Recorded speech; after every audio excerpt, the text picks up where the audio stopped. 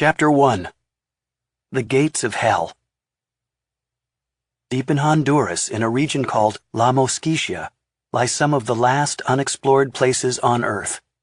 Mosquitia is a vast, lawless area covering about 32,000 square miles, a land of rainforests, swamps, lagoons, rivers, and mountains. Early maps labeled it the Portal del Infierno, or Gates of Hell, because it was so forbidding. The area is one of the most dangerous in the world, for centuries' frustrating efforts to penetrate and explore it. Even now, in the 21st century, hundreds of square miles of the Mosquitia rainforest remain scientifically untouched. In the heart of Mosquitia, the thickest jungle in the world carpets relentless mountain chains, some a mile high, cut by steep ravines with lofty waterfalls and roaring torrents.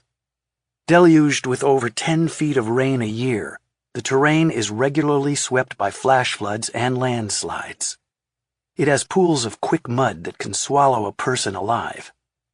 The understory is infested with deadly snakes, jaguars, and thickets of cat-claw vines with hooked thorns that tear at flesh and clothing. In Mosquitia, an experienced group of explorers, well equipped with machetes and saws, can expect to journey 2 to 3 miles in a brutal 10-hour day.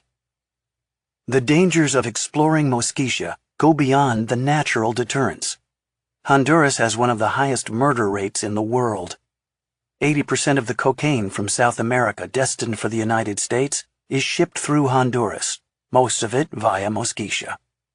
Drug cartels rule much of the surrounding countryside and towns. The State Department currently forbids U.S. government personnel from traveling into Mosquitia and the surrounding state of Gracias a Dios due to credible threat information against U.S. citizens.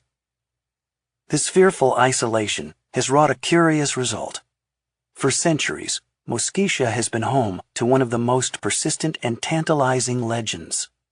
Somewhere in this impassable wilderness, it is said, lies a lost city built of white stone. It is called Ciudad Blanca, the White City, also referred to as the Lost City of the Monkey God. Some have claimed the city is Maya, while others have said an unknown and now vanished people built it thousands of years ago.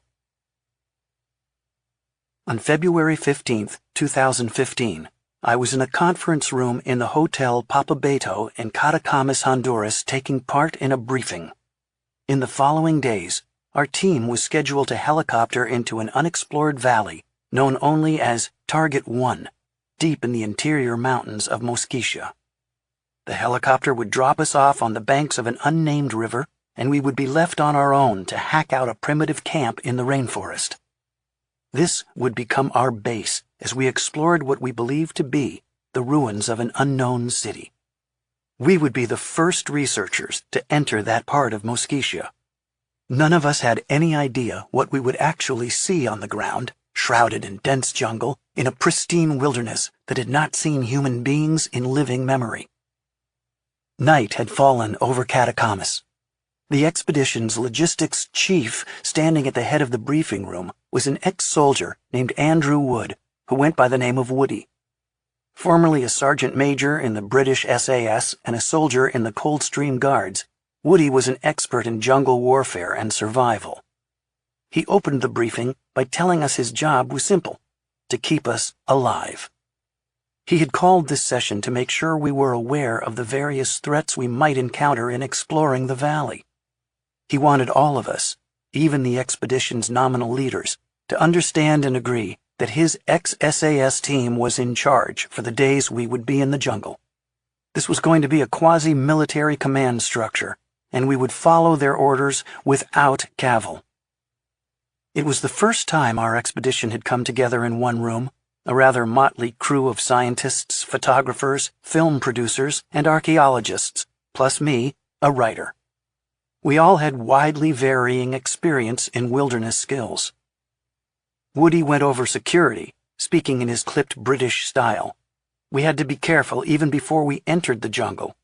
Catacamas was a dangerous city, controlled by a violent drug cartel. No one was to leave the hotel without an armed military escort. We were to keep our mouths shut about what we were doing here. We were not to engage in conversation about the project within hearing of hotel staff, or leave papers lying around our rooms referring to the work, or conduct cell phone calls in public. There was a large safe available in the hotel's storage room for papers, money, maps, computers, and passports. As for the hazards we would face in the jungle, venomous snakes were at the top of the list. The fer-de-lance, he said, is known in these parts as the barba amarilla, yellow beard. Herpetologists consider it the ultimate pit viper. It kills more people in the New World than any other snake. It comes out at night and is attracted to people and activity. It is aggressive, irritable, and fast. Its fangs have been observed to squirt venom for more than 6 feet, and they can penetrate even the thickest leather boot. Sometimes it will strike and then pursue and strike again. It often leaps upward as it strikes, hitting above the knee. The venom is deadly.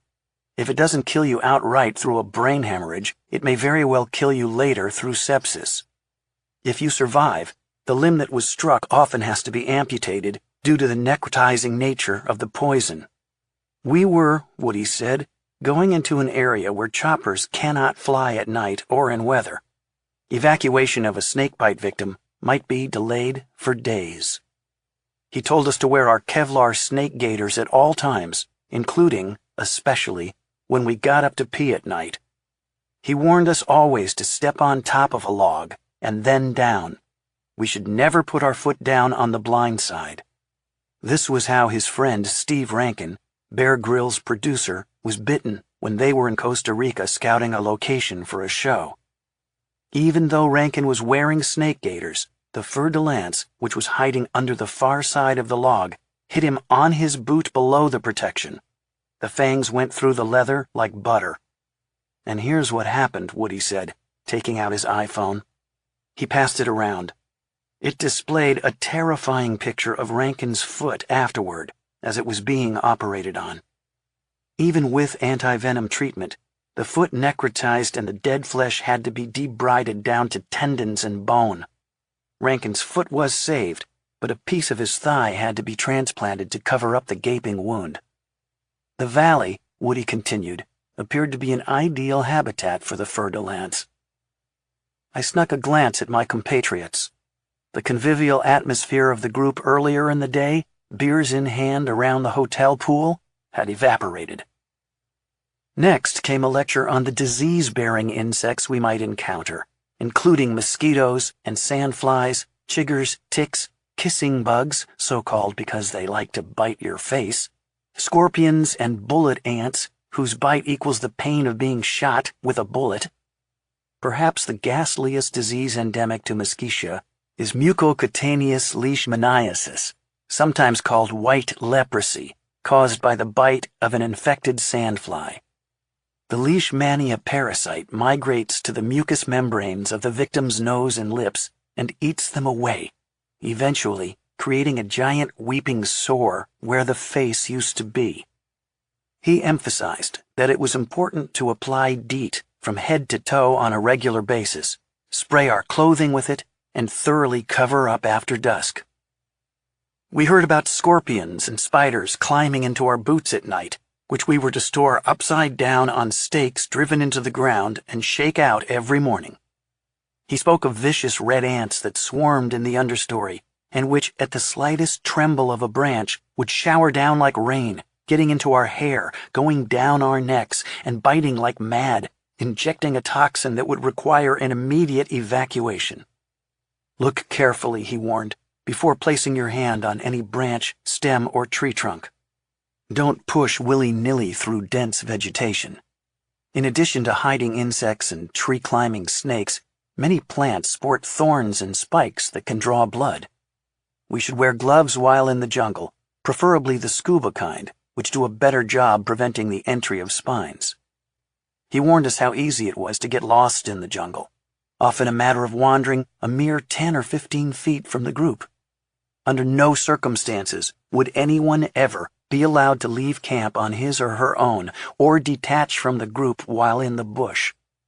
On every trip we took from the base camp, he said, we would be required to carry a backpack with a kit of emergency supplies: food, water, clothing, DEET, flashlight, knife, matches, rain gear, under the assumption that we would get lost and be forced to spend the night sheltering under some dripping log. We were issued whistles, and as soon as we thought we might be lost, we were to stop, blow a distress signal, and wait to be fetched. I paid attention. I really did. From the safety of the conference room, it seemed clear that Woody was simply trying to scare us into line, offering an excess of caution for those expedition members inexperienced in wilderness conditions. I was one of only 3 people in the room who had actually flown over Target 1, the exceedingly remote valley we were headed into. From the air, it looked like a sun-dappled tropical paradise, not the dangerous dank disease and snake-infested jungle Woody was picturing. We would be fine. Chapter 2. I can tell you only that it is somewhere in the Americas. I first heard the legend of the White City in 1996 when I was on assignment from National Geographic to write a story about the ancient temples of Cambodia. NASA had recently flown a DC-10 carrying an advanced radar system over various jungle areas of the world to determine if the radar could penetrate the foliage to reveal what lay hidden beneath. The results were analyzed at NASA's Jet Propulsion Laboratory in Pasadena, California, by a team of experts in remote sensing, that is, analyzing images of the Earth taken from space. After crunching the data, the team found the ruins of a previously unknown 12th century temple hidden in the Cambodian jungle. I met with the team's leader, Ron Blom, to find out more. Blom was not your stereotypical scientist. He was bearded, rugged, fit, with aviator glasses and an Indiana Jones hat. He had gained international fame for discovering the lost city of Ubar in the Arabian desert. When I asked Blom what other projects he was working on, he rattled off a number of missions: mapping the frankincense trade routes across the Arabian desert, tracking the old Silk Road, and mapping Civil War sites in Virginia. He explained that by combining digitized images in different wavelengths of infrared light and radar, and then beating up on the data with computers, they were now able to see 15 feet beneath desert sands, peer through jungle canopies, and even cancel out modern tracks and roads, revealing ancient trails. Ancient trails were interesting, but I was particularly enthralled by the idea that this technology might be able to discover other lost cities like Ubar. And when I asked him about that, Blom suddenly became evasive. Let me just say we are looking at other sites. Scientists are terrible at deception. I knew immediately he was covering up something big. I pressed further, and finally he admitted that it could be a very major site, but I can't talk about it. I'm working for a private party. I've signed a non-disclosure agreement. It's based on legends of a lost city. I can tell you only that it's somewhere in the Americas. The legends suggested a general area, and we're using satellite data to locate targets. Have you found it? I can't say more than that. Who are you working with? I can't reveal that information. Blom agreed to pass on my interest to his mysterious employer and ask him or her to call me. He couldn't promise that the person would be in touch. Inflamed with curiosity about the possible identity of this lost city, I called up several Central American archaeologists I knew, who offered their own speculations.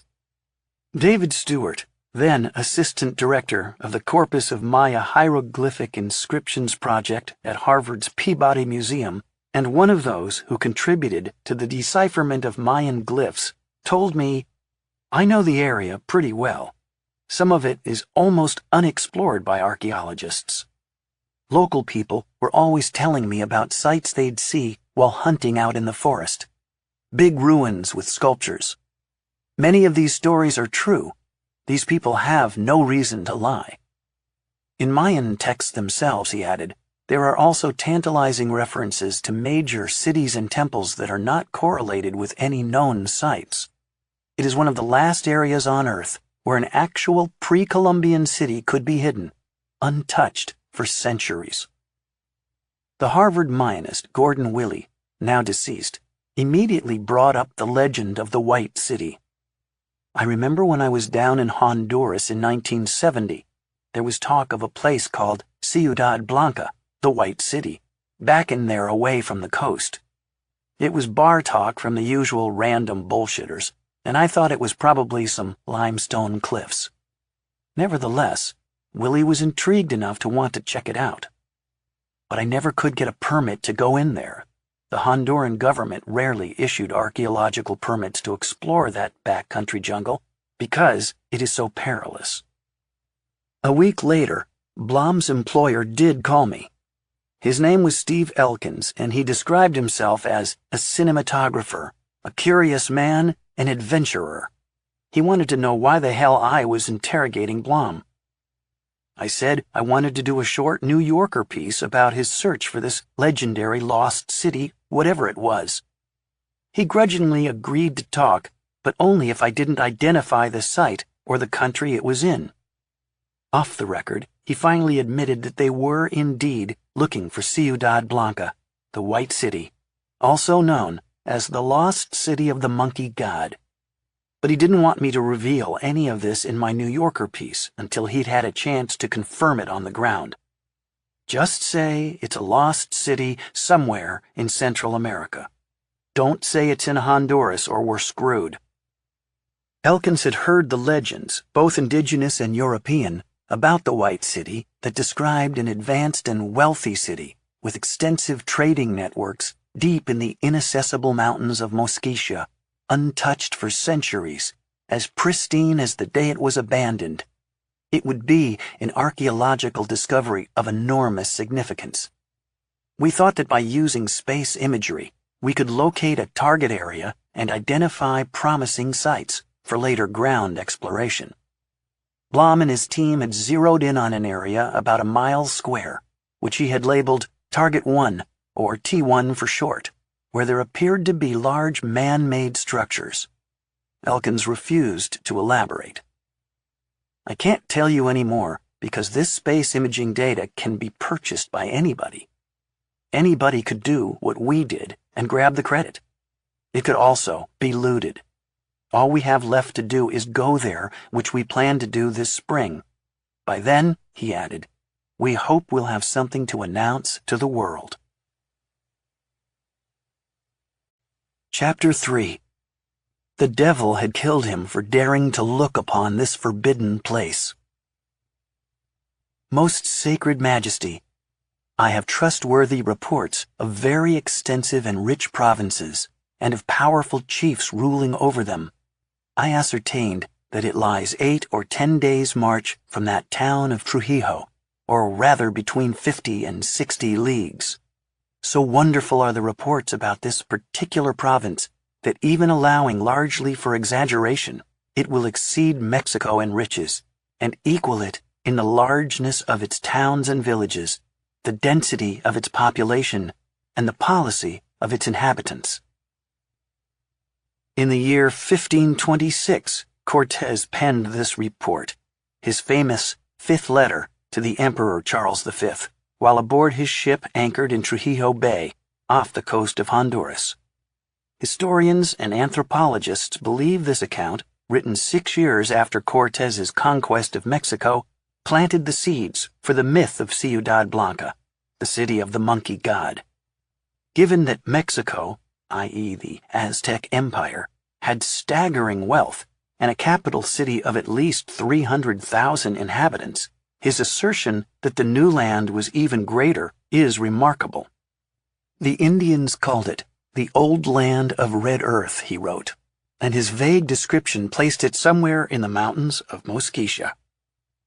But at the time, Cortes was embroiled in intrigue and had to fight off rebellion by his subordinates, so he never did embark on a search for the old land of red earth.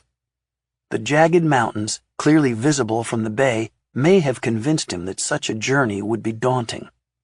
Nevertheless, his story took on a life of its own, much as tales of El Dorado persisted in South America for centuries. 20 years after the fifth letter, a missionary named Cristobal de Pedraza, who would become the first bishop of Honduras, claimed to have traveled deep into the jungles of Mosquitia on one of his arduous missionary journeys, where he came across an astonishing sight. From a high bluff, he found himself looking down on a large and prosperous city spread out in a river valley. His Indian guide told him the nobles in that land took their meals from plates and goblets of gold. Pedraza was not interested in gold, however, and he continued on and never entered the valley. But his subsequent report to Charles V fed the legend. For the next 300 years, geographers and travelers told stories about ruined cities in Central America. In the 1830s, a New Yorker named John Lloyd Stevens became obsessed with finding those cities deep in the Central American rainforest, if indeed they existed. He managed to wrangle a diplomatic appointment as ambassador to the short-lived Federal Republic of Central America. He arrived in Honduras in 1839, just as the republic was falling apart into violence and civil war. Amid the chaos, he saw an opportunity, albeit a dangerous one, to strike out on his own to seek out these mysterious ruins. He brought with him a superb British artist, Frederick Catherwood, who packed a camera lucida in order to project and copy every tiny detail of whatever they might find. The two trekked for weeks through Honduras with native guides, pursuing rumors of a great city. Deep in the interior, they finally arrived at a miserable, unfriendly, mosquito-ridden village on the banks of a river called Copan, near the Guatemalan border. They learned from the locals that across the river there were indeed ancient temples, inhabited only by monkeys. As they reached the riverbank, they saw on the far shore a wall of cut stone. After fording the river on muleback, they climbed a staircase and entered the city. "We ascended by large stone steps," Stevens wrote later, "in some places perfect, and in others thrown down by trees which had grown up between the crevices, and reached a terrace, the form of which it was impossible to make out from the density of the forest in which it was enveloped. Our guide cleared a way with his machete, and working our way through the thick woods, we came upon a square stone column. The front was the figure of a man, curiously and richly dressed, and the face, evidently a portrait, solemn, stern, and well fitted to excite terror. The back was of a different design, unlike anything we had ever seen before, and the sides were covered with hieroglyphics.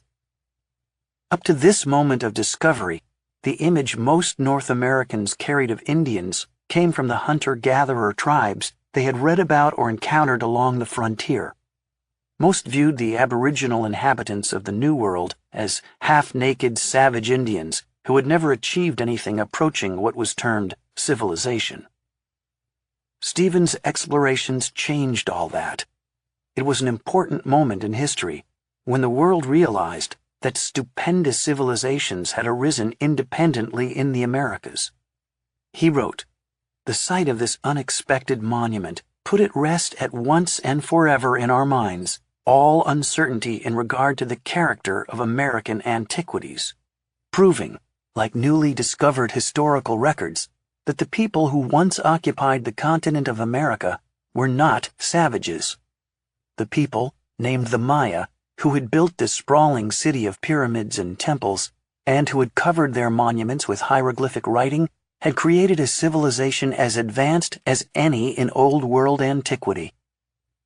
Stevens, a fine enterprising American, promptly bought the ruins of Copan for $50 from the local landowner and made plans, later abandoned, to have the buildings disassembled, loaded on barges, and floated to the United States for a tourist attraction. Over the next few years, Stevens and Catherwood explored, mapped, and recorded ancient Mayan cities from Mexico to Honduras.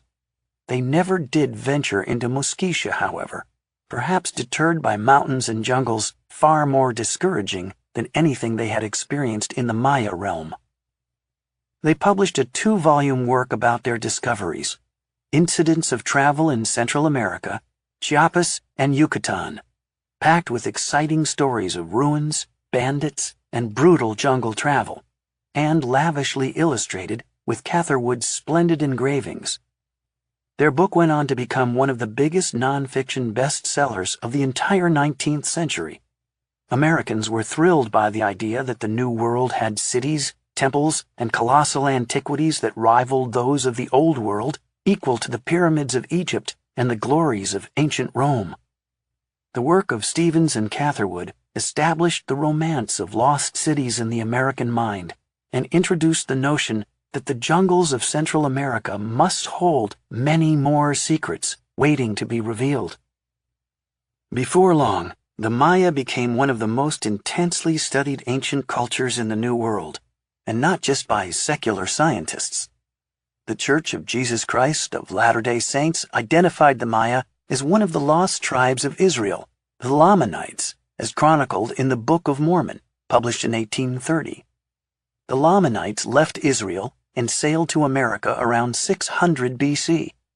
The Book of Mormon tells the story that Jesus appeared to the New World Lamanites and converted them to Christianity, and it describes many events that occurred before the coming of the Europeans. In the 20th century, the Mormon Church sent a number of well-funded archaeologists to Mexico and Central America to try to confirm the stories through site excavations. Although this resulted in valuable, high-quality research, it also proved difficult for the scientists themselves. Facing clear evidence that disproved the Mormon view of history, some of the archaeologists ended up losing their faith, and a few of those who voiced their doubts were excommunicated. The Maya realm, which stretched from southern Mexico to Honduras, seemed to end at Copan. The vast jungled mountains east of Copan, especially in Mosquitia, were so inhospitable and dangerous that very little exploration and even less archaeology took place. Glimpses of other non-Maya pre-Columbian cultures were being uncovered eastward of Copan, but these vanished societies also remained elusive and poorly studied. Just how far east and south of Copan the Maya influence stretched was also difficult to ascertain. In the vacuum, tantalizing rumors grew of even greater, wealthier cities, perhaps Maya, perhaps not, hidden in those impenetrable thickets, stories that fascinated archaeologists and treasure hunters alike. By the dawn of the 20th century, these stories and rumors had coalesced into a single legend of a sacred and forbidden Ciudad Blanca, a rich cultural treasure yet to be found. The name probably originated with the Peck Indians, also known as the Paya of Mosquitia. Anthropologists collected stories from Peck informants of a Caja Camasa, a White House, said to lie beyond a pass in the mountains at the headwaters of 2 rivers. Some Indians described it as a refuge where their shamans retreated to escape the invading Spaniards, never to be seen again. Others said that the Spanish did in fact enter the White City, but were cursed by the gods and died or vanished into the forest, lost forever. Yet other Indian stories described it as a tragic city that was struck down by a series of catastrophes. The inhabitants, seeing that the gods were angry with them, abandoned the city. Forever after, it became a forbidden place, and anyone who entered it would die of sickness or be killed by the devil. There were also American versions of the legend.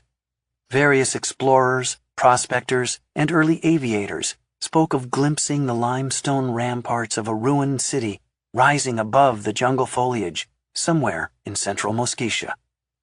It seems likely that all these stories, indigenous, Spanish, and American, were conflated to form the basis of the White City or Monkey God legend.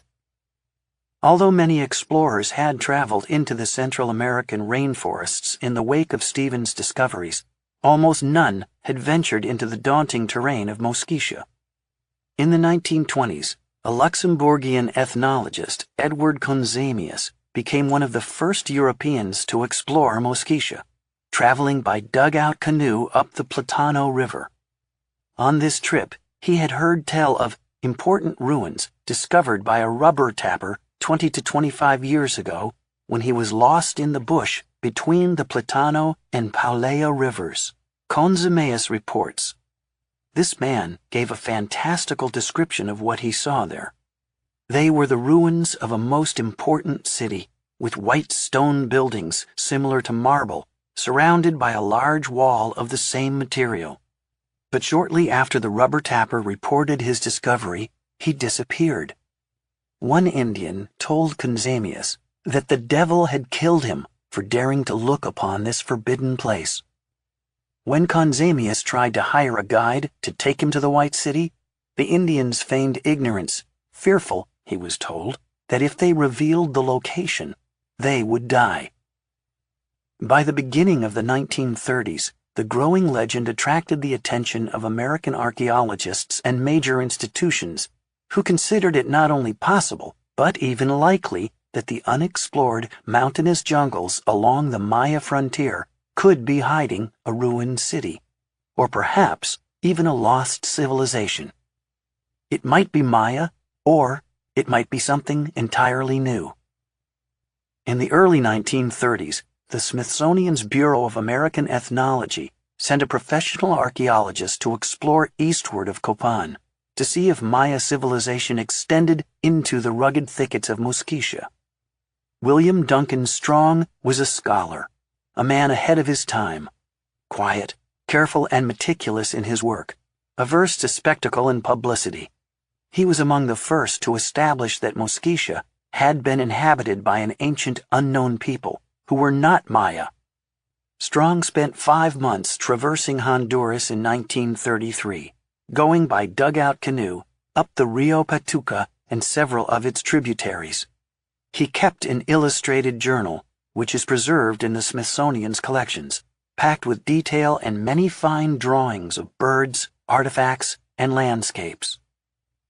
Strong found major archaeological sites, which he carefully described and sketched in his journal, and conducted a few test excavations. Among these finds were the Floresta Mounds, the ancient cities of Huancavelica and Dos Quebradas, and the Brown site. His journey was not without adventure. At one point his finger was shot off. The exact circumstances are unclear. He may have accidentally shot it off himself. He battled rain, insects, venomous snakes, and dense jungle. What Strong realized right away was that these were not Maya cities. The Maya built with stone, while this region had been extensively settled by a separate, sophisticated culture that built great earthen mounds. This was an entirely new culture. Even as Strong's work showed definitively that Mosquitia was not part of the Maya realm, however, his discoveries raised more questions than they answered. Who were these people? Where had they come from? And why had all record of them vanished until now? How in the world did they manage to live and farm in such a hostile jungle environment? What was their relationship to their powerful Mayan neighbors? The earthworks posed another enigma. Did these mounds hide buried buildings or tombs, or were they constructed for some other reason? Even as he uncovered many other ancient wonders, Strong continued to hear stories of the greatest ruin of them all, the White City, which he dismissed as a lovely legend. While sitting on the banks of the Rio Tinto in Mosquitia, an informant told Strong the following story, which he recorded in his journal under an entry entitled The Forbidden City. The lost city, he wrote, lies on the shores of a lake deep in the mountains to the north, its white ramparts surrounded by groves of orange, lemon, and banana trees. But if one partakes of the forbidden fruit, he will be lost in the hills forever. So goes the tale, Strong wrote, but it would be better to do as an informant's father did. Follow the river until it becomes a mere trickle among dark rocks and woods, and then have to turn back. The city would still be there that way. Like the Ciudad Blanca, the forbidden fruit will probably long remain a lure to the curious. All these rumors, legends, and stories set the stage for the next phase. on the one side, obsessive and ill-fated expeditions seeking the lost city, and on the other, the beginnings of serious archaeological research in the same region. Both would help to untangle the mystery of the White City. Chapter 4. A land of cruel jungles within almost inaccessible mountain ranges. Entered George Gustav Hay. Hay's father had made a fortune selling his petroleum business to John D. Rockefeller, and his son would go on to increase that wealth as an investment banker in New York City. But Hay had interests other than money. In 1897, fresh out of college and working on a job in Arizona, Hay came across an Indian woman chewing on her husband's splendid buckskin shirt to kill the lice. On a whim, he bought the lice-ridden garment. The buckskin shirt launched one of the most voracious collecting careers in American history. Hay became obsessed with all things Native American, and he would eventually amass a collection of 1 million pieces. In 1916, he established the Museum of the American Indian on Upper Broadway in New York City to house his collection. In 1990, the museum moved to Washington, D.C., and became part of the Smithsonian. Hay was a gigantic man, 6 feet 4 inches tall, almost 300 pounds, with a billiard ball head and a baby face framed by heavy jowls. He wore a gold watch chain draped across a stout chest and dressed in black suits with a straw boater's hat, cigar protruding from a tiny pursed mouth. He often took buying trips across the country in his limousine, consulting the obituary columns in local papers and inquiring if the dearly departed had left behind any unwanted collections of Indian artifacts. On these trips, he would sometimes put his chauffeur in the back seat and take the wheel himself, driving like a fiend. Hay's obsession expanded to Honduras when a doctor in New Orleans sold Hay a sculpture of an armadillo said to come from Mosquitia. This curious and appealing object was carved in basalt, with a funny-looking face, an arched back, and only 3 legs so it could stand without wobbling. It is still in the museum's collection. It captivated Hay, and he eventually financed an expedition to the treacherous region in search of more artifacts. He hired an explorer named Frederick Mitchell Hedges, a British adventurer who claimed to have found the Maya city of Lubanton in Belize, where his daughter allegedly discovered the famous crystal Skull of Doom.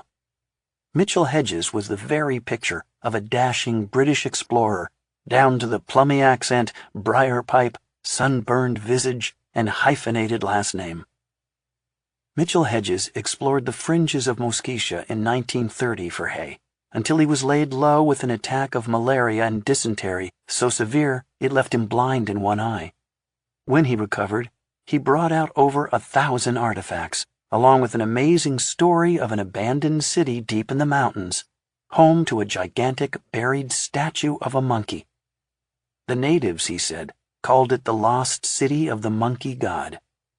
Hay quickly sent Mitchell Hedges back on a new expedition to Mosquitia to track down the lost city, co-financed by the British Museum. Interest in the second expedition was high. Mitchell Hedges declared to the New York Times, "Our expedition proposes to penetrate a certain region marked on the maps of today as unexplored. Within my knowledge, the region contains immense ruins never yet visited." The location was somewhere in Mosquitia, but the exact position he declared a secret. The region can be described as a land of cruel jungles within almost inaccessible mountain ranges. But on the new expedition, Mitchell Hedges did not go into the interior, perhaps wary of repeating his earlier travails. Instead, he spent most of his time exploring the sand beaches and coastlines of the Bay Islands of Honduras, where he pulled some stone statues from under the water, likely deposited there by coastal erosion. He justified his failure to go back into Mosquitia by claiming an even greater discovery. He had found the remains of Atlantis, which he suggested had been the cradle of the American races. He returned with more tales of the lost city of the monkey god, which he had heard on his journeys along the coast. Hay immediately began planning another expedition to Honduras with a new leader, this time wisely bypassing Mitchell Hedges, perhaps because he had begun to suspect, belatedly, that the man was a con artist. The truth was, Mitchell Hedges was a fraud on a spectacular scale. He did not discover Lubonton, and the crystal skull was, much later, revealed as a fake. Yet he succeeded in fooling many contemporaries. Even his obituary in the New York Times would eventually repeat as truth a string of dubious facts that Mitchell Hedges had been peddling for years. That he had received 8 bullet wounds and 3 knife scars. That he fought alongside Pancho Villa, was a secret agent for America during World War I, and searched for sea monsters in the Indian Ocean with Sir Arthur Conan Doyle's son. However, some skeptical archaeologists had dismissed Mitchell Hedges as a charlatan even before his second voyage to Honduras, and afterward they heaped ridicule on his outlandish claims about having found Atlantis. Mitchell Hedges published a book about his experiences, Land of Wonder and Fear, about which one archaeologist wrote, "To me, the wonder was how he could write such nonsense, and the fear how much taller the next yarn would be." For his third expedition into Mosquitia, Hay partnered with the National Museum of Honduras and the country's president, who hoped the new venture would help open up the vast Mosquitia region to settlement by modern Hondurans. Knowing that such an expansion effort would, regrettably, involve the displacement or even destruction of the indigenous Indians who still lived there, not unlike what had happened in the American West, the government and the National Museum were eager to document the Indians' way of life before they vanished. An important goal of the expedition was, therefore, to do ethnographic as well as archaeological research. Although his intention was to employ a serious professional, once again, Hay betrayed a weakness for swashbuckling men of questionable integrity. The man Hay chose to find his great ruin overrun by dense jungle was a Canadian journalist named R. Stewart Murray. Murray had given himself the title captain 15 years before, when he involved himself in a shabby revolution in Santo Domingo.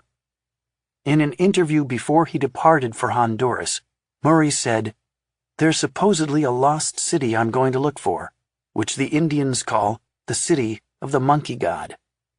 They are afraid to go near it, for they believe that anyone who approaches it will, within the month, be killed by the bite of a poisonous snake."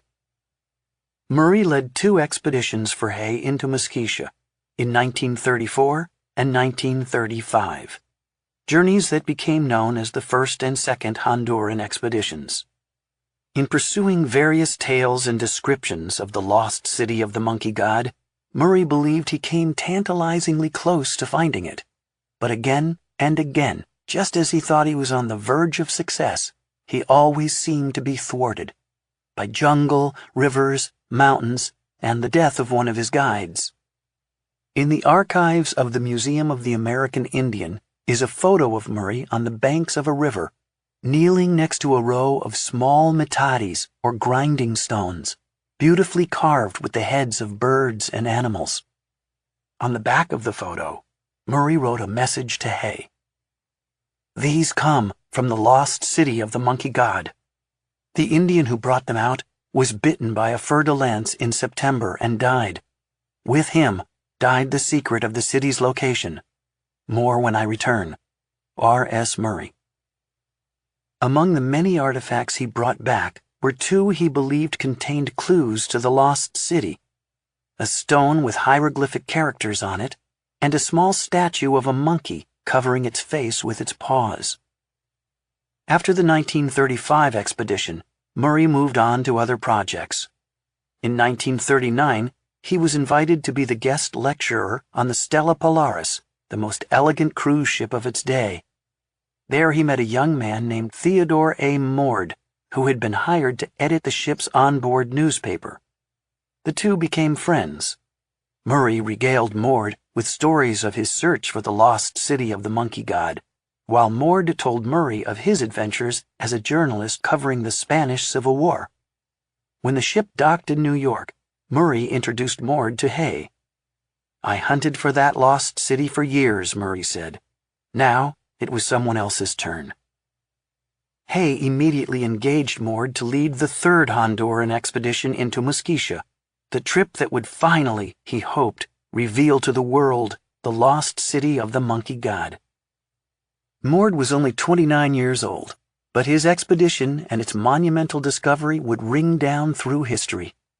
The American public, already captivated by the story of the lost city of the monkey god, followed it with enormous interest, and the expedition would give further historians and adventurers enigmatic clues to be endlessly debated and argued.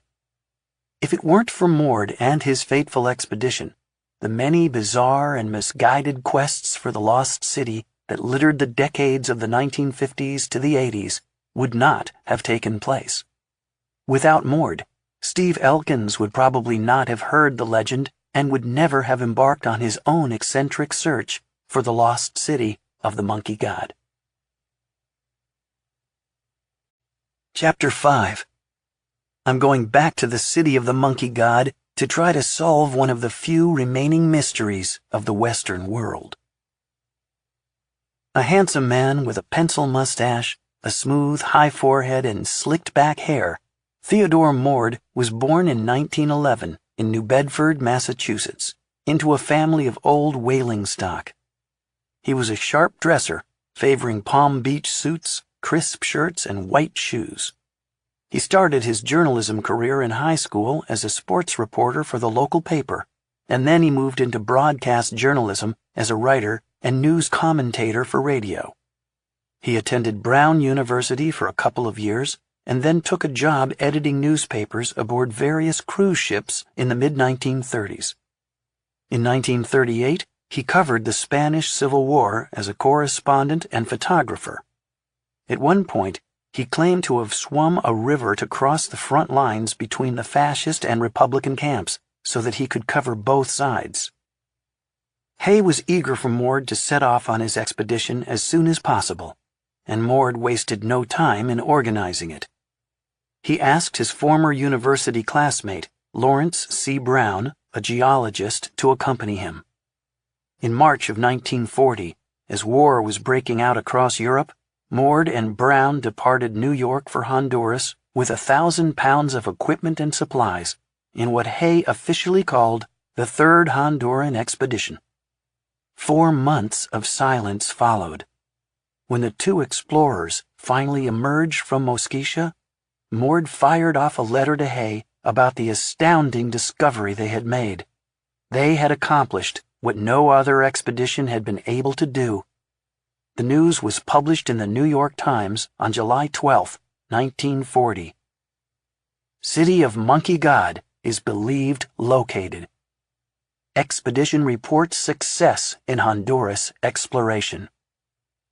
According to the communication received by the Foundation, the Times article read, "The party has established the approximate location of the rumored lost city of the monkey god in an almost inaccessible area between the Paulea and Platano rivers." The American public devoured the story. Mord and Brown arrived back in New York in August to great fanfare. On September 10, 1940, Mord gave a radio interview for CBS. The script still survives, annotated in Mord's hand, and it appears to be the most complete surviving account of their find. "I have just returned from the discovery of a lost city," he told his audience. "We went to a region of Honduras that had never been explored. We spent weeks poling tediously up tangled jungle streams. When we could go no further, we started hacking a path through the jungle. After weeks of that life, we were starved, weak, and discouraged.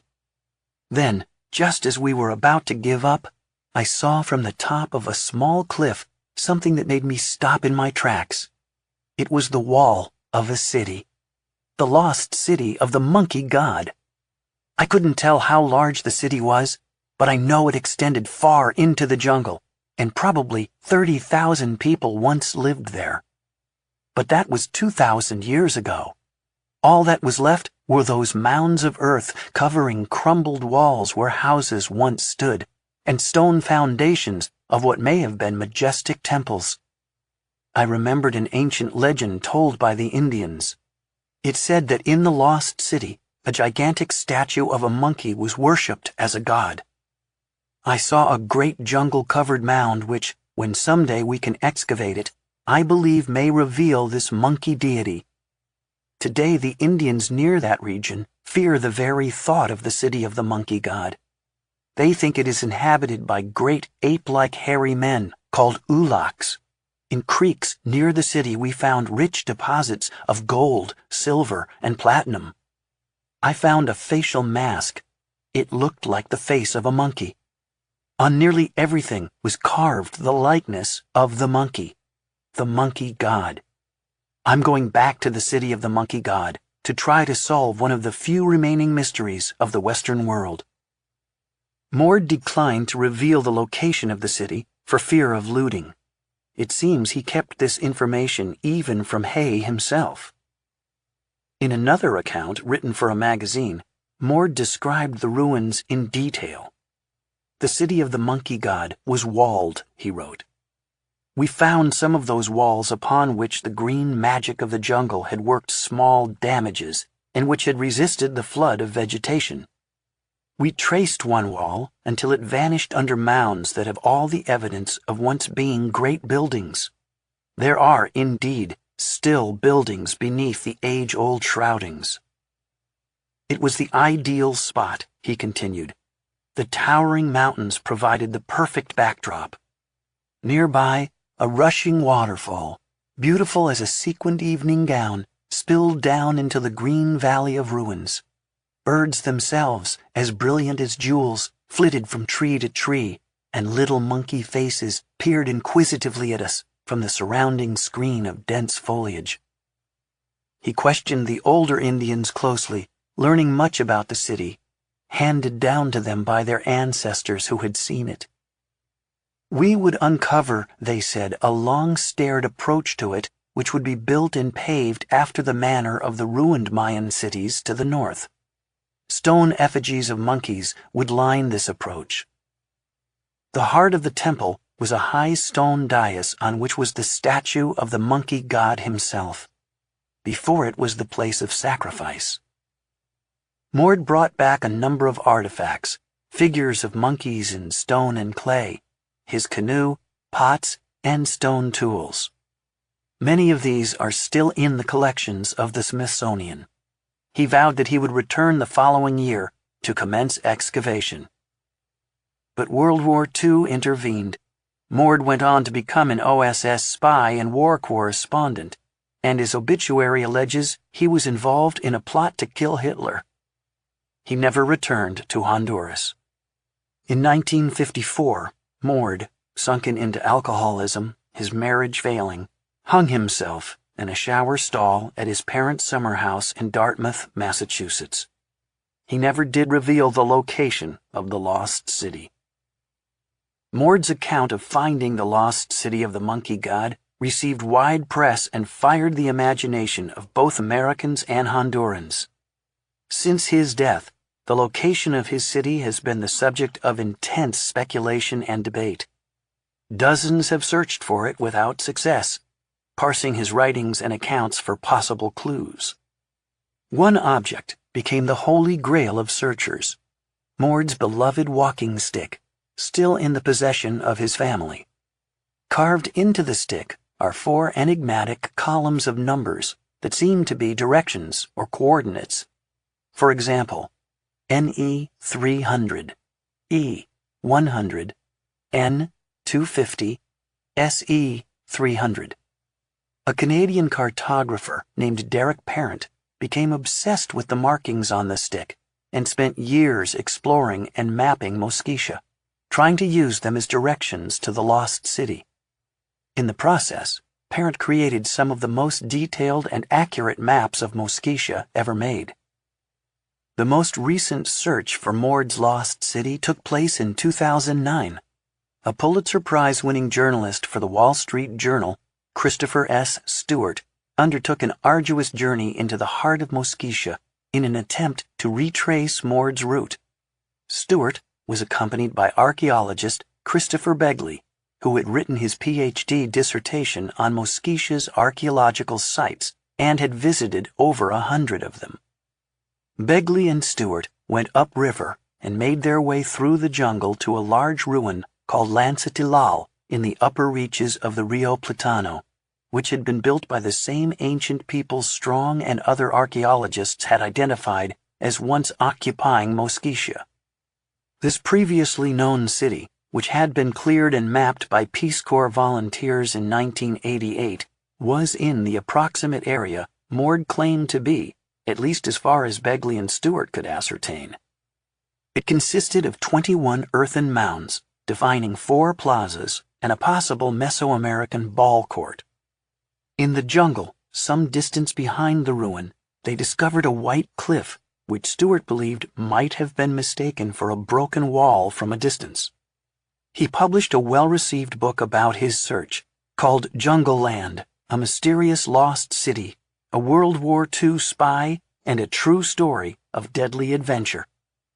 It is a fascinating read. Yet despite Begley and Stewart's best efforts, there simply wasn't enough evidence to settle the question of whether the Lancetilal ruins were indeed Mord's lost city of the monkey god. As it turns out, all these researchers have spent almost 3/4 of a century looking for answers in the wrong place. Mord and Brown's journals have been preserved and passed down in Mord's family. While the artifacts were deposited with the Museum of the American Indian, the journals were not. This in itself is a remarkable departure from standard practice, because such journals normally contain vital scientific information and belong to the financing institution, not the explorer.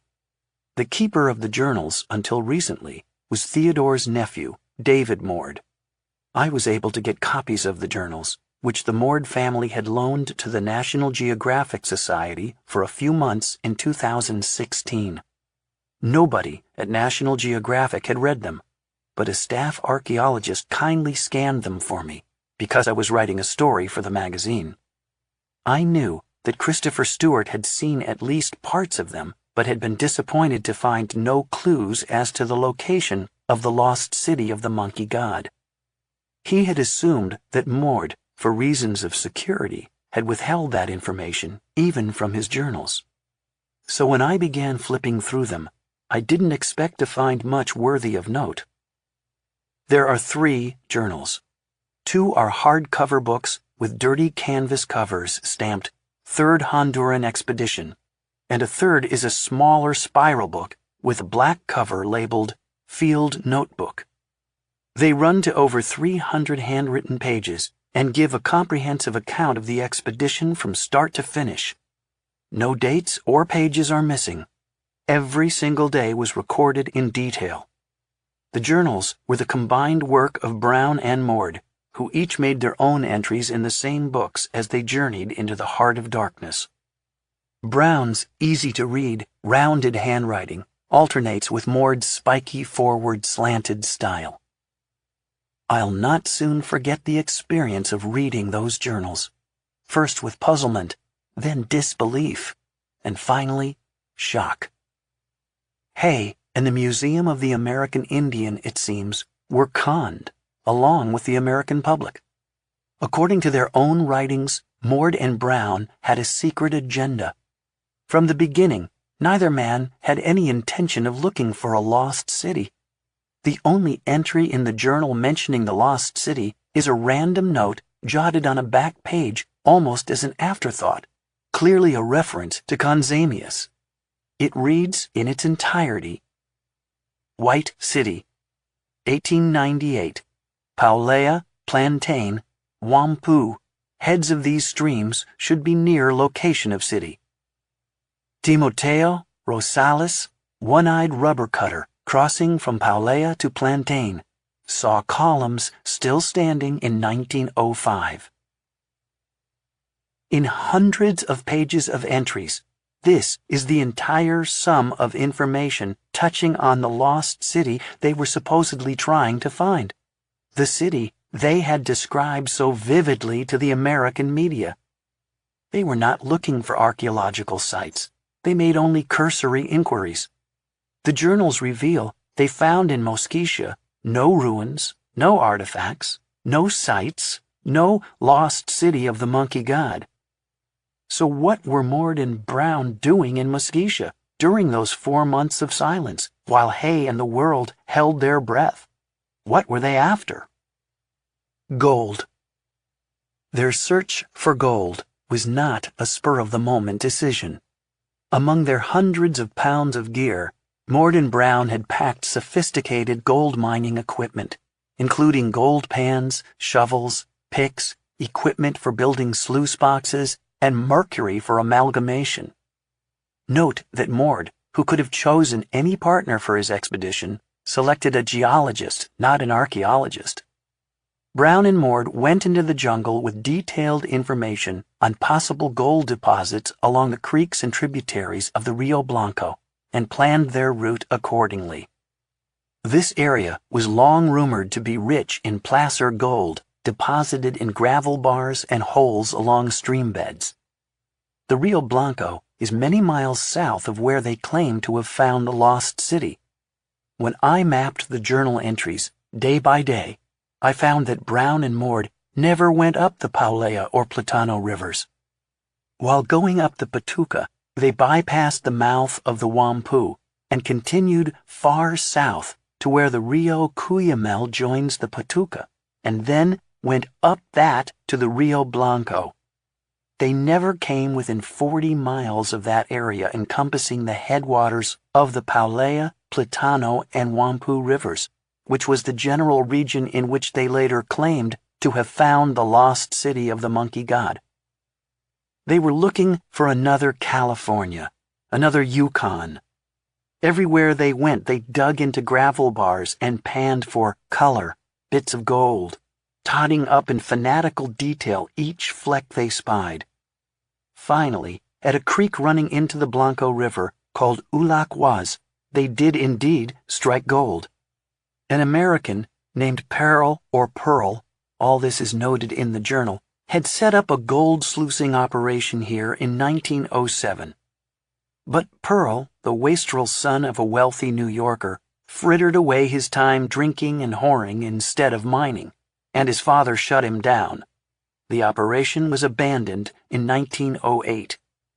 He left a dam, water pipes, gate valves, an anvil, and other useful equipment behind, which Mord and Brown fixed up and reused. At the mouth of Ulac Mord and Brown dismissed all their Indian guides and went up the creek, setting up Camp Ulac in the same place Pearl had worked. Then they spent the next 3 weeks, the heart of their expedition, in the back-breaking daily work of mining gold. They repaired Pearl's old dam to divert the creek into sluice boxes, where the flow of water over riffles and burlap was used to separate and concentrate the heavier gold particles from gravel, and recorded their daily take in the journal. They worked like dogs, drenched by downpours, eaten alive by swarms of sandflies and mosquitoes, picking 30 to 50 ticks a day off their bodies. They were in perpetual terror of poisonous snakes, which were ubiquitous. They ran out of coffee and tobacco and began to starve. They spent most of their free time playing cards. "We thrash out our gold prospects again and again," Mord wrote, "and ponder the probable progress of the war, wondering if America has already become involved." They also dreamed big. "We have located a fine spot for an airport," Brown wrote, "just across the river. We will probably build our permanent camp on this same plateau if our plans go through." But the rainy season fell upon them with a fury. Torrential downpours that started as a roar in the treetops, dumping inches on them daily. Ulac Creek swelled with every new downpour, and they struggled to manage the rising water. On June 12th, disaster struck. A massive cloudburst triggered a flash flood which tore down the creek, bursting their dam and carrying off their gold mining operation. Obviously, we no longer can work gold, Mord lamented in the journal. Our dam is completely gone. So are our planks. The best course of events, we feel, is to wind up our affairs here as hastily as possible and head down the river again. They abandoned their mine, loaded the pit pan with their supplies and gold, and set off down the swollen rivers at breakneck speed. They careened down the Ulaq to the Blanco, to the Cuyamel, and into the Patuca. In one day, they covered a stretch of the Patuca that had taken them 2 weeks to motor up. When they finally reached the edge of civilization, in a settlement along the Patuca where the residents had a radio, Mord heard about the fall of France. He was told that America was practically in the war and would be officially in a day or so. They panicked at the thought of being marooned in Honduras. We decided to haste completion of the entire expedition's aims. What they meant by this enigmatic sentence is debatable, but it appears they might have realized they had to get busy fabricating a cover story and get their hands on some ancient artifacts, allegedly from the lost city, to bring back to Hay. There is no mention in the journals up to this point of finding or carrying any artifacts out of the Muskesha interior.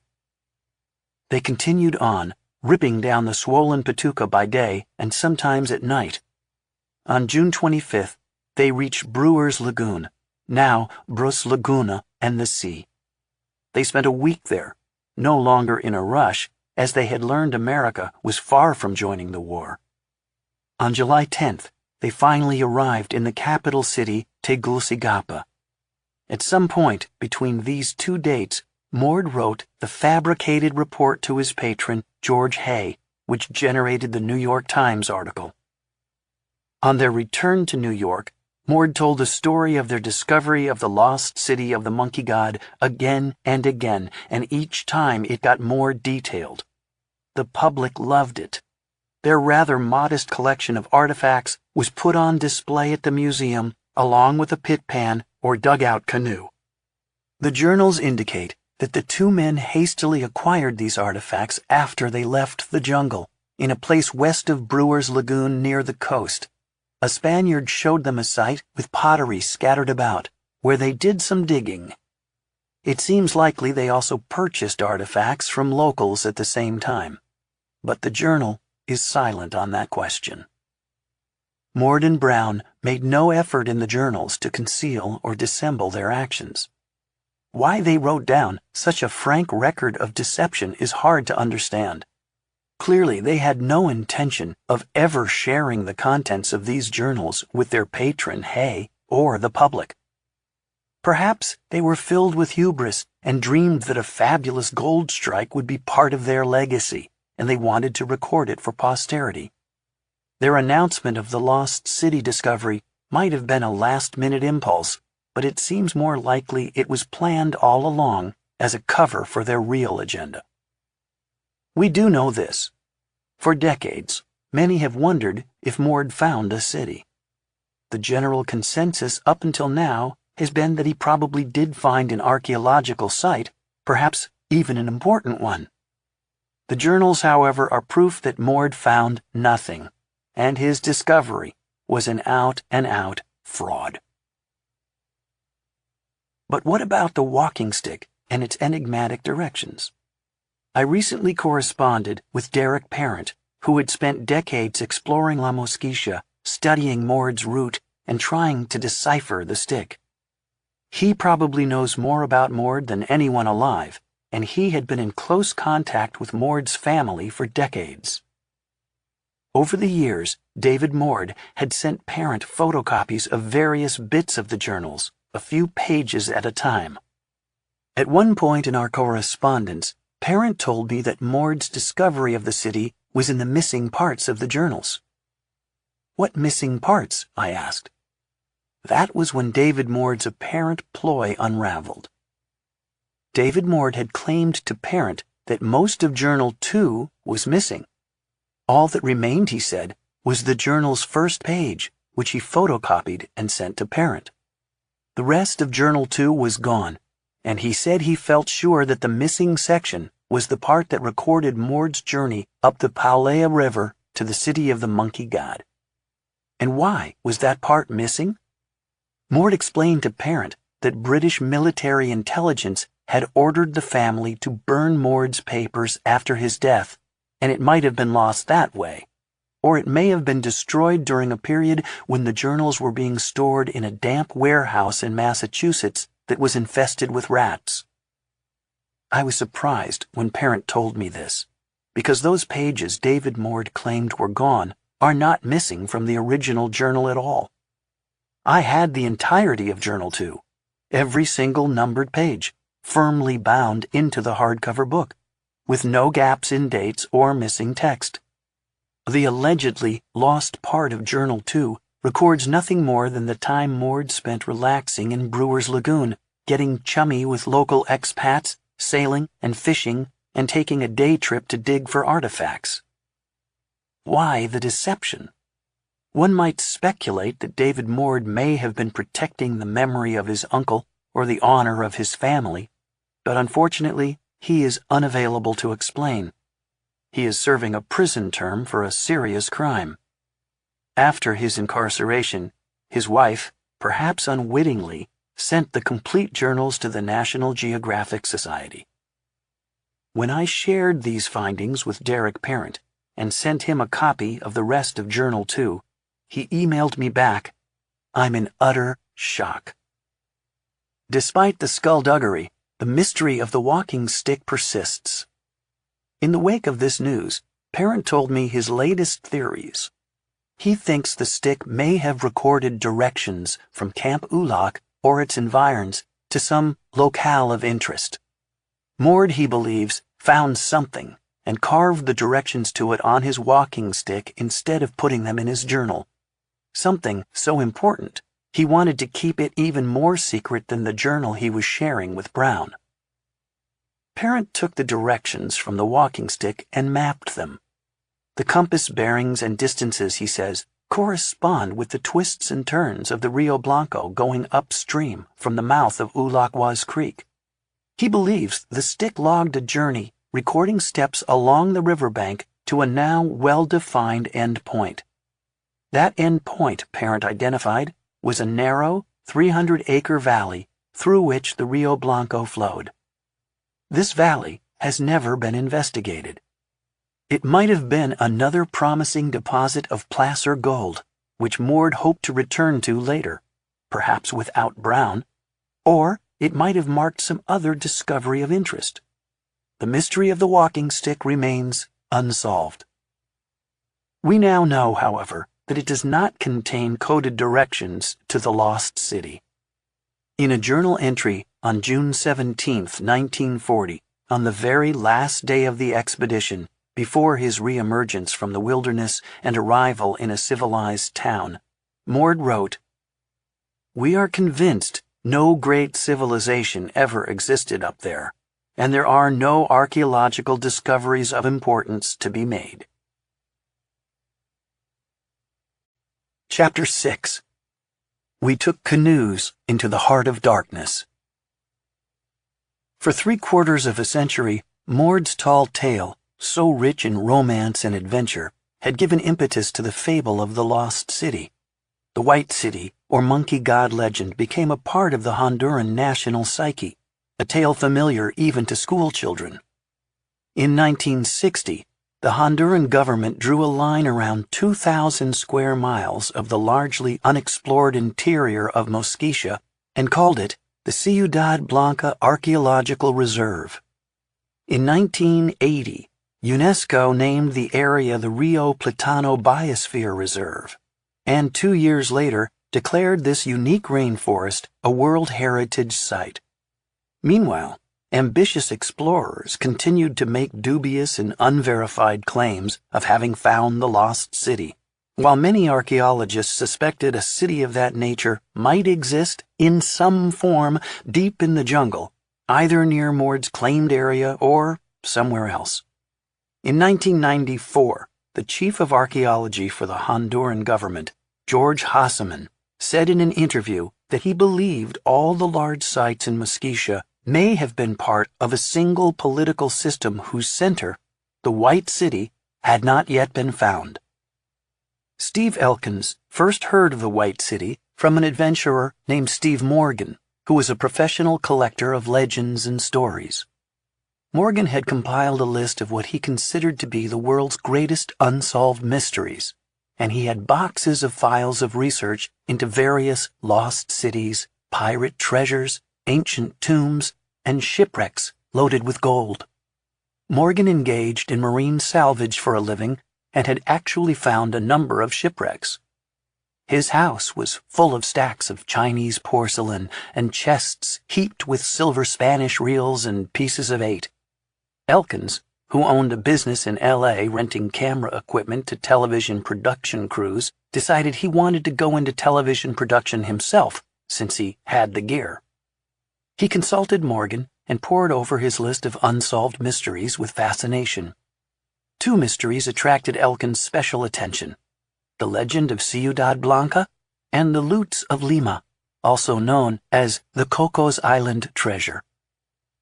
Elkins and Morgan teamed up, did some research into Ciudad Blanca, and identified an area in Muskesha they thought might contain it.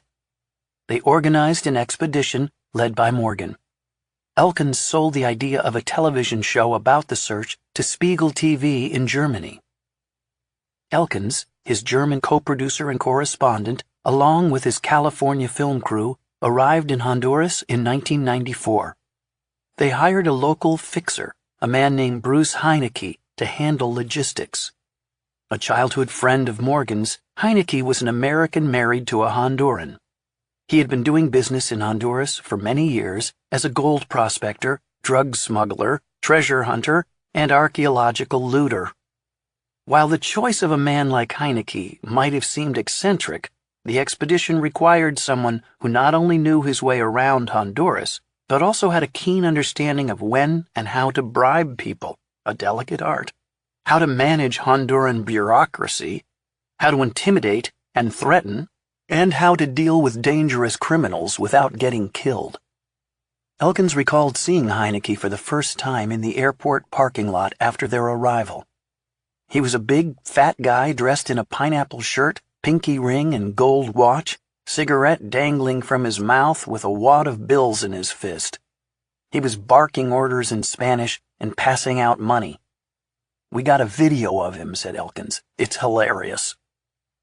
It would be the beginning of a long and complicated relationship. The crew filmed in Copan and then took a bush flight to a little town called Palacios on the Mosquito Coast. From there, they set off into the interior, with indigenous guides and a rough idea of where the lost city might be, based on their research and interviews. "We took canoes into the heart of darkness," Elkins remembered. Morgan led the expedition, hiring local informants who claimed to know of an area deep in the mountains where there were ruins. "To be honest," Elkins said, "I just tagged along. I really didn't know where the fuck we were going." The canoes were 40-foot dugouts, hollowed out of a single mahogany tree trunk, equipped with small outboard Evinrudes. Each could fit 6 people and a bunch of gear. We went up some little river. I don't even know the name of it. Upstream, the water became so shallow and full of sunken logs and mud bars that they had to raise the engines and propel themselves along by poling. They went miles and miles through endless swamps and up unknown tributaries, following wavering, uncertain maps.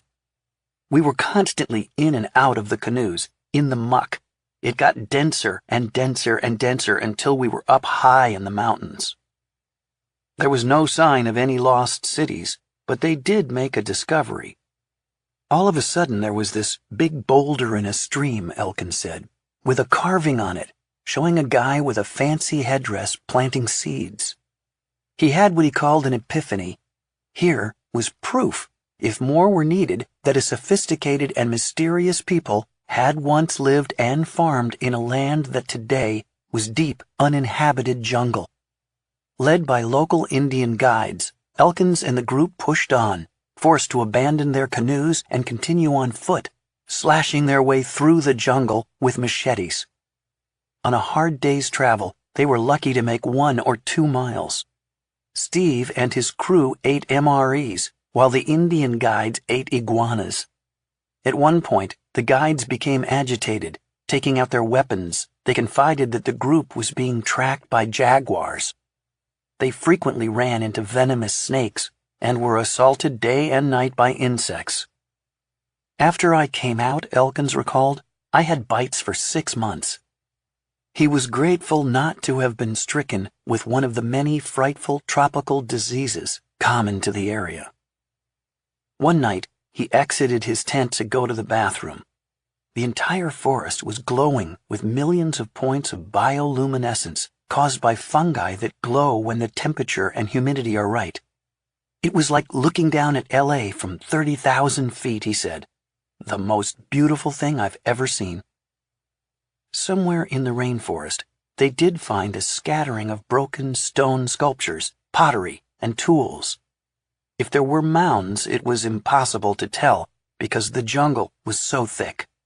But either way, it was a small site and clearly not the White City.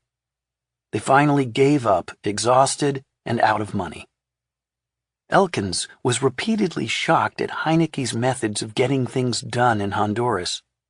After they re-emerged from the jungle and were filming on Roatan Island in the Bay of Honduras, Elkins' lead German producer got an emergency call on his satellite phone requiring his return to Hamburg immediately on business. They rushed to the airport to catch a flight out, but when they arrived, they learned the plane was already full and on the runway. The next flight out wasn't for several days.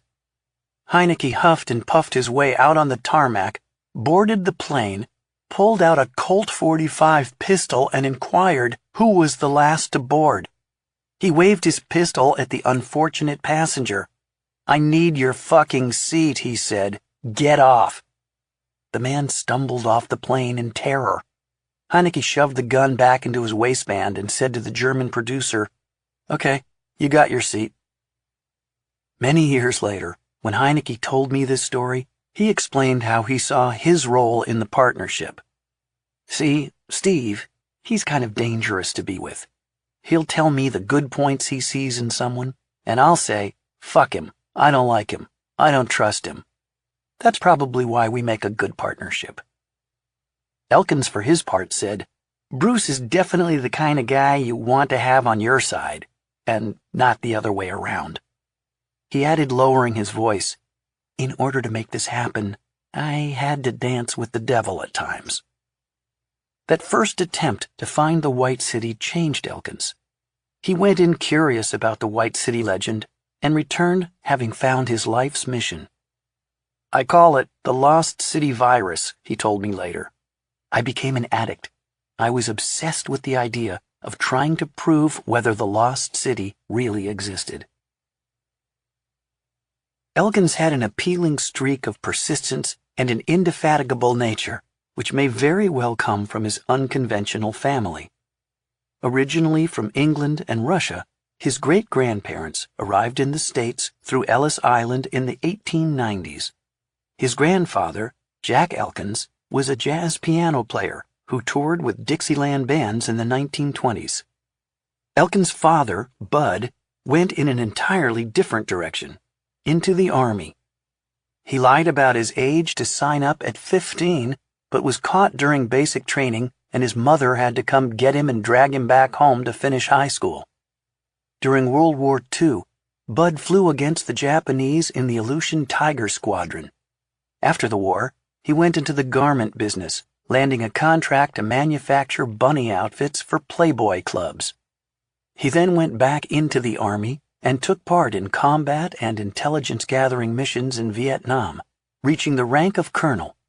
His ultimate retirement dream was to own a Chicago-style kosher hot dog business.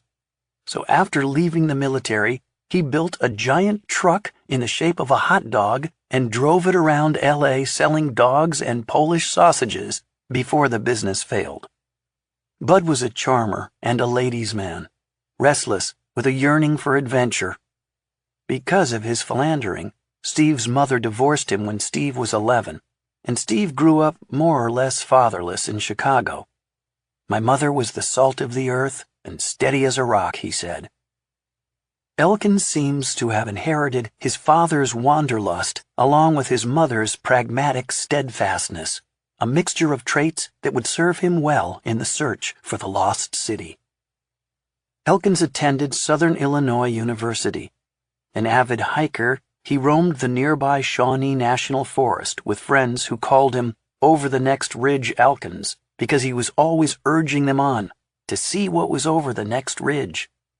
On one of these jaunts, he found a rock shelter on some bluffs overlooking the Mississippi River. He camped out there with friends, and they began scratching around in the dirt, turning up arrowheads, spear points, bones, and broken pottery. He brought them back to the university. His archaeology professor arranged an excavation of the cave as a special studies program for the semester. In test excavations, Elkins and the group uncovered human bones, carvings in shell, stone tools, and remains of food. Radiocarbon dating indicated the bottom layers were thousands of years old.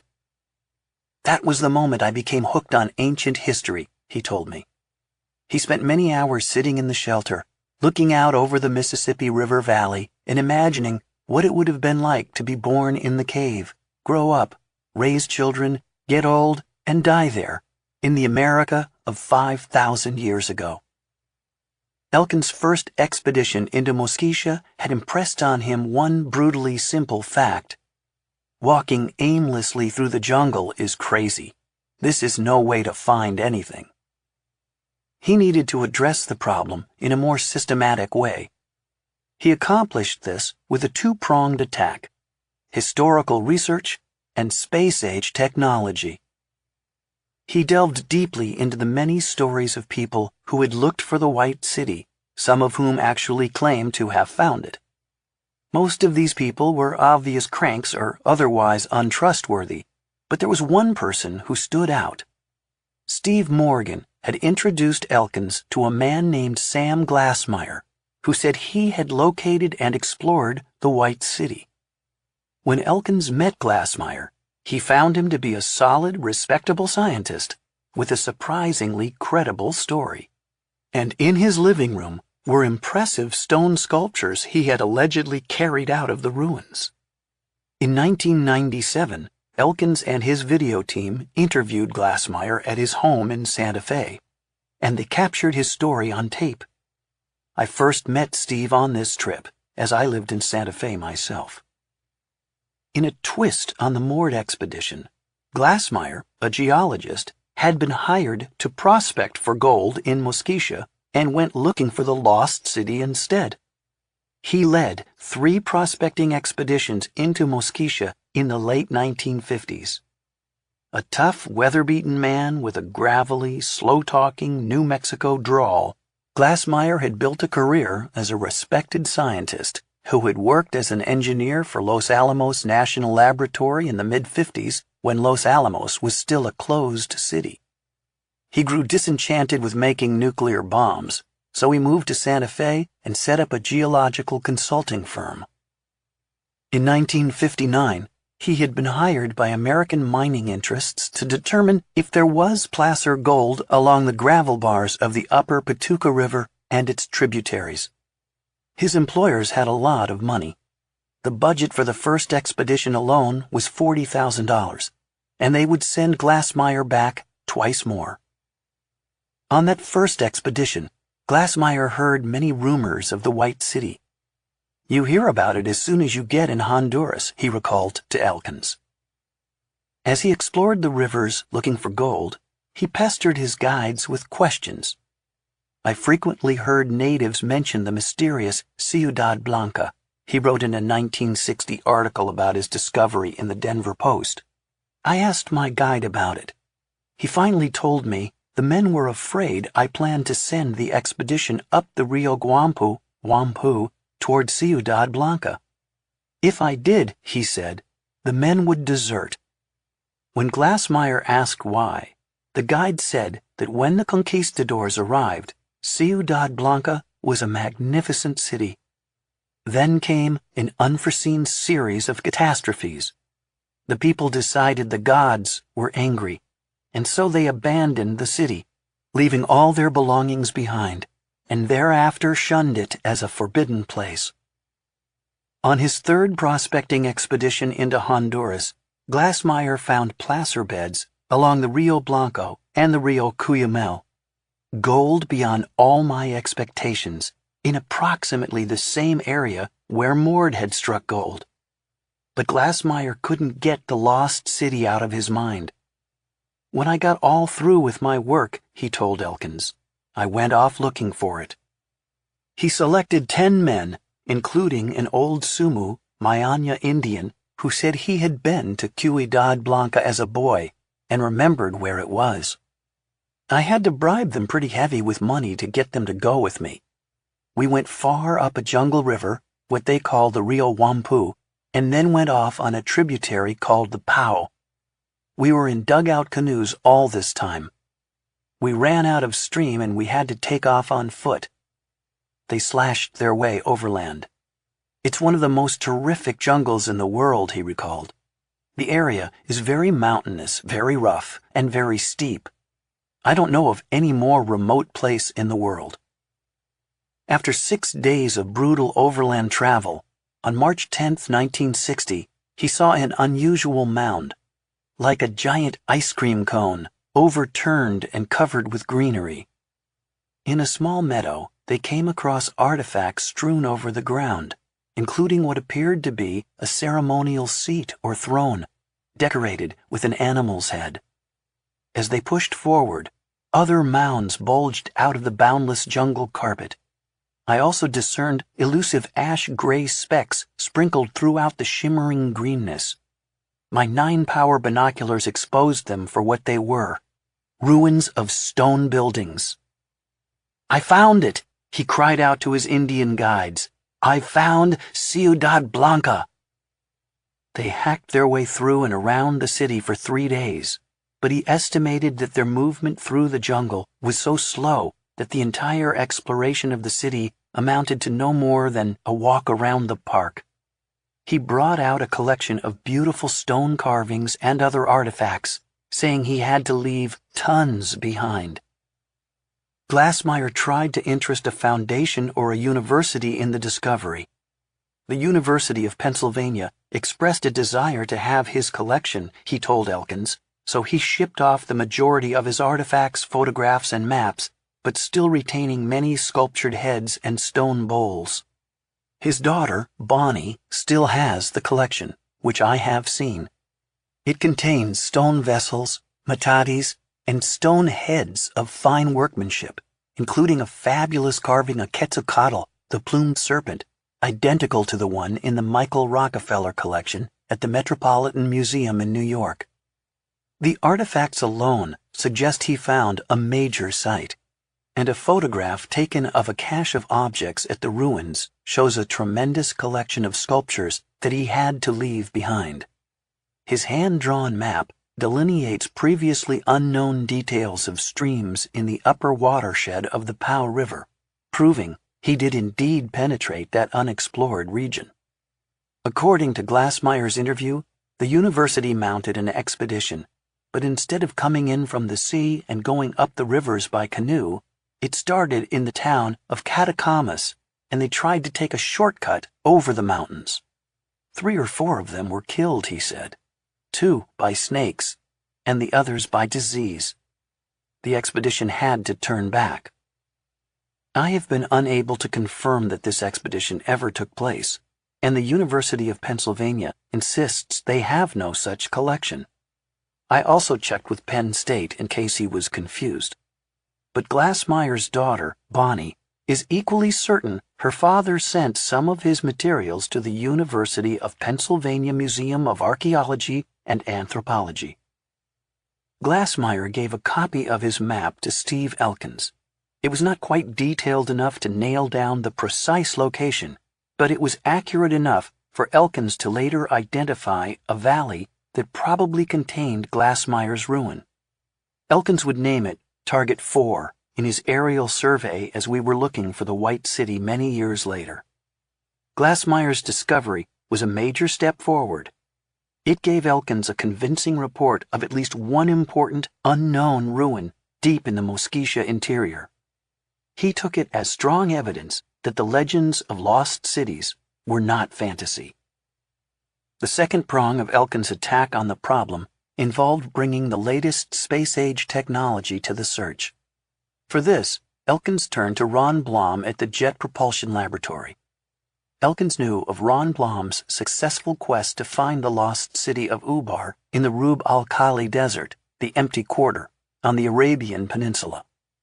Ubar, also called Iram of the Pillars, had been mentioned in the Quran, which said, "The Lord poured upon them a scourge of punishment for corruption, smiting the city and driving it into the sands."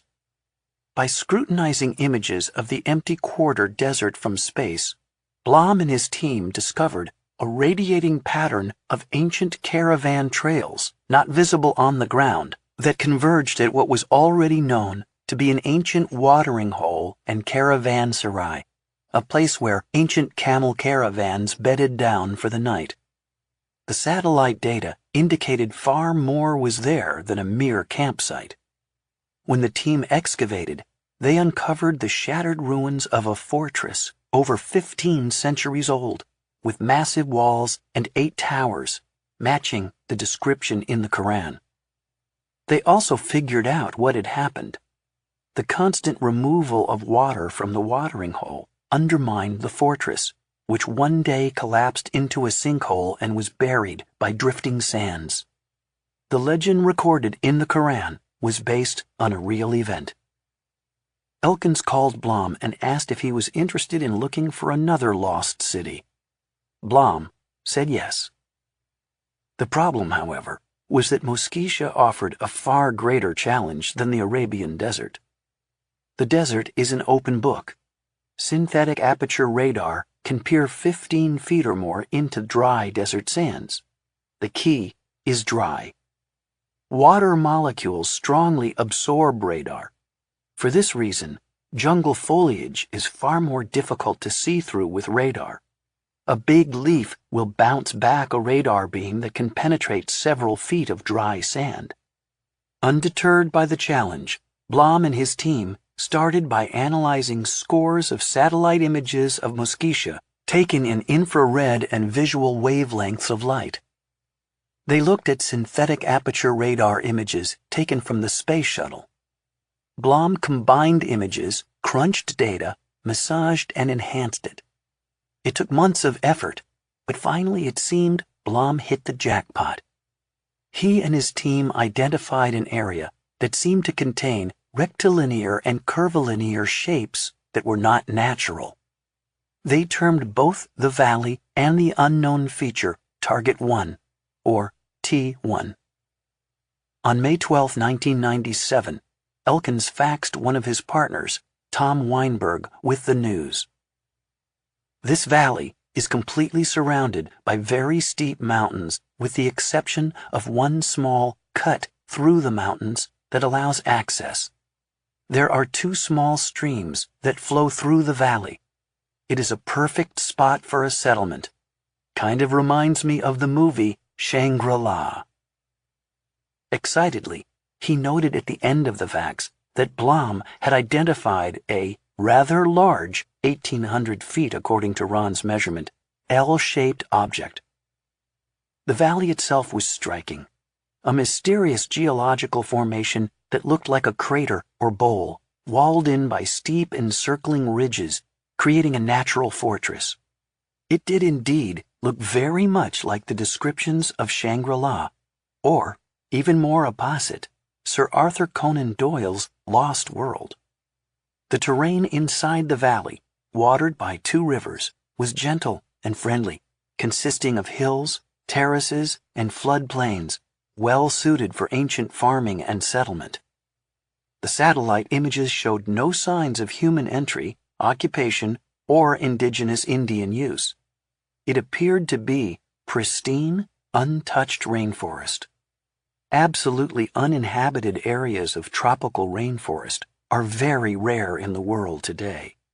Even the remotest reaches of the Amazon, for example, or the highlands of New Guinea are used seasonally by indigenous people and have been at least minimally explored by scientists. It was an exciting idea, but for now it was just an idea, a hypothesis. Even with intensive image processing, the immense 150-foot triple canopy rainforest did not yield its secrets. Most of the unclassified satellite imagery at the end of the 20th century had a coarse 90-foot ground resolution. In other words, the smallest thing that could be seen in the images was at least 90 feet on a side. The images showed blurred outlines that, if one stared at them long enough, looked unnatural, but it was far from definite proof. They were a bit like Rorschach blots. Perhaps the mind was seeing things that weren't there. Eager to learn more, Elkins wondered if the valley had ever been explored. He and his partner Tom Weinberg scoured the world for people who had spent time in Mosquitia and interviewed them on camera. He collected the stories of archaeologists, gold prospectors, drug smugglers, geologists, looters, and adventurers. He hired researchers who combed the archives in Honduras and elsewhere, piecing together which areas of Mosquitia had been explored and which had not. After much research, he determined that T1 was truly unexplored. Virtually all expeditions into Mosquitia had gone up the big rivers and their navigable tributaries. Rivers are the traditional highways of the jungle. Expeditions that departed from those rivers never got very far in the fierce, impassable mountains. But T1 had no navigable rivers, and it was completely walled off by mountains. In the end, it was a gut feeling Elkins had about T1. I just thought that if I were a king, this would be the perfect place to hide my kingdom. Chapter 7. The Fish That Swallowed the Whale. Convinced he was on the verge of solving the mystery, Steve immediately began planning an expedition into T1. The logistics were a nightmare. The Honduran government bureaucracy that controlled the permits was erratic and dysfunctional. The factionalized political environment meant that if one politician agreed to help, the opposition blocked it. But with gentle persistence and cultivation of both sides, along with some well-placed funds, Elkins finally did get the permits to explore T1. During this entire time, he had carefully kept the location secret from the Honduran government, fearing the information might lead to possible looting, a high-level diplomatic balancing act. He successfully lined up 6 figures in financing. Hoping to avoid weeks of brutal overland travel, he planned to go in by helicopter. But all his plans came to an abrupt end on October 29, 1998, when Honduras was struck by Hurricane Mitch. Mitch dumped as much as 3 feet of rain in some areas, causing catastrophic floods and mudslides, leaving 7,000 dead, spreading disease and triggering looting and civil unrest. The storm inflicted damage equal to about 70% of Honduras's GDP, and it destroyed 2/3 of Honduras's roads and bridges. The expedition had to be canceled. There was little sense of when, if ever, it could be restarted. The president at the time said the storm had set back the Honduran economy by half a century. Many years of chaos and collapse followed, in which the murder rate soared while investment and the judicial system crumbled. One Honduran businessman told a reporter for The Telegraph in 2013, "This country is turning into the perfect zombie apocalypse." There are 2 major reasons why Honduras had such a difficult time getting back on its feet after the storm. The first was the land tenure system it inherited from Spain, in which a small number of extremely wealthy families ended up controlling most of the land.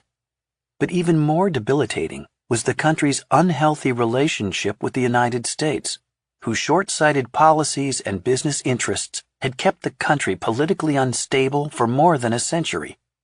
From the time of its independence in 1821 to the present, Honduras has suffered through a tumultuous history that includes close to 300 civil wars, rebellions, coups, and unplanned changes in government. One might say that modern Honduran history began in 1873, when Jules Verne introduced Americans to the banana in his novel Around the World in 80 Days, where he praised it as being as healthy as bread and as succulent as cream. Originally from Asia, bananas had been grown in Central America for centuries since they had been brought there by the Spanish, but they were an exotic delicacy in the United States because of their scarcity and perishability. In 1885, Boston entrepreneur Andrew Preston and a partner formed the Boston Fruit Company, with the idea of using fast steamships rather than sail to get bananas to market before they spoiled. It was a success. Inexpensive, delicious bananas took the country by storm. By the turn of the century, Boston Fruit, which was later merged into the United Fruit Company, had carved out 40,000 acres of banana plantations along the northern coastline of Honduras, becoming the largest employer in the country. This was the beginning of a long and destructive relationship between American banana companies and the country of Honduras, earning it the pejorative nickname Banana Republic. United Fruit and the other fruit companies that soon followed became infamous for their political and tax machinations, engineered coups, bribery, and exploitation of workers. They strangled the country's evolution and cultivated a corrupt and extreme form of crony capitalism in which they subverted the government to their own ends. A central figure in this history was an American named Samuel Zemurray, a young Russian immigrant who started off as a pushcart peddler in Alabama. When he was 18, he noticed that the Boston fruit cargo ships arriving in the port of Mobile were throwing away the bananas that had ripened during the voyage, because they would spoil before they could get to market. Zemurray bought a load of these ripe bananas for almost nothing, filled up a railroad car, and rolled it inland, telegraphing to grocers along the way to meet the boxcar and buy his cheap bananas quick. By the time he turned 21, he had made over $100,000 and had become known as Sam the Banana Man. Zemurray founded the Cuyamel Fruit Company with 2 tramp steamers and 5,000 acres of banana groves on the Honduran coast. The American appetite for bananas was insatiable, and it still is. The banana is consistently the #1 selling item in Walmart superstores. While the fruit companies were flourishing, the Honduran economy was in almost perpetual crisis. At this time, the British were still the bankers to the world, and they had unwisely loaned Honduras far more money than the country could repay. Honduran sovereign debt had grown so large that the British were threatening to go to war with Honduras to collect it. The possibility of the United Kingdom, or any European power, interfering in Central America was unacceptable to U.S. President William Howard Taft. In 1910, his Secretary of State, Philander Knox, recruited J.P. Morgan in a scheme to buy Honduran debt from the British, which he did at 15 cents on the dollar, and restructure it. Under the deal Morgan struck with the Honduran government, Morgan's agents would physically occupy Honduran customs offices and shortstop all tax receipts to collect the debt. This incensed Zemurray. Over the years, he had worked out a web of favorable tax-free deals with the Honduran government. Now Morgan was promising a banana tax so heavy at a penny a pound that Cuyamel Fruit would soon go out of business. Going to Washington to protest this new arrangement, Zemurray had a meeting with Knox. The meeting did not go well. Knox lectured Zemurray with self-righteous zeal, insisting that Zemurray do his part to help the fine bankers at J.P. Morgan make money for the good of the country. Zemurray left furious, and Knox was worried enough about his reaction that he ordered a Secret Service detail to follow him. Zemurray saw one simple solution to the problem: overthrow the government of Honduras that had cut the deal with Morgan. Conveniently, a deposed former president of Honduras, Manuel Bonilla, was living penniless in New Orleans, a few blocks from Zamore's mansion.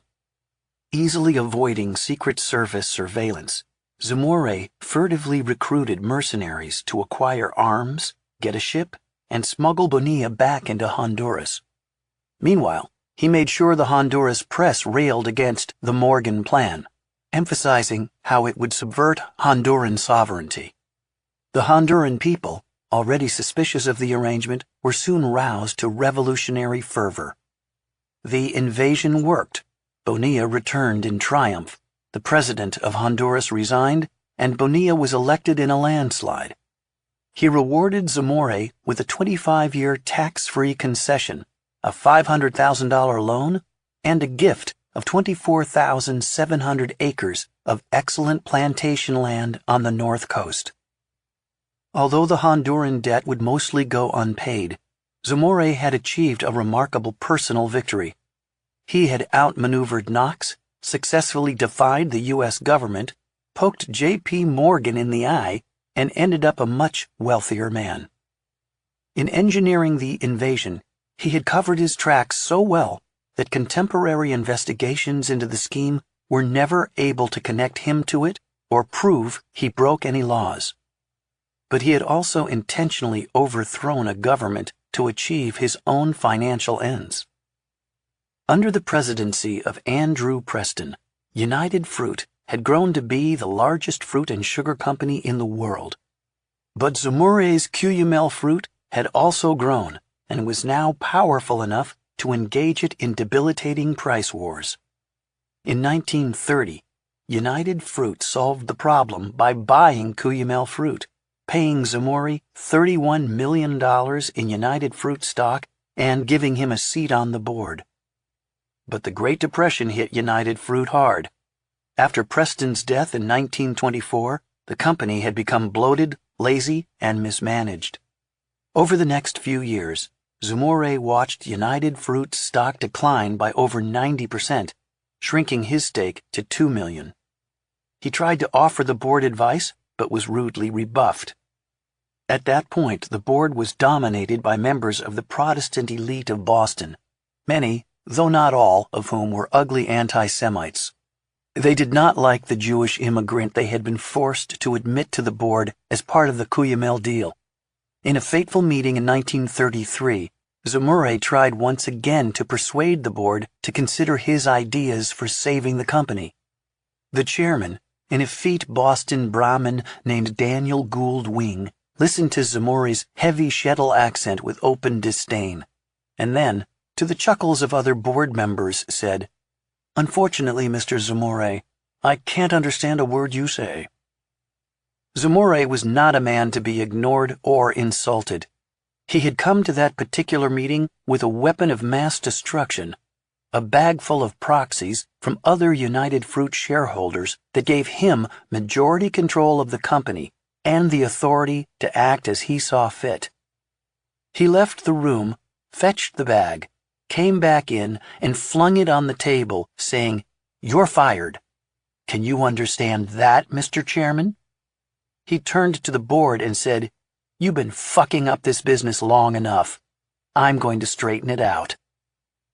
After ousting the chairman, president, and most of the board, Zamore took over the gigantic bumbling company, roused it from its stupor, and swiftly returned it to profitability. This dramatic move caused the New York Times to call Zamore the fish that swallowed the whale. With full control of United Fruit, Zamore continued to play a heavy hand in Honduran politics until he retreated from business in 1954 to pursue philanthropy full-time.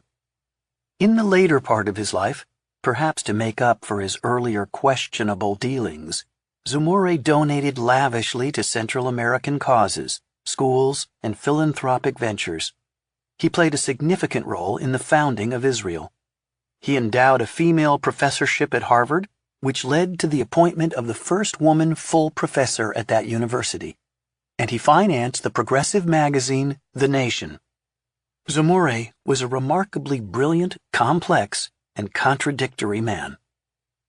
But colorful as their history was, it must be said, Preston, Zamore, and the fruit companies left a dark colonialist legacy that has hung like a miasma over Honduras ever since.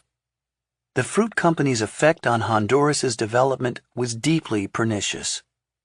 Though Honduras did eventually emerge from under their yoke, this legacy of instability and corporate bullying lives on in political dysfunction, underdeveloped national institutions, and cozy relationships among powerful families, business interests, government, and the military. This weakness magnified the disastrous effects of Hurricane Mitch. The country fell prey to narco-traffickers.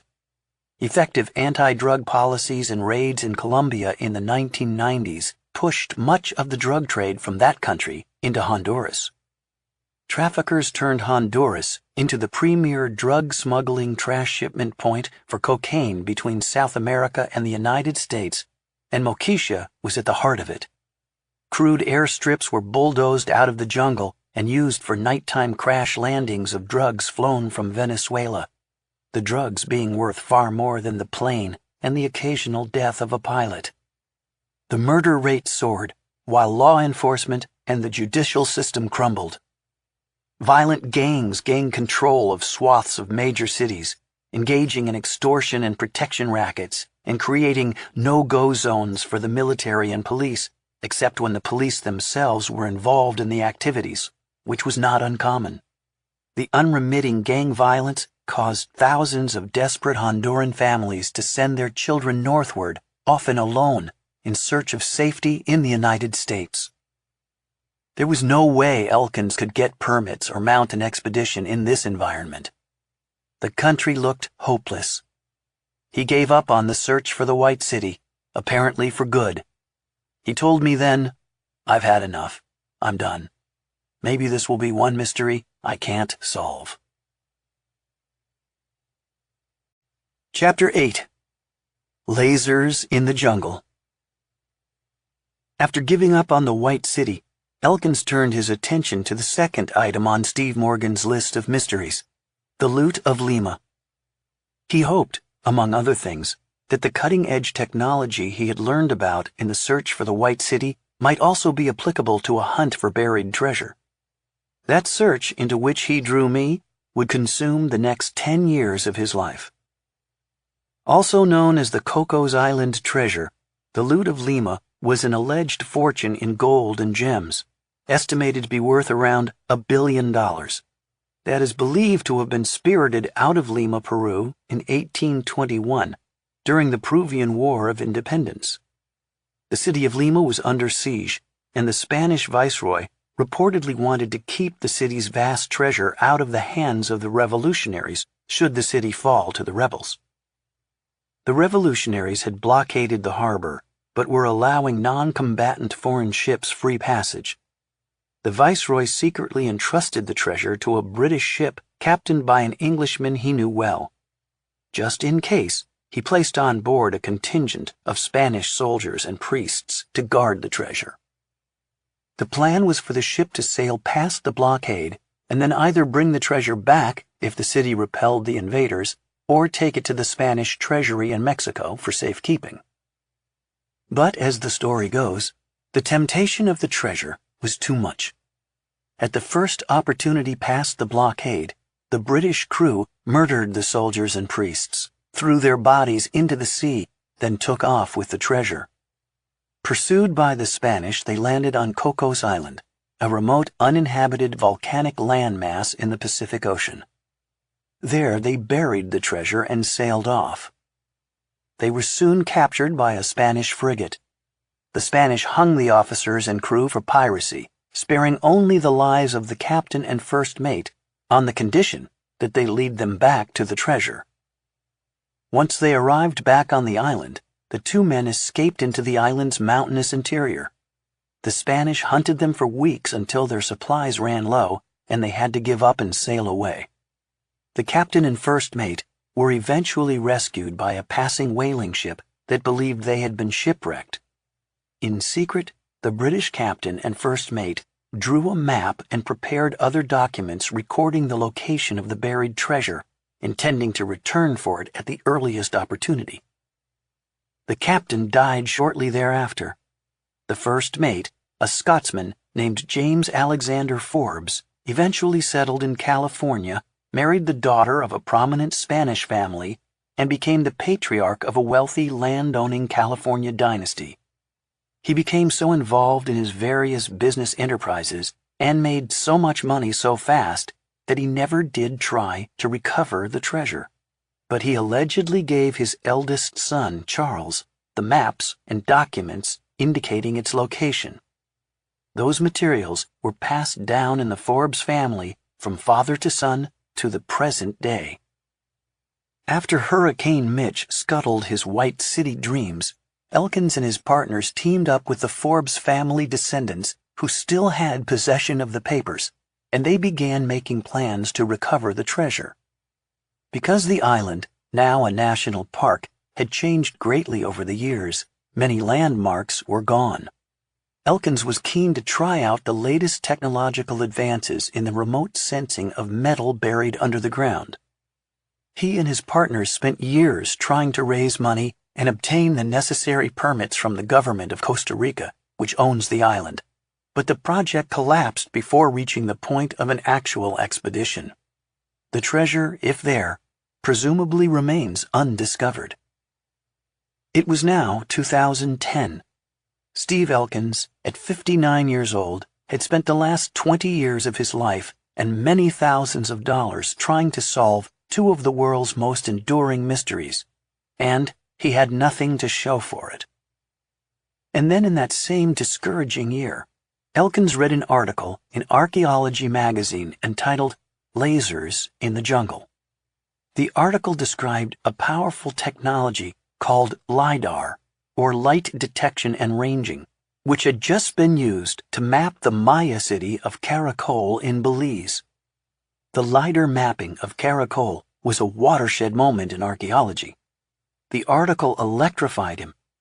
He realized he might finally have the tool he needed to locate Ciudad Blanca.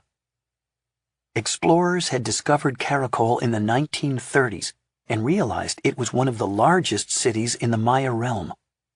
The article told the story of how, in the 1980s, the husband and wife team of Arlen and Diane Chase had begun the daunting project of mapping Caracol and its environs. For 25 years, the Chases and teams of assistants and students tramped through the rainforest, recording and measuring every wall, rock, cave, terrace, road, tomb, and structure they could find. By 2009, they had created some of the most detailed maps ever made of a Maya city. But over the years of work, the Chases felt continually frustrated.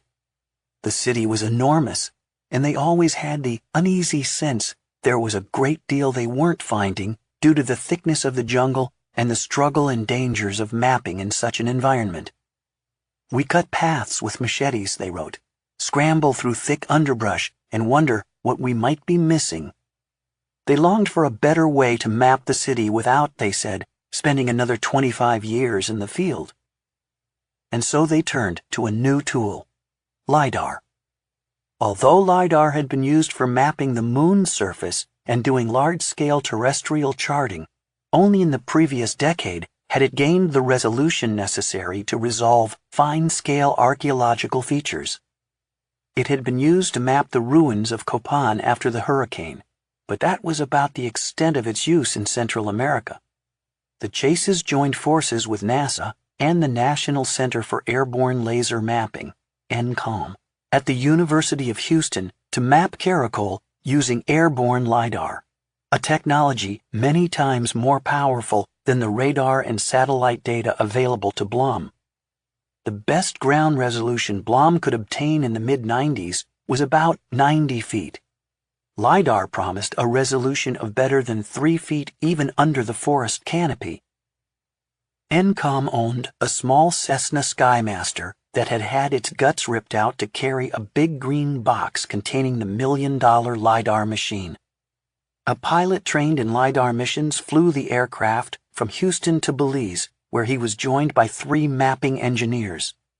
The team flew 5 missions over Caracol and its environs, scanning the rainforest with lasers, a process that took a little over a week. When the images came back, the chases were floored. Seemingly without effort, they wrote, the system produced a detailed view of nearly 80 square miles, only 13% of which had previously been mapped, revealing topography, ancient structures, causeways, and agricultural terraces, as well as caves, terracing, buildings, tombs, tens of thousands of archaeological features that their ground mapping had missed. In 5 days, LiDAR had accomplished 7 times more than the chases had achieved in 25 years. Their paper declared LiDAR a scientific revolution and an archaeological paradigm shift. It was, they said, the greatest archaeological advance since carbon-14 dating. Chapter 9. It was something that nobody had done. The more Elkins studied LiDAR, the more he was convinced that if the lost city existed and he had the fortitude to resume the search, LiDAR would find it. His excitement, however, was tempered by the thought of trying to get the permits from the Honduran government, which had been a nightmare the previous time around. The government had changed hands several times and undergone a military coup, and the permitting process looked more daunting than ever. I wondered, Elkins told me, if I wanted to go through all that bullshit again. Mosquitia in the dozen intervening years had become extremely dangerous, an outlaw region controlled by violent drug cartels and criminal gangs. Even to fly a plane in Mosquitia airspace was perilous, as it was the prime flight corridor of cocaine smugglers, where unidentified planes might be shot down by either the U.S. or Honduran military. Then came one of those crazy coincidences that a novelist wouldn't dare put in a book. As Steve Elkins was pondering what to do, he got a call from his old friend and fixer in Honduras, Bruce Heineke. Bruce and his Honduran wife, Mabel, had moved to St. Louis in 1996 after Mabel's sister had been murdered in Honduras. Bruce gave up his drug smuggling and looting career and settled down to more mundane pursuits. But he, like Elkins, couldn't shake his obsession with finding the White City. At the end of 2009, Mabel returned to Tegucigalpa without Bruce to attend her father's funeral. At the time, the country was recovering from a military coup. The coup had taken place earlier in the year when the current leftist president, José Manuel Zelaya, had launched a heavy-handed effort to hold a referendum to rewrite the Constitution so that he could try to gain a second term of office.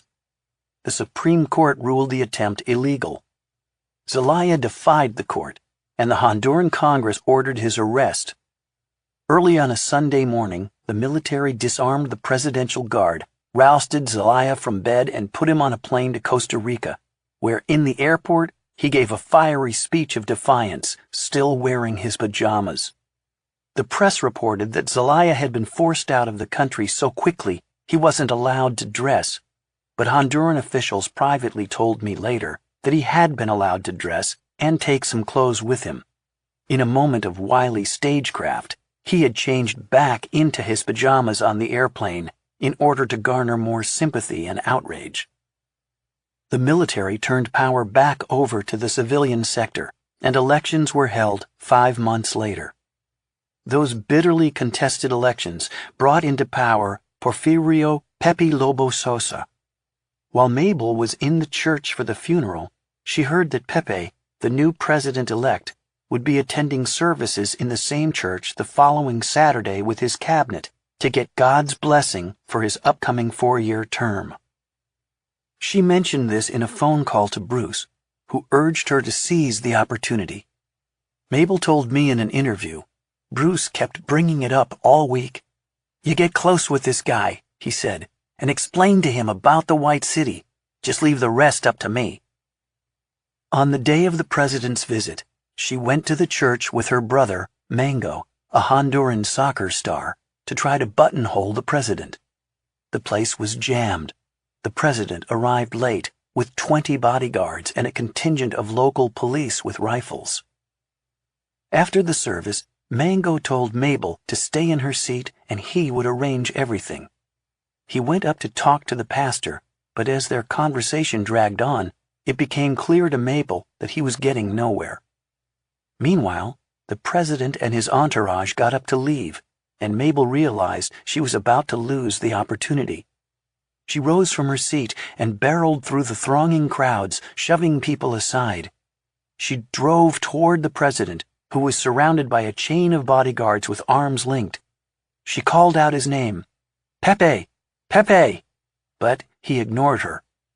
Finally, she rammed her way to the ring of guards, reached over them, and grabbed the president's arm. "I said, Pepe, I need to speak to you."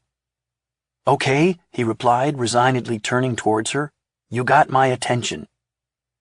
I said to the bodyguards, "Excuse me, let me through," and they shook their heads no. The bodyguards put their hands on their guns. They were holding their hands very strong, and I was trying to push them around. Pepe was laughing, and I told him, "Can you tell them to let me through?" They did. Then they closed the circle around me, holding hands again, very tight. I asked him if he had heard about Ciudad Blanca. He says yes. I say my husband tried to find this city 20 years ago. He says, "This sounds kind of interesting, keep going." I say he's been there. He says, "Can your husband go there again?" And I say that's why we need your permission. Lobo looked at her and finally answered, "Okay, you made it through here, you got to me, God only knows how. I've heard about this city, but I've never heard of anyone who's been there physically. I trust you and I want you to trust me. I will introduce you to a member of my cabinet. He will speak for me, and he will be able to get all your permits and everything you need to get this done. His name is Africo Madrid." So Mabel went to where the cabinet had gathered and found Africo. I start talking with him about the project. He said, "Wow, that does sound interesting." He said, "If the president told you we're going to do it, we're going to do it. I'm going to get you everything you need." They exchanged email addresses. As Mabel was leaving, she saw the president getting into his car and rushed over to him, asking to have a selfie taken with him on her cell phone. He obliged and then asked for the phone, saying he wanted to speak to her husband. She gave it to him, and he called Bruce Heinecke in the States. "I'm sitting in St. Louis, and here comes this call," Heinecke said to me. "It's the president of Honduras on the phone. He asks me, 'You really know where it's at?' I said, 'Yes, sir.' He said, 'I want to do this. It will be good for the country.'" The president hung up the phone and gave it back to Mabel, saying, "Now can I go?" "Yes, Pepe," she said, "you can go." Mabel recalled, "He took off like I was going to chase him down and ask for something else." Elkins was astounded and skeptical when he heard this bizarre story, which happened to coincide with his reading the article on LIDAR. But when he followed up with Bruce and the new Honduran government, he discovered it was true. President Lobo was enthusiastic about the project, seeing the advantages such a discovery would offer his country, as well as its potential to bolster his own shaky popularity. With the president's blessing and his permits assured, Elkins flew to Houston to meet with the staff at the National Center for Airborne Laser Mapping, which had mapped Caracol, to try to persuade them to take on his scheme. NCALM is a joint project of the University of Houston and the University of California, Berkeley, funded by the National Science Foundation, and its mission is confined to academic and scientific research, not raw exploration for lost cities that probably don't exist. The co-principal investigator and chief scientist at NCALM is a man named William Carter, one of the fathers of LIDAR. As a graduate student, Carter had worked on the Apollo missions and helped design and operate one of the first lunar laser ranging stations, able to measure the Earth-Moon distance to an accuracy of a few centimeters. Elkins spent the day trying to convince Carter Ramesh Shrestha, director of NCOM, and their team to join in the search for the lost city. It was an eccentric proposal, unlike anything NCOM had done in the past. With Karakul, they were mapping a world-renowned site with guaranteed results. Elkin's project was a crapshoot that might be a waste of time and a scientific embarrassment. LiDAR had never been used before as a tool of pure archaeological exploration. That is, to look for something nobody could be sure even existed. "We don't really know if there's anything there," Shrestha said. "The question is, can we find anything at all?" But Carter was impressed that Elkins had earlier enlisted NASA in the hunt for the city. He looked over Ron Blom's images of T1 and felt there was enough there to take a chance. It was a risky project on many levels. Shrestha remembered their debate. It was something that nobody had done. It had the potential to find something and have a significant impact in the archaeological field. I said explicitly to Steve, "Look, this is an experimental project. We will do the best we can. We can't promise it will work, and we can't take the blame if it doesn't." Shrestha and Carter were both, however, attracted to the challenge of trying to map terrain under the densest rainforest on Earth. If LiDAR worked in Mosquitia, it would work anywhere. It would be the ultimate test of the technology. A few members of the NCOM team were more skeptical. "There were some on my staff," said Shrestha, "who said we cannot do this because the rainforest is too thick." "Without trying it," I said, "you can't tell me it's not doable." Others were troubled that no archaeologists were involved. "Steve Elkins is a film guy," Michael Sartori, the chief mapping scientist at NCOM, said to me later. Many times I told my coworkers that this was a bad idea, that this is not the kind of project we should be doing. This is not the normal mode of supplying quality data to academics in the field of archaeology. Elkins first proposed to NCOM that they survey all of Mosquitia with LiDAR. But when he learned it would cost millions of dollars, he whittled down the search area to about 50 square miles. Mapping that would run to about $250,000 in direct costs and a similar amount in supporting costs. T1 was only 20 square miles. In case T1 came up empty, Steve chose 3 other unexplored areas to survey. He called these T2, T3, and T4. T2 was a deep valley surrounded by white limestone cliffs that had been rumored to contain the White City. T3 was an area like T1, difficult to get to, scientifically unexplored, a gentler landscape with large open areas locked in by mountains. T4 was the valley where Elkins believed Sam Glassmeyer had found his ruin.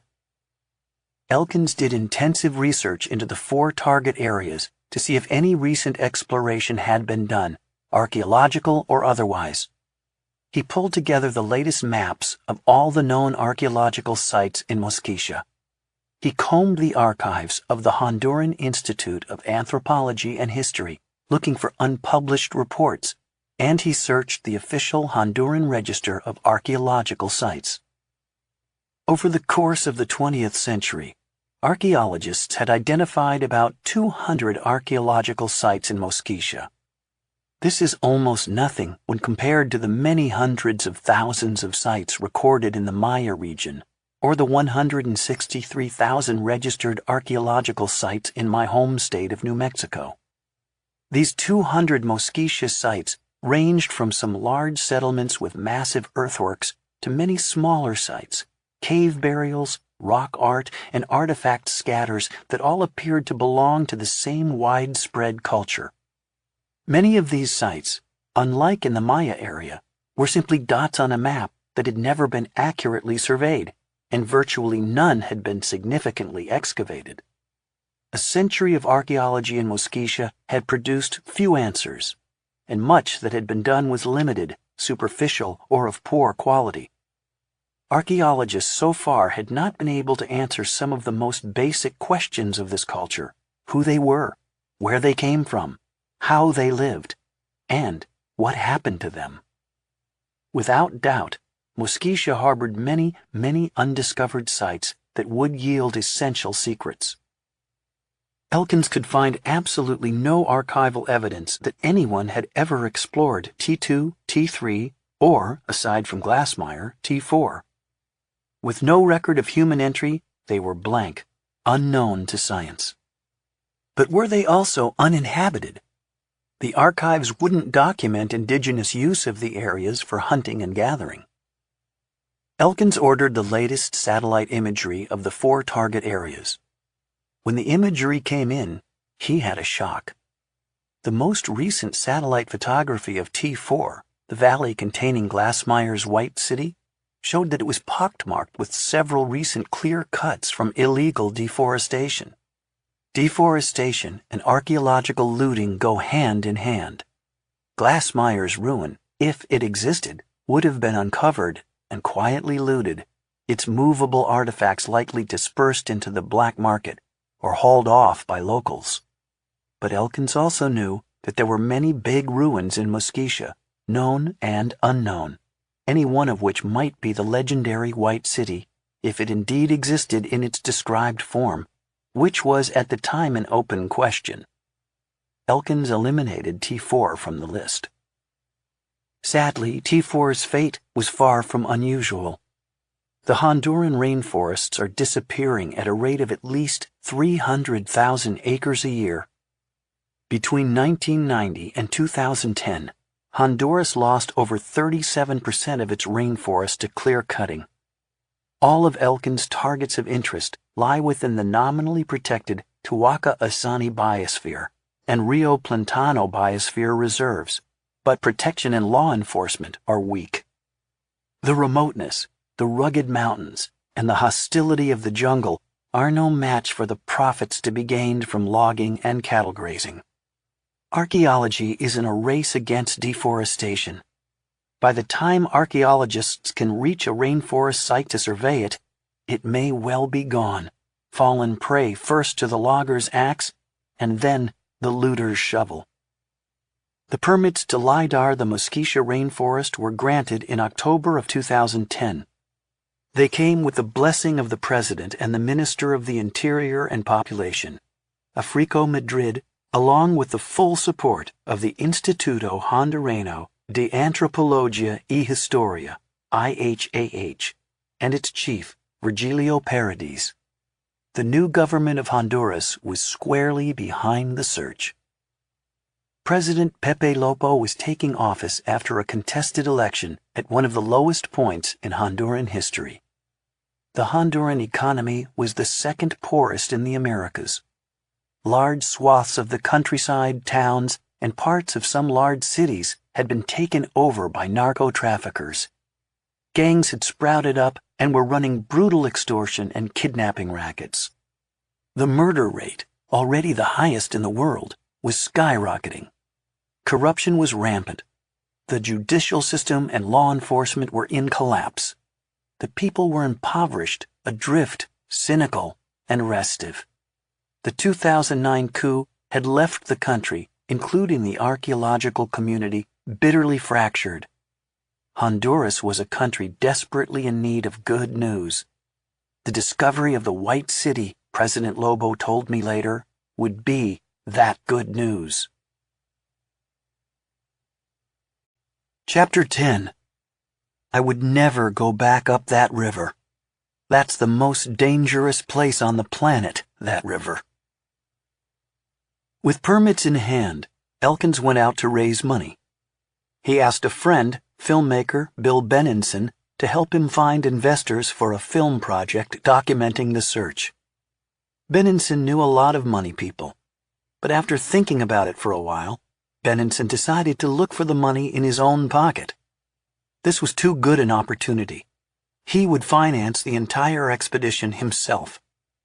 Eventually, Benenson and Elkins divided their filmmaking roles into being co-directors of the documentary film, with Benenson being the sole producer and Tom Weinberg and Steve credited as co-producers. 72 years old at the time of the project, Benenson is a fit, handsome man with a close-clipped beard. He speaks with deliberation, weighing every word, and he does not look like a man who takes risks. He admitted that the project was an amazing insanity, but he felt driven to take a chance on it. I'm interested in this story, and also in this lost city and all the adventurers, liars, and crazy people who have been looking for it.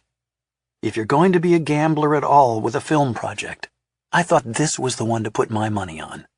This was my number 17 on the roulette wheel. Benenson's grandfather, Benjamin, came to America from Belarus in the late 19th century and settled in the Bronx, New York. He worked as a carpenter, initially building houses for other people, switched to building for himself, and today Benenson Capital Partners, of which Bill is a principal, is a major real estate company owning premier properties in Manhattan and elsewhere. But Benenson's real love is film, and its intersection with anthropology and archaeology. Out of college, he joined the Peace Corps and spent 2 years in Brazil, where he made his first film, Diamond Rivers, which aired on PBS. Today, he has more than 20 feature films and documentaries to his credit. He was an executive producer of the documentary Beasts of No Nation, and he directed and produced The Hadza, Last of the First, about the last true remaining hunter-gatherer people of East Africa. Benenson had a keen eye for offbeat projects, and he believed that even if nothing was found, the failure of yet another crazy search for the legendary city would actually make an engaging film. Elkins and Benenson, with other partners, created a company called UTL LLC, under the LIDAR, to handle the details of the expedition and film. With things finally turning a corner on his decades-old project, Elkins proceeded to put together a team.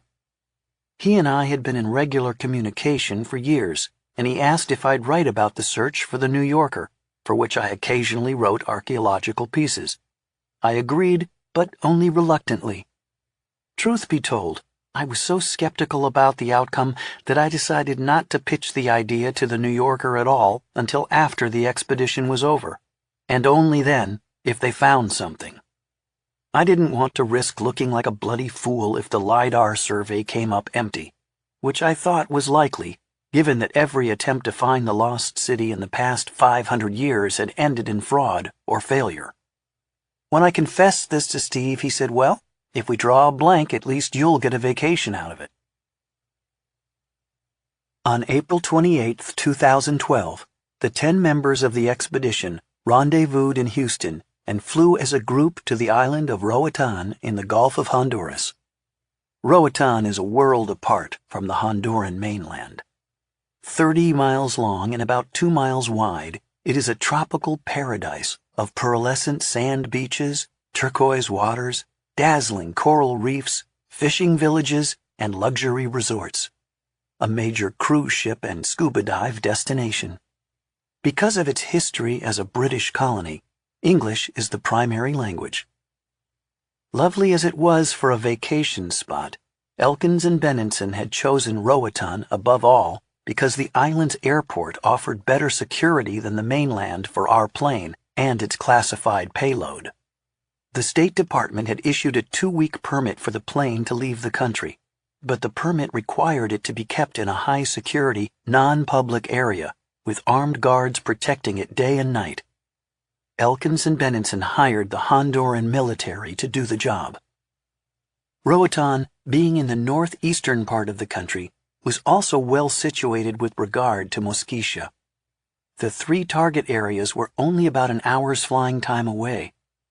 It had one drawback, however.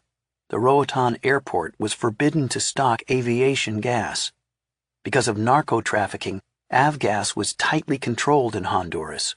Fuel tankers were routinely hijacked, the drivers killed, and the fuel diverted for drug smuggling. The Cessna would have to touch down at the airport in La Ceiba on the mainland to refuel after every LIDAR flight before returning to Roatan. At our headquarters, the Parrot Tree Plantation on the island's south shore, the expedition team occupied a cluster of bungalows with red tile roofs sprawling along the shores of a turquoise lagoon, surrounded by white sand beaches, bubbling fountains, and rustling palm trees. The suites sported marble bathrooms, kitchens with granite countertops, and bedrooms trimmed in polished tropical hardwoods. The complex was air-conditioned to frostbite levels. Behind the bungalows sprawled a huge freshwater pool set among fake rocks, waterfalls, bridges, and dew-laden clusters of tropical flowers, with pergolas draped in snowy sheets, chiffon curtains billowing in the tropical breezes. At the adjacent marina, million-dollar yachts sat in their berths, lapped by Caribbean waters, their polished hulls blazing in the sun. The hills above were sprinkled with whitewashed villas.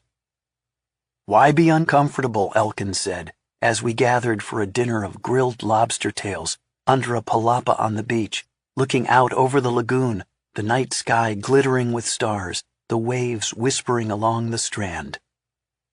These luxurious surroundings, however, only heightened the expedition's anxious mood. On its journey down from Houston, the tiny Cessna had gotten stuck in the Florida Keys, grounded by a series of storms over the Gulf. It could be days before the weather cleared. Benenson and Elkins were paying thousands of dollars a day for everyone to sit around waiting. Nobody was happy. NCALM had sent down 3 LIDAR engineers to run the mission. Dr. Juan Carlos Fernandez Diaz, mission planner and chief LIDAR engineer, Michael Sartori, resident skeptic and data mapping scientist, and Abinay Singanya, LIDAR technician. Fernandez was, by happy coincidence, Honduran by birth.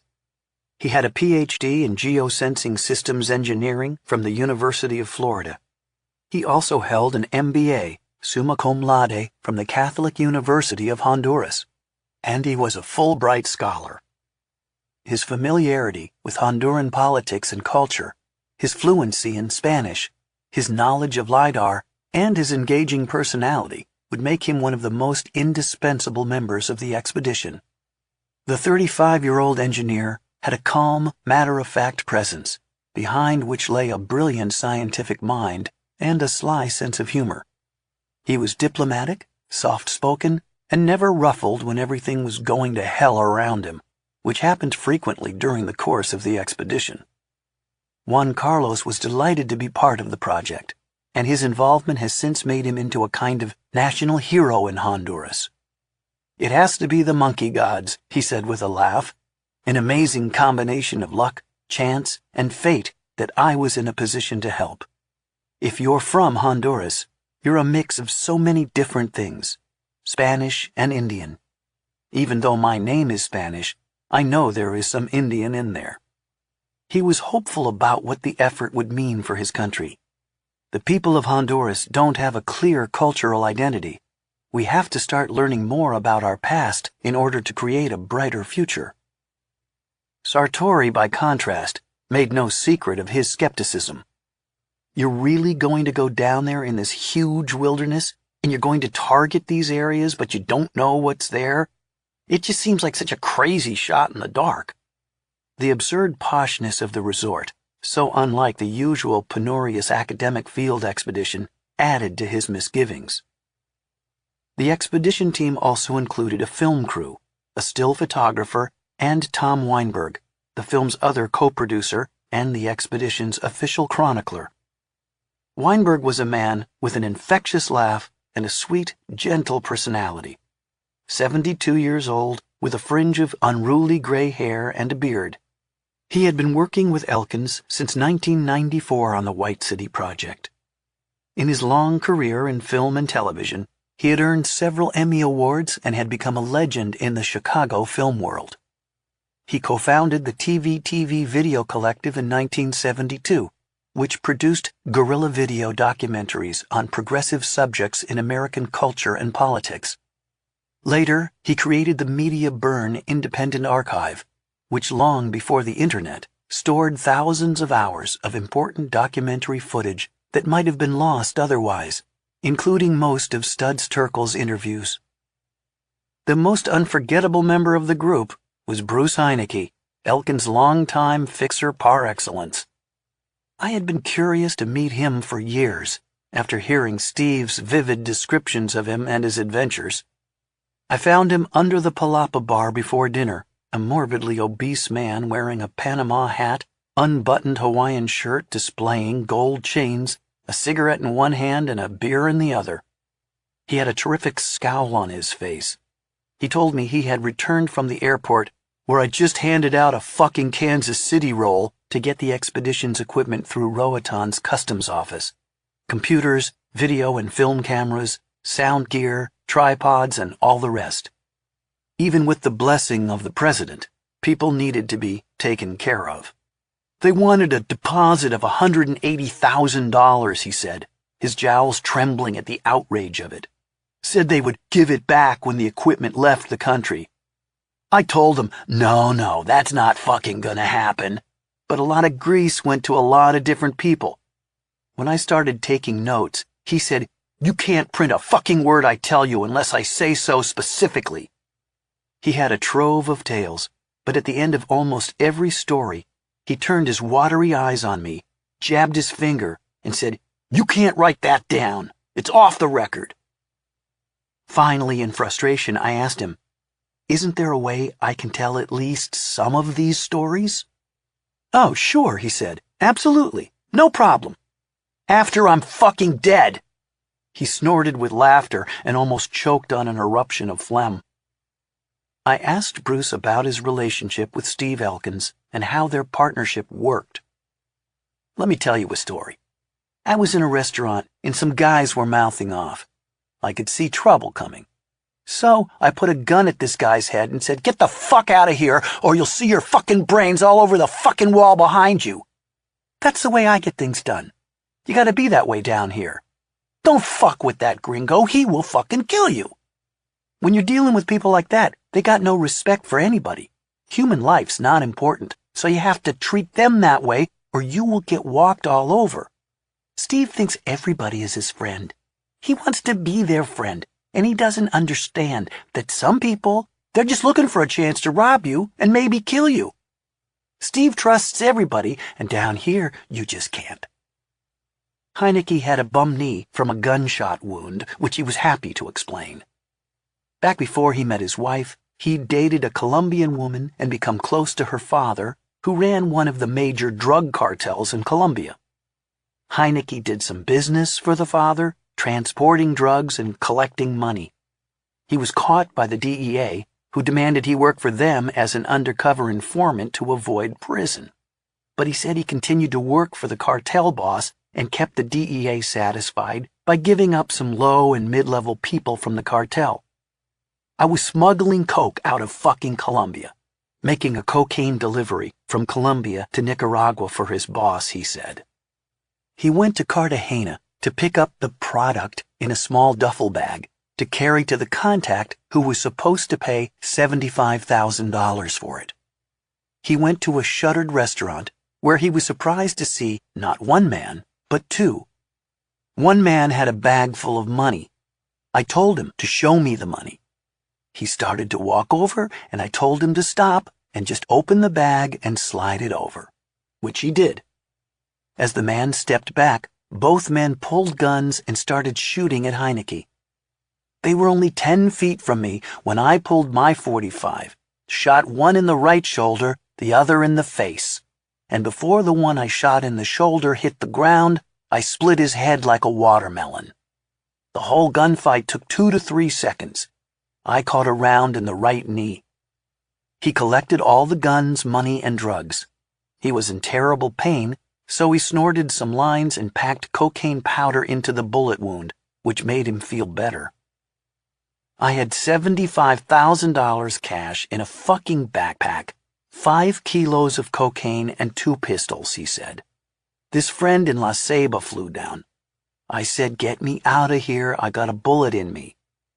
Later, X, I have removed here the name of a well-known American writer and ex-soldier, set me up with the U.S. Embassy out of Honduras. They sent me to Nicaragua to take pictures of Sandinista encampments and get GPS locations. After dinner, Elkins led the team in a planning meeting. The first item on the agenda was getting our cover story straight for the locals. Only a few people in the Honduran government knew what we were doing. There was to be no loose talk of Ciudad Blanca or the lost city of the monkey god. We were, Elkins explained, merely a bunch of nerdy scientists doing an aerial survey of Mosquitia using a new technology to study the ecology, rainforest, flora, and fauna. The legend had grown to the point where many Hondurans were convinced the White City hid an immense treasure in gold. It would not be safe if our actual activities became known. Before launching the plane, the LiDAR team had to find secure locations for 3 fixed GPS units to be erected on the ground. These units would communicate with the GPS unit in the plane during flight. Each unit had to have a power source and ideally an internet connection to upload the data.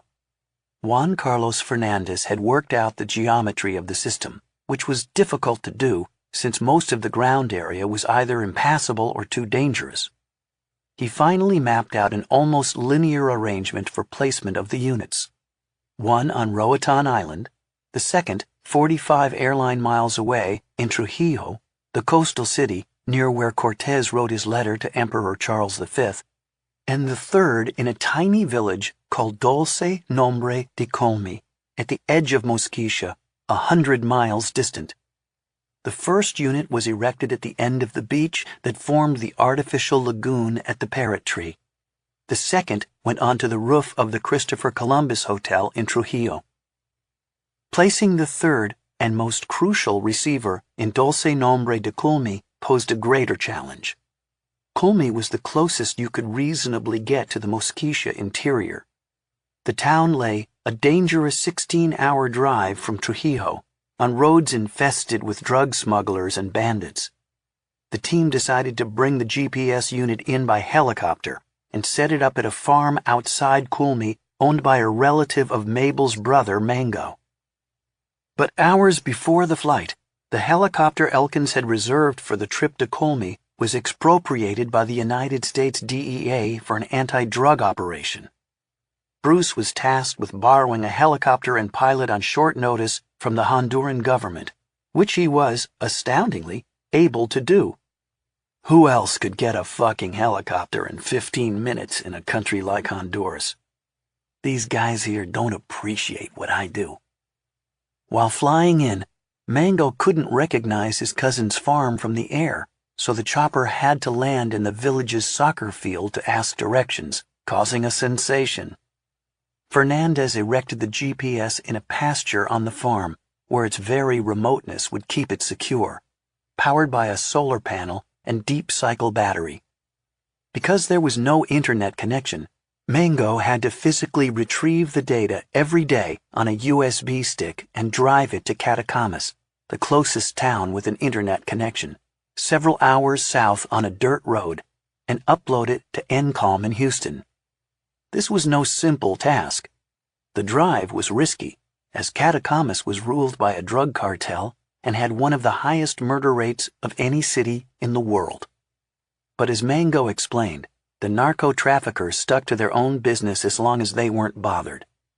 After he uploaded the data to Houston, Michael Sartori could then download it to his laptop on Roatan Island.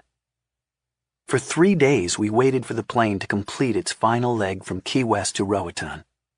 We lounged around the resort, subjected to an enforced vacation, eating, drinking beer, and, luxury be damned, getting ever more irritable and impatient for the search to begin. Every day around noon, the peculiar figure of Bruce Heineke would appear in the shade of the palapa, where he ensconced himself in a fan-back wicker chair like Jabba the Hutt, beer and cigarettes at hand. He would remain parked there for most of the afternoon and evening, unless something happened that required his attention, in which case he could be heard swearing into his cell phone in Spanish or English. With nothing else to do, I got in the habit of buying him a beer and listening to his stories. He talked openly about his days looting archaeological sites in Mosquitia. I was surprised he'd be so forthcoming about these activities, given the nature of his employment with Steve, but he was never concerned by contradictions. In the early 90s, he said, I had a friend, Dimas. We used to go out and dig up grave sites and steal artifacts, and I was smuggling those to the States. Somewhere, far up an unnamed river, while on one of these looting expeditions, Bruce shot a tapir for dinner. They had camped on a sandbar and built a fire. Bruce cut the meat into strips, but as he laid it on hot stones to cook, he heard a loud screaming growl. He grabbed his M16 and turned just in time to see an animal charging them. He had the weapon on full auto and sprayed it with at least 20 rounds. It dropped 5 feet from him, a huge 7-foot jaguar. He and Dimas rolled it into the river. I hated to kill the jaguar, Bruce said. It was such a beautiful animal. The next day they reached a fork in the river and went up a small tributary, wading in the shallow, fast-running stream.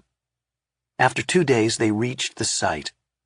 About 40 feet up the steep embankment, sticking out was the side of a huge carved stone tablet.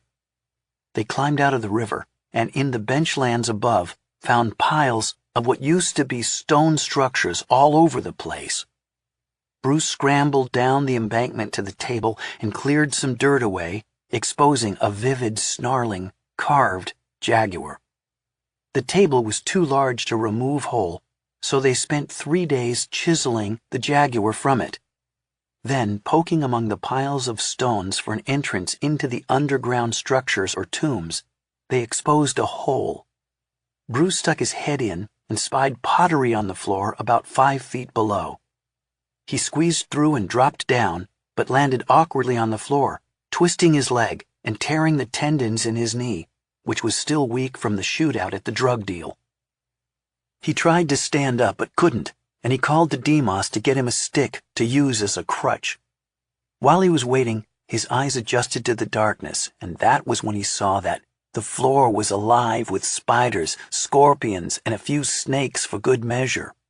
But the same survey revealed that the walls were pockmarked with niches, inside of which sat gorgeous painted pots and marble bowls.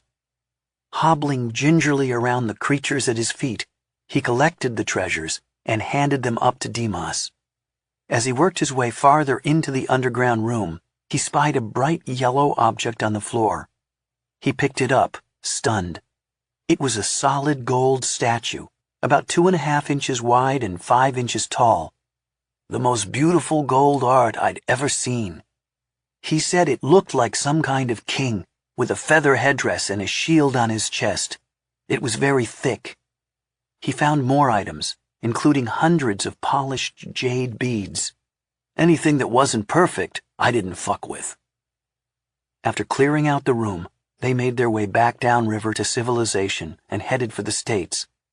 They got the loot through customs in their carry-on bags by mixing the artifacts in with a lot of tourist junk bought at a gift shop, putting fake prices on everything and wrapping them in newspaper.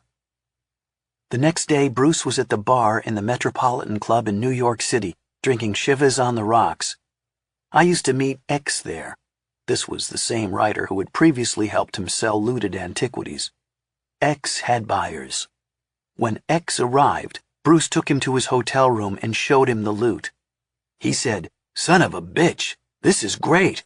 Bruce, old boy, you've topped it all." But Bruce had no idea what he had, and neither did X. And so X contacted a gal he knew who worked at an auction house I will call Y.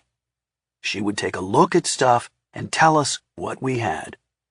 The woman met the two of them in Bruce's room, with all the artifacts spread out on the bed. When she saw them, her mouth fell open, and she exclaimed, "You're fucking crazy!" She told them what the pieces were and what they were worth, although she couldn't positively identify the culture they came from because they were so unusual. She also helped connect them with buyers. They sold the artifacts a few pieces at a time so as not to flood the market. We were making a ton of money. I'm not shitting you. That gold statue, it sold for $240,000 back then. That was in the early 90s. The looted objects disappeared into the vast black market of the Central American antiquities trade, probably never to be seen again. I continued to buy Bruce beers, and the stories continued to roll out. Despite his foul language and alarming appearance, he had a certain rough charm and charisma, conveyed by a pair of deep blue eyes. As he talked, I found myself again amazed that Steve would team up with a man with this history to locate what could be one of the most important archaeological sites in Central America. I recalled his aside to me earlier about having to dance with the devil at times to make things happen. It was undeniably true that Bruce's help was crucial to the success of the effort. "There's 2 ways to get in there, into Mosquitia," Bruce told me. "The Rio Plantano and the Rio Patuca. I had had some problems up the Rio Patuca. I was buying gold from some Indians who panned for gold up in that area. I bought some gold, maybe 8 ounces total. The guys who were taking me up there decided they were going to rob me. I got up where the Wampu and the Patuca meet. The Wampu heads west towards the Rio Platano. As I got in the boat, they hit me with an oar, knocked me into the water. I came out of the water with my .45. The other guy was coming at me with a machete. I shot him in the face, and shot the other guy, tied them together, towed them to where the alligators are, and cut them loose. I would never go back up that river. That's the most dangerous place on the planet, that river. When I got back to Brus Lagoon, I had to call in and get a private plane to pick me up. I had to hide in the bushes by the airstrip until the plane got there. After that, I avoided that area up the Rio Patuca like the plague. Life has no meaning up there." Chapter 11. It's uncharted territory. You're out there on your own, out in the middle of nowhere. On May 1st, the weather finally cleared on Key West. The plane carrying the LiDAR machine took off, refueled in Grand Cayman, and arrived in the Roatan Airport at 2 p.m. Everyone rushed out to the airport to meet it, applauding and cheering when it finally touched down. Now our search for the lost city could begin. The Skymaster is a twin-engine aircraft, driven by what aviators call a push-pull configuration, with the 2 engines mounted in line, one on the nose and the other at the rear of the fuselage. The plane's most distinctive features are 2 struts or booms that extend behind the wings.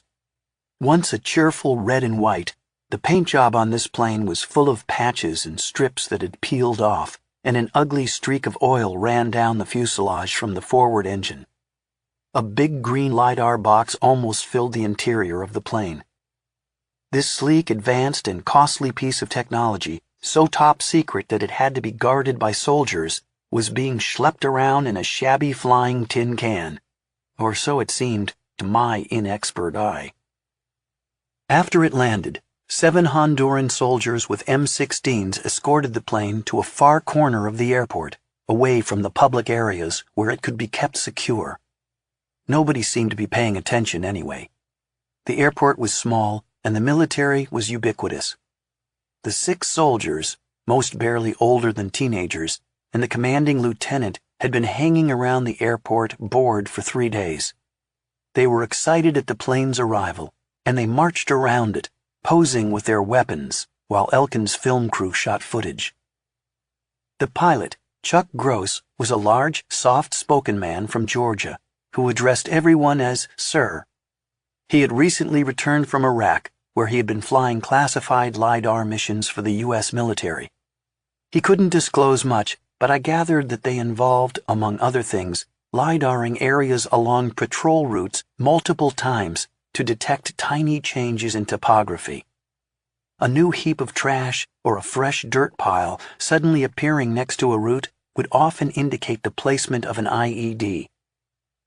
Gross mentioned he had a Cuban overflight number, which allowed him to fly through Cuban airspace. I asked him what would have happened if he'd had engine or weather trouble and had been forced to land in Cuba. After all, the plane carried classified military hardware, and relations with Cuba were at that time still in a deep freeze. First, I would have torched the plane on the runway. This was, he explained, the standard protocol with airborne LiDAR. In the desert, that's what we would have done too. immediately destroy the equipment. He added, "You should have seen the paperwork I had to do to get that Cessna out of the U.S." The technology of LiDAR was developed soon after the discovery of lasers in the early 1960s. Put simply, LiDAR works like radar, by bouncing a laser beam off something, capturing the reflection, and measuring the round-trip time, thereby determining the distance. Scientists quickly realized its potential as a mapping tool. Both the Apollo 15 and 17 missions carried a LiDAR machine on the orbiter, which mapped swaths of the Moon's surface. The Mars Global Surveyor, a satellite orbiting Mars, also carried a LiDAR machine, which bounced laser beams off the surface of Mars 10 times per second. Over its 10-year mission, from 1996 to 2006, the Surveyor created a prodigiously accurate topographic map of the Martian surface, one of the supreme mapping projects of human history.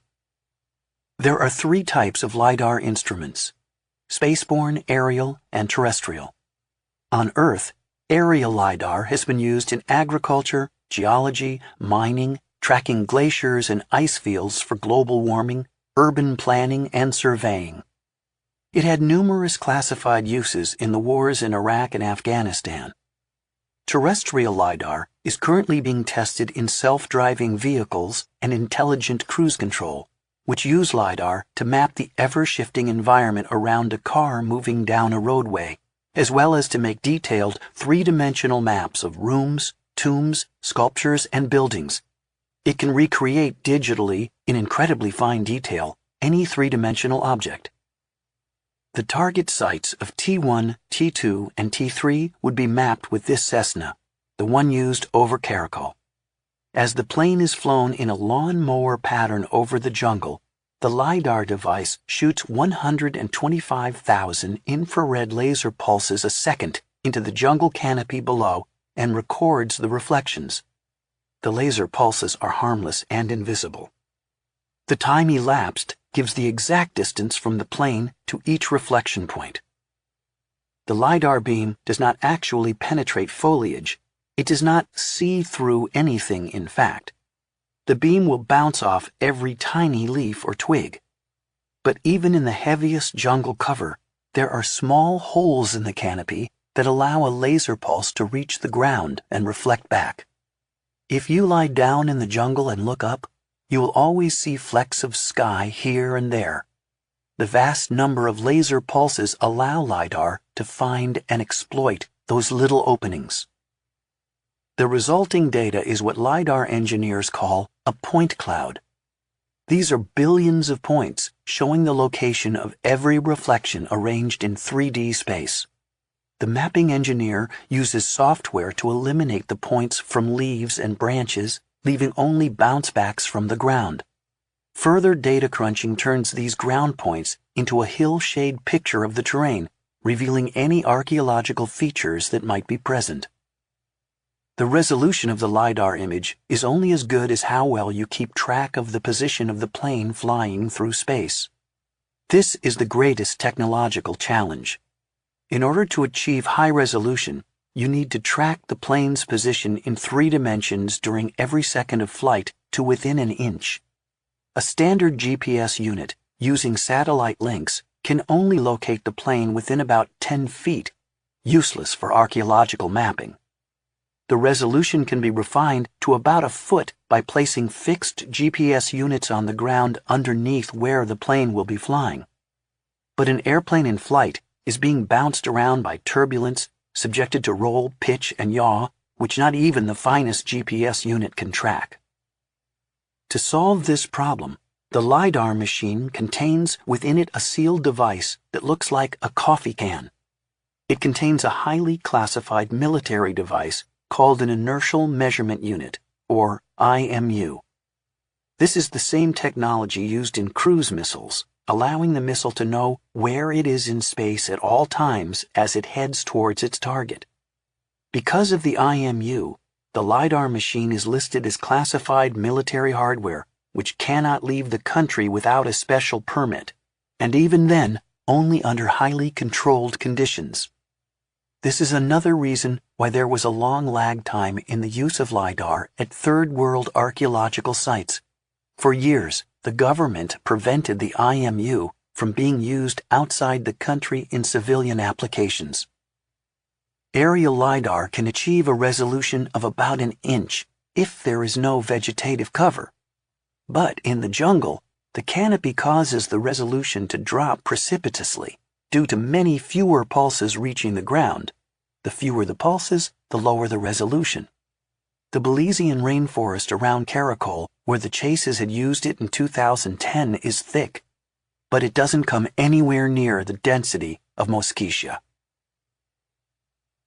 The first LiDAR flight over T1 took off the next day, May 2, 2012 at 7:30 a.m., with Chuck Gross at the controls and Juan Carlos Fernandez acting as navigator and running the LiDAR machine.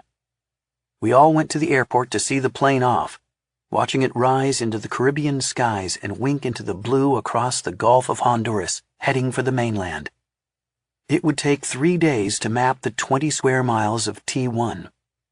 If all went well, we would know in 4 days if T1 held anything of interest. After that, the plane would shift to T2 and T3.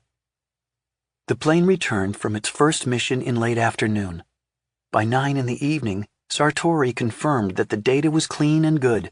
The LiDAR machine was operating flawlessly, and they were getting enough ground points through the forest canopy to map the underlying terrain. While he had no images yet, he saw no technical reason why we wouldn't get detailed terrain maps. After the second day of flying, on May 3rd, Juan Carlos came back with intriguing news. He had seen something in T1 that didn't look natural and had tried to photograph it through the windows of the Skymaster. We gathered in his bungalow to look at the photos on his laptop. It was my first glimpse of the valley. The photos taken with a shaky telephoto through scratched plexiglass were not clear, but they showed 2 squarish white objects that looked like the tops of carved limestone pillars, opening into an area of low vegetation that was square in shape. The feature was on a brushy floodplain in the upper end of the valley. Everyone crowded around the laptop, squinting, pointing, and talking excitedly, trying to make sense of the pixelated images that were so tantalizingly ambiguous. They could be pillars, but then again, they could be trash dropped from a plane, or even the tops of 2 dead tree stumps. I pleaded to accompany the third and final flight over T1, despite the logistical issues it posted. There was no room in the plane, but after some discussion, Chuck Gross agreed that he might be able to clear out a tiny space for me to crouch in. He warned me it would be mighty uncomfortable over 6 to 7 hours of flying time. On May 4th, we arrived at the airport as the sun was just rising above the curve of the ocean, the plane throwing an Edward Hopper shadow across the tarmac. The soldiers guarding the plane greeted us sleepily. Now that I was about to be a passenger, I looked at the plane more attentively, and I did not like what I saw. "What's with that oil streak?" I asked Chuck. "Don't worry about that," he said. "I'm topping it off every day. In one flight, it won't lose enough to make a difference." As I crawled on board, my dismay deepened. The interior of the plane, once a rich, velvetized fabric in burgundy, was now worn, greasy, and faded. Much of the interior appeared to be held together with duct tape. It smelled of eau de old car. Parts of the plane had been sealed with acrylic caulk, now peeling out in strings. As I tried to maneuver around the giant LiDAR box into the micro space provided, I bumped my elbow into a panel which fell off. "No worries, that always happens," said Gross, reseating it with a blow from his fist. I marveled that a plane as unsafe and decrepit as this one looked would be used to carry $1 million scientific instrument. Chuck firmly disagreed. "No, sir," he said. "This plane's a perfect platform for the job." He assured me the 337 Skymaster was a classic and a great little aircraft. Unlike a King Air or a Piper Navajo, he said, this craft was ideal, with a fuel efficiency that would allow us to spend 6 hours on station. Even though it was 40 years old, it was totally dependable. What if we go down? Wow, said Chuck. What a question. First thing, I'd look for a clearing to set it down in. It's uncharted territory. You're out there on your own, out in the middle of nowhere. No two-way comms. He shook his head. Unthinkable. Despite my worry, I had a lot of confidence in Chuck because I had learned of his feats of flying. At the age of 18, he had soloed across the Atlantic and was one of the youngest pilots to do so. I hoped the aircraft's deficiencies were mainly cosmetic. I told myself a world-class pilot like Chuck would never fly a plane that wasn't safe. I jammed myself behind the LiDAR box. No seat, my knees in my mouth. Juan Carlos was right in front of me. He was concerned about how I would fare. I sensed he was worried I might get airsick and vomit down the back of his neck. He asked if I'd had anything to eat or drink that morning. I said no. He casually mentioned how grueling it was out there, flying low and slow over the jungle for 6 hours straight, banking steeply turn after turn, tossed around by thermals, sometimes dodging vultures. The AC on the plane was broken, he said. We would be sealed in a metal tube flying in full sun. The plane had no bathroom. If you had to go, you went in your pants. I tried to assure him I would be an exemplary passenger. Elkins gave me a GoPro video camera and a still camera with a telephoto lens and asked me to take more pictures of the mysterious white pillars and anything else of interest I spied down below. Chuck Gross climbed into the pilot's seat and began running down the checklist, while Juan Carlos jacked his laptop into the LiDAR box. He showed me the flight plan he had programmed on his computer screen, dozens of parallel lines crisscrossing the valley, designed to maximize coverage while minimizing flight time. In addition to being a LiDAR engineer, Juan Carlos was also a licensed pilot, enabling him to work seamlessly with Chuck. We took off from Roatan and were soon winging over the glittering Bay of Honduras, the mainland looming up ahead. It was a gorgeous day, the sky dotted with fluffy white cumulus. Far ahead, where the blue mountains of Mosquitia rose up, we could see the cloud cover was sparse and high. As we flew inland, the settlements along the coast gave way to scattered hamlets and agricultural fields alongside slow brown rivers. The land mounted into forested foothills, where hundreds of ragged patches of clear-cutting came into view. Plumes of smoke rose from the jungle in every direction. The logging holes eventually disappeared, and we were flying about 4,000 feet over unbroken, precipitous forest. Chuck maneuvered his way through the mountains as we approached T1. An hour out of Roatan, Juan Carlos pointed out the rim of the valley in the distance, a wall of green mountains with a sharp notch in them. Chuck eased the plane to a lower altitude, and we cleared the rim at 1,000 feet, which gave a tremendous view of the landscape.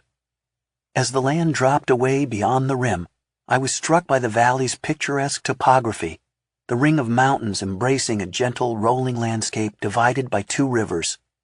It really did look like a tropical Shangri-La. The plane leveled off at an altitude of about 2,500 feet above ground, and Juan Carlos booted up the LiDAR machine, picking up where they had left off the day before. As the LiDAR bombarded the canopy with laser pulses, Chuck steered the Cessna in parallel lines across the valley, each 4 to 6 miles long, in a pattern that on the computer screen looked like a gigantic weaving. The plane was buffeted by thermals, knocked up and down, back and forth, and sometimes sliding sideways in a gut-wrenching fashion. Juan Carlos had been right. It was a brutal and scary ride. But Gross worked the controls with constant finesse and a sure hand. "We were rocking and rolling pretty good," Gross said later. "It's like flying a big spiderweb. It takes incredible skill. You have to fly the middle of the line, and you can't go 60 feet on either side of that line. You have to slide that plane around, doing all rudders. To stay on the line in that wind, that was challenging. And you have to hold the altitude and air speed. I had to climb with the terrain and maintain the same altitude. If the terrain starts coming up, I have to come up with it." Through it all, I peered out the window, transfixed. I can scarcely find words to describe the opulence of the rainforests that unrolled below us. The tree crowns were packed together like puffballs, displaying every possible hue, tint, and shade of green. Chartreuse, emerald, lime, aquamarine, teal, bottle, glaucus, asparagus, olive, celadon, jade, malachite. Mere words are inadequate to express the chromatic infinities. Here and there, the canopy was disrupted by a treetop smothered in enormous purple blossoms. Along the central valley floor, the heavy jungle gave way to lush meadows. 2 meandering streams glittered in the sunlight, where they joined before flowing out the notch. We were flying above a primeval Eden, looking for a lost city using advanced technology to shoot billions of laser beams into a jungle that no human beings had entered for perhaps 500 years, a 21st century assault on an ancient mystery. "It's coming up," Juan Carlos said. "Right there, 2 white things." In an open area, I could see the 2 features that he had photographed the previous day, standing about 30 feet apart next to a large rectangular area of darker colored vegetation. The plane made several passes as I photographed.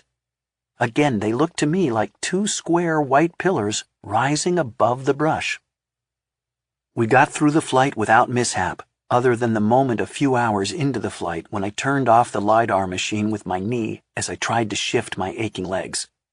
The machine and the pilot's navigational system were linked, so shutting off the LiDAR turned off Gross's navigation. He immediately went into a tight, stomach-sickening holding pattern while Juan Carlos booted the machine back up, and I apologized profusely. "No worries," he said, far less perturbed than I thought he would be. We finished mapping T1 with enough fuel left over to fly a few lines over T2, 20 miles distant. The route took us over the Patuca River, Heineke's most dangerous place on the planet, a brown snake of water winding through the jungle. T2 was magnificent and dramatic, a deep, hidden valley shut in by sheer 1,000-foot limestone cliffs, draped with vines and riddled with caves. But recent deforestation, only weeks old, had reached the mouth of the T2 Valley. As we flew over, I could see the freshly cut trees lying on the ground to dry out so they could be burned, leaving a hideous brown scar. At the end of the day, we flew to La Ceiba on the mainland to refuel. Chuck had pushed the envelope and we landed with less than 20 gallons of aviation fuel remaining, about 40 minutes of flight. But the airport had no fuel, and nobody could locate the tanker bringing the resupply. Airport officials feared the tanker had been hijacked by drug smugglers. Juan Carlos called Elkins in Roatan. Elkins put Bruce Heineke on the problem. After calling around, Bruce learned the truck was still en route, delayed by a blowout. We couldn't leave the Cessna unguarded, especially if the fuel didn't arrive and the plane had to stay overnight in La Ceiba. Juan Carlos and Chuck debated sleeping in the plane, but that wasn't ideal since they were unarmed. They finally decided that if fuel didn't arrive, they would go to the U.S. Air Force Base in La Ceiba and ask the soldiers to stand guard for the night. Meanwhile, Michael Sartori was desperate to get the data and finish mapping T1, so it was agreed I'd head back to the island on my own. Fernandez gave me the 2 hard drives with the data, and I went to the airport desk to see if I could get a commercial flight from La Ceiba to Roatan. There was a flight to Roatan that afternoon, but it was already full. For $37, I was able to hitch a ride in the co-pilot's seat. The plane looked even less reliable than the Cessna, and as I boarded, Juan Carlos joked about what a pity it would be to lose all that precious data in a plane crash after their hard work collecting it. I landed in Roatan at sunset and gave the hard drives to Sartori, who snatched them up and disappeared into his bungalow, emerging only once to chow down a couple of lobster tails at dinner. He now had all the data he needed to map T1. Late that night, Juan Carlos and Chuck Gross finally landed back in Roatan, exhausted but relieved. The fuel truck had arrived at the last minute. Sartori had hours of work ahead of him. He had to merge data from several sources: the LiDAR machine, the GPS ground stations, the GPS data from the aircraft itself, and the data from the IMU. Together, all this would create the point cloud, forming a three-dimensional picture of the rainforest and the underlying terrain. First, he had to wait for Mango to retrieve the USB stick from the GPS unit in Kulmi and bring it to Catacamas to upload to the server in Houston. Sartori then had to download the data from Houston. The lights in Sartori's bungalow were still burning at midnight when I went to bed. Ramesh Shrestha, back at Encalm in Houston, remained awake, pressing him for updates. This was the moment of truth. The images would show what was in the valley, if anything. It was almost 1 a.m. when Sartori finished creating the raw images of T1. Shrestha had finally gone to bed and the internet connection on Roatan was down.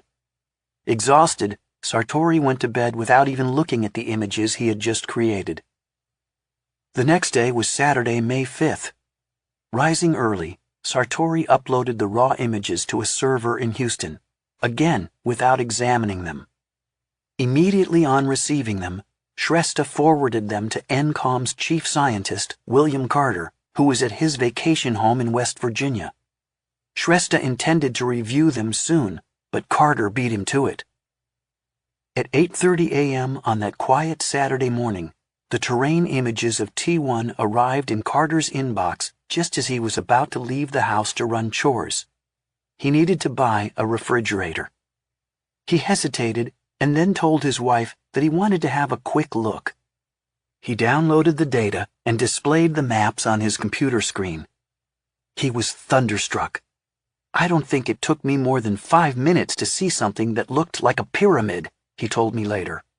"I looked across the river at the plaza area with what looked like buildings, clearly man-made objects. As I looked at that river valley, I saw more, as well as alterations to the terrain. It was kind of surprising how easy it was to find them."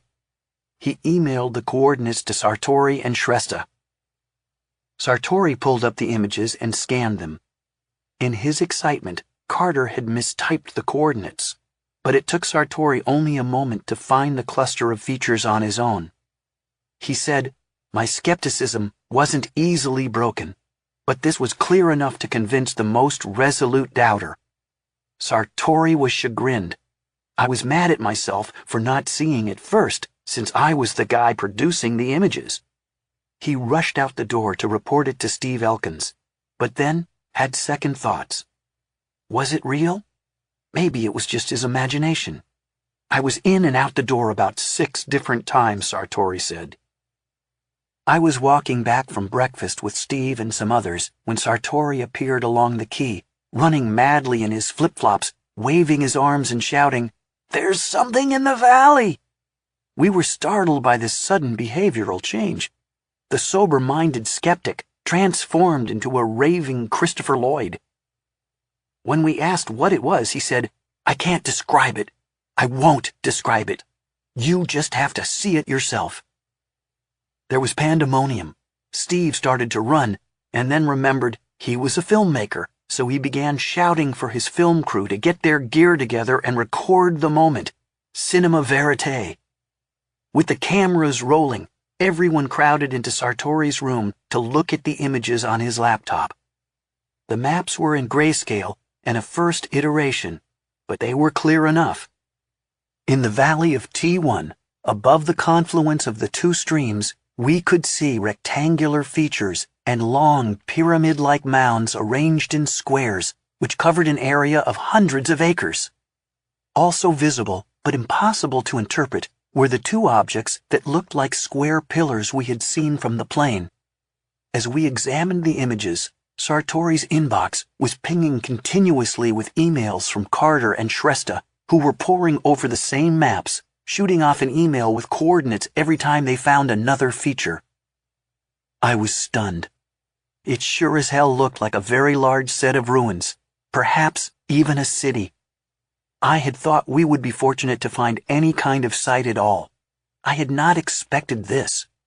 Was it possible that an entire lost city could still be found in the 21st century? I could see Sartori's spiral-bound notebook lying open next to the laptop. In keeping with the methodical scientist he was, he had been jotting daily notes on his work. But underneath the entry for May 5th, he had written 2 words only. Holy shit! When I first saw those rectangles and squares, Steve told me later, my first feeling was one of vindication. Benenson, who had been feverishly capturing the unfolding discovery on video, was happily stunned that the $1 million spin of the roulette wheel had landed on his number. I'm witnessing this, he said, but I'm not processing this very well. I have chills. Nobody dared wake up Bruce Heinecke to tell him the news. He finally emerged from his bungalow at 1 p.m. and listened with a frown on his face. He wondered why we were all so worked up. Of course the White City was there. Who the fuck thought otherwise? He got on the phone to Africo Madrid, the Minister of the Interior. Africo said he would fly out to Roatan as soon as possible to review what we found, and, if he was convinced it was real, and he had no reason to doubt it, he would convey the news to President Lobo as well as to the President of the Honduran Congress, Juan Orlando Hernandez. Meanwhile, the director of the Instituto Hondureño de Antropología y Historia, Virgilio Paredes, flew to Roatan to take a first look at our findings. Later, he recalled that moment. I saw that, and I said, wow, we know Mosquitia is full of archaeological sites, but to see real cities, a big population of people living there, that is amazing. The valley of T1 had been mapped, but the project was only 40% complete. T2 and T3 remained to be explored. Chuck and Juan Carlos had headed off early that Saturday morning to continue mapping T2, unaware of the uproar of discovery occurring back at the parrot tree. Once in the air, however, Juan Carlos discovered the LiDAR machine was dead. They returned to Roatan and tried to get the machine working while the plane was on the ground with no success. At around 9 that morning, all 3 LiDAR engineers examined it and confirmed the machine was kaput. NCOM in Houston had a technical maintenance contract with a team in Toronto, Canada, where this LiDAR box had been designed and built. As it was a weekend, there was only a single tech support person in Canada manning the phone. After he walked the LiDAR engineers through a plug-unplug sequence, trying to wake up the machine, they determined that a crucial part had failed. It was called a Position and Orientation System, POS board, and it contained a GPS receiver and other components that talked to the IMU exchanging data. There were only 2 POS boards in the world, both in Canada. The company would put a technician on a flight from Toronto to Roatan early Monday morning, transporting the $100,000 board in person in his carry-on bag. The part would have to clear customs twice, once in the United States and a second time in Honduras. The engineer flying the part was Pakistani and, not having a U.S. State Department export clearance for the POS board, he was worried about being stopped with it at Dulles Airport in Washington, D.C., where he had an overnight connection. Before boarding the plane in Toronto, he panicked and stuck the part in his checked luggage, thinking it would be less likely to prompt a security challenge in the United States. The airlines, of course, lost his bags. The 2 bags included not only the POS board, but all the tools the technician needed to install it. The fact that the part was insured meant little to the expedition, which was spending many thousands of dollars a day and only had use of the plane for a strictly limited period of time. The flustered engineer arrived in Roatan on Tuesday morning with little more than the clothes on his back. Desperate and futile phone calls to United and TACA Airlines took up all of Tuesday.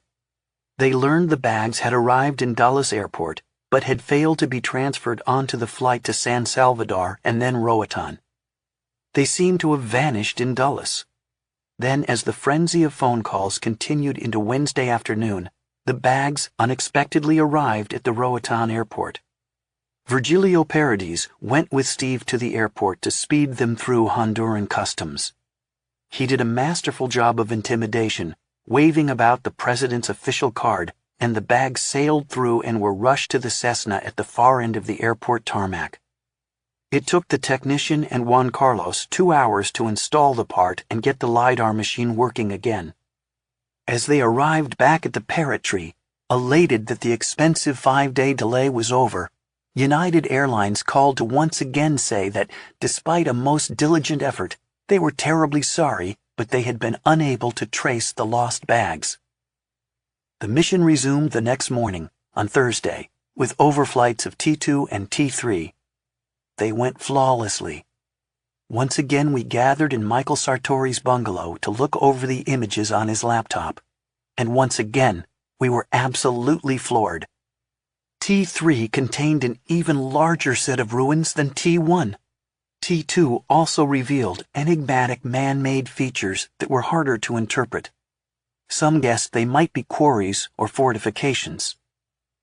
In his quixotic search for the mythical White City, Elkins and his team had found not one large site, but 2, apparently built by the almost unknown civilization that once inhabited Mosquitia. But were they cities? And could one of these actually be the White City, the lost city of the monkey god? This, however, was the wrong question. It was clear to everyone by this point that the White City was a conflation of stories that probably did not exist in its described form. Like most legends, however, it was anchored in truth. The LiDAR discoveries had confirmed that Mosquitia had indeed been the territory of a great and mysterious civilization that built many large settlements before it disappeared. It was exactly as Cortez had written 5 centuries ago. This land had been home to very extensive and rich provinces. But what had caused it to vanish so suddenly and completely? Chapter 12. There is a big city here. On Friday, Africo Madrid arrived in Roatan, along with a group of Honduran officials. They crowded into Sartori's room to examine the images on his screen. That evening, Madrid called President Lobo at home to report that he believed Ciudad Blanca had been found. When he heard the news, Lobo told me later he was completely speechless. He said, "This finding will contribute to all of humanity, not just Honduras." Just how important it was would have to await a ground expedition, but it was clearly one of the major archaeological discoveries of the new century. Both men credited the hand of God. After all, Mabel Heineke had approached them in church at the very moment when the new administration was being formally blessed. "There are no coincidences," Madrid said to me.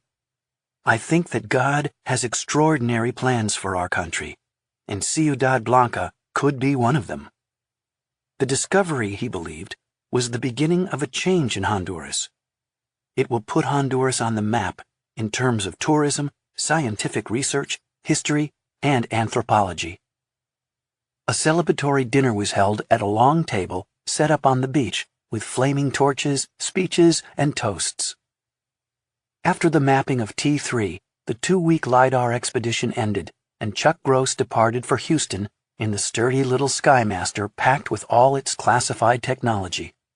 Steve and Juan Carlos were summoned to the presidential palace in Tegucigalpa to present the discovery at a cabinet meeting, which was televised live to the nation. A press conference followed on the palace steps. A press release, issued jointly by Elkin's team and the Honduran government, announced the discovery of what appears to be evidence of archaeological ruins in an area long rumored to contain the legendary lost city of Ciudad Blanca. The careful qualification in the statement was lost on the popular press, which announced with huge fanfare that the actual Ciudad Blanca had been found. While Hondurans celebrated, A small number of American archaeologists greeted the news with criticism and anger. In 2 postings on the Berkeley blog, Professor Rosemary Joyce, a highly respected authority on Honduran prehistory at UC Berkeley, denounced the project as big hype. She wrote, "The Honduran press began trumpeting, yet again, the discovery of Ciudad Blanca, the mythical white city, supposedly located somewhere in eastern Honduras." She was also critical of LiDAR as an archaeological tool. LiDAR can produce images of landscapes faster than people walking the same area and with more detail, but that is not good archaeology because all it produces is a discovery, not knowledge. If it's a competition, then I will bet my money on people doing ground survey. LiDAR is expensive, and I question the value you get for the money it costs. LiDAR may be good science, but it is bad archaeology. I called up Dr. Joyce a few days after my return to the States to hear her views in more detail. She told me that when she heard the news, she was furious. This is at least the 5th time someone's announced they've found the White City, she said, apparently conflating the sensational Honduran press reports, which claimed we had found the White City, with the expedition's carefully hedged press release. There is no White City. The White City is a myth, a modern myth, largely created by adventurers. I'm quite biased against this group of people because they are adventurers and not archaeologists. They're after spectacle. Culture is not something you can see from the LiDAR plane or from thousands of feet up. There's this thing we call ground truthing. I mentioned that the team did intend to ground truth everything, and that they were looking for an archaeologist to help interpret the findings, but she seemed unmollified. I asked her if she would be willing to look at an image of T1 and give me her interpretation of it. At first she said no, but when I pressed her, she reluctantly agreed.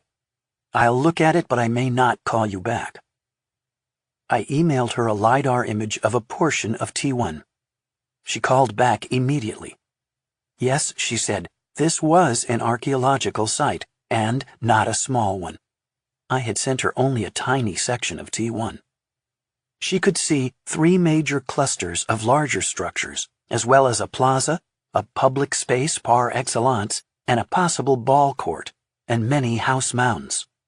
She guessed that the site dated from the late or post-classic period, between AD 500 and 1000.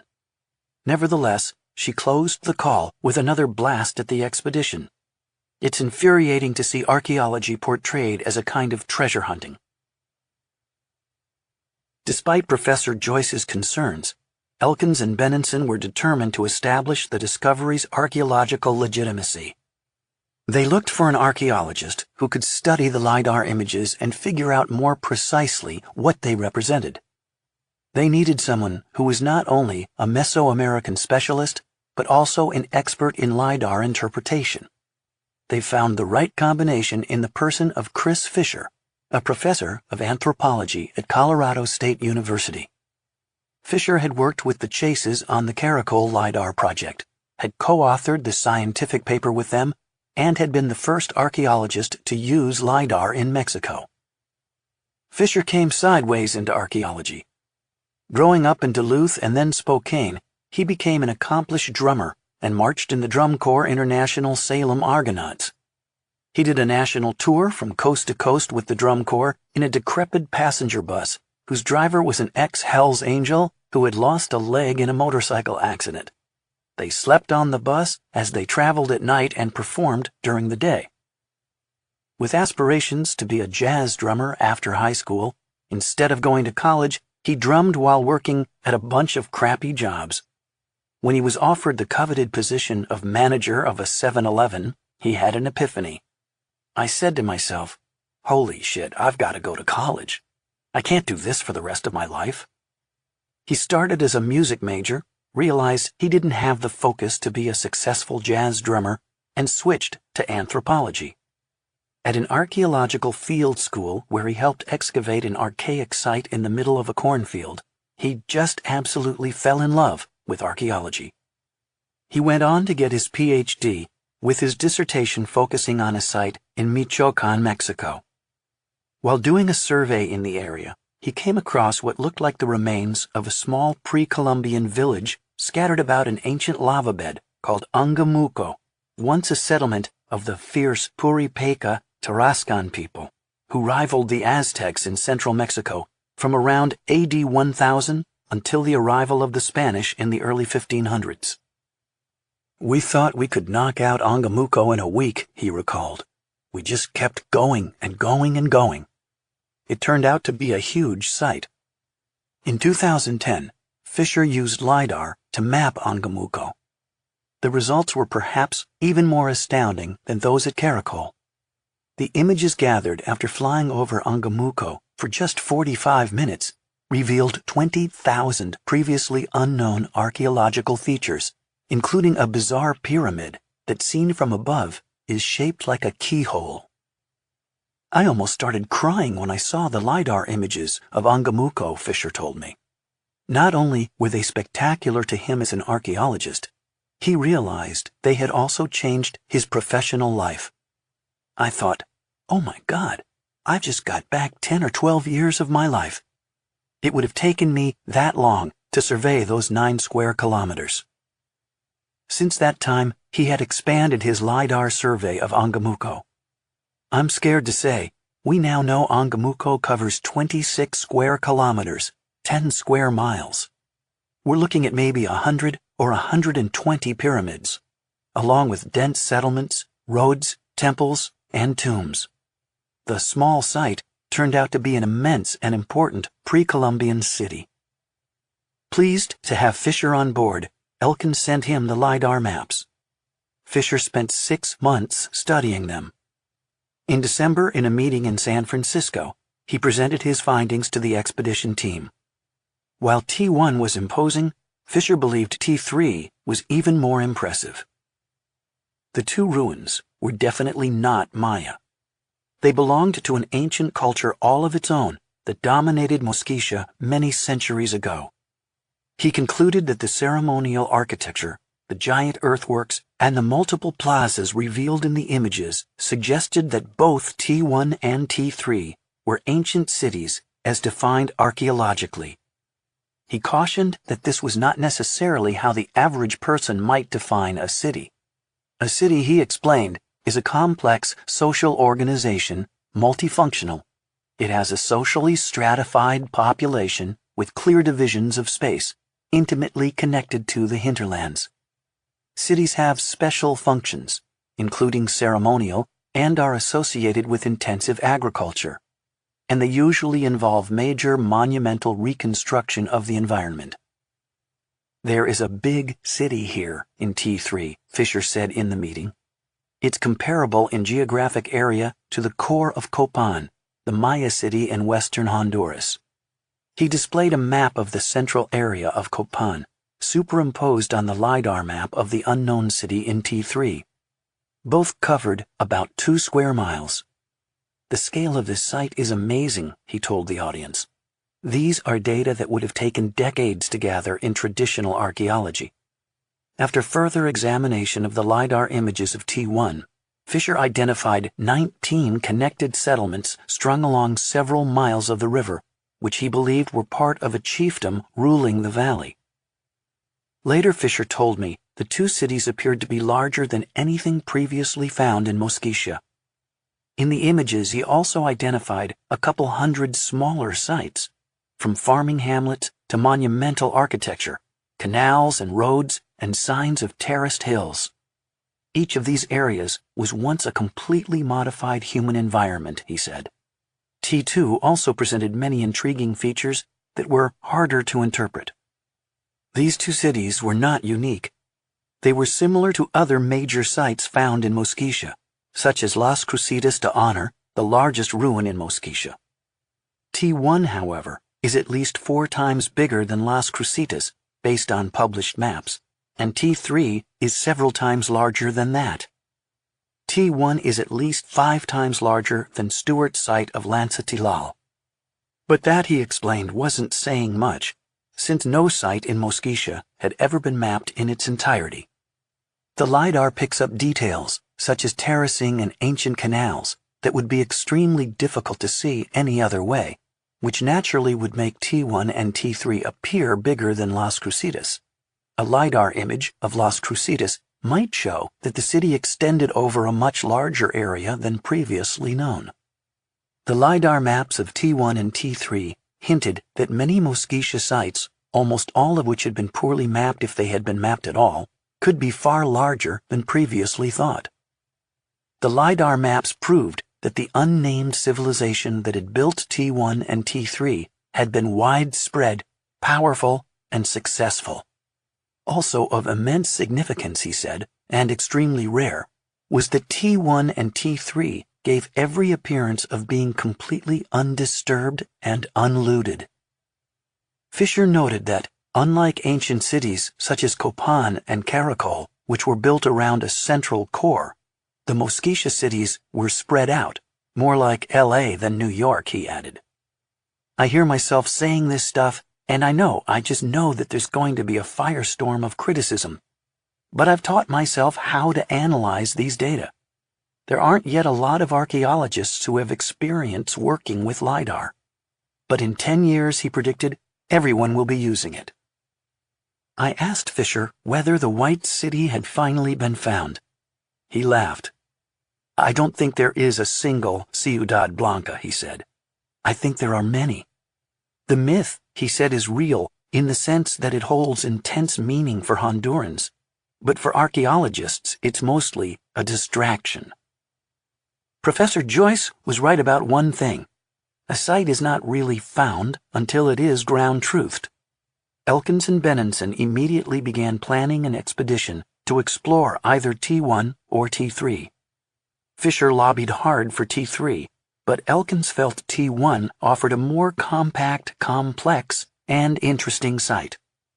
The truth was, he had been trying to get into T1 for 20 years. He was not going to stop now. Elkins and Benenson spent the next 2 years organizing the expedition to T1 and securing the exploration and filming permits. In 2014, when President Pepe Lopez's term was up, the former President of Congress, Juan Orlando Hernandez, was chosen in fair and monitored elections.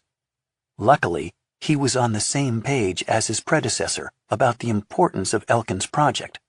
If anything, he was even more enthusiastic and made the exploration of the ruins one of the top priorities of his new administration. The permitting process, while as crazy as ever, came to a successful conclusion. Once again, Benenson put up his own money, another $500,000. Most of these funds were to pay for helicopters, the only feasible and safe way to travel into the valley of T1. The team then began planning a scientific expedition into one of the most dangerous and remote places on Earth. I was fortunate to be invited to join the team, this time as a correspondent for National Geographic magazine. Chapter 13. It has been observed to squirt venom over 6 feet from its fangs. Our expedition to explore the valley of T1 assembled in Tegucigalpa, the capital of Honduras, on Valentine's Day 2015. Tegucigalpa lies in the southern highlands of Honduras. It is a dense city of crooked little neighborhoods and slums clinging to steep hills, tin roofs glittering in the sun, surrounded by dramatic volcanic mountains. A smell of cooking fires hangs in the air, combined with diesel fumes and dust. Toncontín International Airport is infamous for its steep and tricky approach and its undersized runway, which pilots say make it one of the most difficult commercial aviation landings in the world. In covering the expedition for National Geographic, I was partnering with the well-known photographer David Yoder. Yoder was a broad-shouldered, red-faced, gruff perfectionist who had come straight to Honduras from an assignment photographing Pope Francis in the Vatican. "I've never been so totally dislocated in my life," he said on arriving in the jungle. On that assignment, he had taken a candid picture of Pope Francis standing alone in the Sistine Chapel, which he shared with us on his iPad, expressing his hope it might become the magazine's cover. It was an evocative and visually stunning photograph, and it did indeed make the cover of National Geographic's August 2015 issue. He was bringing into the jungle 3 Canon cameras, 2 computers, and a suitcase of hard drives. Unlike many other photographers I'd worked with, he refused to set up a shot, ask someone to pose, or arrange a redo. He was a purist. As he worked, he never said a word. He remained a silent, scowling figure, hovering in the background, or foreground, or in your face, his camera clicking almost continuously. In the rare times he did not have a camera, he became notorious for his dry, ironic quips. Over the course of the expedition, he would take tens of thousands of photographs. The team gathered at the Marriott Hotel in Tegucigalpa. Late in the afternoon, we convened with Honduran officials and military officers to discuss the expedition's logistics. In the intervening years, Bruce Heinecke had died.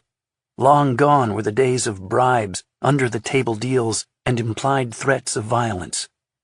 The expedition had hired a team of less colorful but equally effective coordinators to make sure everything went as planned. Chris Fisher had prepared huge LiDAR maps of both T1 and T3.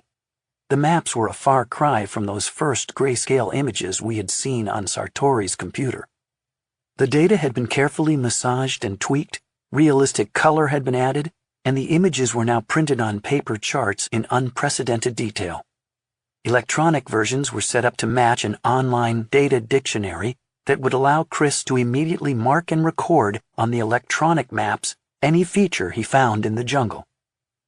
Steve Elkins unrolled the maps on the conference table, one showing T1 and the other T3. T1 was the primary objective, but Elkins hoped a quick ground survey of T3 might also be possible. The first step was getting into T1 by helicopter. This was not a simple matter. The expedition had brought down a small Airbus A-Star helicopter, and the Honduran Air Force also agreed to furnish a Bell 412 SP helicopter and the soldiers who would accompany it. We needed to identify potential helicopter landing zones in T1 and figure out how to clear them of trees and other vegetation. The Honduran military contingent was commanded by Lieutenant Colonel Willie Joe Oseguera Rodas, a quiet, low-keyed man in casual military fatigues. He was a well-known figure in recent Honduran history and the military officer to personally handcuff deposed President Zelaya during the 2009 coup. Oseguera opened the discussion by explaining that the Air Force had closely examined the terrain and felt that the only safe landing zone for their Bell 412 was 20 kilometers away outside the valley. Elkins disagreed. 20 kilometers in the Mosquitia Mountains might as well be 1,000 miles. An overland journey of that length would take a week or more, even for seasoned jungle troops.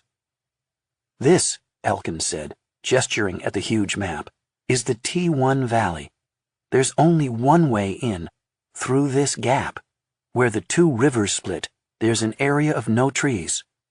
This would be an easy area to land, but it would require the clearing of 2 to 3 meters of brush. He pointed to an area a few miles to the north, just below the city. And there's another possible landing place next to the ruins, but the trees might be too close together. The military men wanted to know exactly how tight these 2 landing zones were. Elkins brought out his laptop and booted up the 3-dimensional point cloud of the landing zone, which, remarkably, can be rotated and sectioned in any way. Chris and Juan Carlos had already prepared for him digital cross-sections of several potential landing zones, which showed the trees, the height of the brush, and the ground level, exactly as if the landscape had been sliced vertically with a knife. Steve had also hired a plane for Juan Carlos to fly over the potential landing zones late in the fall of 2014 to see if there were any noticeable terrain changes and to take good, visible light photographs and video. All this preparation paid off. It appeared that the river junction LZ might be just large enough for the Bell, and that a smaller LZ might possibly be cleared on the bank of the stream below the ruins. large enough to insert the A star. All this remained theoretical until it could be confirmed in a visual reconnaissance overflight of the valley, planned for February 16th, in 2 days' time. Lieutenant Colonel Oseguera explained that once we had scouted out our location, the Honduran military would deploy 16 soldiers in the valley, who would camp next to our base camp and provide security. These were Special Forces Tizon soldiers, many of whom were indigenous Pech, Tawaka, Garifuna, and Mosquito people from eastern Honduras. The soldiers are self-sufficient, Oseguera said. They camp on their own. They are very old school and live like Indians. The soldiers, he said, would be providing security against possible narco-traffickers, criminals, or others who might be hiding in the forest, although that seemed unlikely given the remoteness of the valley. They would, more importantly, be taking part in a military exercise called Operación Bosque, Operation Forest, to train them on how to protect the rainforest and its archaeological treasures. Here was yet another way in which the exploration of the Valley of T1 meshed with the goals of the newly elected president. Hernandez had expressed concern about deforestation, the looting of Honduras's archaeological treasures, and the acute need for Honduras to lower its crime rate, reduce drug smuggling, and above all, increase tourism as a way to lift the economy. To combat crime, he called the army into the streets. Some Hondurans were outraged that the military was deployed in a civilian capacity, but the program was popular in neighborhoods plagued by gangs and crime. Operation Forest would do for the rainforest what Hernandez's policy was doing in the streets. Soldiers trained to live self-sufficiently in the rainforest for rotations of duty would become a quasi-permanent deterrent to illegal loggers, archaeological looters, and narco-traffickers who count on the jungle's isolation to conduct their business. As he reviewed our plans for the expedition, however, Oseguera felt obliged to register a serious objection to our logistics. He noted we were bringing only 7 doses of snake antivenom, 2 for coral snake bites, and 5 for crotolid viper bites. He did not believe these would be sufficient. At least 20 doses would be the minimum. A single bite, depending on the size of the snake and the amount of poison it injects, usually requires multiple doses for treatment. In the military's experience, poisonous snakes were everywhere and difficult to avoid in the heavy foliage.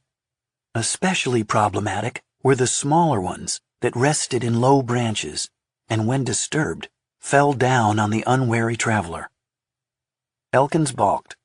It had been almost impossible to get those 7 doses to begin with, due in part to an anti-venom shortage. They had cost thousands of dollars, and there was no way to obtain more on short notice.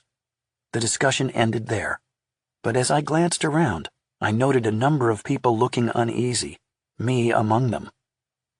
That evening, the core group of us, Steve Elkins, Dave Yoder, Chris Fisher, and myself, met with James Nealon, U.S. Ambassador to Honduras, and his wife Kristen, in the heavily fortified embassy and residence perched on a hill overlooking the twinkling lights of the city. Nealon was gripped by the story of the lost city and fascinated to hear about what we might find, and he gave us a detailed and insightful briefing on Honduras, which he noted pointedly was off the record. The phrase cognitive dissonance came up several times. We promised to report back on our discoveries when we emerged from the jungle in 2 weeks. The following morning, our convoy left Tegucigalpa in vans, headed toward Catacamas, a 4.5-hour drive. The expedition's A-Star helicopter followed the convoy from above. Honduran soldiers in military vehicles before and behind the convoy provided security, a routine precaution against banditry and kidnapping, especially necessary because we were hauling a bowser of aviation fuel, highly coveted by drug smugglers. The convoy was in constant communication with us and the other soldiers by 2-way radios. It was a long, dusty drive over mountain roads, through a succession of impoverished villages with dilapidated houses, heaps of trash, open sewers, and sad-faced, droopy-eared dogs slinking about. We did pass through one strikingly different and pretty village, the neat houses, painted in cheerful colors of turquoise, pink, yellow, and blue, adobe walls draped with purple bougainvillea, and flower boxes in the windows. Those streets were clean and well swept. But as we entered the town, the soldiers warned by radio that under no circumstances were we to stop, as this was a town run by a powerful drug cartel. We were assured that the narcos were engaged in their own business and wouldn't bother us as long as we didn't bother them. We drove on.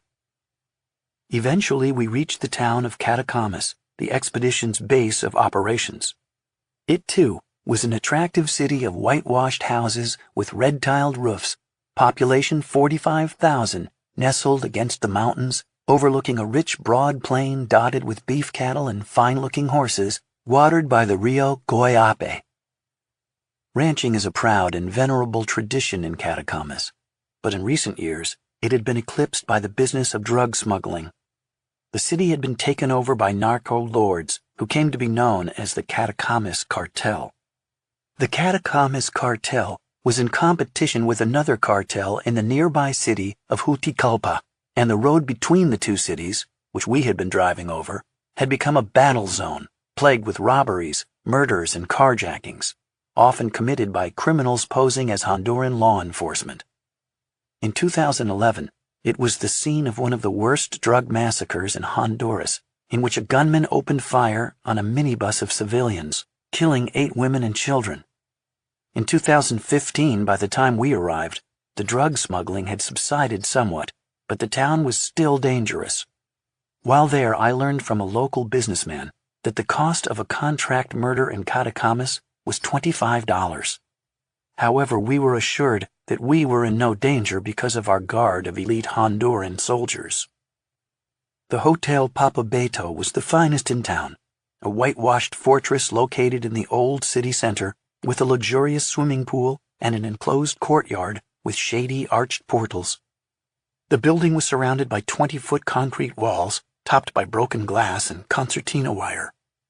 As we checked in and got our keys, our escort soldiers with M16s and Israeli Galil automatic weapons stood guard in the lobby. The expedition had taken over the entire hotel, and we spread out our gear poolside in organized piles, ready to be packed and flown into the jungle. We would spend 2 nights in the hotel before jumping into the unknown, flying into the valley and establishing a base camp.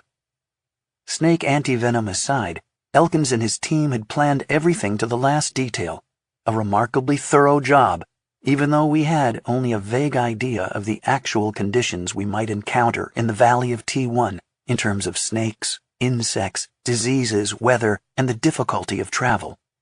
Only 2 people on the expedition had actually seen the Valley of T1 up close, Juan Carlos and myself. Tom Weinberg did a brief flyover of T1 in 1998 on a mercy mission with the U.S. military on their way to deliver supplies to stranded villagers after Hurricane Mitch. Although the storm had derailed their plans, Steve hoped Tom might spot something in the mysterious valley he was convinced held a lost city. So, Tom persuaded the pilot to alter his flight plan to get a quick look-see en route, but there was nothing but dense tree cover. No one had been in there on the ground in perhaps hundreds of years. There was nobody to ask, no guidebooks to consult, no maps beyond the LiDAR images, and no way of visualizing what we would find in the ruined city. It was both unnerving and exciting to know we would be the first. Elkins and Benenson had hired 3 British ex-Special Air Services officers to handle the logistics of making camp and navigating through the jungle. Their leader was Andrew Wood, who suggested people call him Woody. Woody had served in many roles in the SAS, including senior instructor in jungle warfare, explosives and demolition expert, and advanced trauma combat medic. He spoke Arabic, Serbo-Croat, and German. He was a skilled tracker, sniper, and free-fall parachutist. After leaving the military, Woody had founded a company called TAFS, Television and Film Facilitation Services. The company specialized in bringing film and television crews into the world's most dangerous environments, keeping them alive so they could shoot their projects, and then getting them out safely.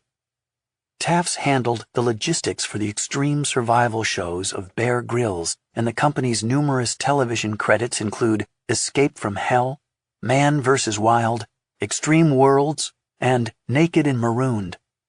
Woody, himself a trained survivalist of the highest rank, had been asked many times to star in his own show, but he had always refused. Woody brought along 2 partners from Taft's, Ian MacDonald Matheson, Spud, and Stephen James Sullivan, Sully. Despite their self-deprecating British manner, both were also ex-SAS and tough as nails. The 3 had very different personalities, and each played a role. Woody the manager, Spud the friendly and laid-back doer, Sully the drill sergeant, whose role was to intimidate, dragoon, and scare the shit out of everyone. As we gathered for that first briefing, we had a chance to look around the room and meet our fellow expeditioners for the first time all in one place. A few of us had been involved in the original LiDAR aerial survey: Tom Weinberg, Steve Elkins, Juan Carlos, and Mark Adams, the crew's sound mixer. Most were new. They included Anna Cohen and Oscar Neil Cruz, archaeologists; Alicia Gonzalez, anthropologist; Dave Yoder, Julie Trampush, production manager; Maritza Carbajal, local fixer; Sparky Green, producer; Lucian Reed, director of photography; and Josh Fieser, camera operator. Bill Benenson and several other members would arrive later, once camp was established. Woody proceeded to give us the deadpan, hair-curling lecture about snakes and disease that opened this book. Then it was Sully's turn to speak. Sully, who had spent 33 years in the SAS, focused his narrow eyes on all of us with skepticism and disapproval. He finally lasered in on an important expedition member whom he accused of dozing off during the meeting, and whose attitude he had judged lackadaisical. "You've got to tune in mentally right away, now," he said in a grim Scottish brogue. The poor man looked like a deer in the headlights. "Maybe you just think we're talking about our health up here. Maybe you think you already know all about it. And so when you're out there, you're going to get into trouble. And then what? You're going to be hurt or dead. That's what. And who's bloody responsible? We're bloody responsible. So it isn't going to happen on our watch." His squinty gaze swept us all. "Not on our watch." The whole room fell into a heavy silence as we all strived to appear to be paying the utmost attention. After a long, uncomfortable moment, Sully went over the plans for the next day. 2 helicopters, the expedition's A-Star and the Honduran military's Bell 412, would fly into the valley to scout out possible landing zones. When landing areas had been chosen, the A-Star chopper would drop Woody, Sully, and Spud in with machetes and chainsaws to clear the LZ.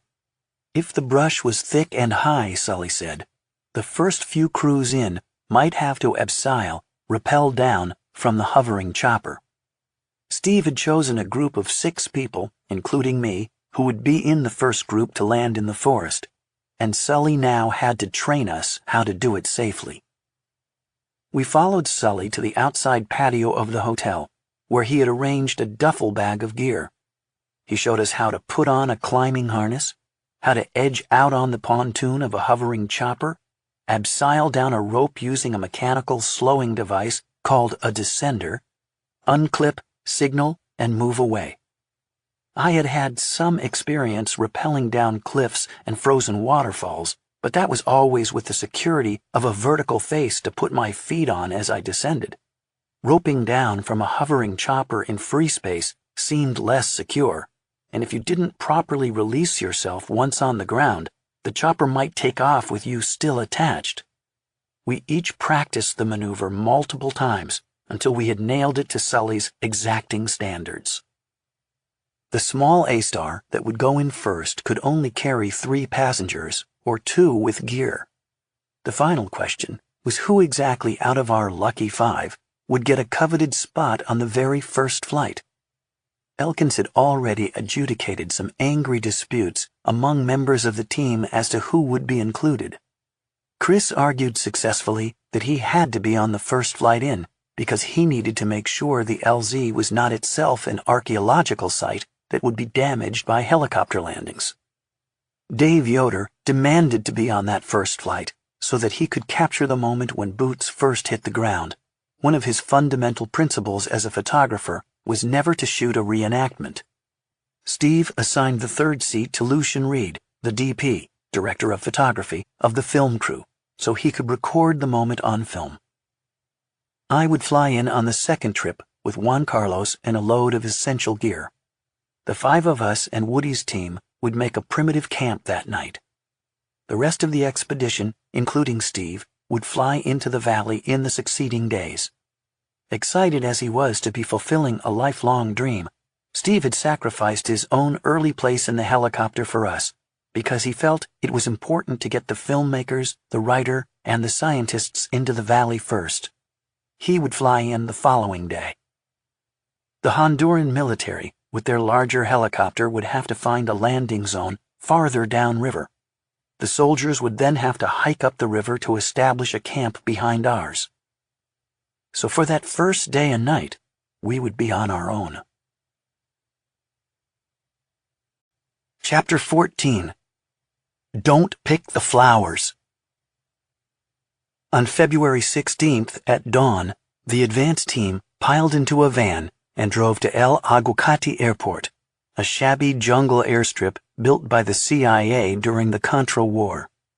It was located near the base of the mountains, about 10 miles east of Catacamas. The two helicopters were waiting. The A-Star, brightly painted in candy apple red and white, which had been flown down from Albuquerque, and a Honduran Bell 412 painted in combat gray. This first flight was to be a visual reconnaissance only, to scout out the two possible landing zones, one below the archaeological site, the other at the junction of the two rivers. There would be no landing in T1 on this aerial mission. I rode in the Honduran chopper with Dave Yoder, while Elkins rode in the A-Star. We took off at 9:45 a.m., heading northeastward under the agreement that the two birds would stay in visual contact with each other at all times. The Honduran helicopter I was in had trouble getting off the ground, and then immediately began flying erratically, with a tilt. As we flew, various red lights and an alarm went off on the console, and then we turned around and headed back to Aguacate, where the helicopter made a crooked skidding landing. It turned out a computer controller had gone bad. I'd been in sketchy aircraft before, but a helicopter is another level of concern, because if the engine fails, there is no glide. The pilot must try to execute an unpowered descent, which is a euphemism for dropping out of the sky like a stone. Because helicopters are very expensive to fly and require much maintenance, the Honduran military can't afford to give its helicopter pilots the same number of flying hours that, for example, U.S. Air Force pilots have. Even less reassuring was the fact that these helicopters were old and had cycled through the air assets of several foreign countries before being acquired by Honduras. As we waited at the airstrip, the A-Star finally returned. Despite the agreement to stick together, the A-Star had gone ahead anyway. Elkins bounded out. "Bingo," he said, raising his thumb with a grin. "We can land right at the site. But you can't see the ruins at all, it's so thick." The Honduran Air Force brought in a replacement Bell, and both choppers made a second reconnaissance later in the day into the valley of T1. This time, the A-Star pilot wanted to hover over the potential landing zone and scout it out more thoroughly. The military chopper, on the other hand, would be examining the bigger landing zone downriver to see if it could accommodate its larger size. As the two LZs were only a few miles apart, the two birds would fly in together and maintain visual contact throughout. Once again, I flew in the military chopper.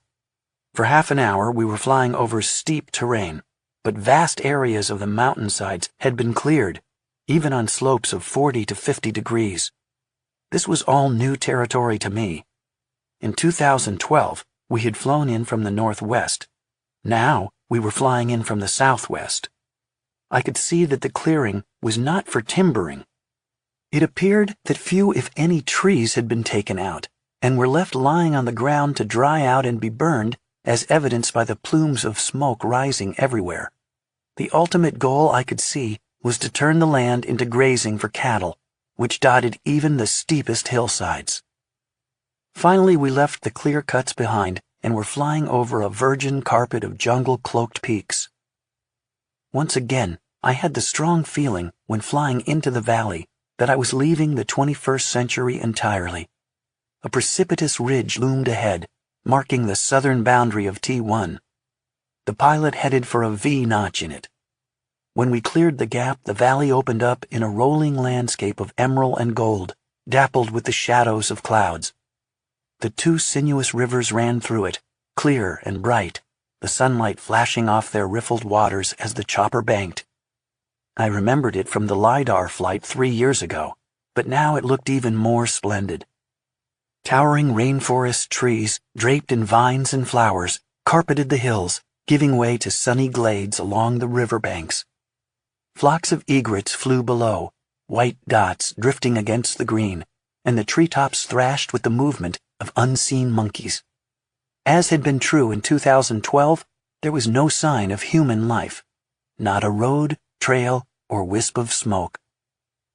In the larger bell, we followed the winding path of the river.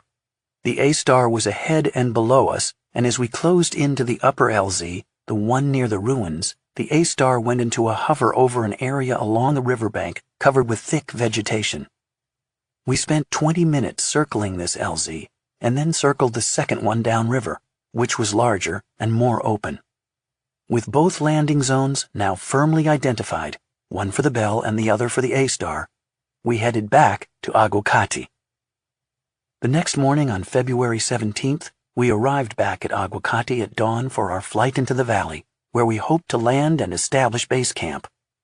The airstrip terminal, a shabby, one-room concrete building, its ceiling tiles falling down, was now full of gear: portable generators, stacks of water bottles, toilet paper, plastic bins packed with Mountain House freeze-dried food, tarps, Coleman lanterns, folding tables, tents, chairs, cots, parachute cord, and other necessities.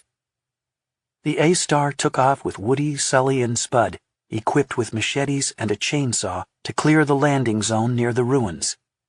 The chopper returned 2 hours later, having successfully dropped them into an area alongside the stream where there were only a few trees, with a plant cover 6 to 9 feet deep, which could be easily cleared with machetes.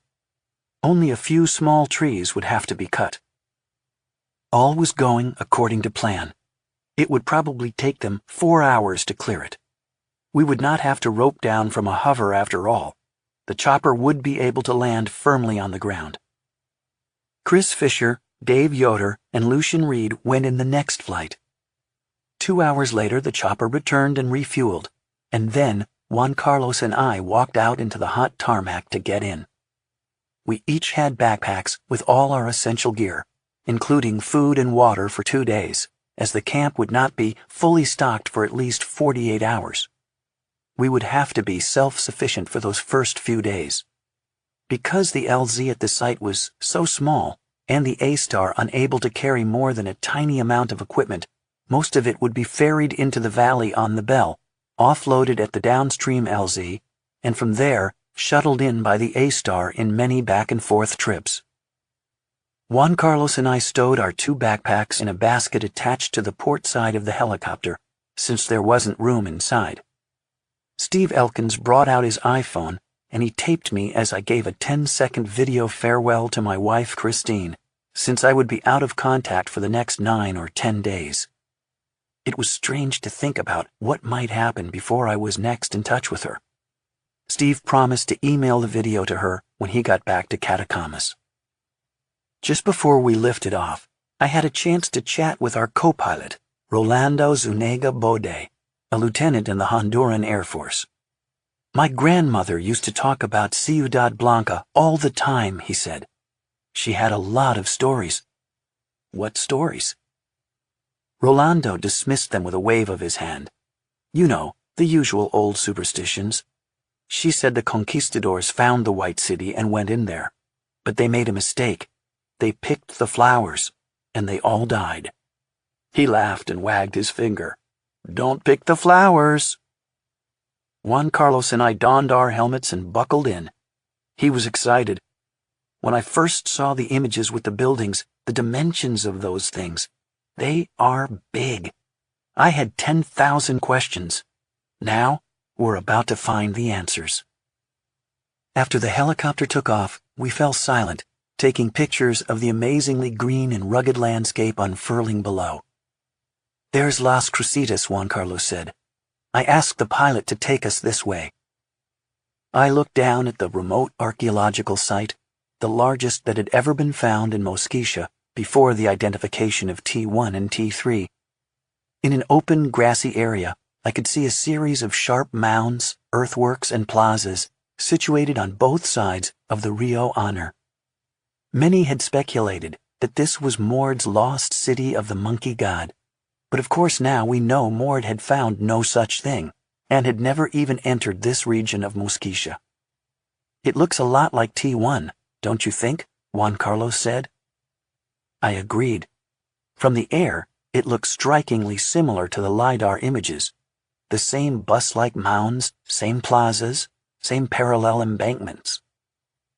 Beyond Las Crucitas, the Sirius Mountains loomed up, some almost a mile high. As we maneuvered our way through them, the clear cuts gave way to unbroken cover. At one point, with Rolando at the helm, the chopper swerved violently. Sorry, I dodged a vulture, he said. Finally, the telltale notch into T1 loomed up ahead, and in a moment we had cleared it and were inside the valley. Two scarlet macaws glided below us as we followed the line of the river. Pressed to the window, I took pictures with my Nikon. In a few minutes, the landing zone came into view, a green patch littered with cut vegetation.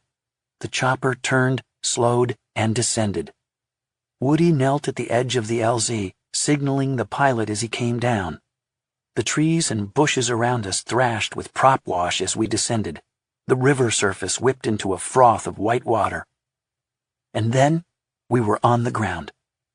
We'd been ordered to grab our gear and get clear of the LZ as fast as possible, keeping our heads down. We jumped out and seized our stuff, while Woody and Sully ran to the chopper and unloaded gear and supplies from the basket, throwing them into a pile at the edge of the LZ. In 3 minutes, the chopper was back in the air. I watched it rise above the trees, pivot and disappear. Silence descended, soon filled by a strange loud roaring from the forest. It sounded like some giant machine or dynamo had been started and was cranking up to full speed. Howler monkeys, said Woody. They begin calling every time the helicopter comes in and out. They seem to respond to the noise.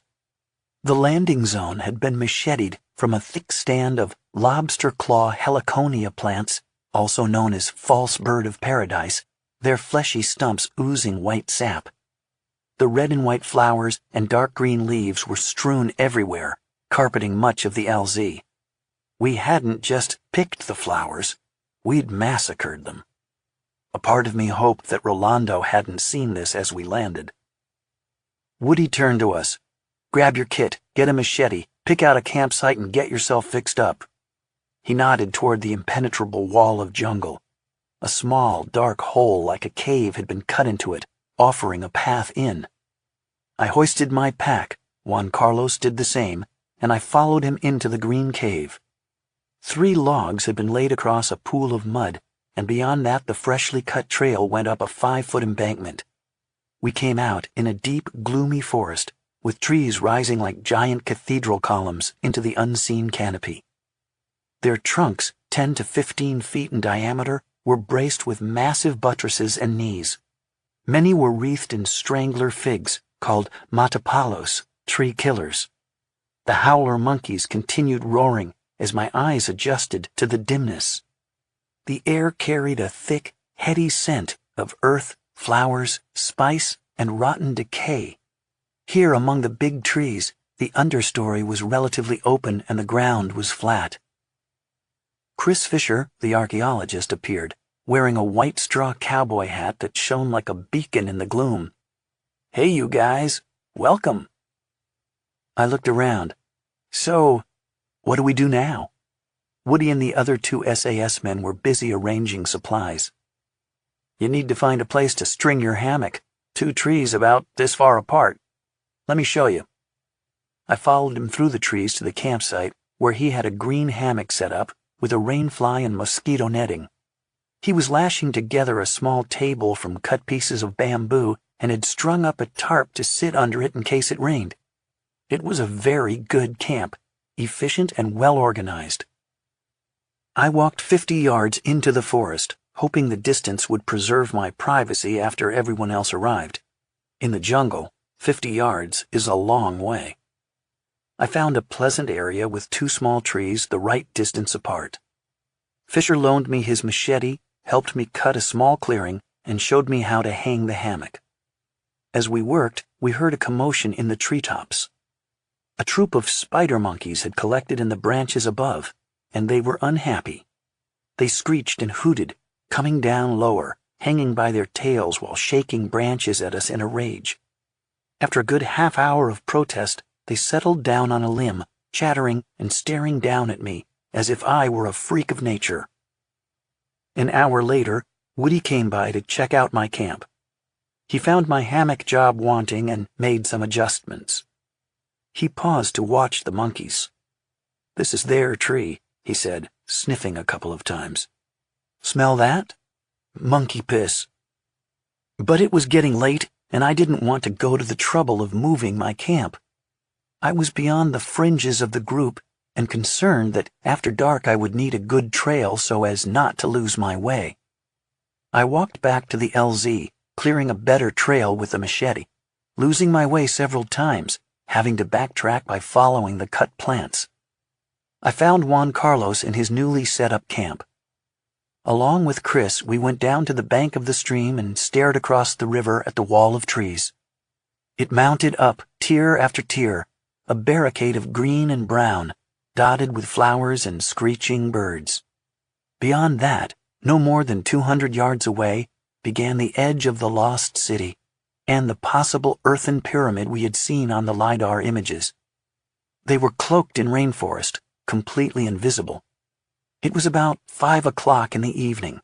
A soft yellow sun spilled into the rainforest, breaking into rays and flecks of gold, scattering coins on the forest floor. A few fluffy clouds drifted past.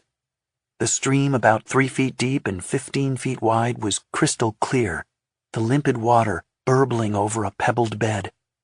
All around us, the rainforest chattered with the calls of birds, frogs, and other animals, the sounds mingling together into a pleasing susurrus, punctuated by the call and response of 2 scarlet macaws, one in a nearby tree, the other distant and invisible.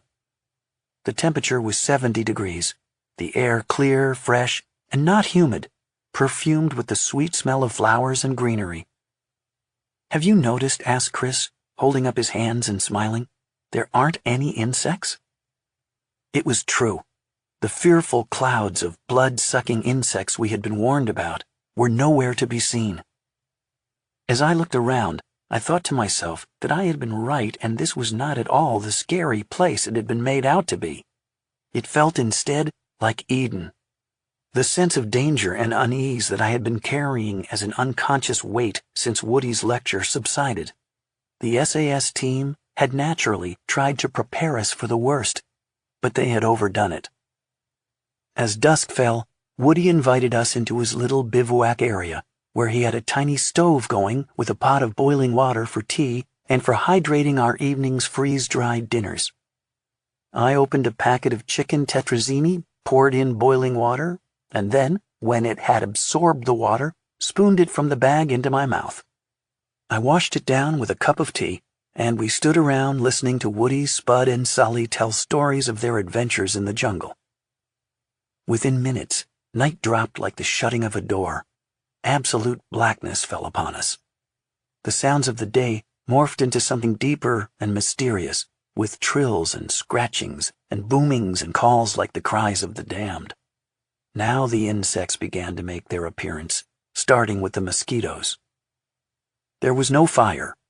Woody lit a Coleman lantern that forced back the darkness a little, and we huddled in its pool of light in the great forest while large animals tramped, heard but unseen, in the jungle around us.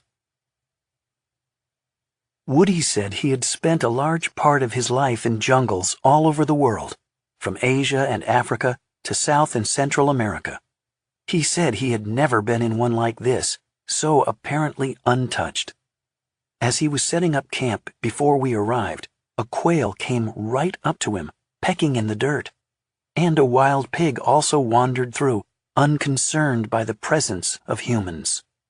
The spider monkeys, he said, were another sign of an uninhabited area, as they normally flee at the first sight of humans, unless they are in a protected zone.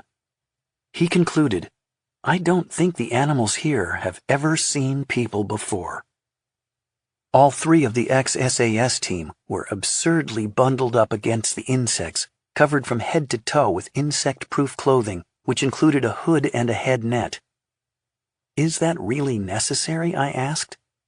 "I've had dengue fever twice," Woody said, and launched into a shockingly graphic description of the disease, which had almost killed him the second time. "It is called breakbone fever," he said, "because it is so painful, you feel like your bones are breaking." After his tale was over, I noticed everyone quietly applying more DEET. I did the same. Then as night deepened, the sandflies came out, in numbers. Much smaller than mosquitoes, they looked like white motes drifting in the light of the lantern, so small that they made no noise, and you normally don't feel them biting, unlike mosquitoes. The more the night deepened, the more sandflies collected around us. Eager to record some of the stories being told, I hurried back to my hammock on the other side of camp to fetch my notebook. My new headlamp was defective, so Juan Carlos loaned me a crank flashlight. I made my way back to my hammock without difficulty, but on my return, everything looked different in the dark. I halted, hemmed in by dense vegetation, realizing I had somehow veered off my rudimentary trail. The nighttime rainforest was black and alive with noise, the air thick and sweet, the leaves like a wall surrounding me. My flashlight's feeble beam was fading. I took a minute to frantically crank it up to a greater brightness, and then I played it carefully over the ground, looking for my tracks in the forest litter or any sign of the trail I'd hacked with my machete earlier in the day. Thinking I saw tracks, I moved in that direction, walking quickly, pushing aside the undergrowth with a growing sense of relief, only to be blocked by a mammoth tree trunk. I had never seen this tree before. Disoriented, I had stumbled deeper into the jungle. I took a moment to catch my breath and get my heart rate down. I could neither hear my companions nor see the light from where they were gathered. I thought of calling out to them, asking Woody to come get me, but decided not to expose myself as an idiot this early in the expedition. After intently examining the ground and cranking the light up several more times, I finally found my real tracks and retraced them, bent over and peering at the forest floor, each time waiting to advance until I located the next scuff mark or depression. A few minutes later, I spied a freshly cut leaf lying on the ground, its stem oozing milky sap, and then another. I was back on the trail. Following the slashed leaves and vines like breadcrumbs, I retraced the trail to the center of camp, where I gratefully recognized Juan Carlos's hammock. Thrilled to be safely back in camp, I circled the hammock, probing the wall of forest with my light for the path that would take me to where the rest of the group was chatting. That would be easy. I could now hear the murmur of voices and see the light of the Coleman lantern peeking through the vegetation. On my second circle of the hammock, I froze as my beam passed over a huge snake. He was coiled up on the ground, just to one side of Juan Carlos's hammock, 3 feet away from where I stood. Impossible to miss, the snake was the opposite of camouflaged. Even in the dim flashlight beam, it looked practically aglow. the patterns on its scaly back brilliantly etched against the gloomy night, its eyes two bright points. It was staring at me, in striking position, its head swaying back and forth, its tongue flicking in and out. I had walked right past it, twice. It seemed mesmerized by the flashlight beam, which was already starting to fade. I hastily cranked it back up into brightness. I backed up slowly until I was out of the snake's range, which I figured might be more than 6 feet. Some snakes are able to strike their entire body length. I have had many encounters with venomous snakes. I've been struck at several times and hit once, a rattler that bounced off the toe of my boot. But I had never in my life faced a snake like this, so fully aroused, so keenly focused, so disturbingly intelligent. If he decided to come at me, I'd not be able to escape.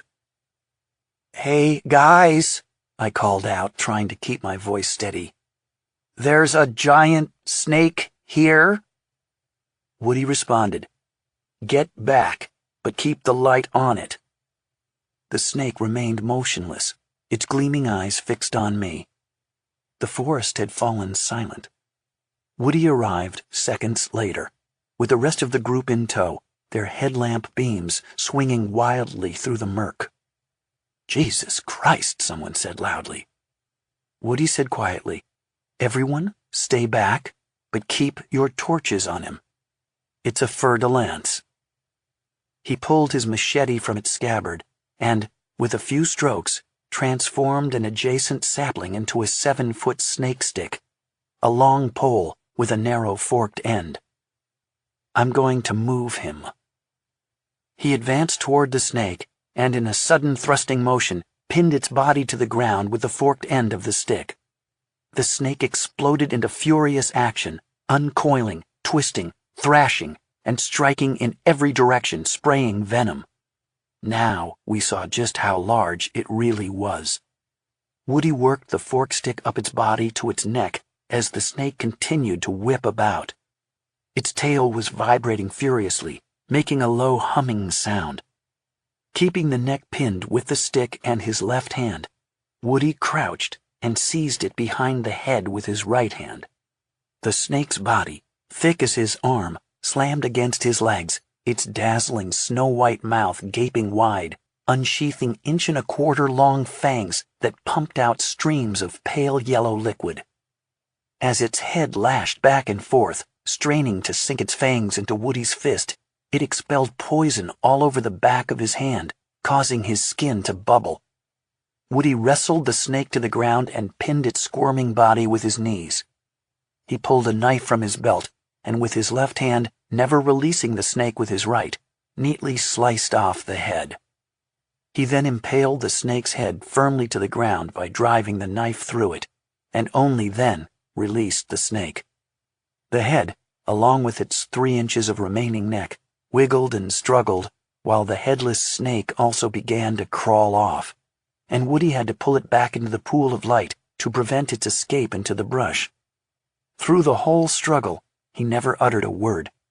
The rest of us had been stunned into silence as well. He rose, rinsed his hands, and finally spoke. "I'm sorry I wasn't able to move it. I had to wash the venom off right away." Later he said he was a bit concerned when he felt the poison running into a cut on the back of his hand.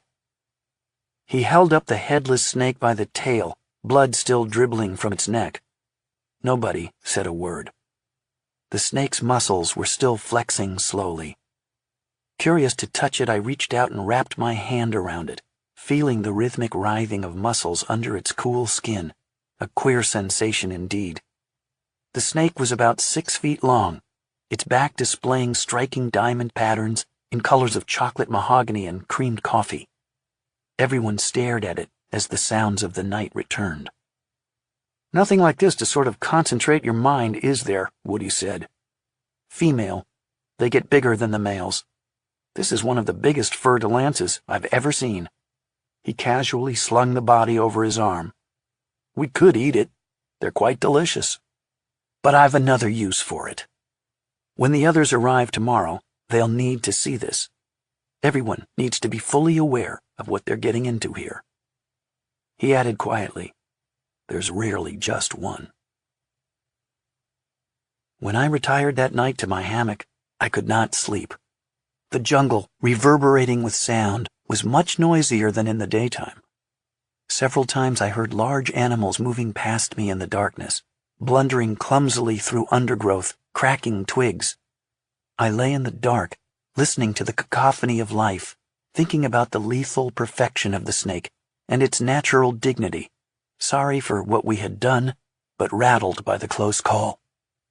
A bite from a snake like that, if you survived it all, would be a life-altering experience.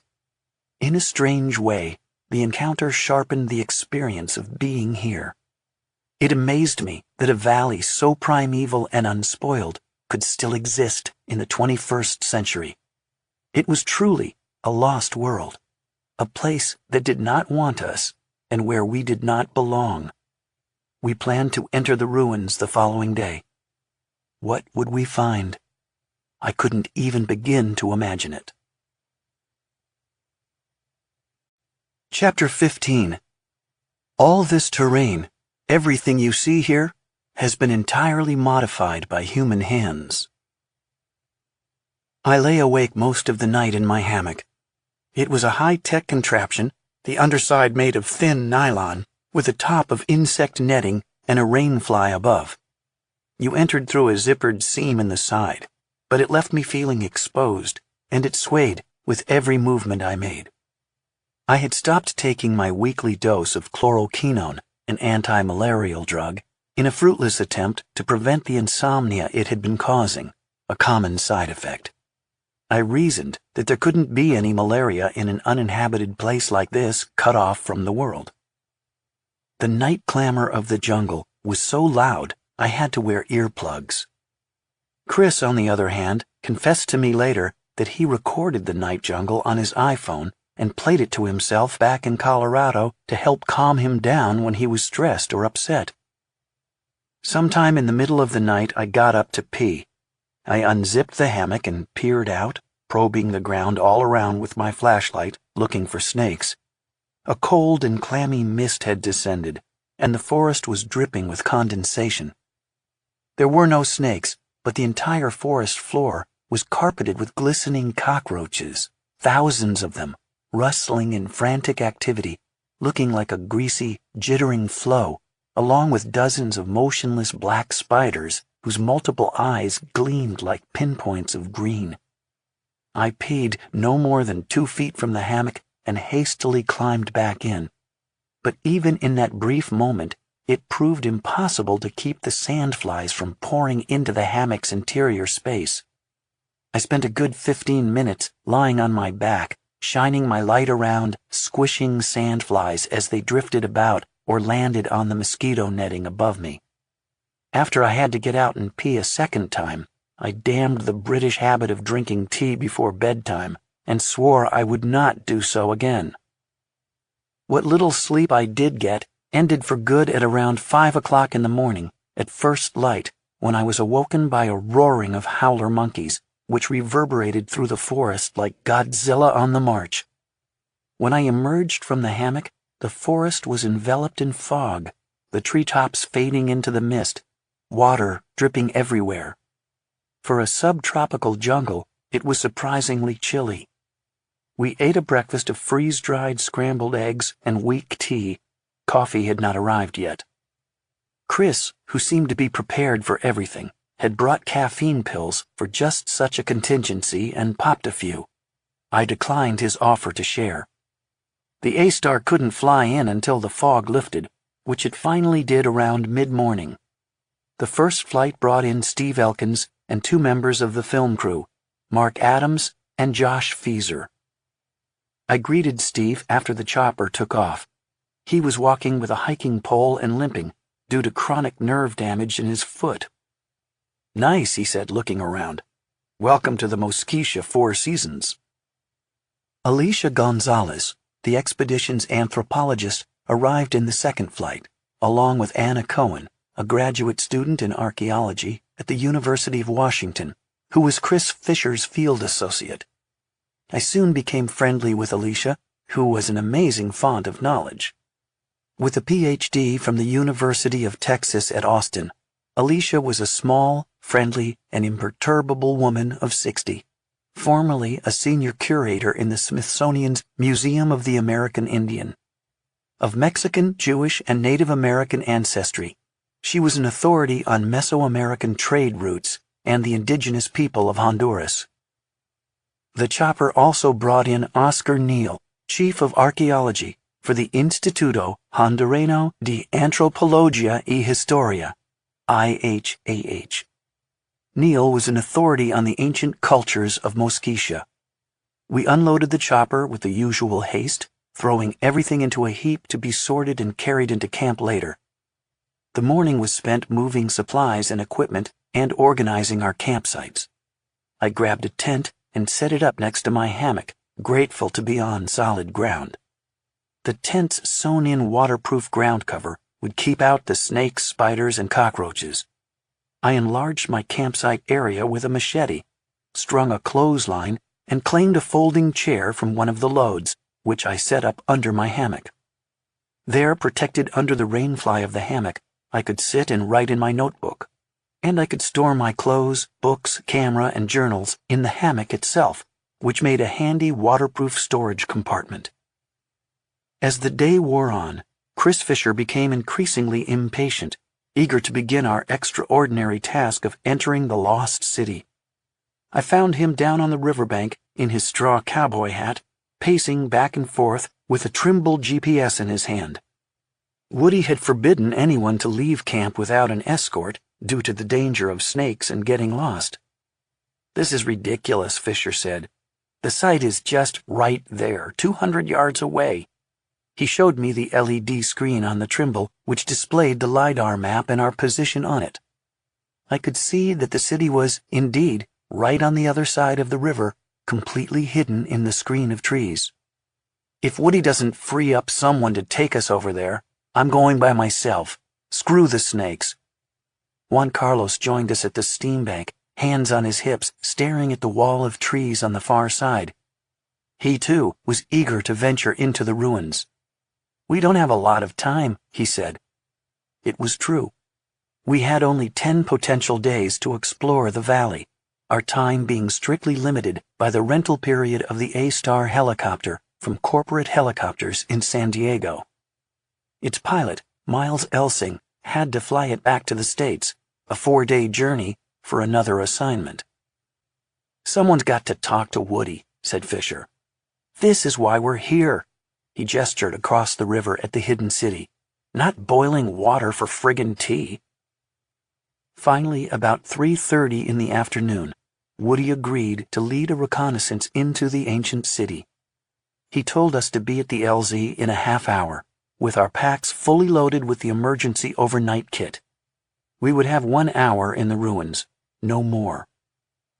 At the appointed time, we gathered at the stream, stinking of DEET. There were 8 of us in the group.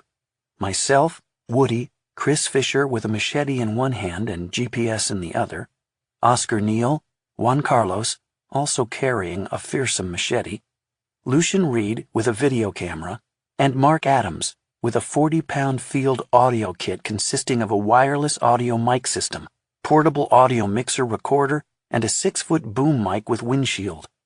I couldn't believe Mark was going to hump all that through the jungle. Dave Yoder, burdened with heavy camera equipment, followed in watchful silence, ceaselessly shooting. Steve Elkins could not come. The nerve damage caused by a deteriorating disc in his spine gave him a condition known as drop foot, in which he was unable to control the position of his foot while walking. He felt the jungle was too thick and the hills too steep to take the risk of injury so early in the expedition. He did not want to be laid up or, worse, have to be evacuated. It was a bitter pill to swallow. "If you guys find anything," he said, waving a 2-way radio, "call me." Woody checked our packs to make sure we had all our emergency supplies, and we set off, wading across the stream. On the far side, we encountered a thicket of heliconia that formed a virtually solid wall, but the fleshy stems were easily felled with the swipe of a machete. Woody carved and slashed his way through, one step at a time, the leaves and flowers showering down left and right. The cut vegetation lay so thickly on the ground that there was no possibility of seeing where we were putting our feet. Still shaken by my encounter with the fer-de-lance, I couldn't help but think of all the snakes that must be hiding in that undergrowth. We crossed 2 muddy channels, sinking up to our thighs, struggling through the morass with sucking sounds. The embankment beyond the floodplain was precipitous, close to 40 degrees. We climbed hand and foot, grasping roots and vines and branches, pulling ourselves up, expecting at any moment to come face to face with a fer-de-lance. We could see little beyond a dozen feet in any direction. The embankment abruptly flattened out, and we arrived at a long ditch and mound that Chris and Oscar examined and felt were man-made. They appeared to mark the edge of the city. And then we came to the base of the presumed earthen pyramid. The only indication that this was artificial was that the ground rose sharply in an unnatural change of slope. Until Chris and Oscar pointed it out to me, however, I would never have recognized it. We could see nothing but leaves. Here we were at the edge of a lost city, and we had no sense of the layout or distribution of the mounds and plazas so crisply visible on the LiDAR maps. The jungle cloaked all. We labored up the side of the suspected pyramid and reached the top. There in front of us were some odd depressions and linear features that Chris believed might be the remains of a structure, perhaps a small temple. Oscar knelt and with a hand tool dug a sondaje, or test pit, into the soil. He said he saw evidence of deliberate construction. I peered at the layers of earth he had exposed just below the surface, but my untrained eye could make out nothing. Even at the top of the pyramid, the highest point of the lost city, we were immersed in a disorder of leaves, vines, flowers, and tree trunks. Chris held his GPS over his head, but he had trouble locating satellites because of the trees. I took many pictures with my Nikon, but they all ended up showing the same thing: leaves, leaves, and more leaves. Even Dave struggled to get photographs of something other than an endless green ocean of vegetation. We descended the side of the pyramid into the first plaza of the city. The LiDAR images indicated that the plaza was surrounded on 3 sides by geometric mounds and terraces. As Fisher tried once again to get a GPS reading with his Trimble in order to start ground mapping, Oscar gave a shout. He knelt, brushing dirt and vines off the corner of a large stone, almost completely invisible in the riot of plants. The stone had a shaped surface. After pulling back and cutting away some of the vegetation, we began to uncover more such stones, a long row of them, all flat, resting on tripods of round, white quartz boulders. They looked like altars. "We have to clean these stones," Chris said, "to see if any have carvings, and we need to locate them on the GPS." He pulled out his walkie-talkie and called Elkins back in camp to report the news. They had an excited conversation that we all could hear through the walkie-talkie speaker. Elkins was ecstatic. "This proves," he told Chris, "that they did use cut stone for building. It means this was an important site." The GPS finally located enough satellites for Fisher to begin establishing waypoints and mapping the city. He charged through the jungle, slashing his way, marking waypoints, keen and impatient to make the most of our limited time before we had to return to camp. We could hardly keep up. Beyond the altar stones, we reached the central plaza of the city, which had clearly been at one time a large public space. It was as flat as a soccer pitch and more open than elsewhere. "These were probably once public buildings," said Fisher, indicating the long mounds surrounding the plaza, "perhaps reserved for an elite class or royalty. All this would have been open and very impressive." I imagined this area was where major ceremonies took place.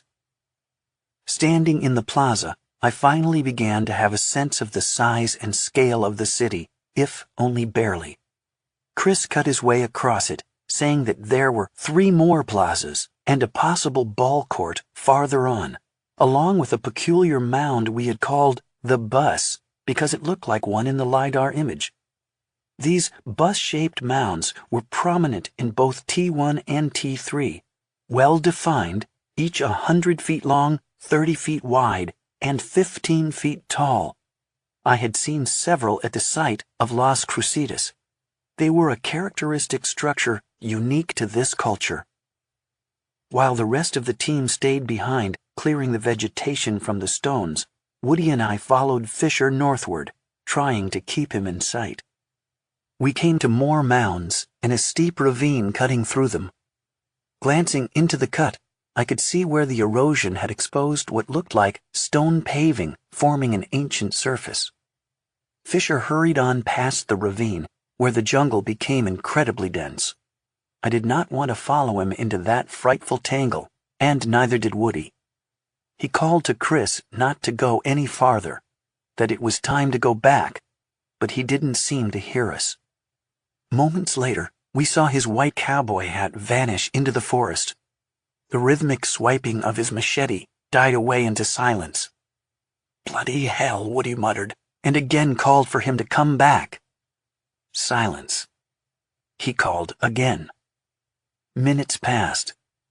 While Woody was not one to express emotion, I could see a look of irritation and concern gathering on his face. Just when we were thinking Chris was gone, we heard his faint voice drifting through the trees, and he emerged back out of the hole he'd cut in the vegetation.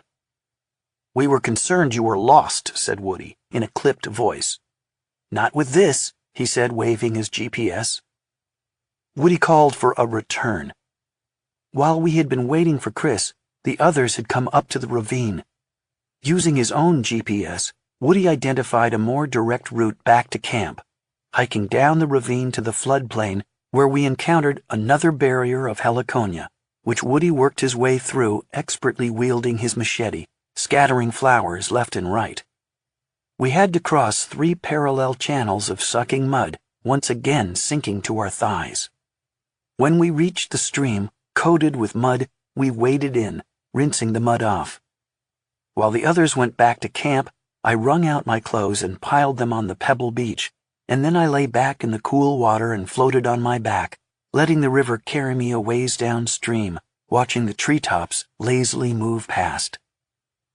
Back in camp, I found Steve on a cot outside his tent, which he had set up next to my camp on the other side of the spider monkey tree. He was lying on his back eating peanuts and gazing straight up with binoculars at the troop of spider monkeys. They, in turn, were lined up on a limb 50 feet above, staring down at him and eating leaves. It was a funny sight, 2 curious primate species observing each other with fascination. Steve was absolutely beaming over the discovery of the altar stones and full of self-reproach for not having gone with us. He asked questions about how tough the hike was, and I assured him that, although it was steep and slippery, and the mud holes were appalling, it was only a few hundred yards, and I was pretty sure he could do it if he took it slow. "Screw the leg," he said. "I'm going up there tomorrow, one way or another." That night we sat around eating freeze-dried beans and rice to the light of a Coleman lantern. I avoided tea, although I did accept a tot of whiskey from Woody, rationed out in a bottle cap. Chris was elated. "It's just as I thought," he said. "All this terrain, everything you see here, has been entirely modified by human hands." In one short reconnaissance, he had confirmed the accuracy of the LiDAR survey, verifying on the ground every feature seen in the images, along with a great deal more. The ground truthing had begun.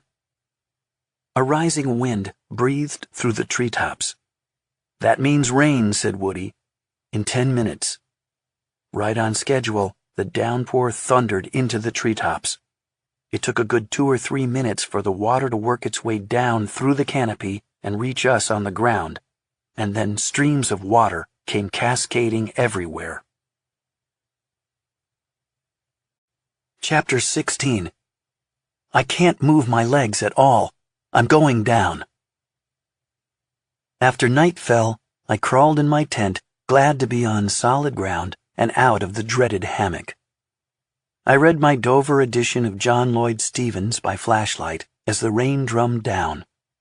Despite the rain, snakes, mud, and insects, I felt exhilarated, not just by the lost city, but by the feral perfection of the valley. I had been in many wilderness areas, but never in a place as purely untrammeled as this. The hostility of the environment only added to the feeling of being the first to explore and discover an unknown place. I awoke at 5 to the roar of howler monkeys rising above the pounding of rain. It was a morning so dark it didn't seem as if daytime had arrived at all. The forest was wrapped in a twilight gloom, cloaked in mist. Chris was up and, as usual, impatient to the point of zeal to continue his work. The camp kitchen and gathering area had now been partly erected. We assembled under blue tarps strung up over several plastic folding tables. One camp stove was boiling water and the other heating a pot of coffee, now that the supply of coffee had finally arrived. Outside, the rain was turning the jungle floor into greasy mud that seemed to deepen with every passing hour. The water collected in the hollows of the tarp, which periodically had to be pushed up with poles to dump the puddles of water off the edges. At breakfast, several people reported having heard a jaguar prowling about the edges of the camp in the dead of night, making a rumbling, purring noise. Woody assured us that jaguars almost never attack humans, although I wondered about that, given Bruce Heineke's story. Others were concerned that the large animals heard stumbling about might blunder into a tent, but Woody dismissed that as unlikely, explaining that the animals that came out at night could see quite well in the dark. There are 4 more plazas I want to look at, Chris said, gulping his coffee. Upriver is a weird L-shaped mound. I want to see that. And about a kilometer downriver is another set of plazas I want to see. There's a lot to do. Let's get going.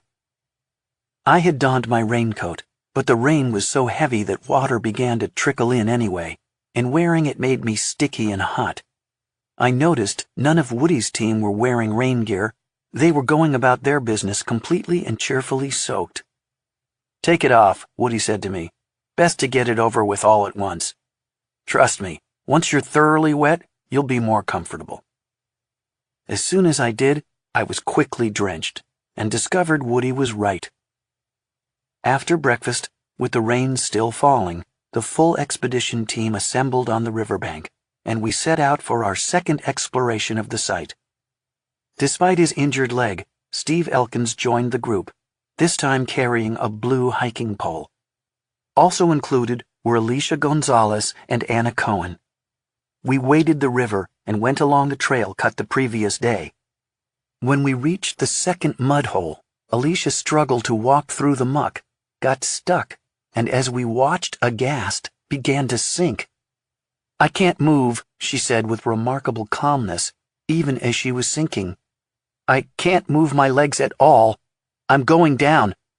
Really, folks, I'm going down." The mud was already at her waist, and the more she struggled, the more it gurgled up around her.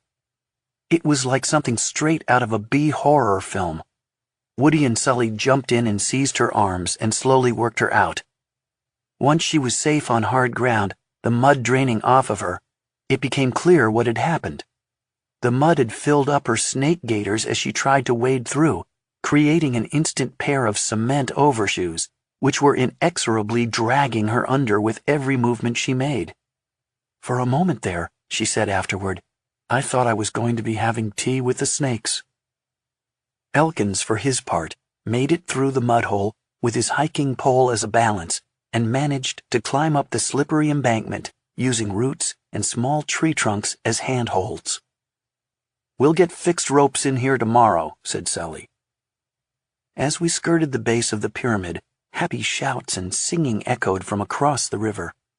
Sully called Spud in camp on his walkie-talkie, and learned that the Honduran Special Forces soldiers sent to guard the expedition team had just arrived in good spirits after a hike upstream from the river junction. They had brought nothing but their weapons and the clothes on their backs. They intended to establish camp behind ours and live off the forest, building their shelters from poles and leaves, hunting their food, and drinking from the river. "Give them a tarp," said Sully, "and also some water purification tablets. I don't want a bunch of soldiers with the runs camped near us." When we reached the altar stones, Elkins knelt and began clearing leaves and debris away from them, running his hand over their carved surfaces. One of the stones had a peculiar quartz vein running through it, which looked like it had been chiseled around to enhance it. It ran due north.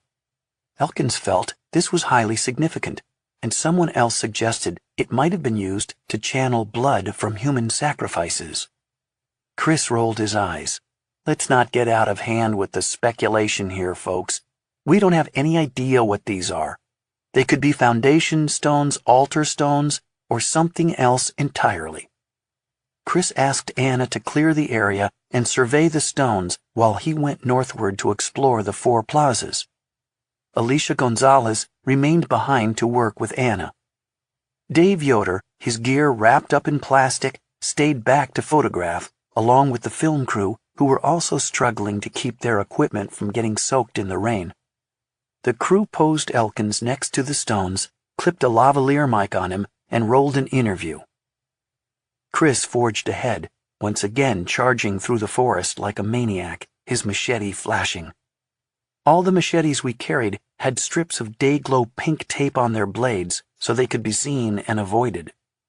The vegetation was so thick that it was easy to see how someone could get sliced open by a machete-wielding neighbor, and even with the day-glow tape, there were a couple of close calls. Woody, Juan Carlos, and I tried to keep up with Chris. Beyond the ravine, we explored a second plaza, twice as large as the first, also delineated by mounds, berms, and raised earthwork platforms. On the far side, too, were two low parallel mounds with a flat area in between, which Fisher mapped out with his GPS. He believed it might have been a Mesoamerican ball court, having a similar geometry and size. This was especially interesting, as it indicated a possible link between this culture and its powerful Maya neighbors to the west and north. Far more than the casual recreation we think of when it comes to games of skill, in Mesoamerican cultures, the ball game was a sacred ritual that reenacted the struggle between the forces of good and evil. It might also have been a way for groups to avoid warfare by solving conflicts through a match instead, one that occasionally ended with human sacrifice, including the decapitation of the losing team or its captain. I followed Chris and Juan Carlos around as they hacked this way and that through the jungle, surveying and mapping the plaza. I was especially intrigued to see the famous bus mound, which was so striking on the LiDAR images. In reality, it was a perplexing earthen construction with a sharply defined base and steep walls. "What the heck is it?" I asked Chris as he poked around it, making waypoints on his GPS. "I think it's the foundation of a raised public building or temple," he said, explaining it was situated at the far end of what had once been a big plaza, where it would have been prominently visible. There was something on top that's gone now, built out of perishable materials. The rain ceased, but the trees continued shedding millions of water drops. The light filtered down, cloudy green, as though passing through pond water. I stood breathing in the rich odor of life, marveling at the silent mounds, the immense trees choked by strangler figs, the mats of hanging vines, the cries of birds and animals, the flowers nodding under the burden of water. The connection to the present world dissolved, and I felt we had somehow passed into a realm beyond time and space. Soon enough, the peace was broken by another downpour. We continued exploring. It was exhausting, soaking work, pushing through the jungle, unable to see where we were putting our feet, the ground as slippery as ice. We climbed up and down the steep ravines and hillsides, made treacherous by mud. I learned the hard way not to grab hold of a stick of bamboo because it would sometimes shatter into sharp cutting pieces and dump on me a load of rank water that had accumulated in its hollow stem. Other potential handholds sported vicious thorns or swarms of venomous red ants. Downpour after downpour came and went, like someone turning a tap on and off. Around 1 o'clock, Woody became concerned that the river might be rising, preventing our ability to cross back to camp, so we returned to where Anna and Alicia were working on the row of stones. As they cleared the area, they had discovered in the corner of the plaza a stone staircase that went down into the earth, partially buried by slumping mounds. We paused in the rain while Woody passed around a thermos of hot, sweet, milky tea.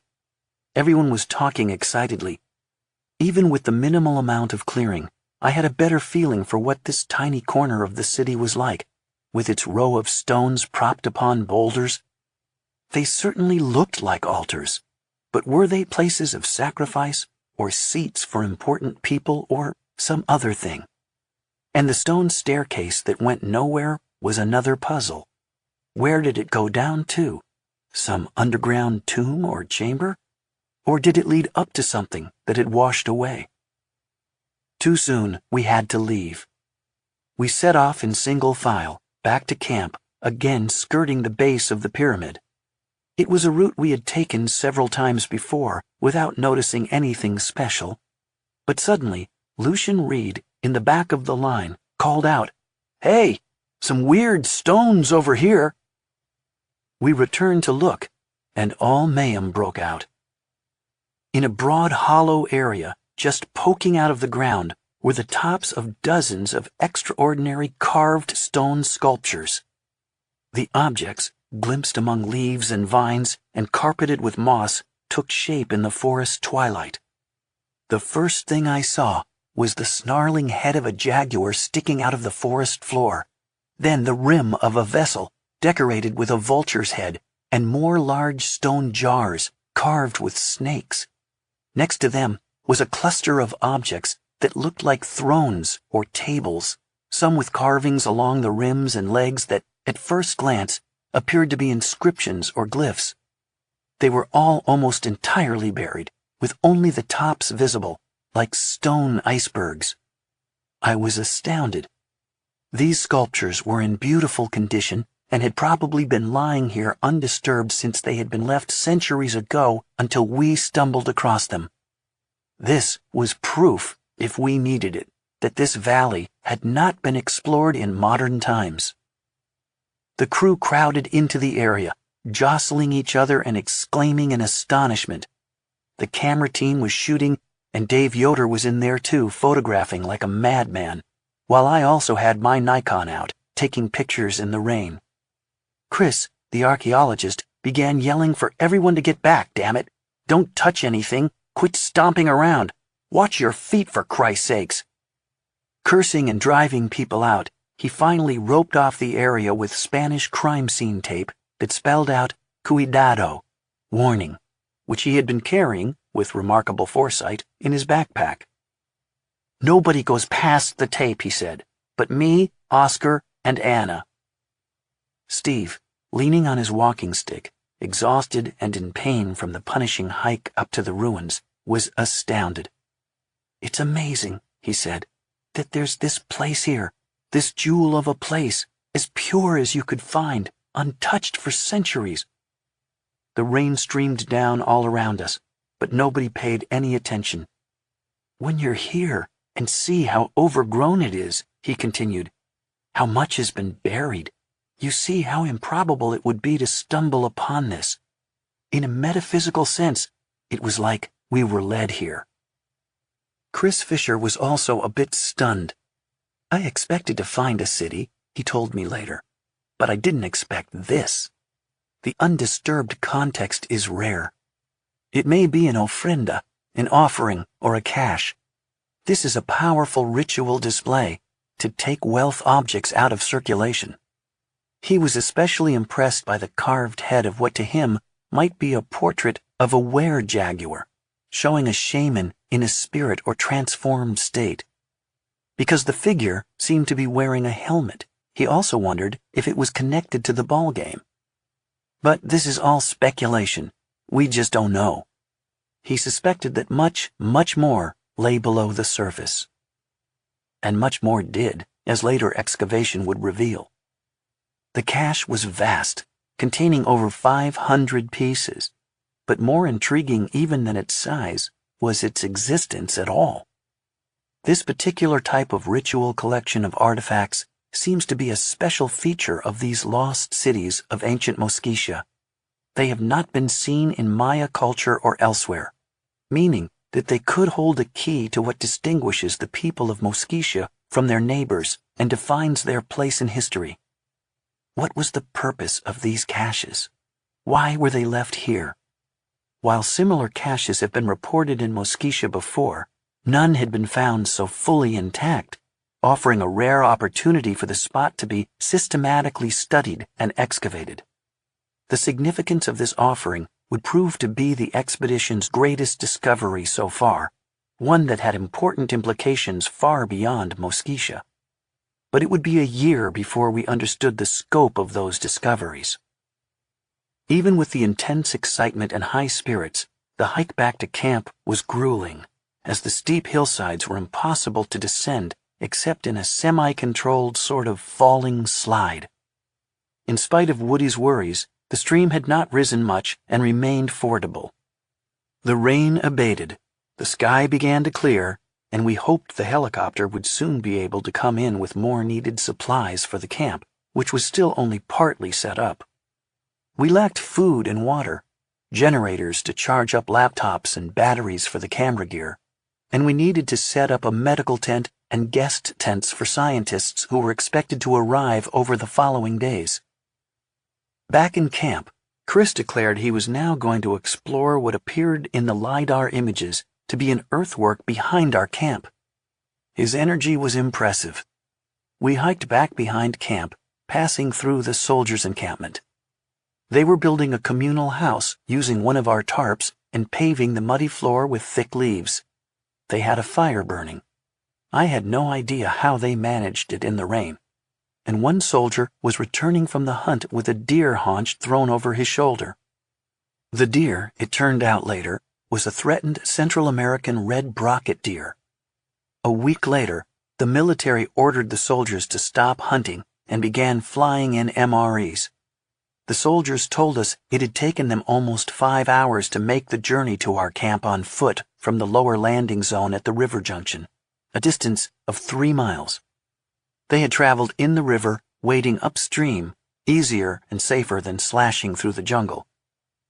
Behind the soldiers' camp, a steep slope thrust upward. This was the anomaly Chris wanted to explore. We climbed to the top and came down on the far side, finding ourselves in an oval area with a flat bottom, surrounded by what appeared to be dikes or man-made earthen banks.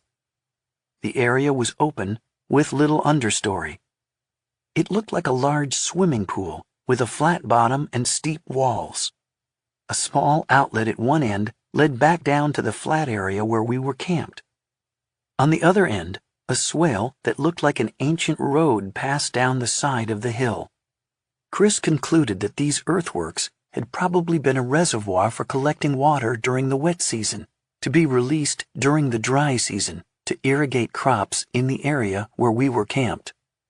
That whole terrace we're on was probably an agricultural area, he said, that had been artificially leveled.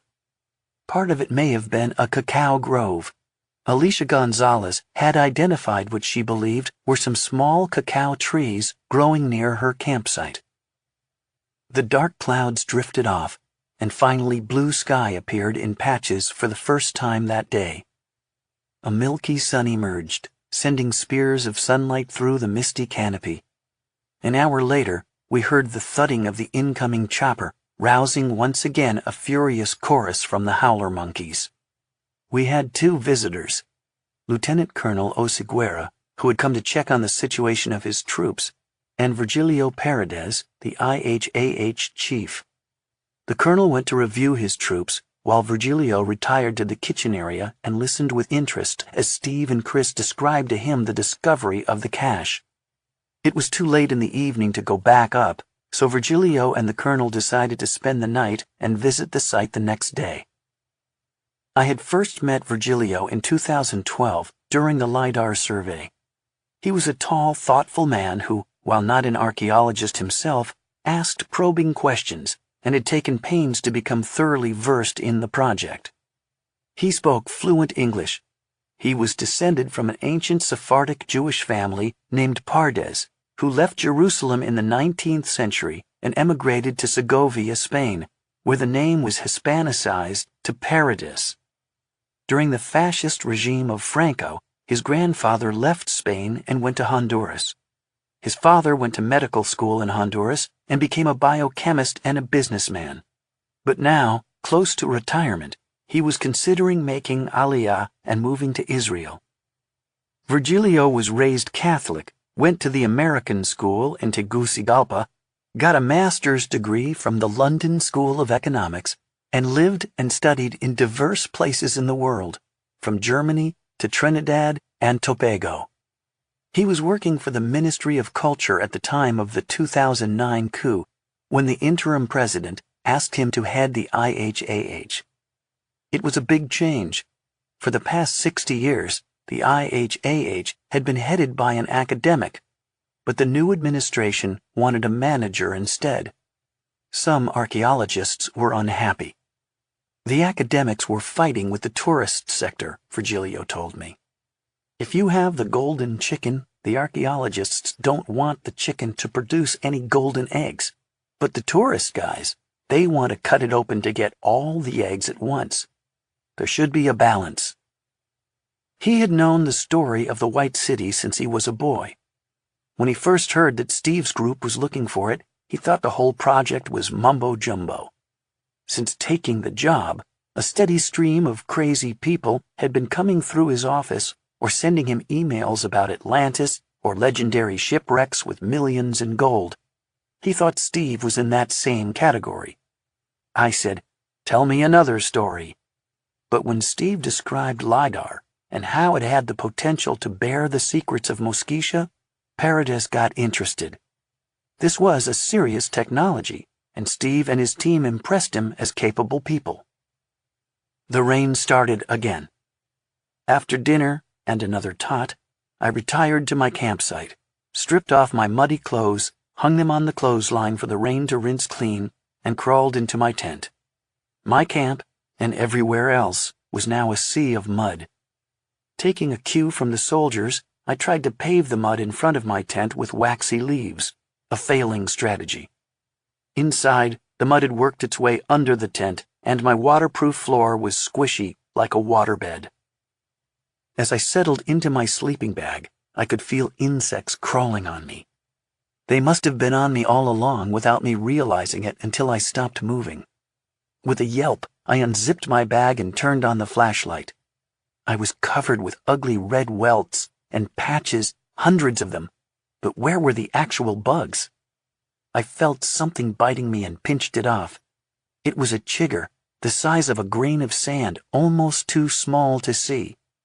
I tried to crush it, but the shell was too hard, so I carefully placed it on the cover of my John Lloyd Stevens book and stabbed it with the tip of my knife, making a satisfying crunch. To my horror, I soon discovered more chiggers, not just on my skin, but also some that had dropped off inside my bag. I spent a half hour collecting them, placing them on the execution block, and stabbing them. But the tiny creatures were nearly invisible in my bed, so I covered myself with DEET and resigned myself to sleeping with jiggers. By the end of the trip, the book's cover was so full of stab marks that I threw it away. At breakfast, Alicia reported another jaguar, as well as hearing a faint, whispery noise creeping alongside her tent that she was sure was a very large snake. Chapter 17. This is a very ancient place. A bewitchment place, they say. The morning of our third day in the jungle, we hiked to the site of the cache with Virgilio, the colonel, and 4 soldiers. Even with the fixed ropes that Sully and Woody had strung up, it was tough getting up the hill. Chris asked Anna Cohen to take charge of clearing the cache site of vegetation, marking each object, inventorying, recording, and sketching them all in situ. The soldiers would help her. Chris, Woody, Steve, and I set off to explore the city to the north. With Chris leading, we crossed Plaza 1, climbed in and out of the ravine to Plaza 2. We chopped our way through tangles of bamboo, vines, and plants. Fisher had a long checklist of features seen in LiDAR that he wanted to visit on the ground, and his GPS took us into some fiercely dense jungle. In places it was like digging a tunnel through green. We visited more mounds, the remains of principal houses and ceremonial structures, 2 more bus-like features, and several terraces. We came to a break in the canopy where the collapse of a tall tree had brought down a dozen others with it and created an opening to the sky.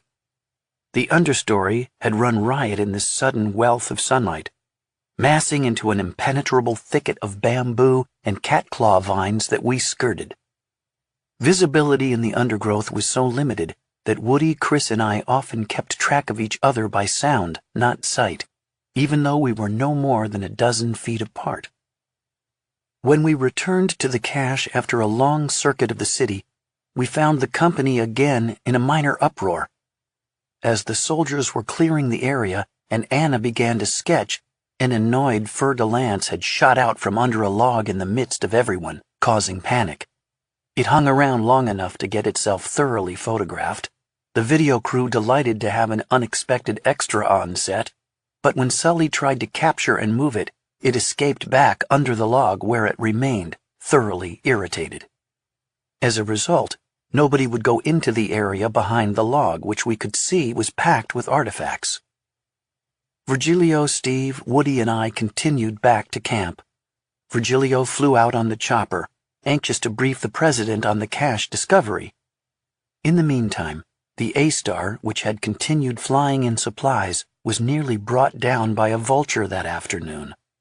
The pilot had swerved to avoid the bird, but it hit one of the rotor blades, and its guts were sucked into the transmission space at the base of the shaft. The rotting contents of its final meal created a hideous mess in the transmission and filled the cabin with a frightful odor. The near accident reminded us of how acutely dependent we were on the 2 helicopters, our only connection to the outside world. If we were stranded, evacuation would have involved an overland journey of weeks with limited supplies. While we had been up in the ruins, Alicia had spent the day talking with the Special Forces soldiers in their camp behind ours, and I was curious to hear what anthropological insights she'd learned.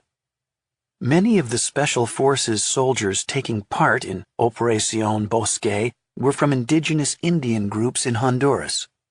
Some came from Wampu Sirpi, the closest indigenous town on the Patuca River about 25 air miles away, an isolated village normally accessible only by water. What did the soldiers think of all this? It was pretty wonderful, Alicia told me. They said they'd never seen anything like this place, and they said it with such joy. They felt like they were in the middle of a paradise. Of course, some of them just want to get back to their girlfriends, but most are thrilled to be here. Some felt that the fortress-like nature of the valley made it a kind of sacred place. She had persuaded one of the soldiers, who was Petch, to flag the cacao trees so she could map them and see if they were in fact the remains of an ancient cultivated grove. Chocolate was sacred to the Maya, who treasured cacao and considered it the food of the gods. It was reserved for warriors and the ruling elite, and the pods were sometimes used as money. Chocolate was also involved in the ritual of human sacrifice. Cacao trees and the chocolate trade very likely played an important role in ancient Mosquitia. It would have been a valuable commodity that was traded with the Maya. He says it's a very ancient variety with small pods, Alicia said. Mosquitia is full of cacao. Some doubt was raised in retrospect, never resolved as to whether these were actually cacao trees or a related species. A few days later, some of the soldiers took Alicia to Wampusirpi in the military helicopter to meet their families. Alicia showed them pictures on her cell phone that she had taken of the deforestation northeast of Catacamas. They were astounded, she said, and deeply troubled. They said, "No wonder the rivers are drying up. The animals are going. The fish are dying."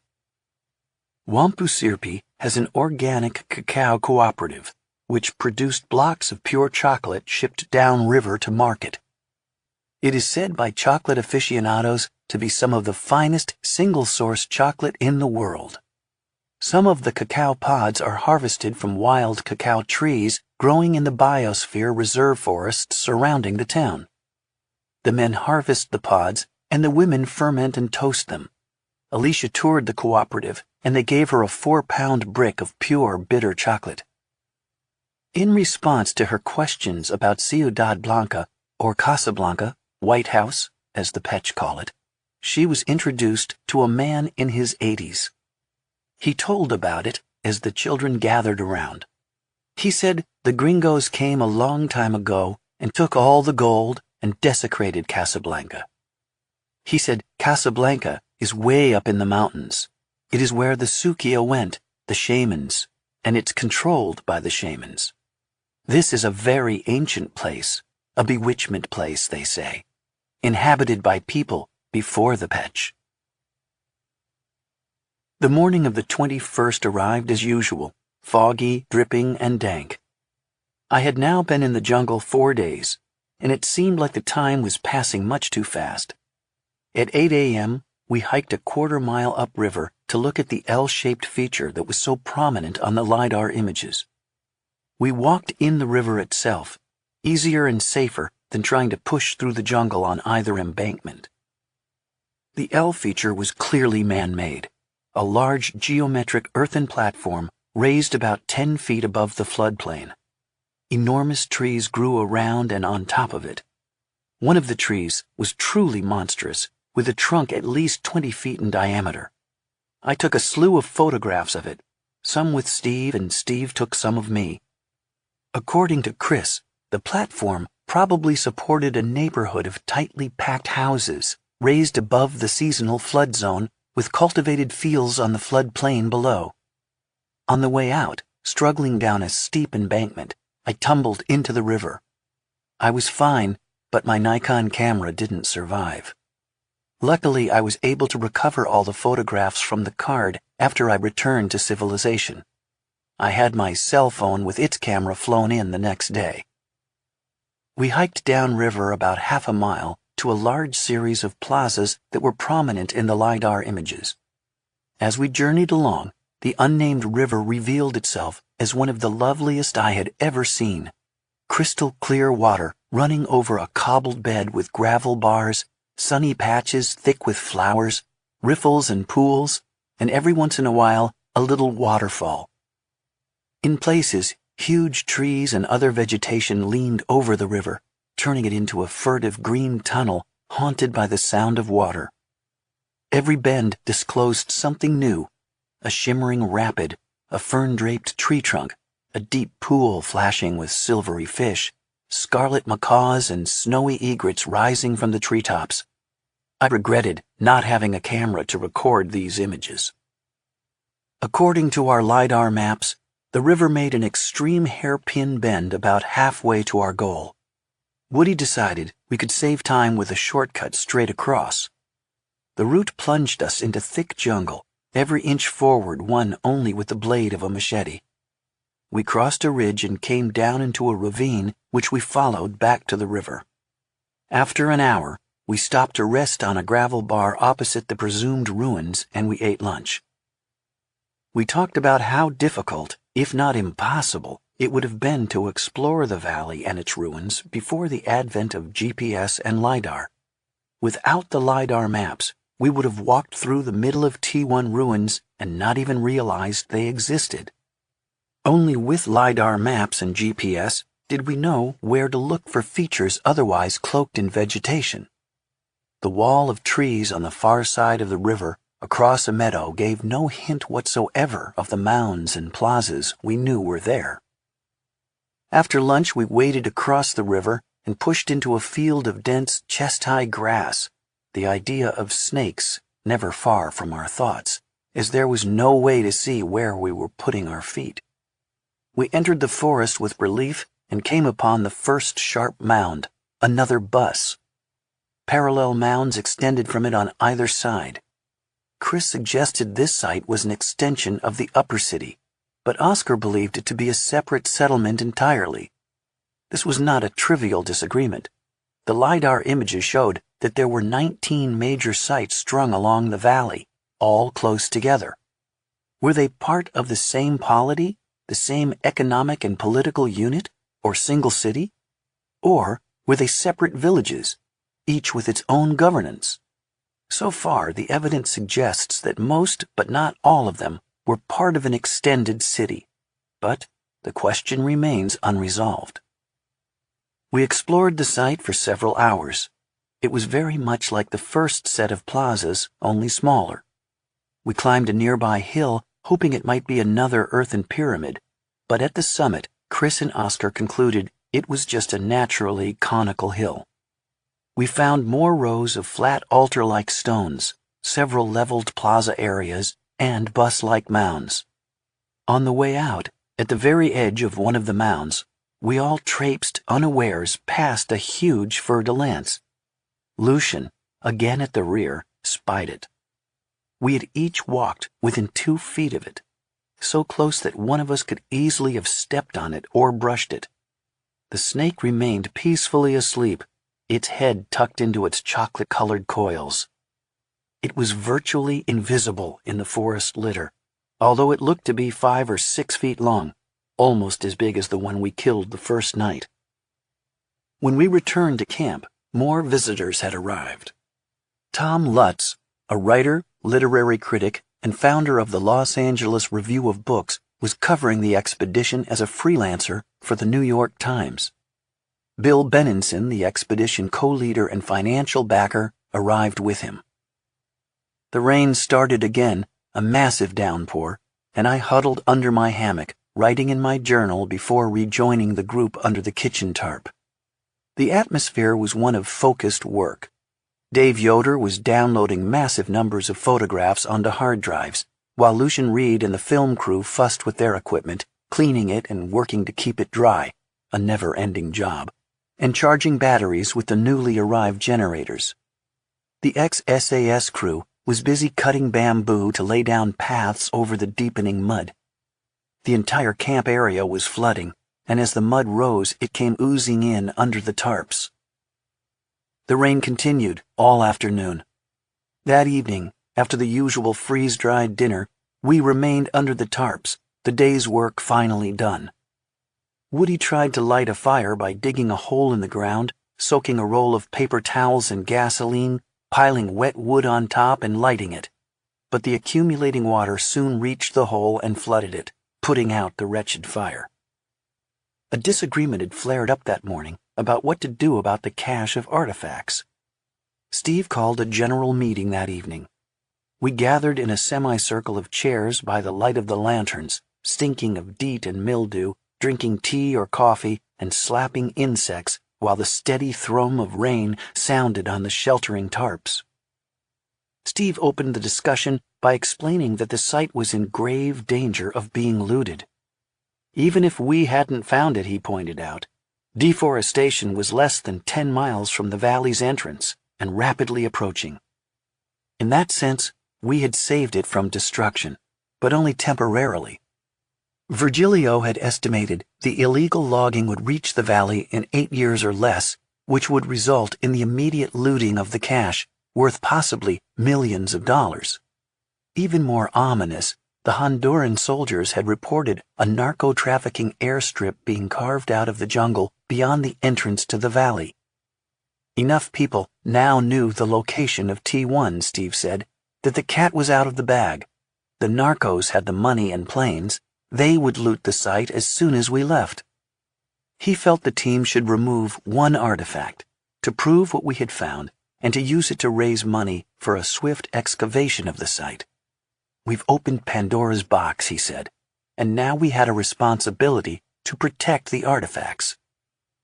Bill Benenson agreed, arguing that the removal of a few objects would not harm the context, that it was a kind of salvage archaeology, and that bringing out a gorgeous item would be an effective fundraising tool to interest donors in preserving the valley and ruins. And if the site were looted, which seemed possible, at least one artifact would be saved. After this, Chris Fisher spoke. He was uncompromising. "The whole world will be watching what we do here," he said, his voice raised. He was adamantly opposed to a hasty excavation of even one object. First, he pointed out, we had no excavation permit. Second, and most important, the value of the objects was in their context, not in their individual pieces. There were pieces like this already in museum collections, but no cache had ever been excavated in situ. A careful, legal excavation by qualified archaeologists might reveal a tremendous amount about this culture. Chemical analysis could show, for example, if the vessels held offerings of food, like chocolate or maize. There might be royal burials underneath, and those had to be treated with care and dignity. He said that if anyone dug up anything right now, he would immediately resign from the project as it went against all his professional ethics. "And what if, 3 weeks from now, the cache was looted?" asked Benenson. "So be it," said Chris. He said we could not engage in unethical behavior in anticipation of the illegal behavior of others. We must not do anything that would be viewed as unprofessional by the archaeological community. And besides, he said, it wasn't our decision. This wasn't our country. This was the national patrimony of Honduras. It was their site and their decision whether or not to excavate. But he hoped to God the Hondurans wouldn't make the wrong decision, because to excavate hastily right now would not only turn the archaeological community against the project, but would destroy the primary value of this discovery. Chris turned to Oscar Neal and asked him in Spanish, "What do you think?" So far, Oscar had been listening silently. As Honduras's chief of archaeology, the decision to excavate would be his in consultation with Virgilio Paredes. Replying in Spanish, he strongly agreed with Chris. He pointed out that the same narco-traffickers Steve had mentioned as a threat would actually keep looters at bay, because they didn't want looters on their turf. "The narcos are the owners of the outlying territory here," he said. The impenetrable forest itself was protection. The artifacts had been there for perhaps 800 years, and as long as the forest remained intact, they would be naturally safeguarded. The sacadores, looters, were interested in more accessible sites, and there were sites far easier to get to than this one. The narcos wouldn't bother looting it. They had their own much more profitable business. Finally, he said, the Honduran military was already discussing plans to come in, patrol the valley, and establish Honduran government power in what was essentially an area beyond sovereign control. Oscar's and Chris's arguments prevailed, and it was decided to leave everything in situ, untouched for now, to await careful and proper excavation. After the meeting, Sully touched my arm and spoke to me, lowering his voice. "I know soldiers. I was a soldier. I can tell you that the danger isn't from some narco-traffickers or outside looters. It's from right there." He nodded to the soldiers' camp in the dark behind us. "They're already planning how to do it. Up there, they were marking every site with GPS. Downriver, they're enlarging their LZ. The military isn't going to let looters in here because they are the looters. After you leave, it will be gone in a week. I've seen this kind of corruption all over the world. Believe me, that's what's going to happen." He said this to me as an aside, and while I worried he might be right, the decision had been made.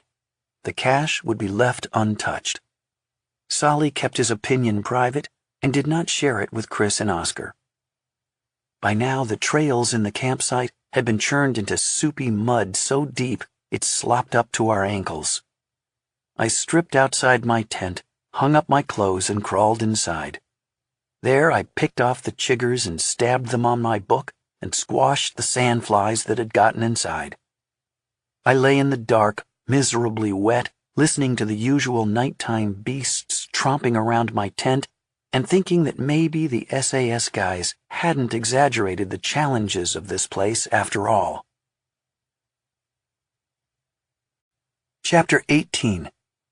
This was a forgotten place, but it ain't forgotten anymore. As usual, it poured all night, sometimes with deafening ferocity, and it was still raining when we awoke to the howler monkey alarm clock. As I crawled out of my tent and drew on my sodden clothes, Steve next door was looking up at the spider monkeys, who seemed as miserable as we were. He wondered how they could stand the rain day in and day out. This was supposed to be the dry season in Honduras, but in this remote area a crazy sort of microclimate seemed to prevail. At breakfast, the discussion turned to T3. The bad weather would prevent the air reconnaissance of T3 planned for that day. The other city lay about 20 miles to the north, and Chris was passionately eager to see a glimpse of it, at least from the air, if only the weather would break. We waited for a pause in the rain. When it came, the A-Star showed up with 2 more expedition members. Mark Plotkin, the noted ethnobotanist, president of the Amazon Conservation Team, and author of the best-selling book Tales of a Shaman's Apprentice, and his colleague, Professor Luis Poveda, an ethnobotanist from the National University of Costa Rica. Their hope was to record and study the botany of the T1 Valley, especially in relation to its ancient inhabitants. They planned to inventory any legacy plants that might remain from pre-Columbian times, as well as identify biologically useful trees and medicinal plants. Almost immediately after the helicopter left, the rains came again. We packed up for another hike into the ruins. This time Juan Carlos carried a huge plastic suitcase strapped to his back. Inside was a $120,000 terrestrial LiDAR unit, a machine on a tripod with which he intended to scan the sculpture cache. While ascending the fixed ropes up the slippery trail, Professor Poveda, who was in his early 70s, fell and rolled down the hill, pulling a muscle in his leg. He had to be carried back to camp and later evacuated by helicopter. At the cache, it was pouring so hard that Juan Carlos had to wait an hour before he dared remove the LiDAR machine from its box. He set it up on the bottom slope of the pyramid, just above the cluster of sculptures. Kneeling in the mud, with a tarp draped over his head, he fiddled with his MacBook Pro, jacked into the LiDAR unit as a controller. It seemed doubtful his equipment would survive the ordeal. Finally, hours later, the rain let up enough for him to uncover the machine and do an 11-minute scan of the site. His intention was to do 6 scans at different angles to complete a 3-dimensional picture, but a fresh downpour caused a delay and finally shut him down for the day. He left the equipment up there, well tarped, to complete the scans the next day. It poured again all night, and I awoke to the now familiar hammering of rain on the tent fly. My entire tent was now sunken in mud, and water was coming in and starting to pool. At breakfast, Oscar passed around his cell phone with a picture he had taken that morning from his hammock. Just as he was putting his foot out to step onto the ground, he said, "I had a funny feeling." He withdrew his bare foot and poked his head out of the hammock, peering at the ground below. Directly underneath him, crawling along at a leisurely pace, was a fer-de-lance as long as his hammock. When it passed by, he climbed down and got dressed. Sully glanced at the picture. "Lovely way to start the day, mate," he said, passing it along. I spent the morning under the kitchen tarp, writing in my notebook, thinking how fast the days had gone by. We only had a few more before we would have to break down the camp, pack up and fly everything out. I felt a sense, almost of panic, that we had hardly scratched the surface. Exploring the city was clearly an undertaking that would take years. Meanwhile, the camp had turned into a quagmire, the mud 6 inches deep or more, except where there were ponds of water. The bamboo poles laid down as corrugation over the worst spots sank out of sight as soon as they were trod upon, and disappeared into the muck. Spud would cut more to lay on top, and they too would be swallowed. That afternoon the weather broke long enough for a quick reconnaissance of T3. Steve joined the flight, along with Dave and Chris. I wanted to go, but there wasn't room. The A-Star took off in the early afternoon and returned a few hours later. "Did you see anything?" I asked Steve as he came back into camp. "It's beautiful, unbelievably beautiful. It's like a paradise." The pilot had descended almost to the ground, hovering about a foot off a sandbar, while Dave took pictures. Steve described the valley of T3 as much gentler and more open than T1, a vast park-like expanse, bisected by clear rivers with sandy beaches along the banks. The rivers were surrounded by fields of deep grass, over 6 feet high, broken here and there by stands of giant trees. Most of the actual ruins stood on benchlands above the river and were hidden in the forest. The valley was bounded on the east by a lofty ridge where an unnamed river flowed through a gap, heading toward the distant Patuca. T3 was surrounded by peaks on the other 3 sides as well. He said there were no obvious signs of human habitation, just forest and grasslands as far as the eye can see. The chopper was able to hover in place for only a few minutes at T3 before heading back to T1. The following year, Chris and Juan Carlos would attempt a more serious reconnaissance of T3. In mid-January 2016, the Honduran military flew them in a helicopter to T3 and were able to put down the chopper on a sandbar. "We landed," Chris recalled, "and the pilot said we had a couple of hours.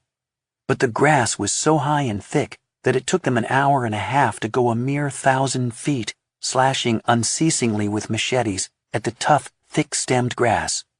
It was impossible to see anything, and they were in great fear of snakes. But when they finally got out of the floodplain and climbed up to the benchland, they came upon an amazing sight. It was non-stop plazas," Chris said, "with little mounds around them, and more plazas and little mounds as far as we could go. It's much bigger than T1. It was huge. There were a lot of people living there." The valley of T3, like T1, gave every indication of being another untouched wilderness with no evidence of recent human entry or indigenous use. As of this writing, beyond these 2 reconnaissance missions, T3 remains unexplored. Around noon, Mark Plotkin arrived back in camp carrying a turtle.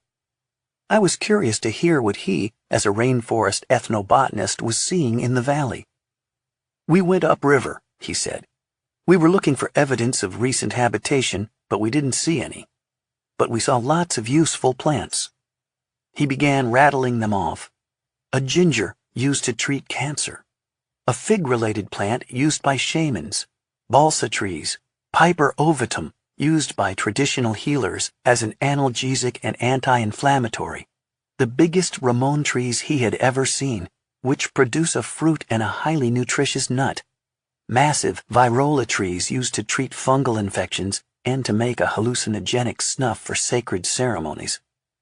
"I've seen no evidence of legacy or volunteer trees," he said. "I've been looking for chiles, seen none of that, and no castilla." Castilla elastica, he explained, was an important tree for the ancient Maya, who used it as the source of latex to make rubber for the balls used in the sacred game. He had also seen no mahogany trees. "What's driving the deforestation around here," he said, confirming what others had told me, "isn't mahogany, but clearing the land for cattle." He had run into a huge troop of spider monkeys upriver, much bigger than the family above my camp. "These are the first animals hunted out," he said. When you see spider monkeys who don't run away, but come and look at you, that is exceptional. Later, Chris Fisher went downriver and ran into another large troop of monkeys who were sitting in a tree above the river eating flowers. They screeched and shook branches at him. When the inner primate in Chris emerged and he began hooting and shaking bushes back at them, they bombarded him with flowers. Plotkin was profoundly impressed by the valley. He said that in all his years wandering the jungle, he had never seen a place like it. This is clearly the most undisturbed rainforest in Central America, he said. The importance of this place cannot be overestimated. Spectacular ruins, pristine wilderness, this place has it all. I've been walking these forests for 30 years, and I've never walked up to a collection of artifacts like that. And I probably won't ever again. I asked him, as an authority on rainforest conservation, what could be done to preserve the valley in sight. He said it was a very difficult problem. Conservation is a spiritual practice, he said. This place is right up there with the most important unspoiled places on Earth. This was a forgotten place, but it ain't forgotten anymore. We live in a world gone crazy for resources. Everybody on Google Earth can look at this place now. If you don't move to protect it, it will disappear. Everything in the world is vulnerable. It's amazing to me it hasn't been looted already. So, what should be done, I asked. Create a national park? This is already supposed to be a biosphere reserve. Where are the guards? The problem is people set up a national park and think they've won the war. No way. That's only the first step. The good thing about this expedition is that at least you're bringing attention to this place and it might now be saved. Otherwise, it won't last long. You saw the clear cutting. Absolutely gone in a few years. That night the rain continued to fall. I was astounded to see Dave Yoder packing up his camera gear with a set of portable lights and loading it all on his back. He said he was dissatisfied with his pictures of the cache so far. The daylight filtering down was too flat. He was going to hike up there in the dark with Sully so that he could light paint the artifacts. This is a difficult photographic technique in which the camera, on a tripod, is left with the shutter open while the photographer sweeps light beams over the objects from different angles to try to highlight particular details and add a sense of drama and mystery. "You're crazy," I said. "You're going up there in the pitch dark, with all those snakes, in the rain, wading in mud up to your balls climbing that hill with a ton of gear on your back in a suitcase? You're going to get yourself killed." He grunted and hiked off into the dark, his headlamp bobbing around before winking out entirely. As I hunkered down in my tent, listening to the rain, I was damned glad I was just a writer. The rain stopped in the night, and finally the morning of February 24th dawned beautifully, with fresh sunlight skimming the treetops. Some of the Honduran soldiers said they had seen petroglyphs downstream, where the river entered the notch on its way out of the valley. An expedition was organized to investigate. Chris Fisher and his crew decided to use the good weather to continue mapping the site, while Juan Carlos hoped to finish up his LiDAR scan of the cache. Steve and Bill Benenson joined our group heading downriver, along with Alicia and Oscar. The weather was glorious. I washed my muddy, mildewed clothes in the river and then stood on the riverbank in the warm sunlight, holding my arms out and turning about in a hopeless effort to dry my clothes. After so many nights and days of rain, even after laundering, they smelled like they were rotting. The A-Star flew our group from our LZ to the Honduran LZ downstream at the river junction, with tarps and palm fronds erected for tents floored with cut bamboo. This was the only landing zone for the Honduran Bell helicopter, and these soldiers helped ferry supplies in and out and served as a backup to the group upstream. A side of deer ribs and 2 haunches were smoking over a fire, the rule against hunting having not yet been instituted. We set off hiking downriver, Steve hobbling along, wading in the water with his walking pole, wearing a Tilly hat. The trip down this magical river was one of the most beautiful and memorable journeys of my life. We traveled mostly by wading in the stream, avoiding as much as possible the dense embankments, which we knew were a favorite snake habitat.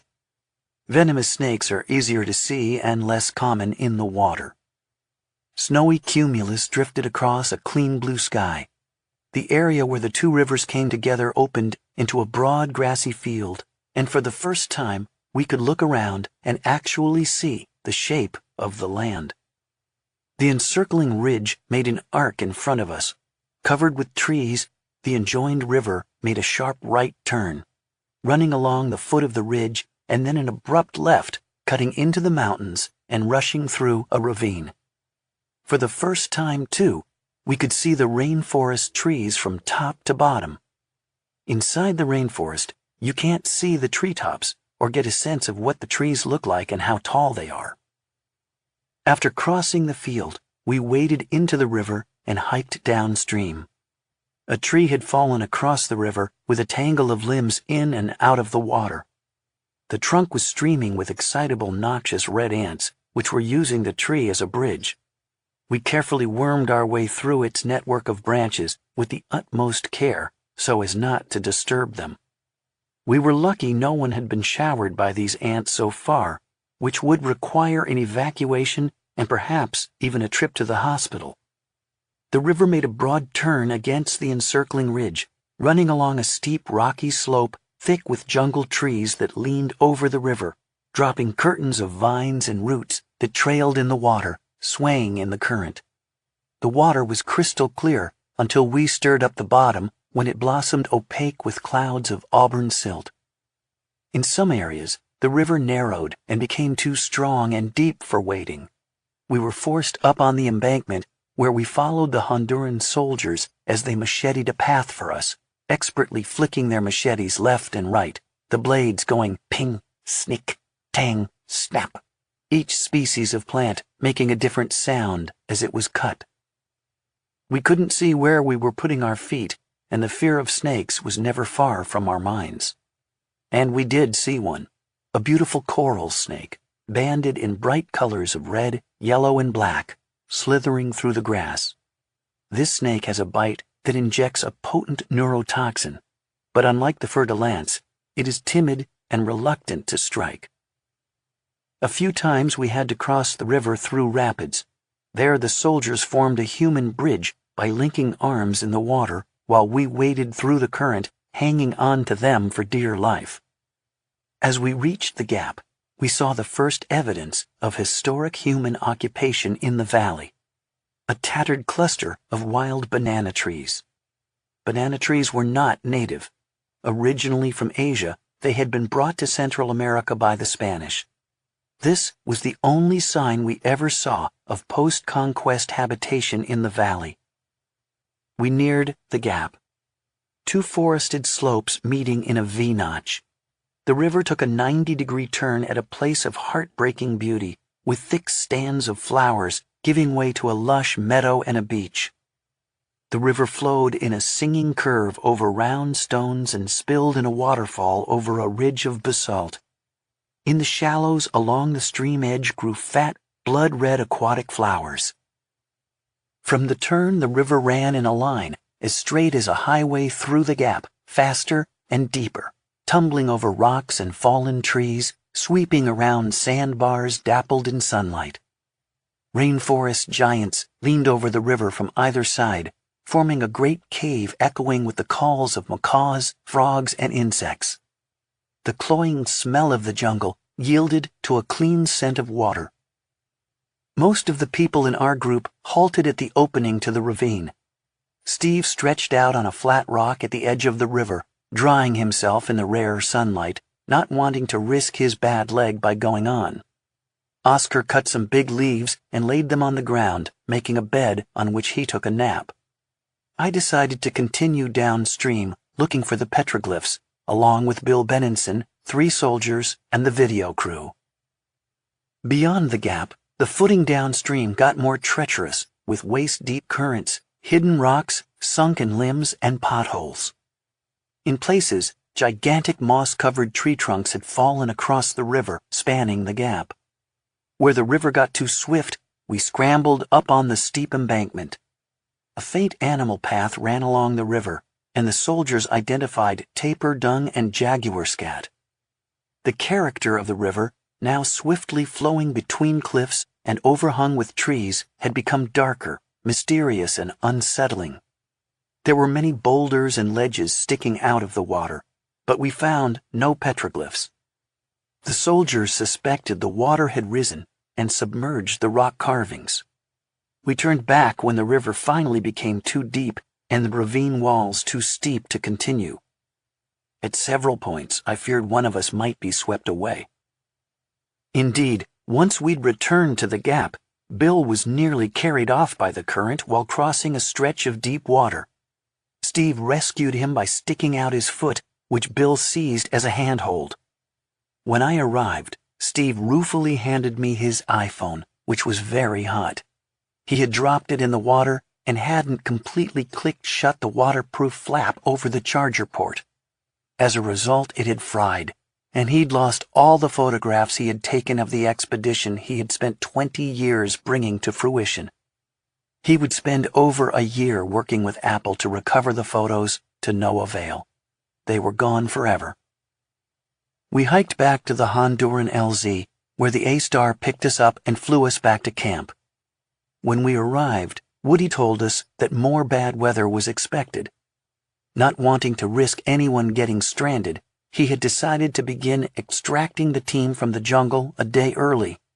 He said he had scheduled me for a flight in 1 hour sharp. I should break down my camp, pack up, and be waiting with my gear at the LZ at that time. I was surprised and disappointed, but he said he'd worked out the evacuation on paper, and this was the way it had to be. Even Steve had to come out that day. He clapped me on the shoulder. "Sorry, mate." The treetops were filling with golden light as the helicopter came in. It upset me that I had to leave when the weather had finally cleared, but I took a certain schadenfreude in the fact that torrential rains might soon be returning to torment those lucky enough to stay. I threw my pack in the basket, boarded, buckled in, and put on my headset. We were airborne in 60 seconds. As the chopper banked out of the LZ, sunlight caught the riffling stream, turning it for an instant into a shining scimitar as we accelerated upward, clearing the treetops, heading for the notch. As we thundered through the gap, a feeling of melancholy settled over me at leaving the valley. It was no longer a terra incognita. T1 had finally joined the rest of the world in having been discovered, explored, mapped, measured, trod upon, and photographed. A forgotten place, no more. Thrilled as I was to have been a member of this first lucky few, I had the sense that our exploration had diminished it, stripping it of its secrets. Soon the clear-cut mountainsides came into view, along with ubiquitous plumes of smoke, farmsteads with glittering tin roofs, trails, roads, and pastures dotted with cattle. We had returned to civilization. Chapter 19. These are our ancestral fathers. We stepped out of the helicopter into dry heat shimmering off the tarmac. It was a blessed relief from the sticky jungle. The soldiers guarding the airstrip were surprised to see us wet and coated with mud because they said it hadn't rained at all in Catacamas, 70 air miles away. Before allowing us in the van, they politely asked us to hose ourselves off. I picked and scraped the mud from my boots with a stick. Even with the hose, it took a good 5 minutes to get the sticky clay off. Back at the hotel, I called my wife, took a shower, and donned a fresh outfit. I bundled my stinking clothes in a sack and dropped it off for the hotel laundry, feeling sorry for whoever was tasked with washing them. I lay back on the bed, hands behind my head, my glumness at having to leave T1 tempered by the glorious sensation of being dry for the first time in 8 days, even if covered with bug bites. Eventually, I joined Steve by the pool, where we both sank into plastic chairs and ordered frosty bottles of Port Royal. He looked wrung out. "It's a miracle we all got out of there safely," he said, dabbing his brow with a napkin. "And nobody was bitten by a snake. But my God, what an effort! I started with one simple objective, to prove or disprove the legend of Ciudad Blanca. That was the start, but it led to so much more. Maybe that's what the monkey god wanted, to draw us in. What do you think? Did you prove it?" "Well, what we proved is that there was a large population in Mosquitia with a sophisticated culture that compares to anything in Central America. If we can work with Honduras to preserve this place, I'll feel I've really accomplished something. It's a work in progress. This'll probably go on for the rest of my life." That evening, Virgilio joined us at dinner. I asked him about the clear-cutting that checkerboarded the jungle we had flown over. He was shocked and concerned by what he'd seen. He said we had found the site in the nick of time before deforestation and looting reached it. He had discussed the issue with the president, who was determined to halt and even roll back the illegal deforestation. He spread his hands. "The Honduran government is committed to protecting this area, but it doesn't have the money. We urgently need international support." That support would soon be coming. A year later, Conservation International would investigate the valley as a potential preservation project. The organization sent Trant Larson, a biologist and director of CI's Rapid Assessment Program, into T1 to investigate how biologically important the valley was and whether it was worthy of special protection. CI spearheads vital conservation efforts across the globe, working with governments and others to save areas of high ecological importance. It is one of the most effective conservation organizations in the world today, having helped protect 2.8 million square miles of inland, coastal, and marine areas across 78 countries. The Honduran military flew Larson into the valley, where he did a 5-mile transect, explored the ridges, and journeyed north and south along the unnamed river. His interest was solely in the biology, not the archaeology. Larson was deeply impressed by his visit. "For Central America, it is unique," he told me. "A pristine, undisturbed forest with very old trees that has not seen a human presence in a very long time. Perhaps for as long as 500 years. He said it was a perfect habitat for jaguars, as evidenced by all the tracks and scat everywhere. It was also, he noted, an ideal habitat for many sensitive rainforest animals, especially spider monkeys. The fact that they're very abundant is a fantastic indicator of forest health," he told me. "They are one of the most sensitive species of all. This is a really good sign that there has not been human presence for a while." He shared photos he had taken of the spider monkeys with the celebrated primatologist Russell Mittermeier. Mittermeier was intrigued because he felt the markings on these monkeys were unusually white and might indicate they are an unknown subspecies, although he cautioned he would have to observe live specimens to be sure. This brief exploration impressed Conservation International so much that its vice chair, Harrison Ford, the actor, sent a letter to President Hernandez of Honduras praising him on his preservation efforts. Ford wrote that CI had determined it was one of the healthiest tropical forests in the Americas, and that the valley of T1 and the surroundings were an extraordinary, globally significant ecological and cultural treasure. The night after our emergence from the jungle, Virgilio told me that the president wanted to get the news of our finds at T1 out to the world as soon as possible, before rumors and inaccurate stories leaked out. He asked if National Geographic could post something on their website. The next day, I submitted a short 800-word story to the Geographic, which was published on March 2, 2015. The story read in part, "Exclusive. Lost city discovered in the Honduran rainforest. In search for legendary city of the monkey god, explorers find the untouched ruins of a vanished culture. an expedition to Honduras has emerged from the jungle with dramatic news of the discovery of a mysterious culture's lost city, never before explored. The team was led to the remote, uninhabited region by long-standing rumors that it was the site of a storied white city, also referred to in legend as the City of the Monkey God. Archaeologists surveyed and mapped extensive plazas, earthworks, mounds, and an earthen pyramid belonging to a culture that thrived 1,000 years ago and then vanished. The team, which returned from the site last Wednesday, also discovered a remarkable cache of stone sculptures that had lain untouched since the city was abandoned. The piece touched a nerve. It went viral and garnered 8 million views and hundreds of thousands of social media shares, becoming the second most popular article National Geographic had ever published online. The story was picked up and became front-page news in Honduras and across Central America. Inevitably, many news outlets reported that the White City had been found.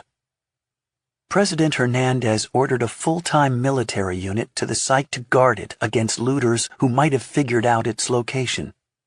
Several weeks later, he helicoptered in to see it firsthand.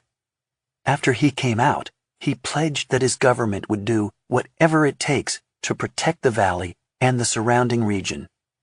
He promised to halt the illegal deforestation that was creeping toward the valley. "We Hondurans," the president said in his speech, "have the obligation to preserve our culture and ancestral values. We must get to know and learn from the cultures that came before us. These are our ancestral fathers who enriched our nationality. For this reason, my government will do whatever it takes to begin the investigation and exploration of this new archaeological discovery." Patrick Leahy, a senator from Vermont who takes a special interest in Honduras, gave a speech on the Senate floor calling for the United States to support Honduran efforts to secure and preserve the site of T1. While this was going on, controversy erupted. Christopher Begley of Transylvania University, the archaeologist in Jungle Land, and Rosemary Joyce of Berkeley began circulating a letter criticizing the expedition and inviting their colleagues and students to sign it. The letter alleged that the expedition had made false claims of discovery by exaggerating the importance of the site, that it had not acknowledged previous archaeological research in Mosquitia, and that it had disrespected indigenous people by failing to recognize that they already knew of the site. It criticized the stories published in National Geographic and The New Yorker, saying they displayed rhetorical elements that represent antiquated and offensive ethnocentric attitudes that were at odds with anthropology's substantial efforts at inclusion and multivocality. They were concerned about language that felt like a throwback to the bad old colonialist Indiana Jones days of archaeology. The letter made some valid points. There are certain phrases associated with the archaeology of the past that the profession has now banished. The sad truth is that, until recently, many archaeologists were shockingly insensitive and arrogant in the way they conducted fieldwork, riding roughshod over the feelings, religious beliefs, and traditions of indigenous people. They dug up burials without permission, sometimes looting the graves of the freshly interred. They put human remains and sensitive grave goods on public display in museums. They hauled off sacred objects to which they had no legal right of ownership. They talked about prehistoric Indians as if they had no history until the Europeans arrived. They lectured native people on what their past was and where they came from, dismissing as myths their own origin beliefs. They claimed to have discovered sites that were already well known to native people. The ultimate offense was the idea that Europeans discovered the New World to begin with, as if the people living here didn't exist before Europeans saw them. Phrases like lost cities and lost civilization were uncomfortably associated with the archaeology of the past. While I agree with most of this argument, and am delighted that modern archaeological vocabulary is increasingly nuanced and sensitive, it poses a challenge for those of us writing about archaeology for a lay audience, since it is nearly impossible to find workarounds for common words like lost and civilization and discovery without tying the English language up into knots. But the letter went far beyond a critique over word usage. The accusation that the team was ignorant of, or worse, deliberately ignoring previous archaeological research in Mosquitia seriously angered some academics. It was also false. Steve Elkins and his researchers had researched archives in both Honduras and the United States, collecting copies of every published and unpublished paper, report, photograph, map, diary, accession record, and scribbled note that they could find regarding Mosquitia going back almost a century. And my 2013 New Yorker piece on the LiDAR discovery featured Begley and his work, extensively quoted Joyce and other archaeologists, and contained an overview of Mosquitia archaeology. The National Geographic reports on the discovery linked to that article. No one had been ignored. Begley also claimed that nobody from the team had contacted him, but this too was not true. Tom Weinberg had in fact enlisted Begley's help in the late 1990s, as a string of emails and reports prove, but Steve later dropped him from the project. After the successful LiDAR mission in 2012, Begley sent several emails to Steve offering his expertise, writing, "I'd be glad to help on the ground, troughing, and any other way I can." Steve declined on the advice of others involved with the project, who asked Steve not to include Begley for the following reasons. American Archaeology magazine sent a reporter, Charles Poling, to cover the controversy. He interviewed Begley and several other signers. Begley expanded at length on the accusations in the letter. He said the publicity attending the discovery was not justified. He told Poling, "This site is not actually any different from what archaeologists have found there for years, either in size or the stone artifacts on the surface. What merits the publicity?" He objected to the involvement of filmmakers in the discovery and called it a B-movie fantasy that was resurrecting the trope of the big hero explorer. He said that, while he was not privy to the location of the site, he was nevertheless certain that local folks know about the site and the area, and he also suggested that he himself had probably explored the ruins. Other signatories were equally dismissive. Joyce told American Archaeology that in her view the expedition was an adventure fantasy trip. Mark Bonta, an ethnobotanist and cultural geographer at Penn State University who specializes in Honduras, said about the expedition, "One day it's this, the next day it's Atlantis.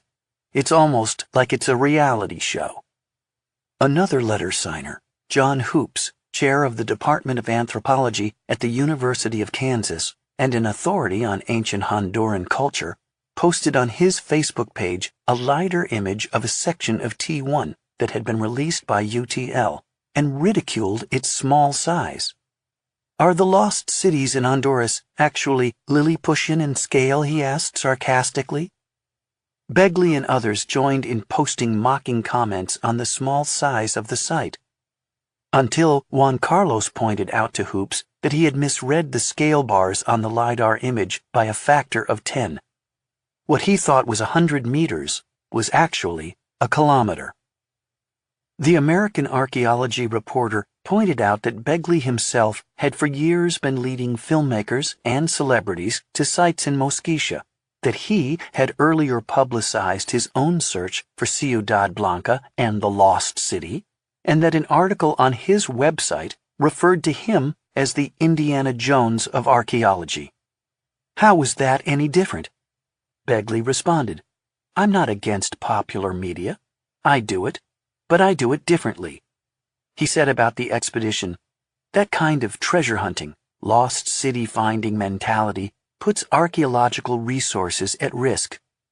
Begley went on to complain about the expedition in his blog, comparing it to children playing out a movie fantasy, and saying that most scholars are disgusted by the colonialist discourse. The 10 PhD scientists who had taken part in the expedition were stunned. The vociferousness of the criticism went far beyond the usual academic tiff or a dispute over language, and they were amazed that these scholars, who had never been to the site and had no idea where it was, would make claims like these with such certainty. But they understood that a letter signed by 24 professors and students, including respected scholars like Joyce and Hoops, had to be taken seriously. Seeing that the letter contained errors of fact, Juan Carlos, Chris Fisher, and Alicia Gonzalez drafted an FAQ about the expedition, trying to respond to their critics. The ultimate goal of our work is to highlight the rich cultural and ecological patrimony of this endangered region so that international cooperation and resources can be brought to bear to help initiate effective conservation. The team urges those archaeologists and others concerned about Honduras and its unique cultural patrimony to please join us in this crucial effort, which will take the synergy of collaboration and goodwill among all involved. The letter noted that none of the sites found in T1 or T3 had been previously registered with the Honduran government in its database of cultural patrimony. A number of news outlets, including the Washington Post and The Guardian, UK, ran articles on the controversy that repeated the charges and quoted Begley and others questioning the significance and even the very existence of the find. Interestingly, Chris wrote me, many reporters, after I made them aware of the FAQ, were uninterested in reading it. They only wanted salacious quotes from everyone involved to help fuel a controversy. I feel as if we're on trial, Alicia Gonzalez wrote me. How dare they? Rubbish. Chris Fisher told American Archaeology that the charges were ridiculous. Our work has resulted in protection for the area. We're preparing academic publications on the material. The map digitizes the archaeological features we saw. The overarching goal was to confirm what we saw on the LiDAR. I don't think that's adventuring. He was particularly dismayed that Begley had called him a treasure hunter, the dirtiest insult in archaeology. Chris said to me, "Where are Begley's peer-reviewed publications? Where's his scholarship? I can't find a single peer-reviewed article he's published. And if he claims he's visited these ruins, where's the map? Where's the site report?" Chris continued, "When you do archaeology, you survey, you make maps, you take photos, notes, etc. If he, Begley, had those locations, they should have been turned over to the IHAH, as it is their cultural patrimony. To not do so is colonial and unethical." But in the past 20 years, according to IHAH, Begley had not deposited any reports of his work, in violation of Honduran regulations. The National Geographic Society posted the expedition's response. "We hope our colleagues will realize the enormous contribution and attention that this project has brought not only to the academic community working in the area, but to the people and government of Honduras. And we hope that together we will be able to foster and encourage greater academic research in the area." Virgilio Paredes, in his capacity as director of IHAH, wrote a letter of support that the expedition posted with the FAQ. In private, he was upset at the academic attacks. He told me that he had checked IHAH records, and they showed that, indeed, Begley hadn't pulled an archaeological permit in Honduras since 1996, even though he continued to illegally conduct research and exploration, as well as guide celebrities, filmmakers, journalists, and adventure tourists to remote archaeological sites for pay. When I gave Begley an opportunity to refute that serious charge in an exchange of emails, he was unwilling or unable to do so.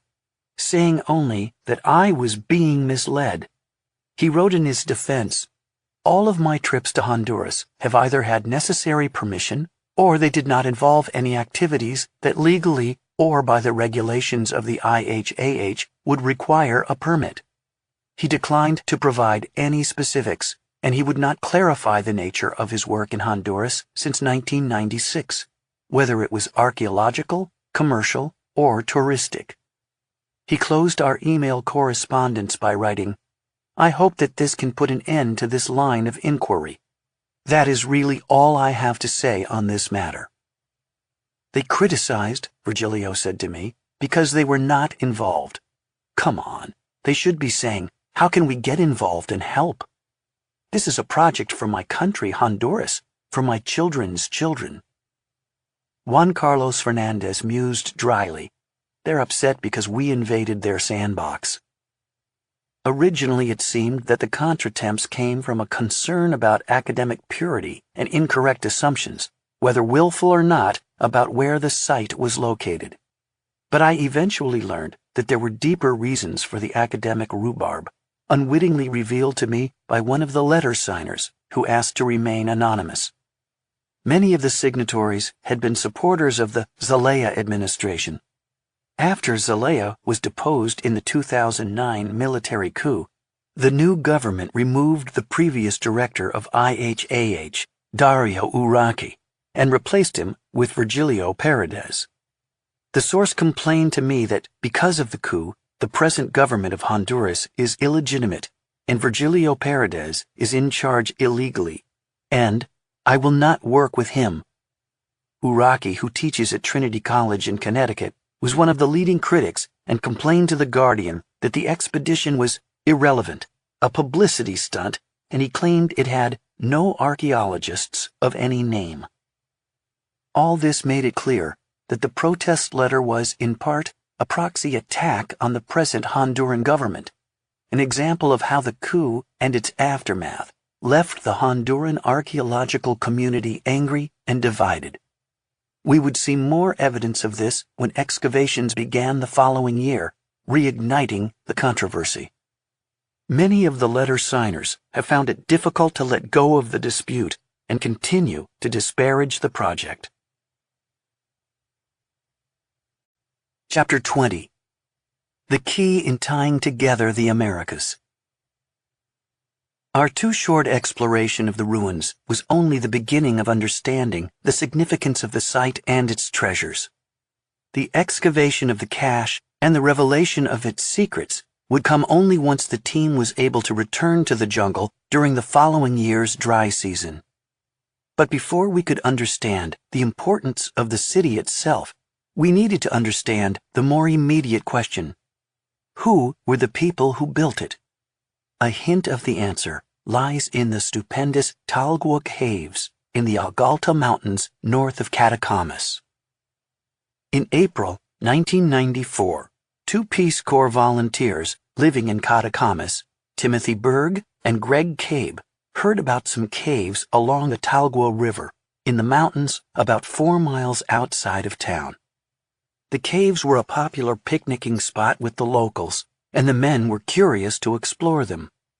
Joined by two Honduran friends, Desiderio Reyes and Jorge Yanez, Berg and Cabe hitched a ride to the end of the closest road and hiked up the river. The four stopped to explore the largest cave, a giant cleft in the limestone cliffs 100 feet up. An underground stream tumbled out of the opening, dropping in waterfalls to the river below. The friends climbed up to the cave and ventured inside with flashlights, walking in the shallow stream. The cave was broad and spacious, with a flat floor offering an easy hike deep into the mountain.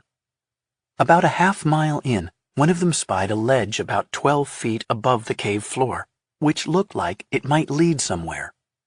They boosted a person up to take a look, and he hauled up another. To their surprise, the two young men found the ledge littered with pre-Columbian artifacts, including broken pottery. It seemed no one had climbed up there before, at least in recent history. As they searched around for more pottery pieces, they spied another ledge 20 feet higher up. Beyond that, there appeared to be an enigmatic opening. Returning 3 weeks later with a ladder and ropes, they reached the higher ledge. It was indeed the gateway to a new cavern system. And as they stood on its threshold, they beheld a mind-boggling sight. As Berg wrote later, "We saw many glimmering bones scattered along the floor of the passageway. Most of them were cemented in place, and a number of ceramic and marble vessels. This was all complemented by many spectacular formations, hidden crevices filled with more bones, and of ceramic shards in piles of fine dust. The skulls were strangely elongated and frosted like sugar candy, covered with glittering crystals of calcite. They had discovered a spectacular ancient ossuary, which would turn out to be one of the most important archaeological finds in Honduras since the discovery of Copan. By sheer coincidence, the discovery had happened back when Steve Elkins was in Honduras with Steve Morgan, filming and searching for the White City. At that moment, they were shooting the excavation of an archaeological site on a Honduran island called Santa Elena, adjacent to Roatan. Elkins received a radio call from Bruce Heinecke, who had gotten word of the discovery through his grapevine. On the way back from the island in a boat, Elkins and his team excitedly discussed what the crystal-covered skulls might mean. Steve Morgan coined a name for the site, the Cave of the Glowing Skulls. Even though it wasn't entirely accurate, the skulls do not actually glow. Once the name was suggested, it stuck, and that is how the site is known today. The young discoverers reported the find to George Hasseman, the director of IHAH at the time. Hasseman had been working with Elkins on the White City project, and the two discussed what to do. Elkins, who by this time was on his way back to LA, wired money to IHAH so that the Institute could hire security for the cave to prevent looting and conduct a preliminary exploration. When Hasseman got inside, he too was stunned by what he saw. He and Elkins contacted a renowned Maya cave archaeologist named James Brady. Together, Hasseman and Brady organized a joint Honduran-American exploration of the necropolis, which commenced the following September in 1995, with Brady as the lead archaeologist.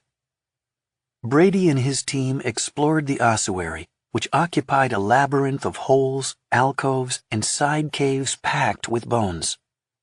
Deep in the complex, they spied yet another hole in the ceiling of one chamber, climbed up to it, and entered what appeared to be the central burial chamber. It was a cavern 100 feet long, 12 feet wide, and 25 feet high. As they played their lights around the chamber, they saw a breathtaking space of intricate stalactites, dripstone, and translucent sheets of calcite hanging like drapery from the ceiling. Every ledge, crack, and shelf was stacked with human bones and gaping skulls, covered with a hoarfrost of dazzling white crystals. Bones rarely survive long in the tropics, but in this case, the coating of calcite had preserved them. We have never before seen or heard of skeletal material preserved on such a tremendous scale, Brady wrote. The archaeological record is laid out like an open book for us to read.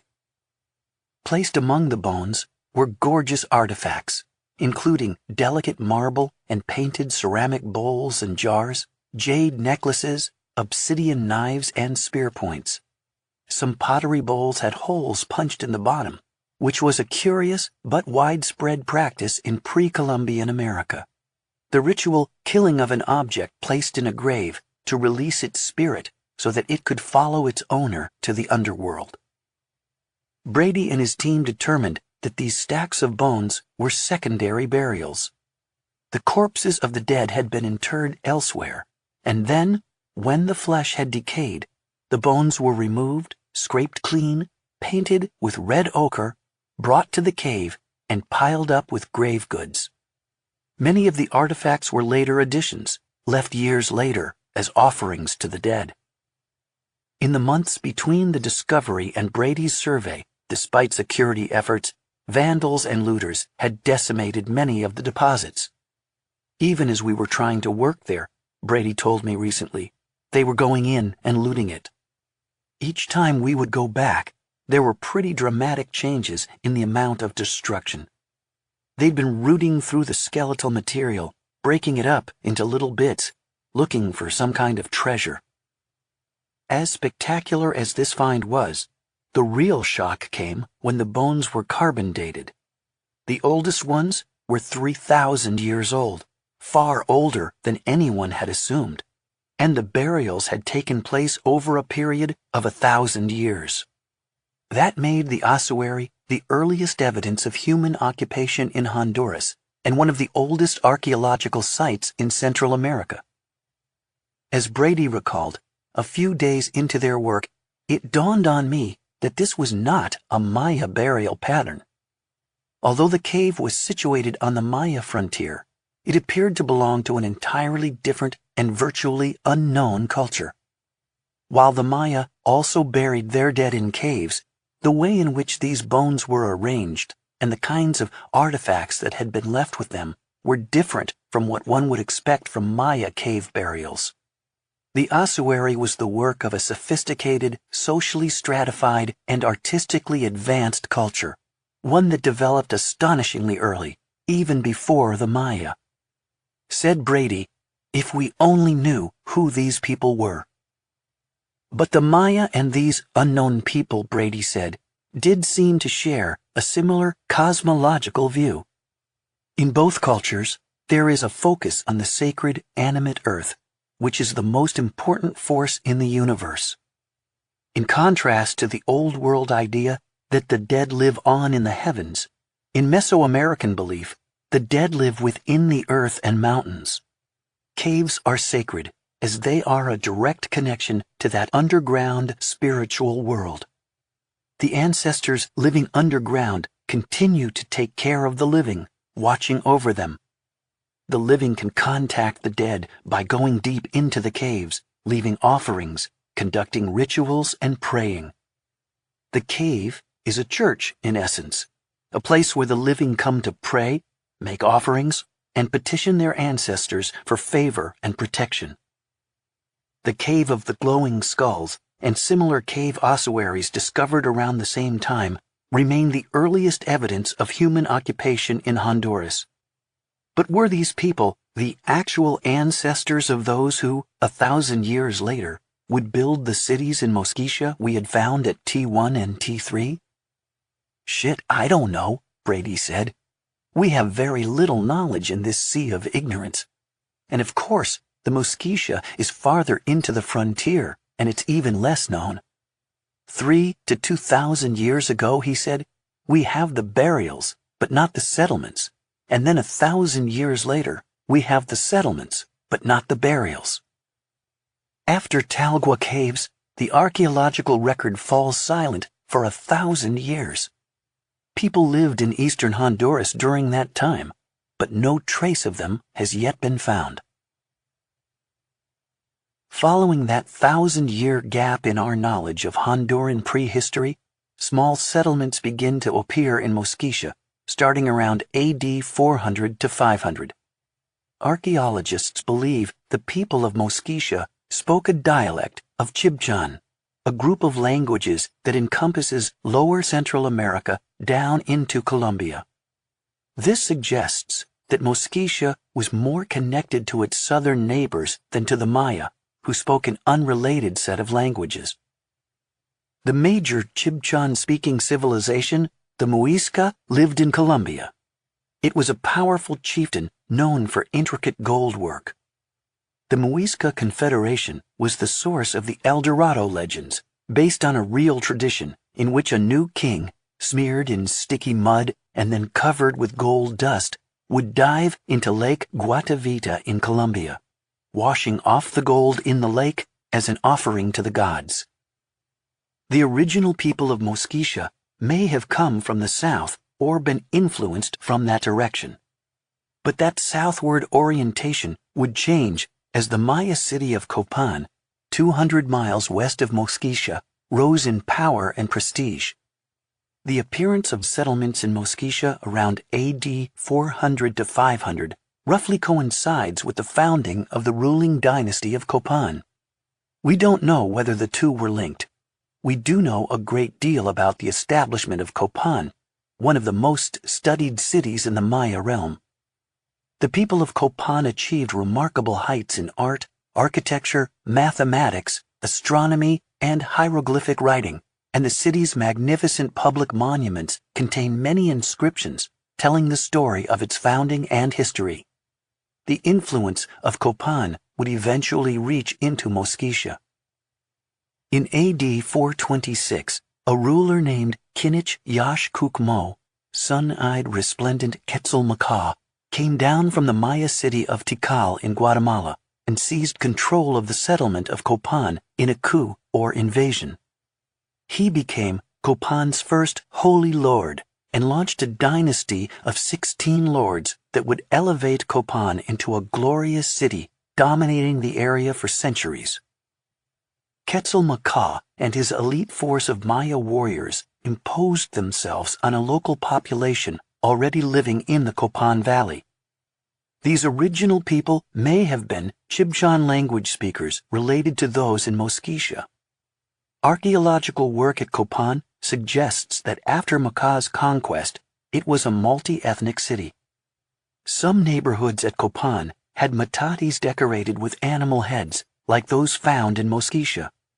Macá married a Copan woman, probably the daughter of a local lord, no doubt to secure his legitimacy and form an alliance with the local nobility, just as European kings once did. Copan is as far south as the Maya appear to have reached. Perhaps they were stymied by forbidding mountains and jungle. Perhaps they met resistance. As a result, even after the Maya invasion of Copan in the 5th century, Mosquitia was left to develop on its own. The two civilizations were not, however, isolated from each other. On the contrary, there was probably a vigorous trade between them, and possibly even warfare. From many bragging inscriptions of glorious combat and deeds, we know the Maya city-states were belligerent and engaged in frequent battles with each other and with their neighbors. These conflicts only intensified as the wealth and populations of the Maya city-states increased, swelling their hunger for resources. In 2000, archaeologists found Quetzalmacá's tomb. For centuries, a bend in the Copan River had cut into the central acropolis of the city, and although its course was altered years ago, the old cut bank remained. The erosion had exposed layer upon layer of buildings erected as the city grew. Each main temple at Copan had been built over and around the previous one, creating a series of buildings nested together like Russian Matryoshka dolls. In a feat of clever detective work, archaeologists located the tomb by examining the cutaway embankment and identifying the original floor of the oldest building platform. They then tunneled in from the cut bank, following the floor until they came to a filled-in staircase that led up into the original temple, which had been covered over by 8 subsequent temples. They cleared the staircase and found at the top a sumptuous burial chamber containing the skeleton of a man. He was about 5 feet 6 inches tall and between 55 and 70 years old. Inscriptions, grave offerings, and other evidence confirmed this was the tomb of Quetzalmacá. The Holy Lord's remains were covered with gorgeous jade and shell jewelry, and he wore a peculiar goggle-eyed headdress made of cut shell. His bones showed that he had taken quite a beating over the course of his life. His skeleton was peppered with healed fractures, including 2 broken arms, a shattered shoulder, blunt trauma to the chest, broken ribs, a cracked skull, and a broken neck. The physical anthropologist who analyzed his remains wrote that, in today's world, it would appear that the deceased had survived an auto accident in which he had been thrown from the vehicle. But in the ancient world, the injuries were probably caused by playing the famed Mesoamerican ball game called pits in classical Mayan. Maya warfare, which used piercing weapons such as the spear and atlatl and close-quarter engagement involving thrusting, stabbing, and crushing, would likely have produced a different mix of injuries. We know from early accounts and pre-Columbian illustrations that the game was extremely fierce. One 16th century friar, a rare eyewitness, spoke of players being killed instantly when the 5-pound ball, made of solid latex sap, hit them on a hard rebound. He also described many others who suffered terrible injuries and were carried from the field to die later. The ball game was a vital Mesoamerican ritual, and playing it was essential to maintaining the cosmic order and keeping up the community's health and prosperity. Because most of Quetzalcoatl's injuries occurred when he was young, before he arrived in Copan, he might have achieved his leadership role by playing the ball game. Alternatively, it is possible that he was required to play the game because of his high status. Either way, the burial confirmed he had not ascended dynastically to the throne from a local elite. He was definitely a foreigner to Copan. Symbols on his shield and the Groucho Marx-style goggle-eyed headdress connected him to the ancient city of Teotihuacan, located north of Mexico City, which in his day was the largest city in the New World. Today, it is a magnificent ruin containing some of the greatest pyramids in the Americas.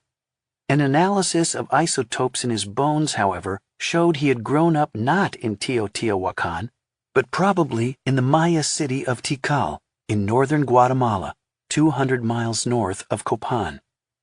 Drinking water, which varies from place to place, leaves a unique chemical signature in the bones. 4 centuries after Maca's rule, at its apex around AD 800, Copan had become a large and powerful city of perhaps 25,000 inhabitants, spread out over many square miles. But all was not well. A creeping rot, environmental, economic, and social, had been undermining its society for some time and would eventually lead to destruction. Scholars have long debated the mystery surrounding the collapse and abandonment of Copan and the other magnificent cities of the Maya realm. Skeletons speak with eloquence, and the many graves unearthed at Copan show that after AD 650, the health and nutrition of the common people appeared to decline. This happened even as the ruling classes apparently swelled in size over succeeding generations, with each generation larger than the last, in what archaeologists call the increasingly parasitic role of the elite.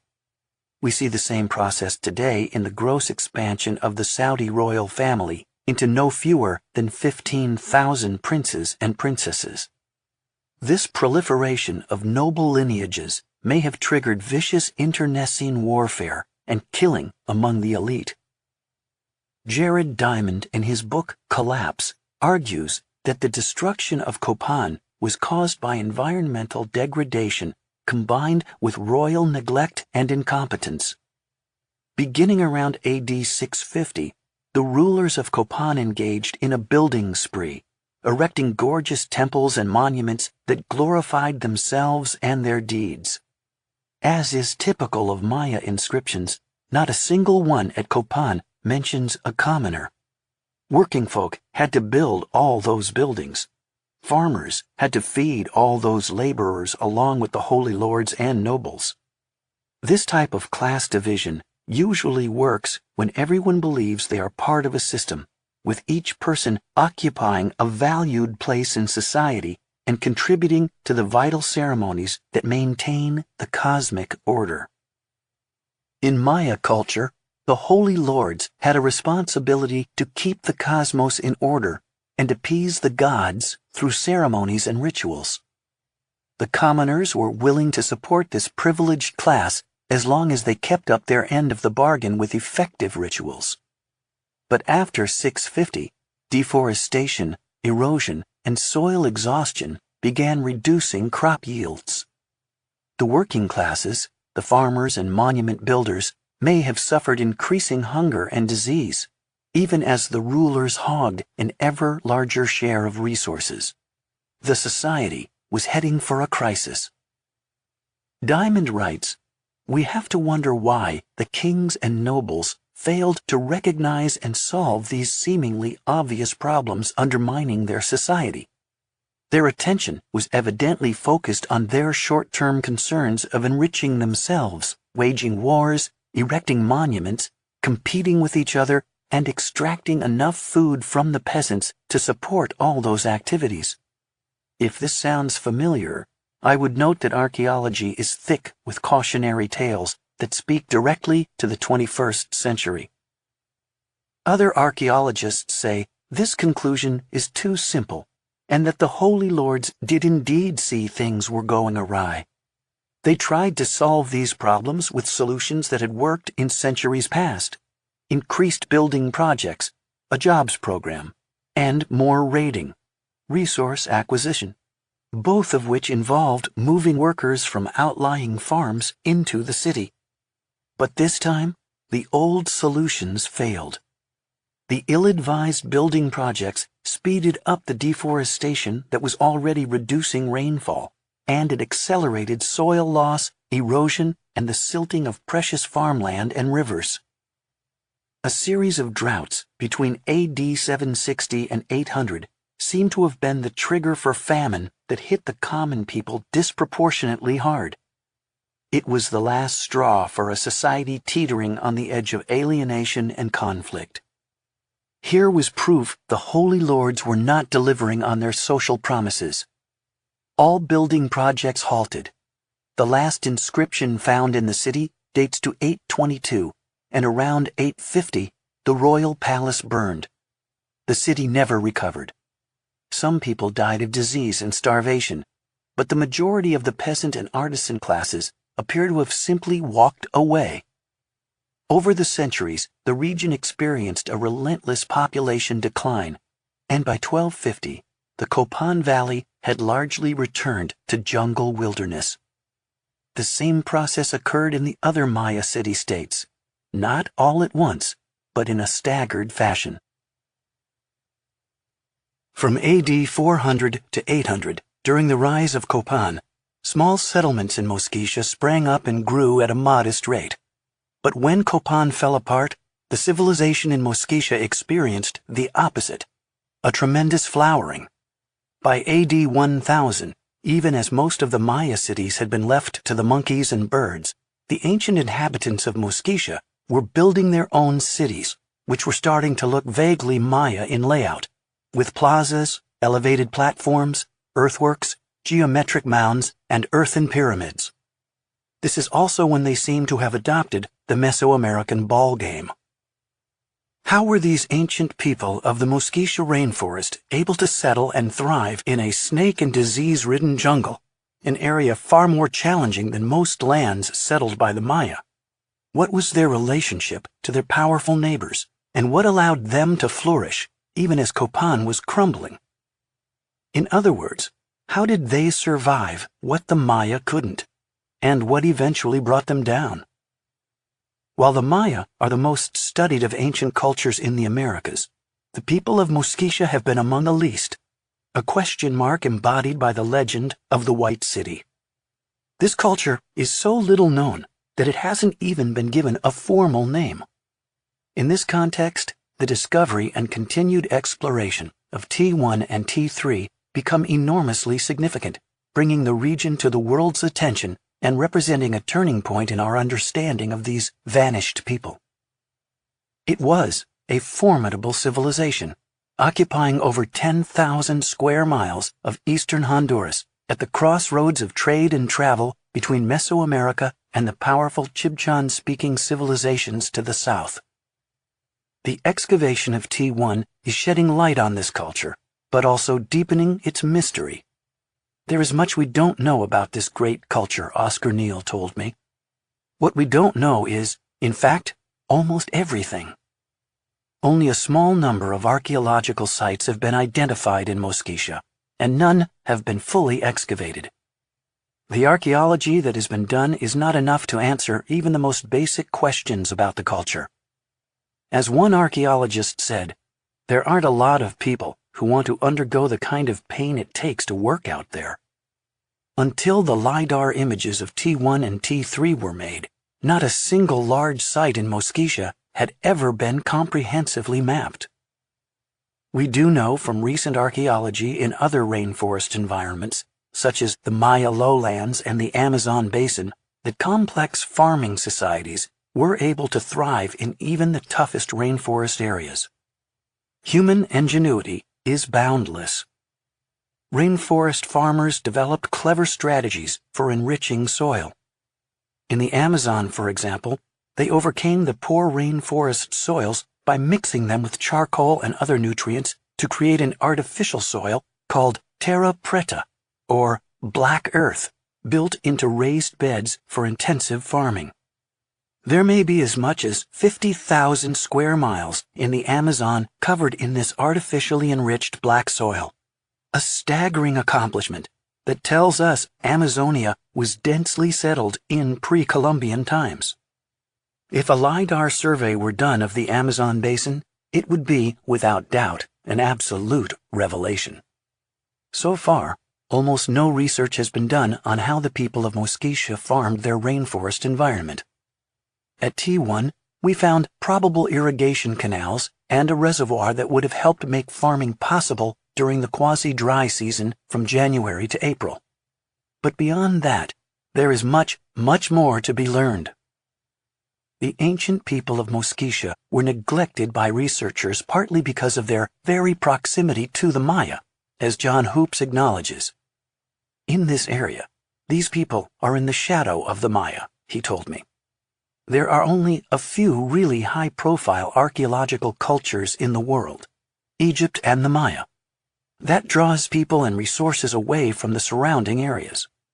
This disregard, Hoops feels, has hurt our understanding of the region, which he believes holds the key in tying together the Americas, because it occupies the frontier between Mesoamerica and Lower Central and South America.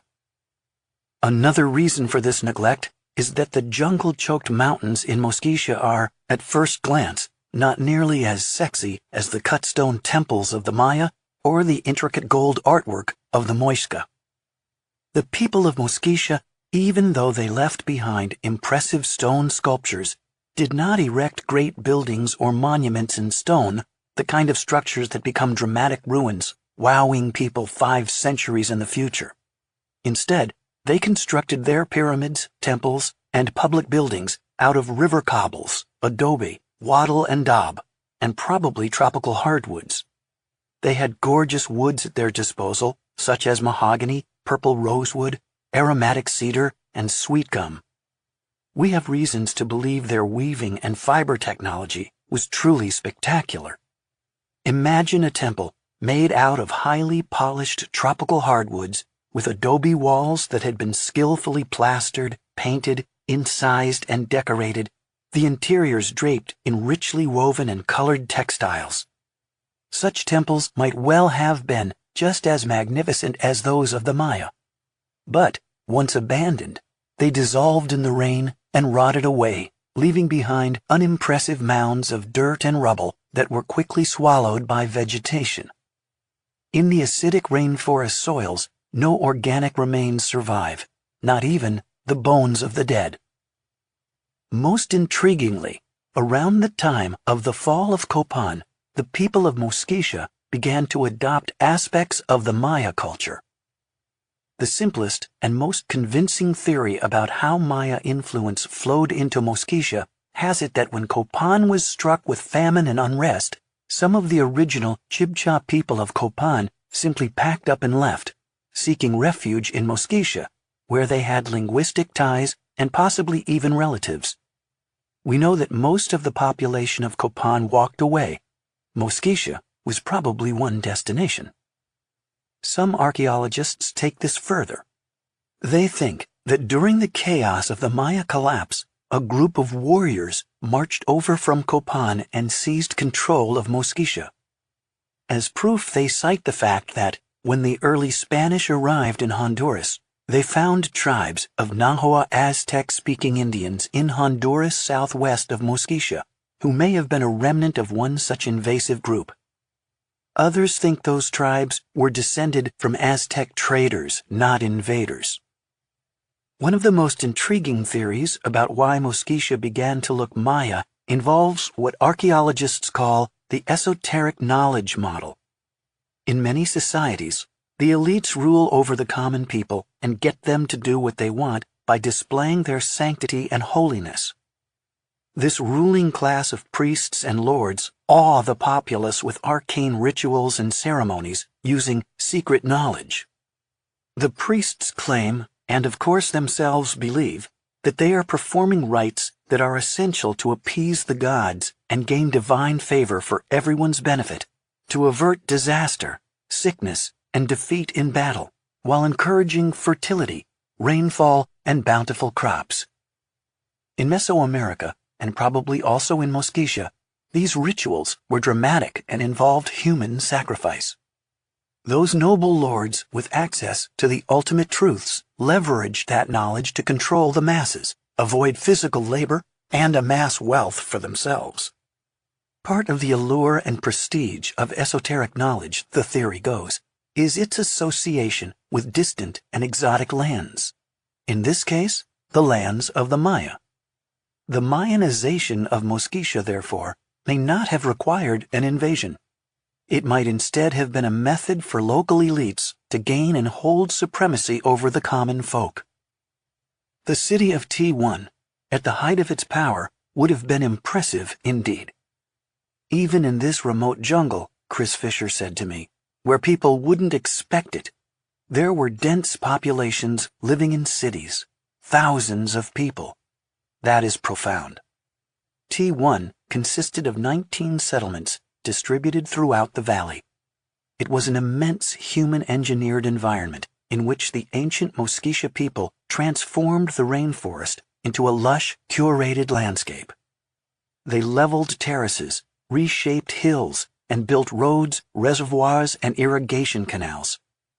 In its heyday, T1 probably looked like an unkempt English garden, with plots of food crops and medicinal plants mingled with stands of valuable trees such as cacao and fruit alongside large open areas for public ceremonies, games, and group activities, and shady patches for work and socializing. There were extensive flower beds because flowers were an important crop used in religious ceremonies. All these growing areas were mixed in with residential houses, many on raised earthen platforms to avoid seasonal flooding, connected by paths. Having these garden spaces embedded within urban areas, said Fisher, is one characteristic of New World cities that made them sustainable and livable. Even the vistas were tended, with view lines opened up to sacred architecture. The pyramids and temples needed to be seen from afar, so that people could appreciate their power and watch important ceremonies. The entire effect of all this might have been something like Frederick Law Olmsted's vision for Central Park, only wilder. While the valley is spectacularly isolated now, in its heyday it was a center of trade and commerce. When you're here today, Chris said, you feel so disconnected. It's a wilderness, and it's hard to imagine you're even in the 21st century. But in the past, it wasn't isolated at all. It was in the midst of an intense network of human interaction. Situated in a fortress-like valley, the city of T1 would have been a highly defensible place of retreat, something akin to a medieval castle that was normally a bustling center of trade but, if threatened, could raise its drawbridge, arm the battlements, and defend itself against attack. Because of this, T1 might have been part of a strategic zone of control in pre-Columbian times, possibly an anchor that defended the interior from invaders coming inland from the coast. It may also have been a bulwark against attacks from the Maya realm. And then, around 1500, this culture collapsed. But unlike the Maya, who experienced a multi-tiered collapse, with various city-states declining at different times, the Mosquitia civilization vanished everywhere all at once, in a sudden civilization-wide catastrophe. We have only a glimpse of this great culture, said Oscar Neal, before it vanished in the forest. Chapter 21. The vulture, the symbol of death and transition, was placed in the middle. The undisturbed cache of sculptures was an outstanding find, but just how important would only be revealed by excavation. While similar caches of objects had been found in large ruins in Mosquitia going back to the 1920s, not a single one had ever been professionally excavated. Archaeology in Mosquitia is, as I've noted before, a dangerous, expensive, and arduous activity. By the time archaeologists found most of these caches, they had already been dug into or partially looted. Even the few somewhat in situ caches still existing today, perhaps 4 or 5, have been irredeemably disturbed. What this means is that the experts have never been able to study them properly and coax them into yielding their secrets, the clues to what makes Mosquitia so special. To date, archaeologists had no idea what the caches were for, why they were created, or what the sculptures meant. Chris hoped that a meticulous, scientific excavation of the cache in T1 might change that. When Chris and his team returned to the jungle, they began excavating the cache as soon as the next dry season hit, in January of 2016, and within a month, they had uncovered a trove of over 200 stone and ceramic artifacts, many in fragments, with hundreds more still buried. This was an incredible concentration of wealth, piled in an area of only a few hundred square feet, out of an archaeological site several square miles in extent. To the ancient people of Mosquitia, this small place was clearly of supreme ritual importance. The cache, Chris concluded, was an offering, a kind of shrine. These were precious objects, carved by artisans out of hard rhyolite or basalt. There were at least 5 kinds of stone from different areas, suggesting a network of trade in fine stone with other communities. Having no metal tools to chisel with, these ancient sculptures shaped them using a laborious grinding process, using handheld rocks and sand to abrade a block of stone into the desired form. Archaeologists call these ground stone objects, as opposed to objects carved using traditional hammers and chisels. A tremendous amount of labor, skill, and artistry went into creating each sculpture. Only a specialized class of artisans could have created them. The offerings had been placed in the cache area at the base of the pyramid, all at the same time, on a floor of red, clay-like soil. The clay floor had been specially smoothed and prepared to display these objects. Analysis revealed that it was a type of red earth called laterite, which forms much of the basement soil of the valley, an intriguing echo of Cortez's old land of red earth. The offering, or shrine, was far from a disorganized heap. Everything had been carefully arranged on the clay foundation. The pieces had been organized around a key central sculpture, an enigmatic standing vulture with drooping wings.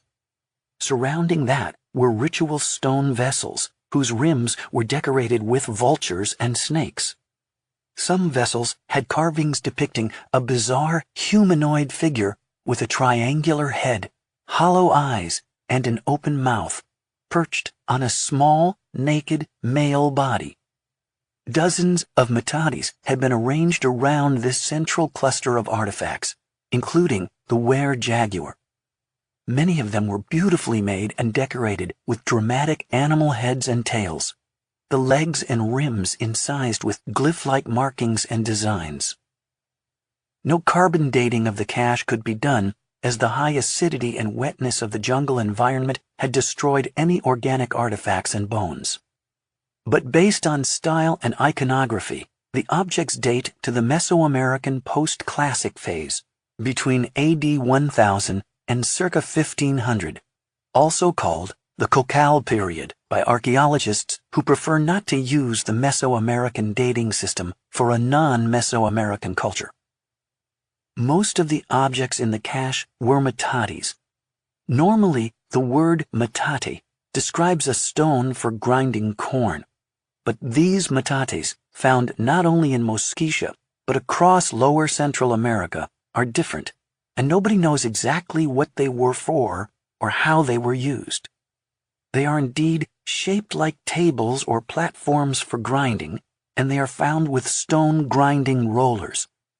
The puzzle is that most of these metates are too large and awkward to be used for efficient grinding.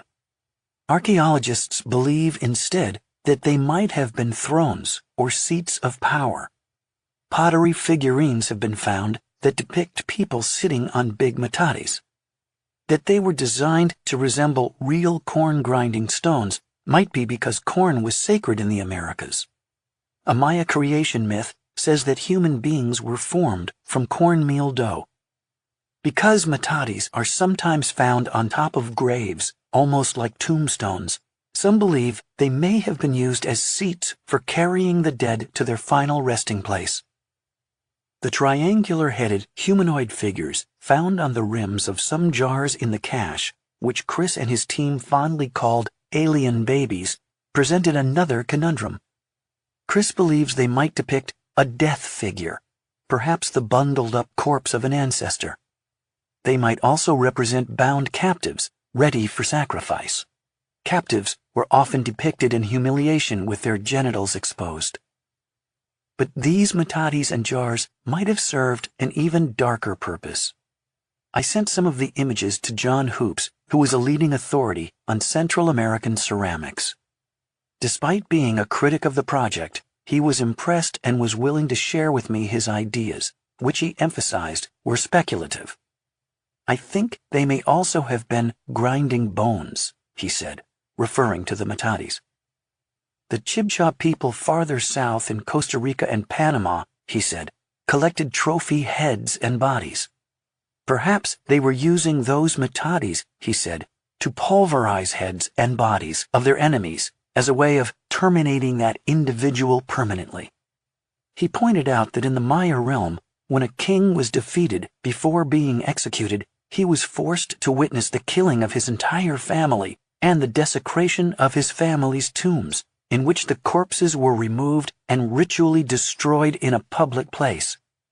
He sees not only his family being destroyed, Hoops said, but his entire dynasty being erased. Some metates in Costa Rica, he noted, are decorated with tiny trophy heads, which might connect them to ceremonies of bone grinding and erasure.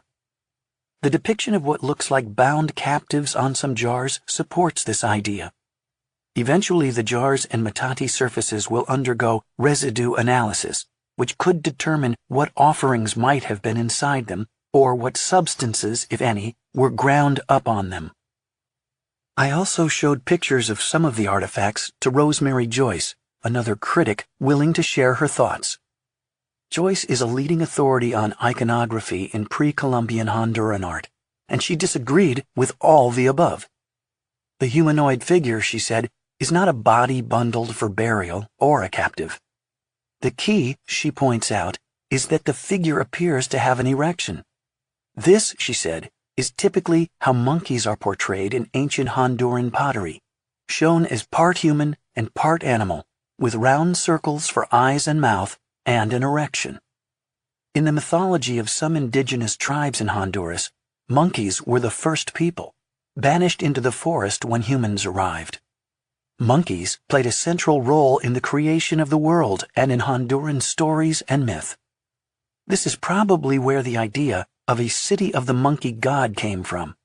Many early reports from explorers say the Indians told them stories of monkey gods and half-monkey, half-human beings living in the forest, who terrorized their ancestors, raiding villages and stealing human women to maintain their hybrid race.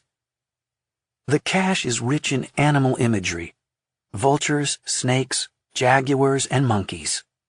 Joyce explained that, throughout the Americas, traditional shamans and priests claim special relationships with certain animals.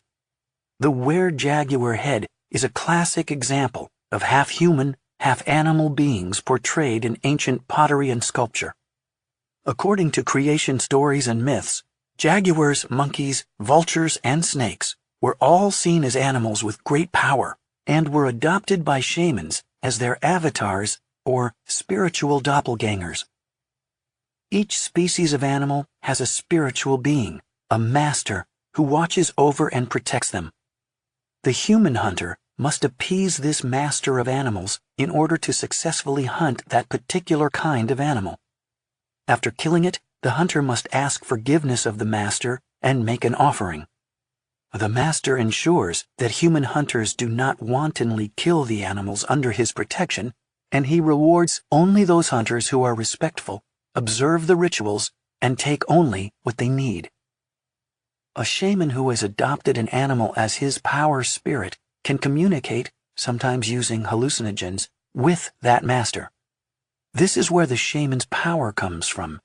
His ability to transform himself into a were-jaguar, for example, and communicate with the master of jaguars.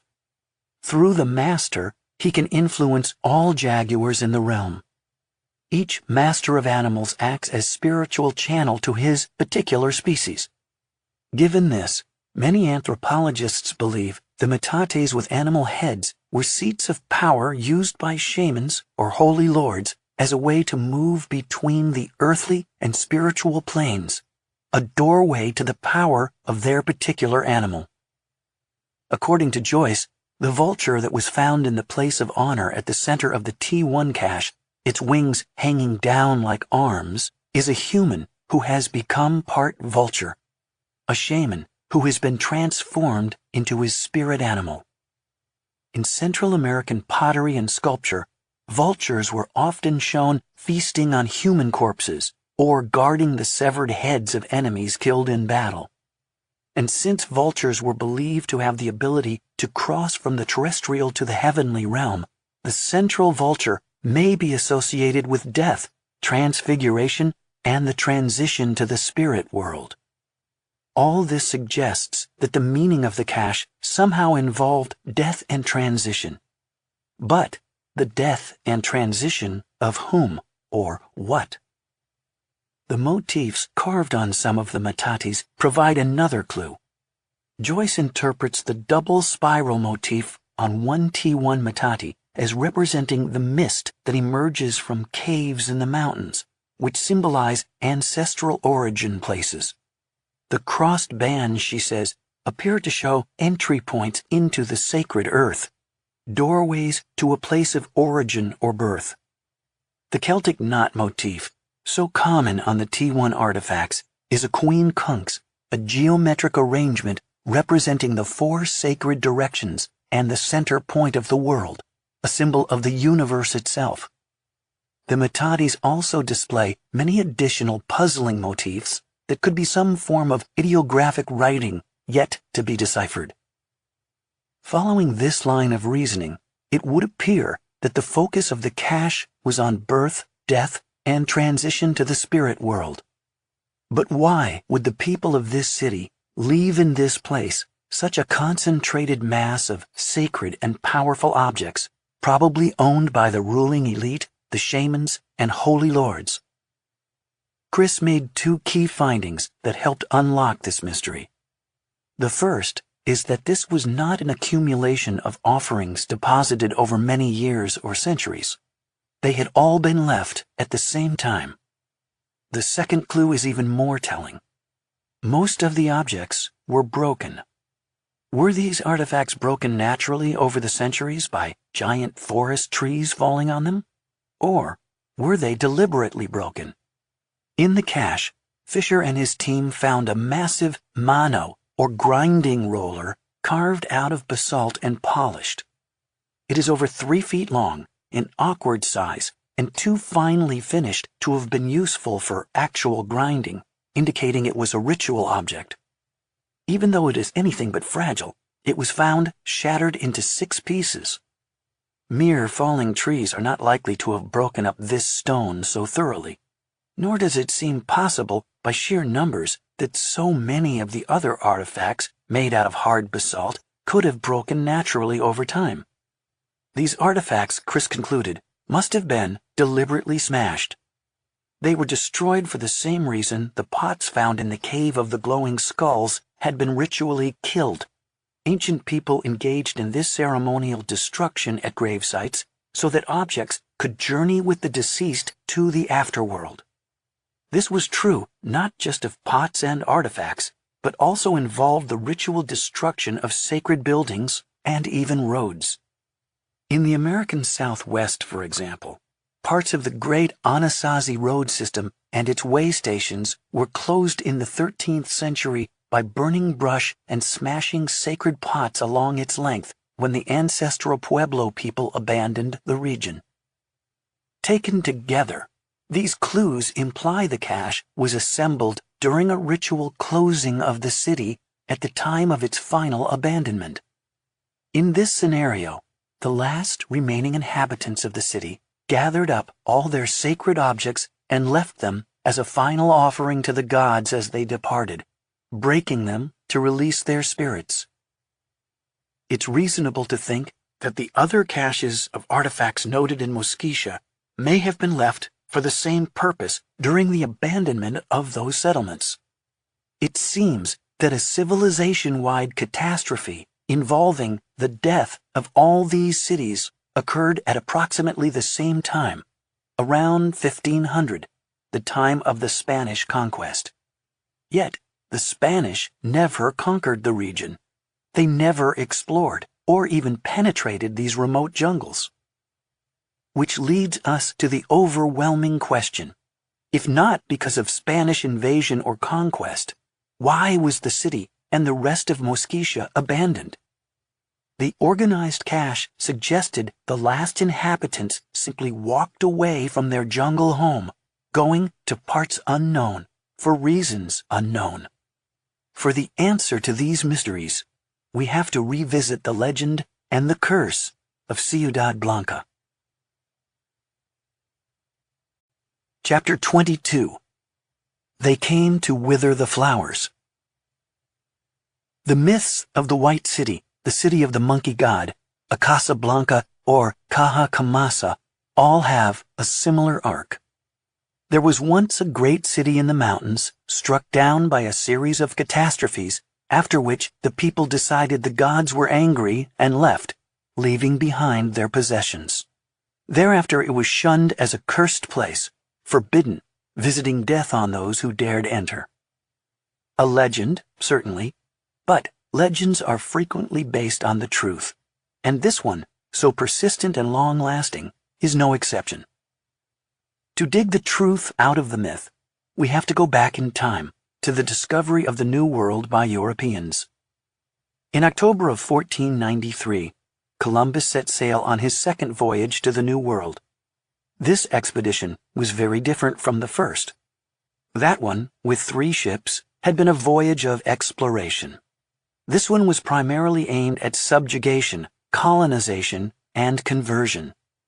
Columbus's enormous flotilla on that second voyage consisted of 17 ships carrying 1,500 men and thousands of head of livestock, including horses, cattle, dogs, cats, chickens, and pigs.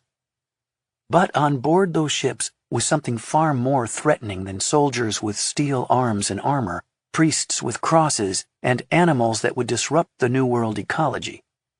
Columbus and his men unwittingly carried microscopic pathogens to which the people of the New World had never been exposed and against which they had no genetic resistance.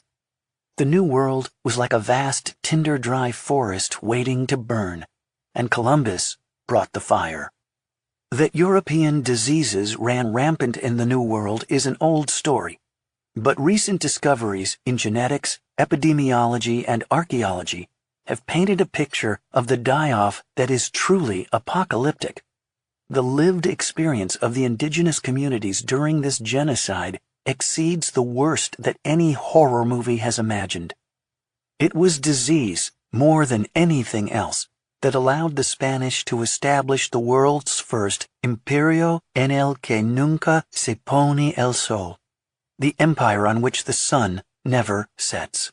So called because it occupied a swath of territory so extensive that some of it was always in daylight. Columbus had boasted on his first voyage that no one had been sick or even had a headache, except for an old man with kidney stones. The second voyage, carrying soldiers from different parts of Spain and teeming cargo of livestock, was a Noah's Ark of pestilence. Even during the Atlantic crossing, hundreds of men and animals on board Columbus's flotilla began to sicken. When they reached the outer islands of the Caribbean, the ships, carrying their ripe payload of disease, made a grand tour of the islands, landing on Dominica, Montserrat, Antigua, and other islands of the Lesser Antilles before sailing on to Puerto Rico and Hispaniola, where most of the men disembarked. Even while he and his men were getting sicker, Columbus took a smaller fleet that then explored Cuba and Jamaica before returning to Hispaniola. Columbus's first descriptions of Hispaniola reveal a wondrous and fertile place, an island larger than Portugal with twice the population, which he extolled as the most beautiful land I have ever seen. Hispaniola, today divided between the countries of Haiti and the Dominican Republic, was richly inhabited by Taino Indians, but how many is disputed by historians. Bartolomé de las Casas, the early Spanish chronicler who wrote a largely eyewitness account of the colonization of the Indies, said that the Indian population of Hispaniola when Columbus arrived was about 1 million, which he later revised upward to 3 million. Many modern historians believe Las Casas exaggerated the numbers and that the actual population was perhaps around 500,000. Regardless, Hispaniola and all the big islands of the Caribbean were astoundingly prosperous. In nearby Jamaica, Columbus encountered all the coast and land filled with towns and excellent ports, where infinite numbers of Indians followed us in their canoes. All that was about to change. On that fateful second voyage, Columbus himself became so ill that he almost died, and for weeks he stopped writing in his log. The flotilla reached Hispaniola on November 22, 1493, and re-established a Spanish settlement to replace the one that had been destroyed by Indians in their absence. Many of the Spanish by this time had fallen sick, and quite a few had died, due to the unsanitary conditions on board ship and the impossibility of escaping contagion. In a few years, half of Columbus's 1,500 soldiers would be dead of disease. But that was nothing compared to what happened to the native populations. In their wandering passage through the Caribbean, the ships with their sick crews unknowingly spread epidemics of illness at many of the ports they visited. By 1494, these epidemics merged into a plague raging across Hispaniola and the rest of the Caribbean. There came among the Indians such illness, death, and misery, Bartolomé de las Casas wrote, that of fathers, mothers, and children, infinite number sadly died. He estimated that 1/3 of the population died in the 2 years from 1494 to 1496. A table of statistics for the island of Hispaniola tells the story. Date: 1492. Around 500,000 native population, disputed. 1508, 60,000. 1510, 33,523. 1514, 26,334. 1518, before smallpox, 18,000. 1519, after smallpox, 1,000. 1542, 0. Not all of these deaths were caused by disease, of course. Forced labor, starvation, cruelty, murder, rape, enslavement, and relocation also contributed mightily to the extinction of the Taino Indians of Hispaniola and the other peoples of the Caribbean. But the overriding factor was European disease, against which the New World had almost no resistance. Modern epidemiologists have studied the old accounts to figure out what diseases struck down the Indians during these first epidemics. Their best guesses are influenza, typhus, and dysentery. Many later diseases joined the first in triggering wave after wave of mortality, including measles, mumps, yellow fever, malaria, chickenpox, typhoid, plague, diphtheria, whooping cough, tuberculosis, and, deadliest of all, smallpox. These epidemics did not stay in the islands. Las Casas described a dragnet of death that spread to the Central American mainland and devastated all this sphere. Native traders may have first spread contagion to the mainland before 1500. People may have begun dying there even before Europeans arrived. But we know for certain that Columbus, on his fourth voyage in 1502, inadvertently unleashed disease on mainland America. While probing for a passage westward to the Indies, Columbus reached Honduras's Bay Islands on July 30th, 1502. After spending a few weeks in the islands, he sailed on to the Central American main, becoming the first European to touch land there. He anchored in a harbor near the present-day town of Trujillo, and he christened the new land Honduras, the depths, because of the very deep water he had encountered near shore. After disembarking on the Honduran mainland, he and his men held a Christian mass on August 14, 1502, and claimed the land for Isabella and Ferdinand of Spain. After meeting with friendly Indians, Columbus, who was ill yet again, with what, we're not sure, continued exploring southward with his many sick men, sailing along the coastline of Honduras, Nicaragua, and Panama, stopping frequently along the way. Like spot fires set in a forest, disease spread outward from these points of contact, burning deep into the interior lands, far outracing actual European exploration. We do not know how many died in these first epidemics. The natives who witnessed them did not leave any accounts, and there were no European chroniclers. But the real apocalypse was yet to come. That arrived in the form of smallpox. Las Casas wrote that it was carried by someone from Castile, and it arrived in Hispaniola in December of 1518. Of the immensity of people that this island held, and that we have seen with our own eyes, Las Casas wrote, only 1,000 were left by the end of 1519. In January, it spread to Puerto Rico, and from there, it raged across the Caribbean and jumped to the mainland. By September of 1519, smallpox had reached the Valley of Mexico. Traditional Indian remedies against illness, sweats, cold baths, and medicinal herbs were ineffective against smallpox. Indeed, many efforts at healing only seemed to hasten death. In Europe, at its worst, smallpox killed about 1 out of 3 people it infected.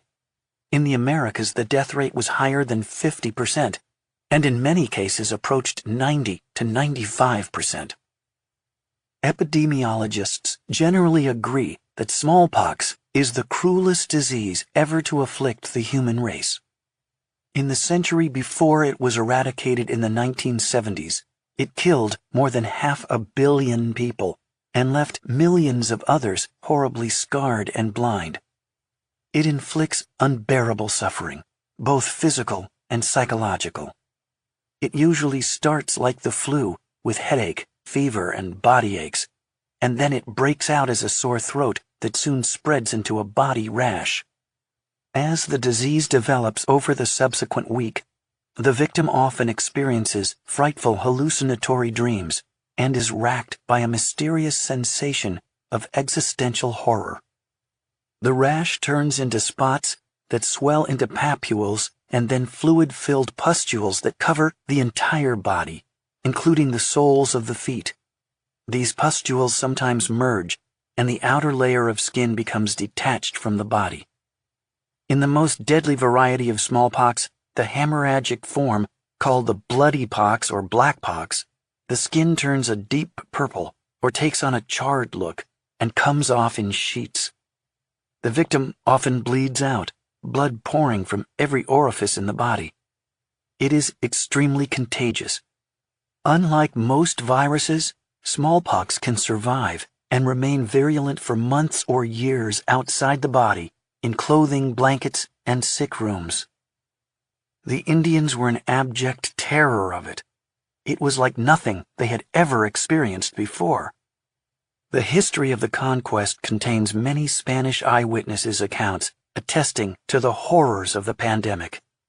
It was a dreadful illness, wrote one friar, and many people died of it. No one could walk. They could only lie stretched out on their beds. No one could move, not even able to turn their heads. One could not lie face down, or lie on the back, nor turn from one side to another. When they did move, they screamed in pain. Many died from it, but many died only of hunger. There were deaths from starvation, for they had no one left to care for them. These epidemics of disease weakened Indian military resistance, and in many instances it aided the Spanish in their conquest. But overall, the Spanish, and Columbus personally, were deeply dismayed by the vast die-offs. The deaths of so many Indians interfered with their slaving businesses, killed their servants, and emptied their plantations and mines of forced labor. When smallpox arrived, the Indians often responded with panic and flight, abandoning towns and cities, leaving behind the sick and dead. And while the Spanish were less susceptible to these epidemics, they were not immune, and many also died in the general conflagration. Epidemics cleared out huge swaths of the New World, even before Europeans got there. There are numerous accounts of European explorers arriving in a village for the first time, only to find everyone dead, the houses full of rotting, pustule-covered corpses. Historians once marveled at how Cortés, with his army of 500 soldiers, defeated the Aztec Empire of over 1 million people. Various ideas have been advanced. That the Spanish had crucial technological advantages in horses, swords, crossbows, cannon, and armor. That the Spanish had superior tactics honed by centuries of fighting the Moors. That the Indians held back, fearful the Spanish were gods, and that the Aztec subjugation and misrule of surrounding chieftains had created conditions ripe for revolt. All this is true, but the real conquistador was smallpox. Cortés and his troops occupied the Aztec capital city of Tenochtitlan, the future Mexico City, in 1519. But this cannot be counted as a conquest. The uneasy Aztec emperor, Moctezuma, invited Cortés into the city, unsure if he were god or man.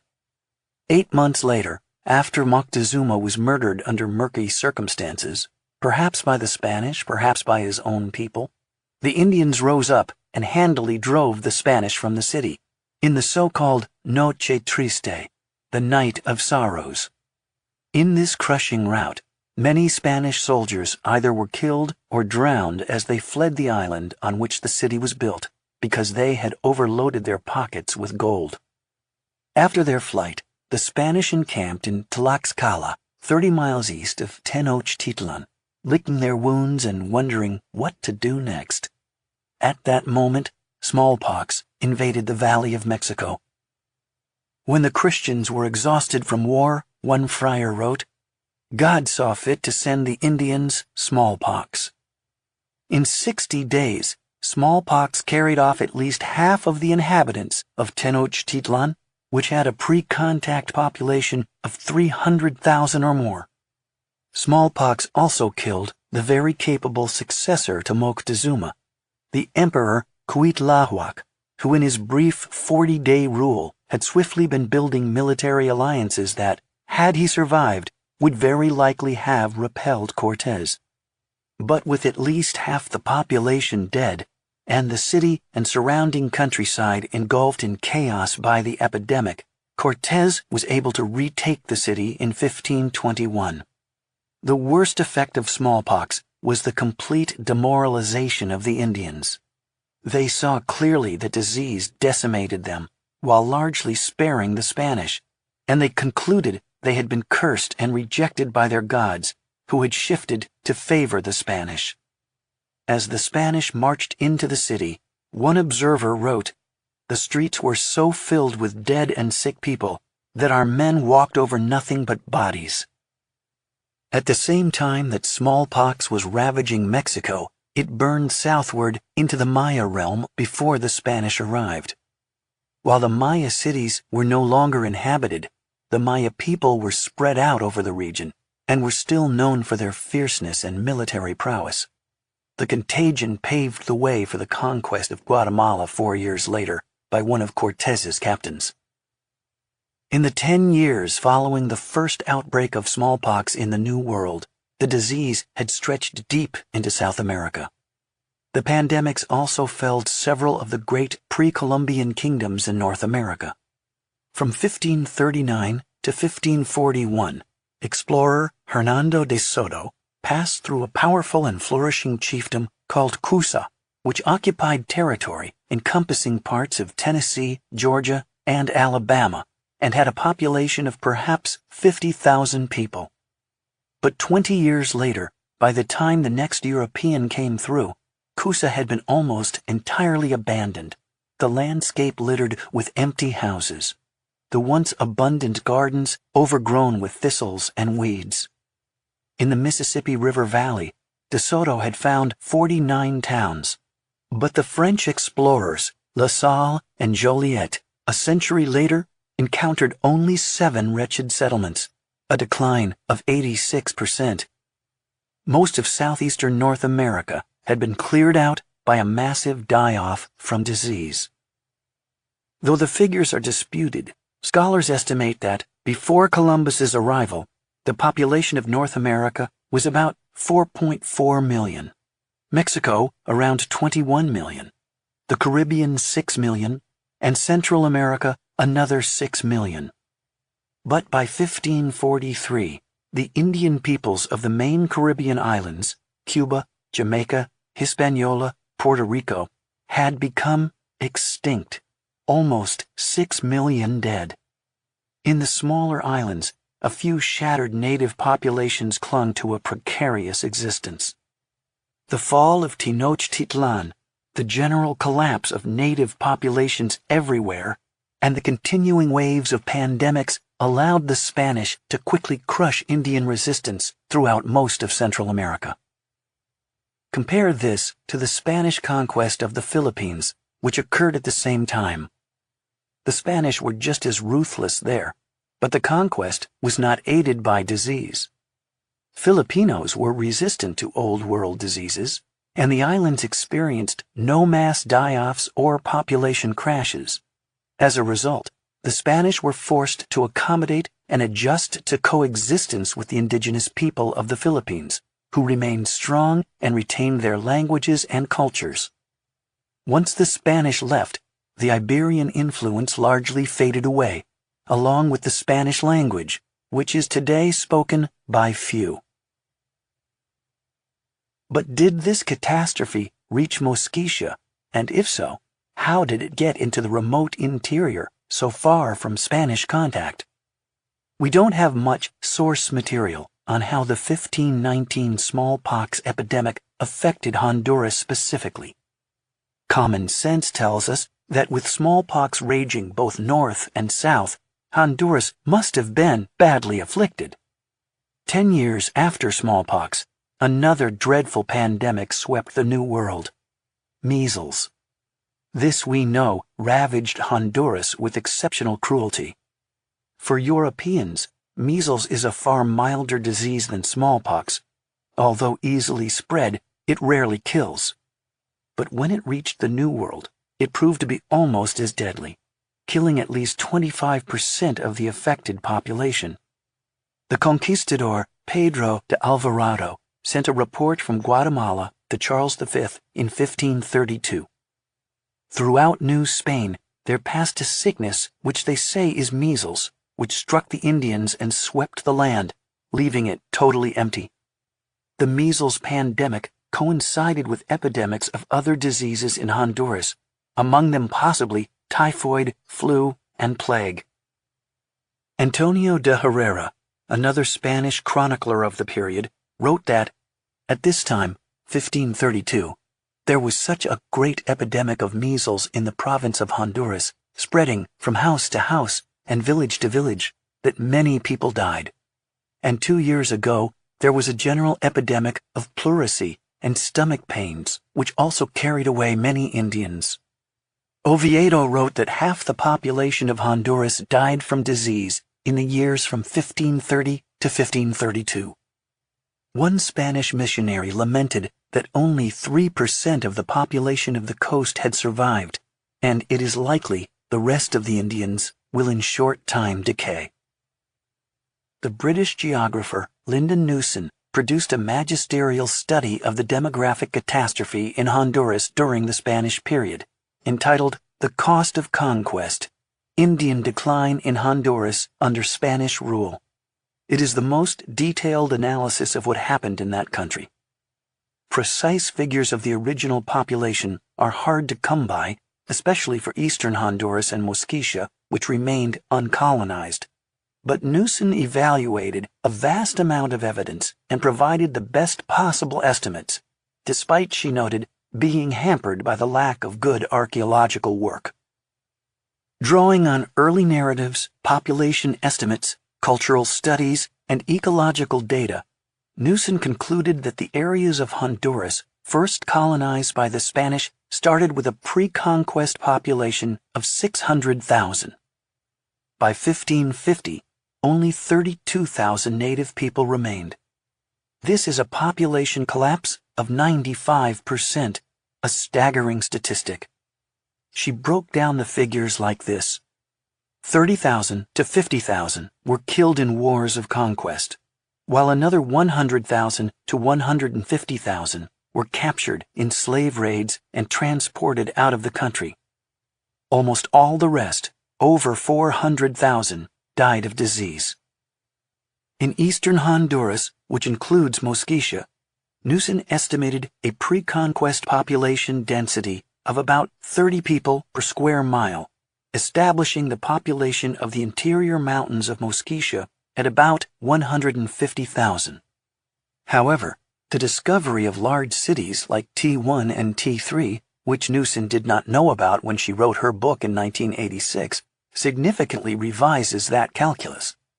Regardless of the actual numbers, though, we now know this was a thriving and prosperous region, linked to its neighbors by extensive trading routes. It was not at all the remote, sparsely inhabited jungle we find today. We have the testimony of Cortés and Pedraza of extensive and rich provinces, and we have the evidence from T1 and T3, Las Crucitas, Huancavelica, and other former cities in Mosquitia.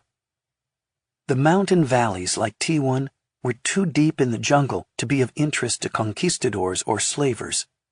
The people living there should have continued to flourish long after the Europeans arrived.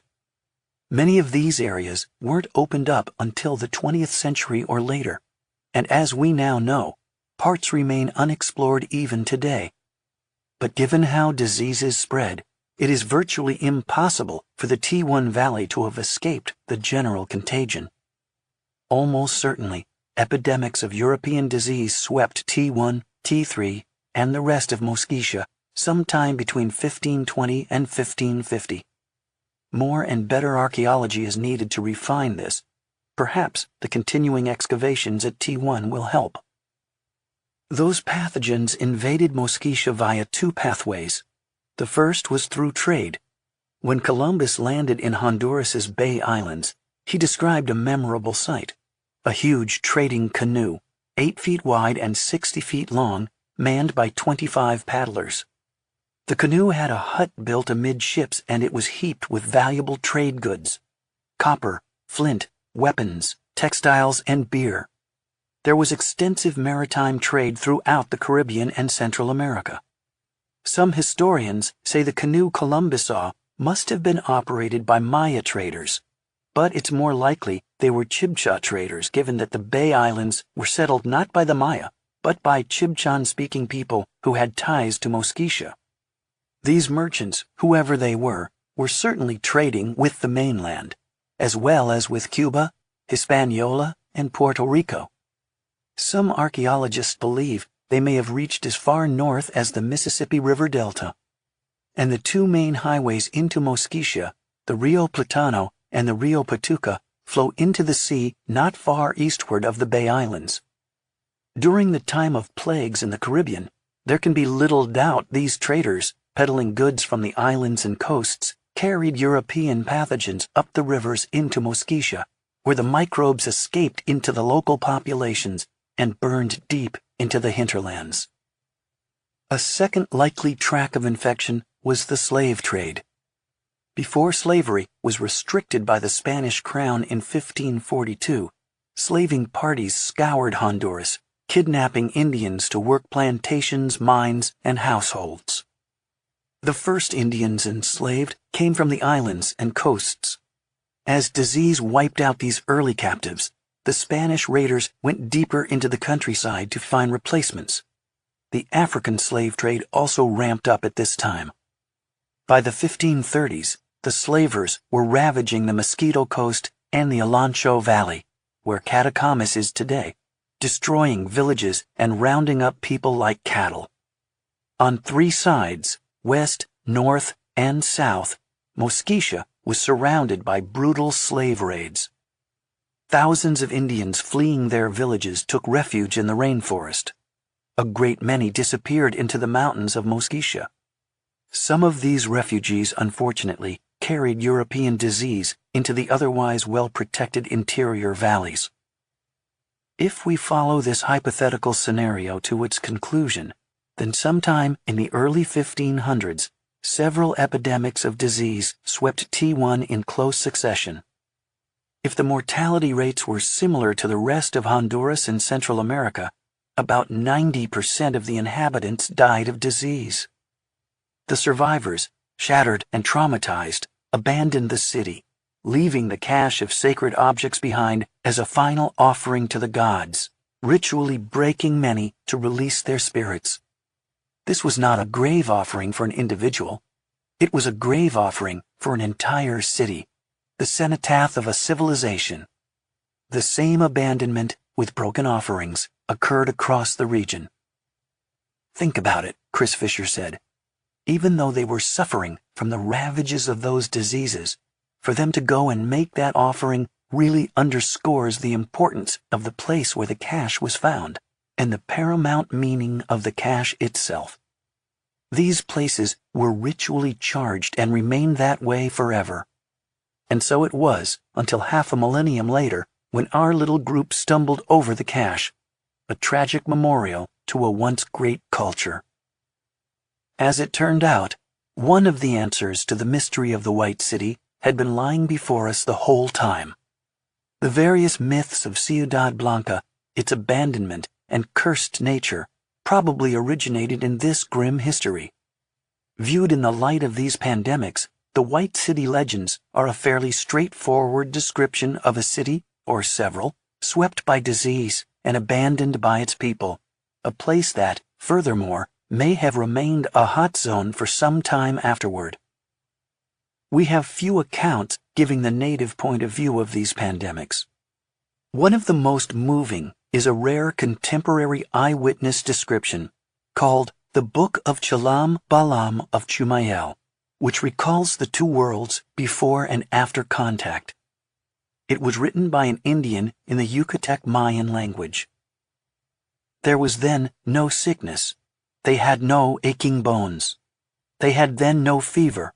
They had then no smallpox, no stomach pains, no consumption. At that time, people stood erect. But then the Tueles, foreigners, arrived, and everything fell apart. They brought fear, and they came to wither the flowers. Chapter 23. 4 members of the expedition have become ill with the same symptoms. In the weeks after our return from the jungle in February 2015, I and the other members of the expedition settled back into our everyday lives. The power of the experience stayed with us. I felt humbled and awed by the glimpse we'd had of a place completely outside the 21st century. We all shared a sense of relief, too, that we had emerged from the jungle unscathed. A few days after our return from Honduras, Woody sent everyone a broadcast email. It was part of his standard follow-up to any expedition he leads into the jungle, and it included this excerpt. All, if you find anything at all, feel slightly unwell, develop a slight fever that goes away, or any of your multitude of bites appear not to be healing, I would advise seeking medical advice as soon as possible, explaining where you have been, etc. Better safe than sorry. At the time, I was completely covered, like everyone else, with bug bites that itched awfully, but that gradually began to fade. A month later in March, I took a vacation with my wife to France, where we went skiing in the French Alps and visited friends in Paris. While walking around Paris, I began to feel a stiffness in my legs, as if they were sore from excessive exercise. At first, I attributed it to the skiing, but over several days, the stiffness grew worse, until I could hardly walk without becoming exhausted. When I developed a fever of 103, I went online to the website of the Centers for Disease Control to check the incubation period for various tropical diseases I might have been exposed to.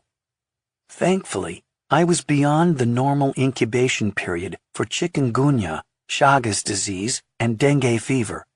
But I was smack in the middle of it for malaria, and my symptoms matched those described at the CDC website. I was furious at myself for prematurely stopping my malaria medication. What the hell had I been thinking? But then I wondered how I could have gotten malaria, a disease transmitted between humans via mosquitoes, when the valley of T1 was uninhabited. Mosquitoes do not usually travel more than a few hundred yards in their entire lifetime, and the nearest humans potentially with malaria were many miles away. My Parisian friends made some phone calls and found a hospital a short metro ride away with an infectious disease lab that could test for malaria. I went that evening. They drew blood, and 90 minutes later, I had the results. No malaria. The doctor thought I had a common virus, unrelated to the Honduran trip, and assured me it was nothing to worry about. My fever had vanished even while I awaited my test results. 2 days later, I had fully recovered. Another month passed. The bug bites on my legs eventually faded away, along with the itching. But one bite did not go away. It was on my upper left arm, midway between elbow and shoulder, and it seemed to be getting redder and bigger.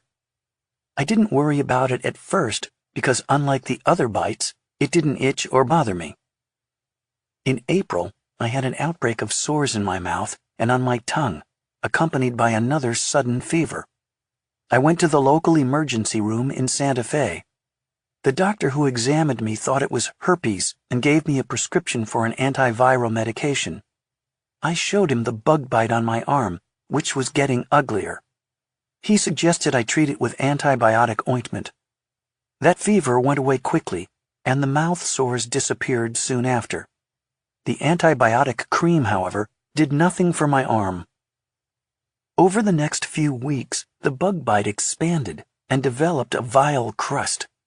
I discussed it with Steve Elkins, and he said that Dave Yoder and Chris Fisher reported having similar bites that wouldn't heal. Steve suggested that we all photograph our bites and email the pictures around to compare. Dave, who lived in Rome, sent me a picture of his bite, which was on the back of his leg. It looked like mine, only worse. Dave was frustrated. He had gone to the ER in Rome 3 times, and the doctors kept diagnosing it as an infection and giving him antibiotics, which didn't work. It doesn't look like a normal infection, he told me. It looks like a miniature volcanic crater. It just won't heal. Dave began researching what he might have. I try not to Google images of disease on the web, he said. I've given myself 2 health scares caused by Googling. But this time I did because I knew my doctors were wrong. The pictures that popped up made him think he might have the tropical disease leishmaniasis. He emailed pictures of his bug bite to two fellow photographers at National Geographic who had gotten leishmaniasis while on assignment. One was Joel Sartor, who contracted the disease while shooting in the Bolivian rainforest and who almost lost his leg as a result. Both photographers told Dave that what he had sure looked like leash. Dave sent me an email. Have you considered the possibility of leishmaniasis? It can be a serious thing. I'm pretty sure that's what I have at this point. I'm investigating the situation right now. I immediately Googled the disease and read about it with fascination and disgust. The images of leash in the early stages did indeed look like my bug bite. The pictures also showed me what it could develop into, and that was a perfect horror. Leishmaniasis is the second deadliest parasitic disease in the world, behind only malaria, and it affects 12 million people worldwide, with around 1 or 2 million new cases every year. It kills 60,000 people a year. Of the leading neglected tropical diseases in the world, NTDs, leishmaniasis is one of the most prominent, if not number one. But because it almost always affects poor people in rural areas of the tropics, there's little economic incentive for pharmaceutical companies to develop vaccines or treatments. Meanwhile, Bill Benenson and Steve began circulating emails to the entire group, asking if anyone else had bug bites that weren't going away. Mark Adams, the sound engineer, reported he had a lesion on his knee. Tom Weinberg had a suspicious ulcer on his knuckle. Mark Plotkin had an unexplained rash. Sully and Woody both had bug bites that were turning into sores. A few days later, this was in late April 2015, fed up with his local doctors and the Italian ER, Dave went to the largest hospital in Rome and demanded to see a tropical disease specialist there. At the beginning of the examination, when Dave opined that it was leash, the doctor snapped, "No, it isn't." But by the end of the examination, the doctor agreed that he did indeed appear to have the disease. He suggested Dave return to the States for a more precise diagnosis, since leash is notoriously difficult to identify. It is not a single disease, but a suite of diseases caused by some 30 different parasitic species carried by several dozen kinds of sandflies. On May 2, 2015, Dave sent an email to the group in which he reported on his visit to the tropical disease doctor in Rome and offered some advice. Brothers in the leash. Despite the fact nobody from the group has been diagnosed with anything, I'm going to perhaps jump the gun and address one elephant in the room directly. There may be cause to explore the possibility of leishmaniasis in my case, and as I understand the situation, possibly others from the group. He said he had decided to return to the States for a firm diagnosis and treatment. This set off a minor panic. Dozens of messages circulated among the expedition members discussing symptoms, real and imagined. Even those without evident signs of leash rushed to their doctors, worried about various complaints, rashes, fevers, headaches, and other ailments. Stomach-turning photographs of everyone's expanding ulcers were circulated and circulated again. Steve Elkins remained exasperatingly healthy, but Bill Benenson had discovered 2 jungle ticks on himself when he returned to California. While that had not led to anything serious, he was shaken up, and he was very concerned about what was happening to others. He sent out an email. I feel we should all share our relevant medical information together, if possible and comfortable, to help ourselves and for all future explorers as well. Let's remember, we've not only made history together in February, but that we're still discovering a great deal that's new and exciting about a lost place in a very threatened environment. I was now thoroughly alarmed about my own sore. Steve Elkins dug up the name of a tropical disease specialist in New Mexico who might be able to help me. Dr. Ravi Durvasula at the Veterans Affairs Medical Center in Albuquerque. Dr. Durvasula was a specialist in Old World leishmaniasis. I called the VA hospital hoping to speak to him.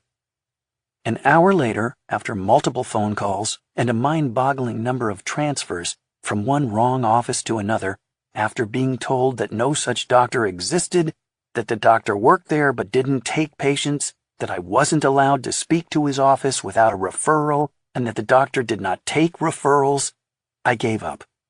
I can't imagine how our wounded soldiers negotiate the same telephone system. Forget about calling the VA, Steve said to me. Send him an email. Be sure to play up the whole expedition thing, the Lost City, National Geographic, all that sexy stuff. So I did.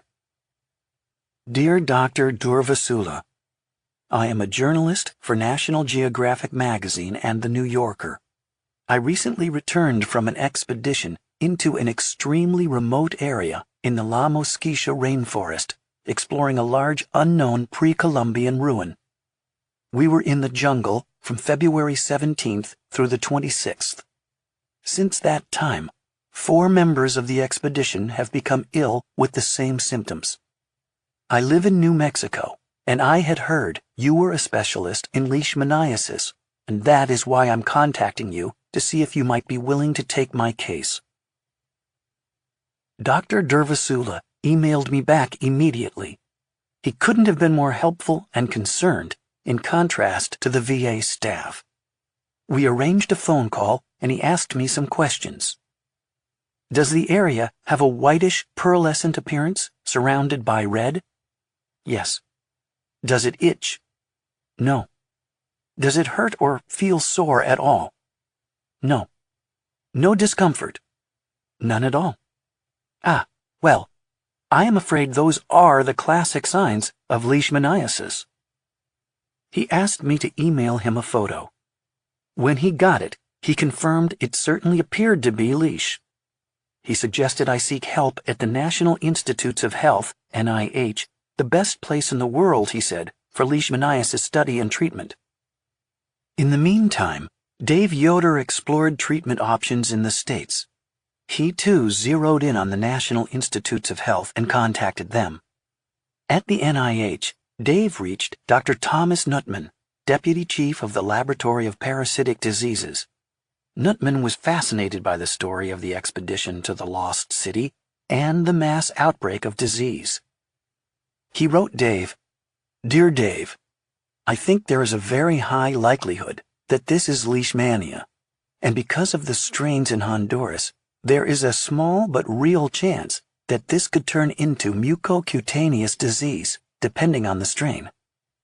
The big issue is defining which strain of leishmania you have and tailoring treatment to that particular strain. We have taken care of a number of National Geographic folks in the past. The National Institutes of Health's overall mission is to seek fundamental knowledge about the nature and behavior of living systems, and then leverage that knowledge to enhance health, lengthen life, and reduce illness and disability. It is strictly a research institution, and anyone admitted for treatment must be part of a research study. Each of its projects has a set of rules that outline who can be treated, why, and how their treatment will contribute to medical knowledge. If a potential patient meets the criteria and is enrolled, the care is free. It even includes financial help with transportation and lodging. In return, the patient agrees to follow the rules and donate to medical research, any tissue samples, cells, blood, parasites, and so forth. A participant can withdraw at any time for any reason. The NIH doctors were keenly interested in our situation. The mass outbreak of disease was unusual. The valley of T1 seemed extraordinarily hot, and the region was unknown medically, all of which made the expedition an enticing medical study. The doctors offered to treat us all for free. It was nice to be wanted. In late May, Dave flew from Rome to Washington for a firm diagnosis. Hopefully, he joked, we'll all turn up negative and it'll turn out to be a minor staph infection from Woody's jungle stew that is easily treated with an application of cayenne sauce. The doctor in charge of the project who would be treating Dave, me, and the other potential brothers in the leash was Theodore Nash, principal investigator in the Clinical Parasitology Section, Laboratory of Parasitic Diseases, National Institute of Allergy and Infectious Diseases. Nash was one of the country's leading experts in leishmaniasis treatment, having worked under Dr. Frank Neva, a pioneer in leishmaniasis treatment who came to the NIH from Harvard. After Neva's retirement, Nash became the chief clinical researcher into leash at the NIH, and over the past decades, he advanced its treatment with new drugs and formulations. At NIH, doctors took a biopsy of Dave's lesion, looked at it under a microscope, and saw it was teeming with round microscopic leishmania parasites. But Dave's treatment would depend on what kind of leash it was. A special lab at NIH began the process of sequencing the parasite's DNA. Leishmaniasis has a long and terrible history with human beings, stretching back as far as human records exist and causing suffering and death for thousands of years. A few years ago, a 100-million-year-old piece of Burmese amber was found to have trapped a sandfly that had sucked the blood of a reptile, most likely a dinosaur. Inside this sandfly, scientists discovered leishmania parasites, and in its proboscis, or sucking tube, they found reptilian blood cells infected with the same parasites. Even dinosaurs got leishmaniasis. Leishmania has probably been around since the final breakup of the primordial continent known as Pangaea. As these ancient landmasses eventually drifted apart to become the old and new worlds, the populations of that sandfly ancestor were separated and continued to evolve independently, eventually giving rise to the two basic strains of the disease in the Old World and the New. At some point, the disease made the leap from reptiles to mammals. Modern reptiles still get leash, and there has been a medical debate over whether reptilian leash can be transmitted to humans. The answer is probably not. Unlike many diseases that afflict human beings, leash was global from the very outset, and it was dreaded by our ancient ancestors in both hemispheres. Archaeologists have found leash parasites in Egyptian mummies dating back 5,000 years and in Peruvian mummies going back 3,000 years. A description of leash appears in one of the earliest written human documents, the cuneiform tablets of King Ashurbanipal, who ruled the Assyrian Empire 2,700 years ago. Leishmaniasis comes in 3 varieties, each with distinct symptoms. The most common form is cutaneous, i.e. skin leishmaniasis, which is found in many parts of the Old World, especially Africa, India, and the Middle East. It is also widespread in Mexico and Central and South America, and it recently popped up in Texas and Oklahoma. Some U.S. troops returning from Iraq and Afghanistan contracted cutaneous leash during their deployments and nicknamed it the Baghdad boil. This kind of leash starts as a sore at the bottom of the bite, which grows into a weeping lesion. If left alone, it usually goes away, leaving only an ugly scar. It can usually be treated by burning, freezing, or the surgical removal of the ulcer. In visceral leishmaniasis, the second type, also from the Old World, the parasite invades the body's internal organs, particularly the liver, spleen, and bone marrow. It is sometimes known as black fever because it often turns its victim's skin black. This variety is deadly. Without treatment, it is always fatal. But treatment of visceral leash is quick and reliable, requiring a single infusion of an antibiotic drug that yields a cure rate of about 95%. Most of the deaths in the world from leash are caused by the visceral form, among poor children who don't have access to treatment. The final form of leash is the mucocutaneous or mucosal variety, the major New World form of the disease. It starts as a skin sore like the cutaneous kind. Months or years later, the sores can reappear in the mucous membranes of the nose and mouth. The sores I had in my mouth, however, were probably unrelated. When leash moves to your face, the disease gets serious. The ulcers grow, eating away the nose and lips from the inside and eventually causing them to slough off, leaving the face horrifically disfigured. The parasite continues to devour the bones of the face, the upper jaw, and teeth.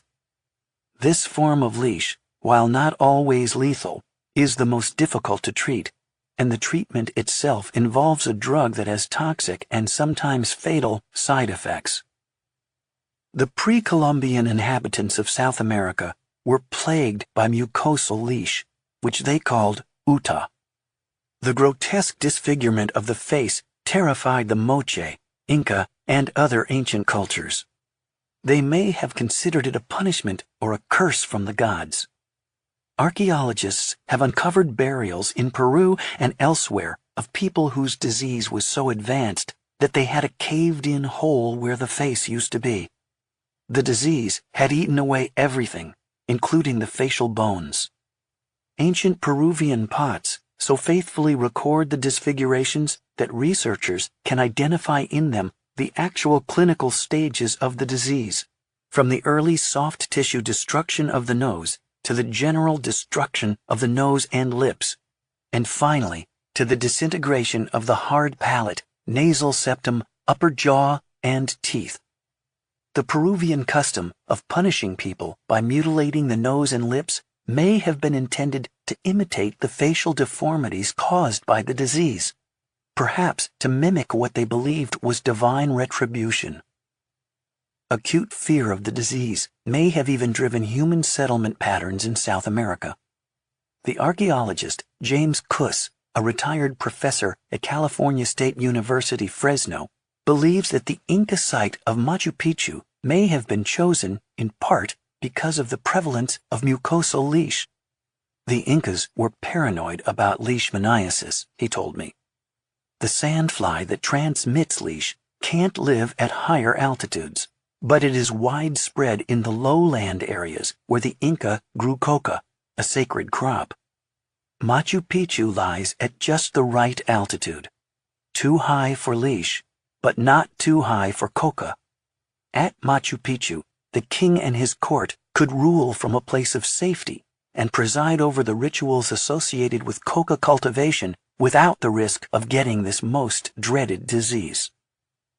When the Spanish conquistadors arrived in South America in the 16th century, they were horrified at the facial deformities they saw among native people in the lowlands of the Andes, especially among the coca growers. The Spanish thought they were looking at a form of leprosy and called the disease lepra blanca, white leprosy. Over the years, mucosal leash has acquired many nicknames in Latin America: taper nose, hoarse voice, spongy wound, big canker. Mucosal leash didn't exist in the Old World, but the even deadlier visceral form, the kind that invades the internal organs, had long plagued the Indian subcontinent. It first gained the attention of Western medicine as the British extended their empire into India. 18th century writers described it as Kala Azar, or black fever. Visceral leash easily spreads from person to person via the bite of sandflies, using human beings as its primary reservoir host. It was so deadly and spread so fast that in certain regions of India in the 19th century, leishmaniasis would sweep through an area, killing everyone and leaving a landscape of empty villages, entirely bereft of human life. The British also noted the cutaneous form of the disease in India and the Near East and gave it various names: Aleppo evil, Jericho button, Delhi boil, Oriental sore. But doctors did not recognize a connection between the two strains until 1901. William Boog Leishman, a doctor from Glasgow who was a general in the British Army, was posted in the town of Dum Dum near Calcutta, where, one of his soldiers fell ill with a fever and a swollen spleen. After the man died, Leishman looked at thin sections of the man's spleen under the microscope and, using a new staining method, discovered tiny round bodies in the cells, the Leishmania parasite. Leishman called it dum-dum fever. A few weeks after Leishman published his discovery, another British doctor named Charles Donovan, also stationed in India, independently reported the results of his own research. He, too, had spied the offending parasite, and between the two of them, the disease leishmaniasis was identified. Leishman got the dubious honor of having the disease named after him, while Donovan was gifted with the species name, Leishmania donovani. Doctors figured out in 1911 that it was transmitted by the sandfly, and later they realized that a bewildering number of mammals could be reservoir hosts for the disease, including dogs, cats, rats, mice, gerbils, hamsters, jackals, opossums, foxes, monk seals, and, of course, humans. This astonishingly broad range of host animals makes it one of the most successful diseases on the planet. I was still trying to decide whether I should go to NIH or not when the DNA analysis of Dave's parasites came back. It showed he was infected with a species of leash parasite known as Leishmania brasiliensis.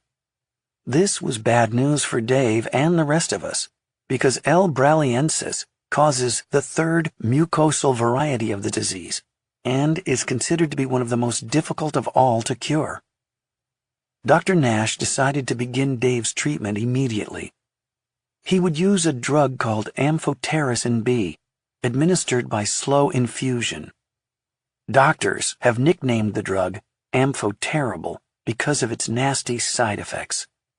It is considered a last resort, most commonly given to patients with fungal infections of the blood when other drugs have failed.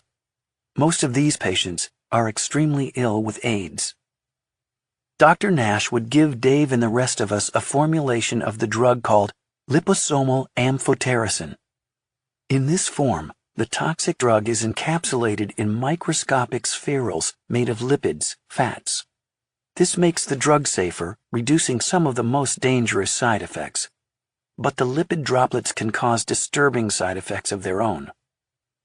The length of treatment depends on how well the patient tolerates the drug and how quickly the ulcer begins to heal. The ideal course, which Dr. Nash had determined over many years of experience, was 7 days, long enough to halt the disease, but not so long as to harm the patient. Shortly after Dave was diagnosed with leash, Tom Weinberg learned from the CDC that he too had the disease.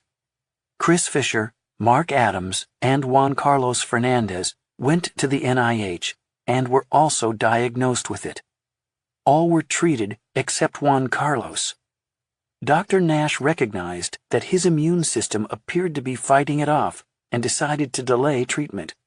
It was the right decision, and Juan Carlos ended up leash-free without going through the rigors of amphotericin B. From the UK, we heard that Woody had contracted leash, as had Sully, despite bundling themselves up so scrupulously every evening. Sully was going to be treated at the Royal Centre for Defence Medicine at Birmingham Heartlands Hospital, while Woody was starting treatment at the Hospital for Tropical Diseases in London. Both would get a new drug, miltefosine. Word soon came back from Honduras that many Honduran members of the expedition had also fallen ill with leishmaniasis. These included Oscar Neal, the archaeologist, the commanding officer of the military contingent, Lieutenant Colonel Osiguera, and 9 soldiers. When the news of our mini-epidemic began to spread among members of the expedition, accompanied by gruesome photos of weeping ulcers, it was hard not to think about the centuries-old legend and its oft-cited curse of the monkey god. All those flowers we chopped down. Gallows humor aside, though, many of us were privately aghast at having walked so blithely into that hot zone, at having congratulated ourselves prematurely for emerging from the jungle unscathed. The jokes petered out quickly in the face of this dramatic disease, which had the potential to alter the course of each of our lives. Things had begun to feel deadly serious. Because amphotericin is expensive and not available in Honduras, the Honduran members of the expedition were being treated with an older drug, a pentavalent antimonial compound. Antimony, a heavy metal, is directly below arsenic in the periodic table of elements and is similarly poisonous. This drug kills the parasite while sparing, one hopes, the patient.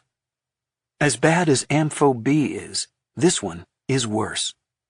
Even in the best scenarios, it has dreadful side effects. We heard from Virgilio that Oscar, who had been bitten on the right side of his face, had almost died of the treatment and was recovering in seclusion in Mexico. He would have a nasty scar for life. He later grew a beard to cover it up and declined to speak of his experience or do any further work at T1.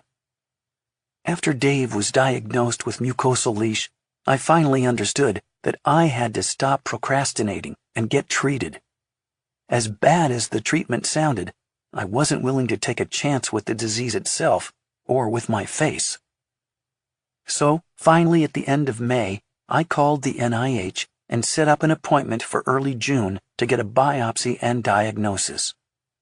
By this time, my bug bite had turned into an oozing crater the size of a quarter, fiery red and disgusting to look at. It didn't bother me. I'd had no more fevers, and I felt fine.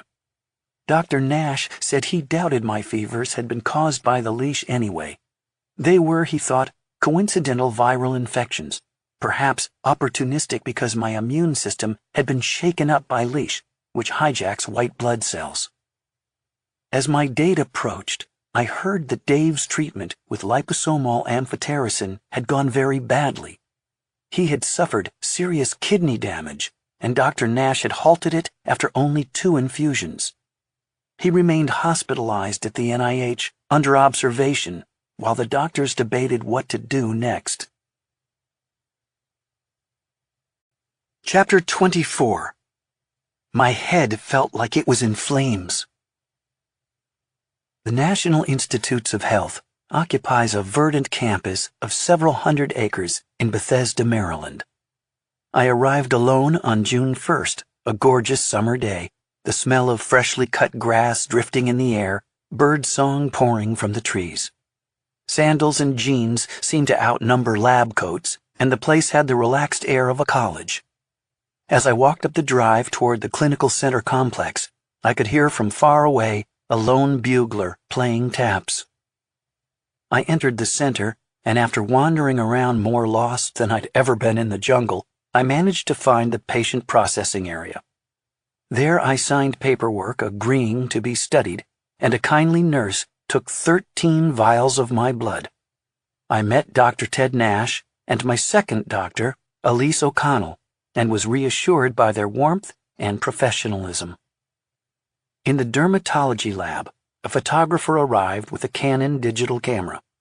He affixed a little ruler just below the ulcer on my arm and took dozens of photographs. I was ushered into an examination room where the lesion was inspected by a gaggle of earnest medical students who took turns peering, palpating, and asking questions. Next, in the biopsy lab, a nurse cut 2 worm-like plugs of flesh out of the lesion, and the holes were stitched up. When the biopsy came back, it would offer no surprise. Like Dave and everyone else, I had Leishmania brasiliensis. Or at least that's what the doctors initially believed. Our primary doctor, Theodore Nash, was 71 years old. He did his rounds in a white lab coat with a roll of papers precariously shoved into a side pocket. He had curly salt and pepper hair, brushed back from a domed forehead, steel-rimmed spectacles, and the kindly, distracted air of a professor. Even though, like most doctors, he was fantastically busy, his manner was unhurried and relaxed, and he was gregarious and happy to answer questions at length. I said I wanted to hear the straight story without any window dressing.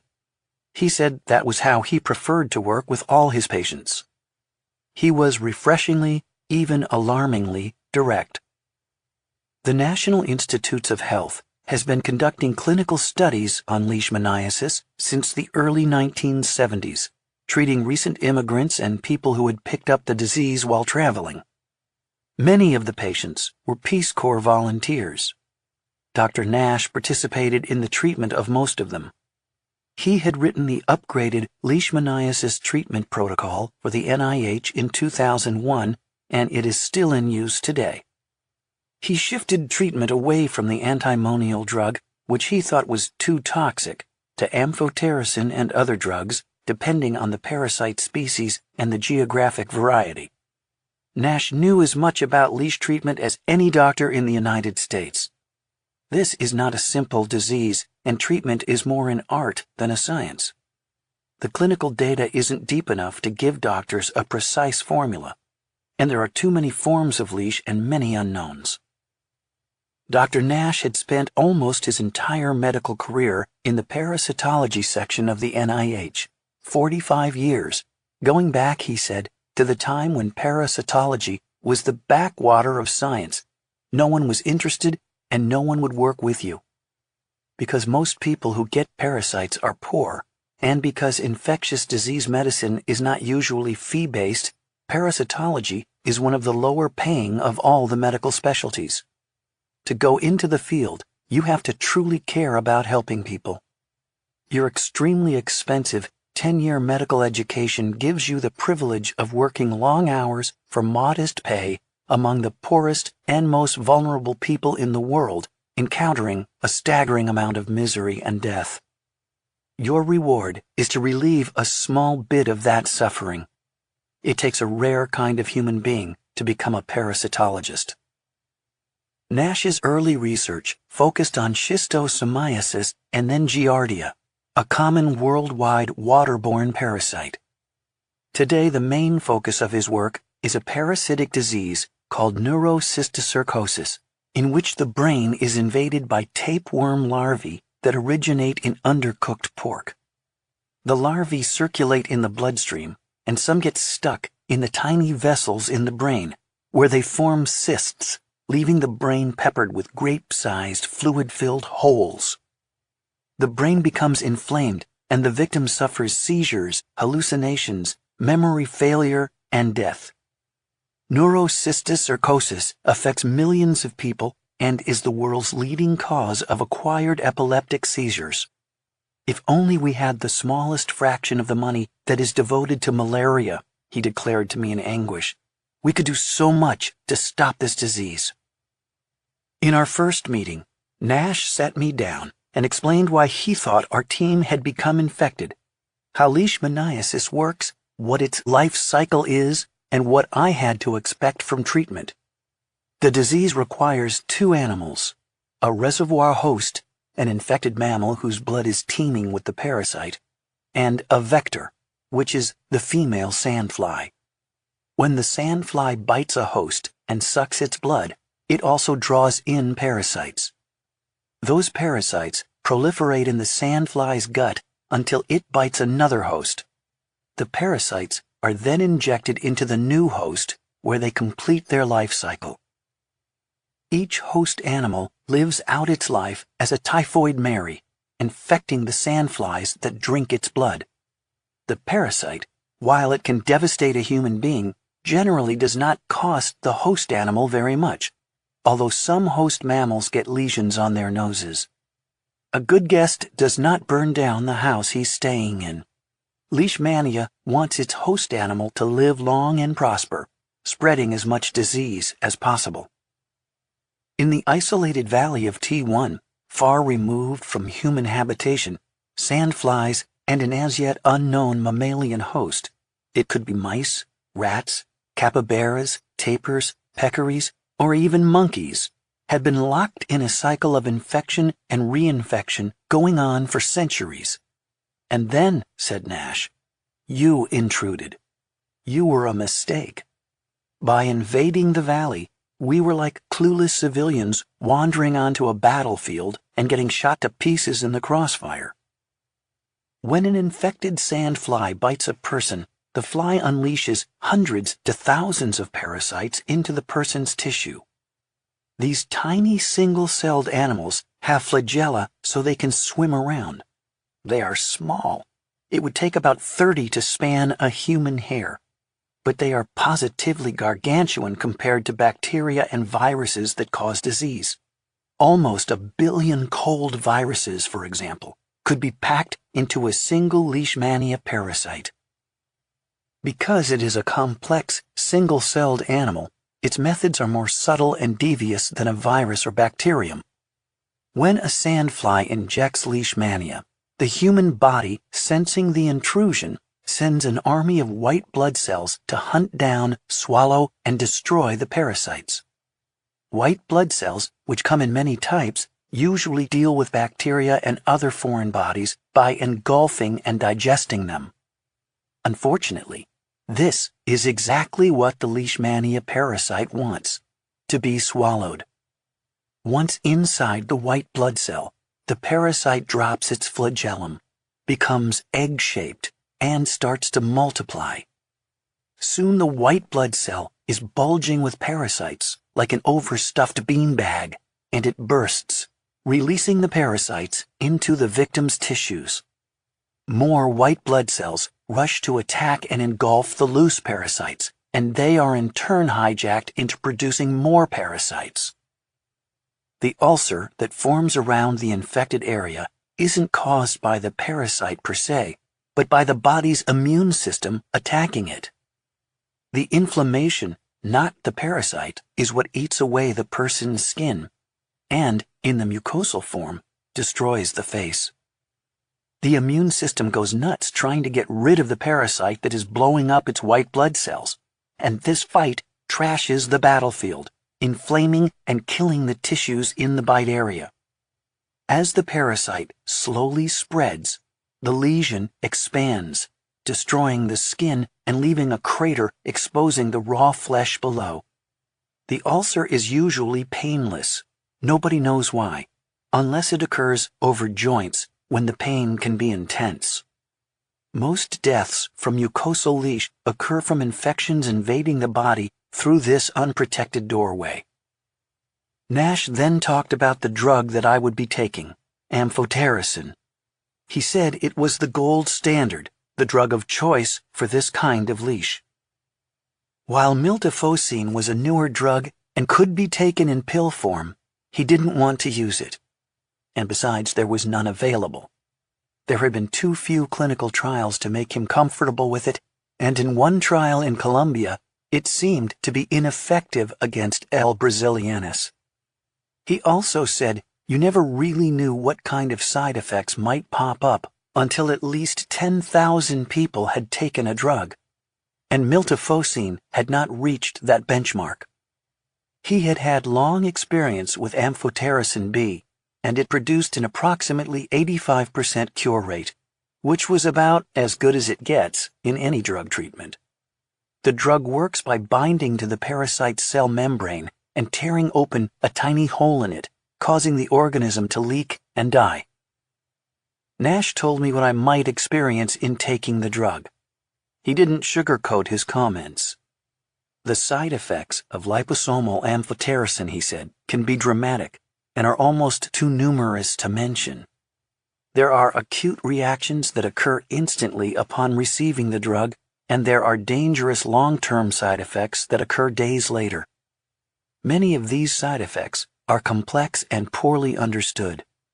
When he started using it around 15 years ago, things went well at first, and then, all of a sudden, his patients began to experience acute reactions when the drug went into the body. It turns out that some people tolerate the drug and some don't. These reactions, he said, initially panicked him because they mimicked symptoms of an acute infection: fever, chills, pain, soaring heart rate, chest pressure, and difficulty breathing. On top of that, the drug had a mysterious psychological effect on a few patients. Within seconds of receiving the drug, They became overwhelmed by a feeling of impending doom that, in the worst cases, made them believe they were actually dying. In those, he had to halt the infusion and sometimes administer a narcotic to calm down or knock out the patient. That acute reaction, however, usually went away quickly, and Nash emphasized that many patients experienced no reaction at all. I might be one of the lucky ones. He reeled off other common side effects: nausea, vomiting, anorexia, dizziness, headache, insomnia, skin rash, fever, shaking, chills, and mental confusion. Other physical effects include electrolyte imbalances, decreases in white blood cell count, and liver function abnormalities. These outcomes were so frequent, he explained, that I could expect to get at least some of them. But the most common and dangerous side effect is that the drug damages the kidneys, degrading renal function. The harm tends to be worse the older you are. Old people, he said, lose renal function naturally as they age. I asked Nash if I was, at 58, in the old category, and he thought that was funny. "Oh ho," he cried, "so you're still telling yourself you're middle-aged?" Yes, we all go through that period of denial. As a general rule of thumb, he would stop administering the drug when kidney function had dropped to 40% of baseline. The whole process, he said, is stressful for the patient and stressful for the doctor. When I asked him if the disease was curable, he hemmed and hawed a bit. It's curable in the sense that the symptoms go away. But it's not curable in the sense that the body is completely rid of the parasite, what doctors call a sterile cure.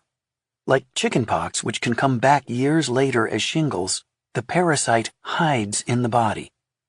The point of the treatment is to beat down the parasite enough to allow the body's immune system to take over and keep it in check. Rather than mounting a frontal attack on the body, a Pickett's charge, the parasite hides and shifts about, sniping from cover. But white blood cells talk to each other using chemicals called cytokines.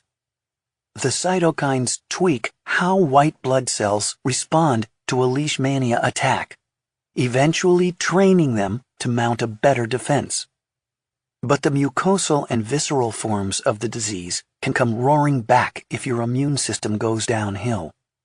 That can happen, for example, if you get HIV or undergo cancer treatment or an organ transplant. In L. brasiliensis, recurrences of the disease are not uncommon even in people with good immune systems. But even in the best-case scenario, your body must engage in low-level warfare with the parasite for the rest of your life. While I was in the hospital for my biopsy, I visited Dave, who was recovering from his aborted treatment. He was installed in a large private room with a fine view of rooftops, trees, and lawns. Eager to see him for the first time since we left the jungle, I found him sitting on the side of the bed, dressed in a hospital gown. Even though I knew he'd been through hell, his appearance was a shock. Dave looked shattered, a far cry from the robust, sardonic professional who, festooned with cameras and cracking jokes, had a few months earlier tramped around the jungle in the pouring rain, shoving lenses in our faces. But he managed to greet me with a wan smile and a sweaty handshake, not rising from the bed, and told me what had happened. Because amphotericin damages the kidneys, before starting him on the drug, Nash and his team had analyzed Dave's kidney renal function and decided it was not as strong as they would like. They checked him into the hospital for the duration of the treatment so that his renal function could be closely watched. There is a substance in the blood called creatinine, a waste product of muscle use, which the kidneys filter out at a regular rate. When creatinine levels rise, it means the kidneys are not functioning properly. By checking creatinine levels daily, the doctors at NIH can monitor how much kidney damage is taking place. In the early stages, such damage is almost always reversible. Dave then described what it was like to get the drug, which echoed many of Nash's warnings. The total process, he said, took 7 to 8 hours. After the nurses settled him comfortably into a lounge chair and attached an IV, they conducted a battery of blood tests to make sure his numbers were good. Then they ran a liter of saline solution into his body, diluting his blood so that the kidneys would be able to flush the drug through quickly. The saline drip took an hour, followed by a 15-minute infusion of Benadryl to tamp down any allergic reaction he might have to the amphotericin. Meanwhile, the nurses hung an evil-looking opaque brown bag which contained the liposomal amphotericin. When all is ready, Dave said, they turn a valve that starts the amphotericin. The liquid is expected to spend 3 or 4 hours creeping out of the bag and into the patient's arm. "So what happened when you got the drug?" I asked. "I watched that limoncello-colored solution come down through the tubes and go into me," Dave said. "And within seconds of it entering my veins, I felt a big pressure on my chest and a pain in my back. I felt this profound tightness in my chest with really difficult breathing, and my head felt like it was in flames." Dr. Nash had immediately stopped the flow of the drug. These were, in fact, common side effects of starting the infusion, caused not by the amphotericin itself, but by the tiny lipid droplets that, for mysterious reasons, sometimes fool the body into thinking a gigantic foreign cellular invasion is taking place. The symptoms usually go away fairly quickly. In Dave's case, the doctors let him recuperate for a few hours, and then pumped him full of more antihistamines and started him on the amphotericin again, at a slower rate. This time he made it through. They gave him a second infusion the following day. But late that evening, Dr. Nash came in with bad news. "You flunked amphotericin." Dave's creatinine levels had soared. His kidneys had taken a serious hit. The doctors had decided to halt the treatment for good. They were going to keep him there, he said, for the rest of the week, monitoring his renal function to make sure he was properly recovering. "So what now?" I asked. "How are you going to get cured?" He shook his head. "Fuck if I know." He said the doctors were going to wait and see if the 2 doses had knocked out the leash, which was possible, but unlikely. It was a slow-acting disease, and there was no need to rush into another potentially toxic treatment. In the meantime, the NIH would try to get the newer drug, miltefosine, for him. A course of miltefosine can cost close to $20,000, compared to around $6,000 or $8,000 for Ampho-B. Even though miltefosine was unavailable in the States, Dr. Nash was going to see if it could be brought in under a special permit as an experimental treatment. I had been listening to all this with rising dismay, realizing that I had no alternative but to take the same journey myself.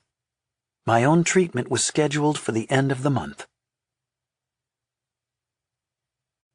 Chapter 25. They try to have tea with your immune system.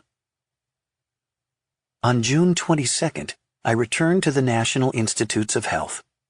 In the interim, Chris Fisher had also been through the treatment, while most of the others were scheduled after me. His initial reaction to the drug had been as bad as Dave's: sudden pain, a feeling of pressure and suffocation, and a panicked feeling that he might be dying. But luckily those side effects went away in less than 10 minutes. Chris's body had tolerated the amphotericin better than Dave's, and he managed to get the full 7-day course. Even so, he had a rough time. The treatment left him feeling nauseous, exhausted, beaten up, and totally without ambition. After he returned to Colorado, he got a rash on his body so terrible that the NIH doctors wanted to hospitalize him. He refused. He was sick all summer and unable to work into the fall semester, which caused him professional difficulties with his university department. The leash ulcer then started to come back and only went away after Chris applied heat treatments to it. Over a year later, Chris's rash still hadn't completely healed. Dave and Chris's experiences were in the forefront of my thoughts as I filled out the usual paperwork at the NIH. My wife, Christine, had come with me, and we were escorted into one of the hospital rooms used for infusions. It was a very pleasant space, although the furniture was bizarrely oversized. I felt like I'd landed in Swift's imaginary kingdom of Brobdingnag. The nurse explained that the NIH was researching morbid obesity, and we were in one of the rooms specially built for those patients. I took my seat in the infusion chair, stressed and anxious. Since the infusions took a total of 6 to 8 hours a day for 7 days, I had brought a backpack stuffed with 20 pounds of my favorite comfort books, far more than I could ever read. Edgar Allan Poe, Arthur Conan Doyle, Wilkie Collins. I imagined being trapped for hours with a terrifying Nurse Ratched hovering about. But a perverse part of me was also curious about the effects of the drug. What would it be like to believe I was dying? Maybe I'd see the face of God, or the light at the end of the tunnel, or the flying spaghetti monster. An agreeable, totally unratched nurse arrived, inserted the IV and drew blood. Then she started me on the saline drip. My actual ulcer would not be messed with, although they would examine it every day to see if it began to heal. The blood work came back an hour later, and all was good. I had strong kidney function. With both Doctors Nash and O'Connell in watchful attendance, the evil brown bag of amphotericin B was hung on the IV rack next to a bag of Benadryl. 15 minutes of a Benadryl infusion left me feeling groggy, and then the stopcock was turned and the ampho started down the tubes. Dave, our honorary Italian, had compared it to limoncello. To me, it looked like the color of urine. Watching it creep down the tube toward my vein only raised my anxiety levels, so I forced myself to avert my eyes. I chatted with the doctors and my wife, pretending nothing was happening, but all the while bracing myself for the sudden pain, the pressure, my head erupting in flames, God or Baal. I could see my 2 doctors were also chatting about nothing with excessive cheer, trying to cover up their own nervousness. The yellow liquid went in, and then nothing happened. I experienced none of the side effects that Dave and Chris did. It was a total anticlimax. Everyone was relieved, but I was also slightly disappointed. From there, my treatment proceeded uneventfully. I arrived at the clinical center every morning around 8, got stuck with an IV, was subjected to a battery of blood tests, and then infused. After the 3rd day, I asked my doctors to stop the Benadryl, aimed at blocking an allergic reaction to the drug, because it made me sleepy. They did so with no problems. After a few days, the inevitable nasty side effects of the ampho did begin to creep in. I got a persistent headache and started to feel nauseated. Beyond that, I had a vague mental uneasiness that something was going badly wrong inside me, but I couldn't put my finger on what. The side effects worsened until the 6th day, when I felt I was dragging around the world's worst hangover: headache, nausea, lethargy, and muddled thinking. Toward the end of my treatment, Mark Adams, the sound engineer, started his. Mark had been on both expeditions, the 2012 LiDAR search and the 2015 jungle foray. He had been one of my favorite people, soft-spoken and cheerful, even when hauling 40 pounds of sound equipment and a long boom mic through dense jungle in the pouring rain. We asked to be together in the same room, where we passed the time chatting and reminiscing about our adventures. Mark also tolerated the ampho well, experiencing none of the scary side effects. Awful as I felt, the nausea and apathy were among the most common and mildest side effects of amphotericin. I was extremely lucky.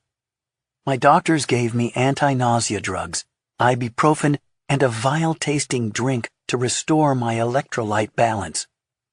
But on the 6th day, Nash and O'Connell told me my kidney function had dropped into the danger zone and they were going to discontinue the infusions. They wanted me to wait and have the final infusion after my kidneys had recovered. I received that infusion a few weeks later, closer to home, arranged by the NIH and my brother David, who is a doctor.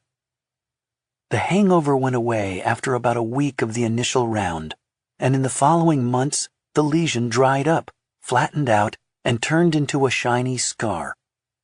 At one point, I asked Dr. Nash about the risks of going back into the jungle, which, despite everything, part of me remained eager to do if I could.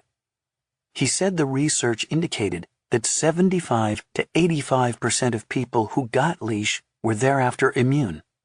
He felt I should be much more concerned about other diseases rife in the area for which there are no preventatives: dengue fever, chikungunya, and Chagas disease. At this point, Zika had not yet arrived in Honduras. I returned to the NIH 3 months later, in September 2015, for a follow-up. Nash and O'Connell looked me over, poked at the scar, took some blood, and concluded that the disease had been drubbed into remission.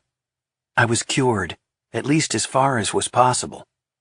While neither doctor could talk about the other members of the expedition due to medical confidentiality, I did learn that I was one of the lucky ones, and that some of my fellow travelers, who have asked me not to identify them, have not been cured and require additional courses of treatment using miltefosine or other drugs. Some are still struggling with the disease. Unfortunately, at the time of this writing, my own leash appears to be returning, although I haven't told my doctors yet. Meanwhile, I had become curious about the NIH's leishmania research, said to be the most advanced in the world. I wondered what their scientists had learned, if anything, from studying our particular parasite. So I took the opportunity to pay a visit to the leishmania laboratory on the campus, where researchers maintain a live colony of infected sandflies and mice. It is one of the few laboratories in the world breeding and raising infected sandflies, a tricky and dangerous business. The leash lab is officially called the Intracellular Parasite Biology Section.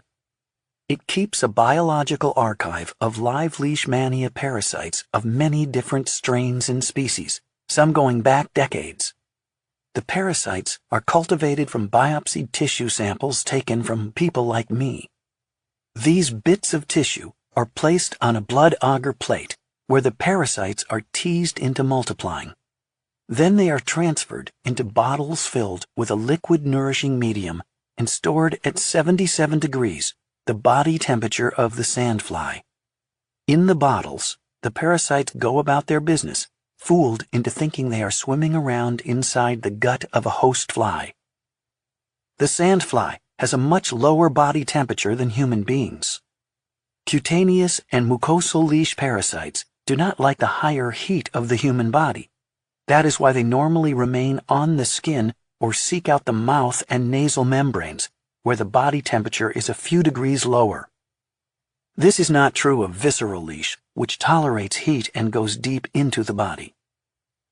Every strain in this library of parasites must be regularly recycled through mice to keep up its virulence. Otherwise it becomes old, weak, and useless for study. The protocols for animal research try as much as possible to avoid inhumane treatment. The suffering of the mice involved in the research, while mitigated as much as possible, is necessary in order to study and combat the disease. There are no alternatives to live research. The sandflies and mice are kept in a biosafety Level 2 lab. BSL-2 is for biological agents of moderate potential hazard. There are 4 biosafety levels, BSL-1 to BSL-4.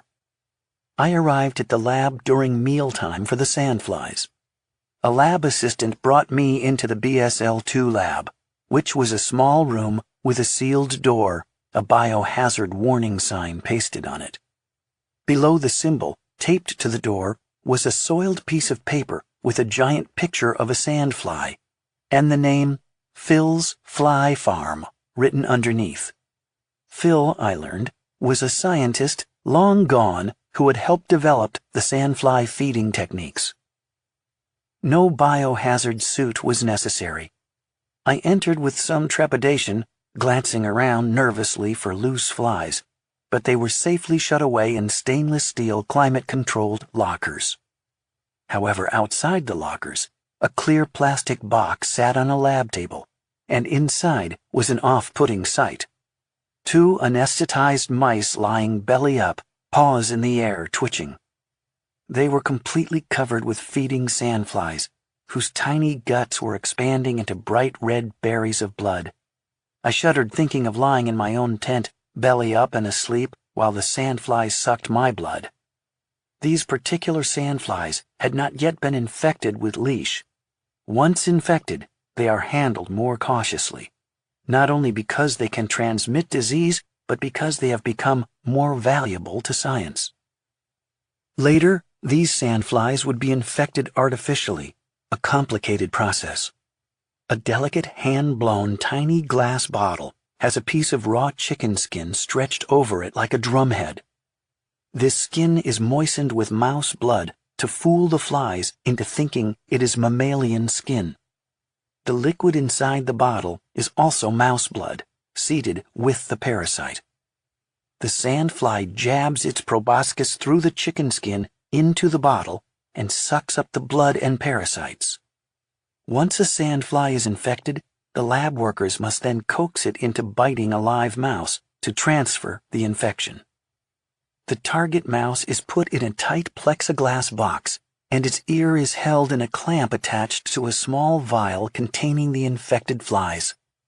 The hungry females fly down a tube, land on the mouse's ear, and suck blood, transmitting the parasites to the mouse. At the end of my tour, a lab assistant brought out 2 bottles of live leishmania parasites for me to look at under the microscope. They were living in a cloudy, reddish-orange nutrient broth. I peered into one of the bottles with a binocular microscope. As I focused the eyepieces, the parasites sprang into view, thousands of them in ceaseless motion, bumping into each other and going this way and that. They had elongated, pointy-headed bodies and whip-like flagellae, which are on the front of the cell and draw it forward instead of pushing it along from behind. For a while I watched the wriggling little buggers go about their business, thinking of the havoc they had wreaked on us. The lab's chief is Dr. David Sachs, a lean, handsome, plain-talking scientist who occupies a cluttered office in the basement. "These flies are just desperate for blood," he told me. "They're seeking any source, and you folks just happen to be in the right place at the right time." Why, I asked, didn't we all get sick? Why only half of us? "I think all of you were bitten and infected," he said. "I wouldn't be surprised if 100% of you were exposed, given the frequency of bites you seem to have had. So it's actually more interesting why some of you didn't develop lesions." He explained that one of medicine's greatest mysteries is why some people get sick and others do not, given the same exposure. Environment and nutrition play a role in infection, but genetics are paramount.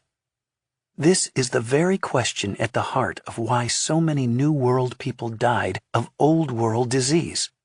What was the actual genetic machinery that made some more susceptible than others?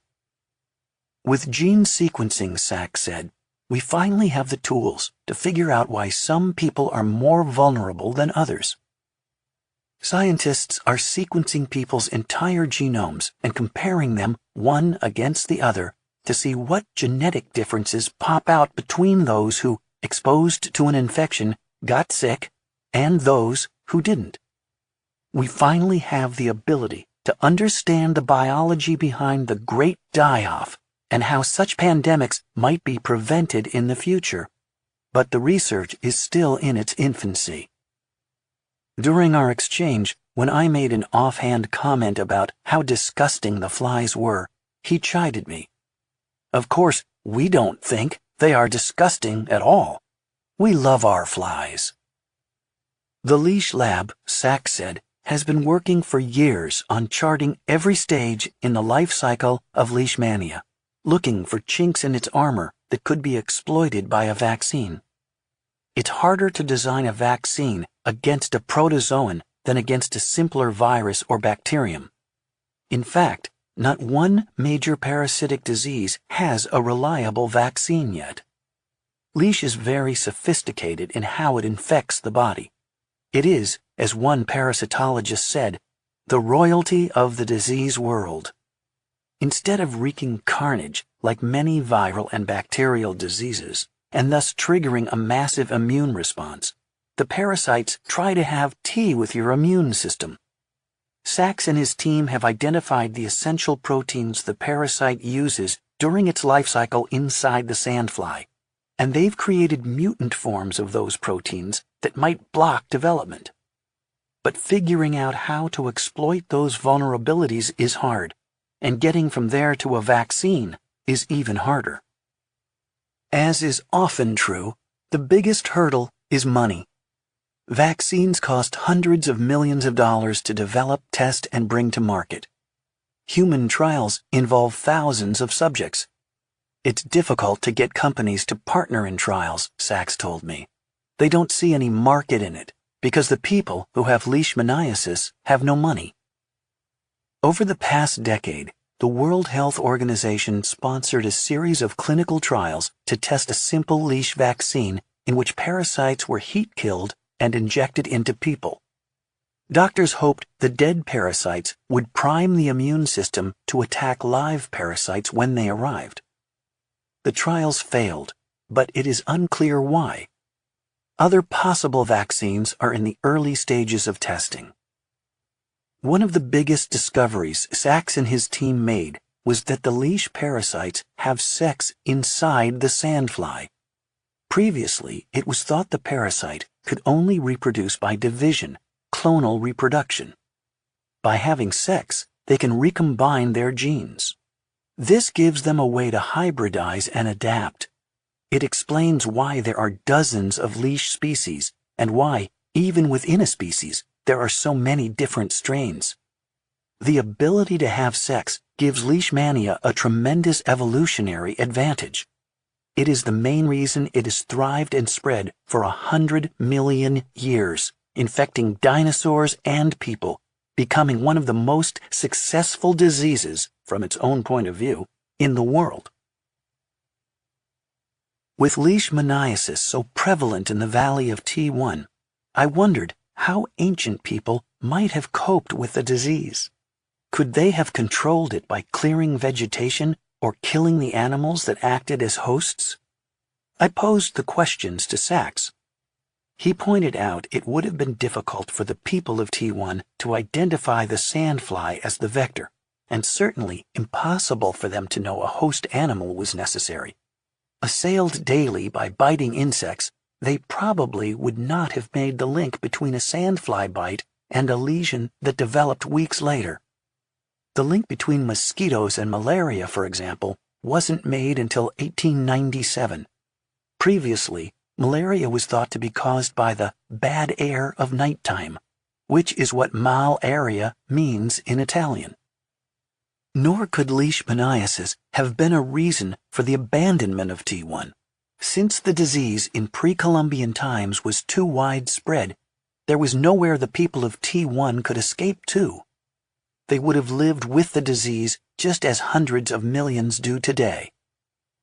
When our team members were diagnosed, biopsies were taken from our lesions and sent to another lab at NIH called the Molecular Parasitology Section, where the lab's director, Michael Grigg, had originally identified the parasite as L. brasiliensis by sequencing part of its genome. I called up Grigg to find out if he had found out anything unusual. The type of leash you have was very hard to grow, he recalled. In fact, like some difficult strains, it wouldn't grow at all. He smeared tissue samples from our biopsies on blood agar plates, but the parasites refused to multiply. Because of that, his lab wasn't able to tease enough parasites clear of human tissue to sequence the entire genome at the time. There was too much human DNA mucking up the works. Instead, he explained, They initially sequenced one gene or marker, a characteristic one that reveals the species. That marker matched Braziliensis. But later, Grigg sequenced 5 markers, which he described as 5 little windows into the parasite. He got a big surprise. In 2 windows, he found genetic sequences different from any known species of leash. In another window, he found that the DNA resembled another species called L. panamensis, an equally bad mucosal strain. But that gene also had a couple of mutations. Our parasite, he said, might have been a hybrid between panamensis and braziliensis, in which the 2 species mingled in a sandfly gut, mated, and produced hybrid offspring. That hybrid was then isolated and began to evolve into a new strain or possibly even a new species. There were enough mutations called SNPs at the 5 sites to indicate that this particular species had been isolated for a period of time. How long? I asked. That's a tough one. There are not a lot of SNPs, so I'd say it's been hundreds of years, not thousands or tens of thousands. I had a sudden idea. I explained to Grigg that the valley had once been the site of a bustling city with active trade networks. But about 500 years ago, the city had been abandoned and the valley suddenly cut off from the rest of the world, with people no longer coming and going to spread the disease. Could that abandonment be the moment when the parasite was isolated? And if so, could the parasite's molecular clock be used to date the time of abandonment? He thought about it and declared it a reasonable hypothesis. When you get rates of change of 1 or 2 SNPs, we're looking at an isolate of hundreds of years. It's relatively recent. It's consistent with your theory. All species have what is known as a molecular clock. This clock measures how fast random mutations accumulate over the generations. Some species, like cold viruses, have fast clocks, while some, like humans, have slow. By counting the number of mutations, the molecular clock will tell how long that species has been isolated. It's like the game of telephone. You can tell how far you are from the original message by hearing how garbled it has become. Later, I sketched out to Sachs the same idea about dating the death of T1 by using the parasite's molecular clock. That would make sense to me, he said. These phylogenetic trees are published, so when you find a new species, you stick it on that tree to find the genetic distance, and that would give you the time period of isolation. If true, this might be the first instance in which an archaeological site could be dated by molecular clock. Our disease might actually hold clues to the fate of T1. The research, however, has yet to be done. Chapter 26. La Ciudad del Jaguar. After our expedition departed the valley of T1 in February 2015, the ruins lay undisturbed for almost a year. A rotating contingent of Honduran soldiers remained in our old campsite, guarding the city.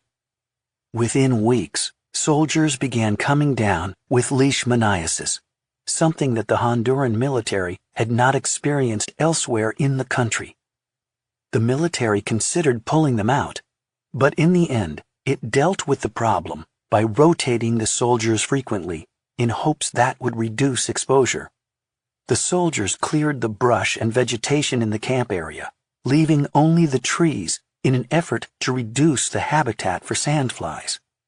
To make the rotations simpler and quicker, the military built a barracks at the Aguacate airstrip. The excavation of the artifact cache at T1 became a priority. Even Chris understood that leaving everything in the ground was not a long-term option. With archaeological looting a widespread problem in Honduras, and the cache worth millions of dollars, it would have to be guarded indefinitely by the military. That was not realistic, given the expense, the frequent changes in government, and the raging leishmaniasis that made a permanent human presence in the valley problematic.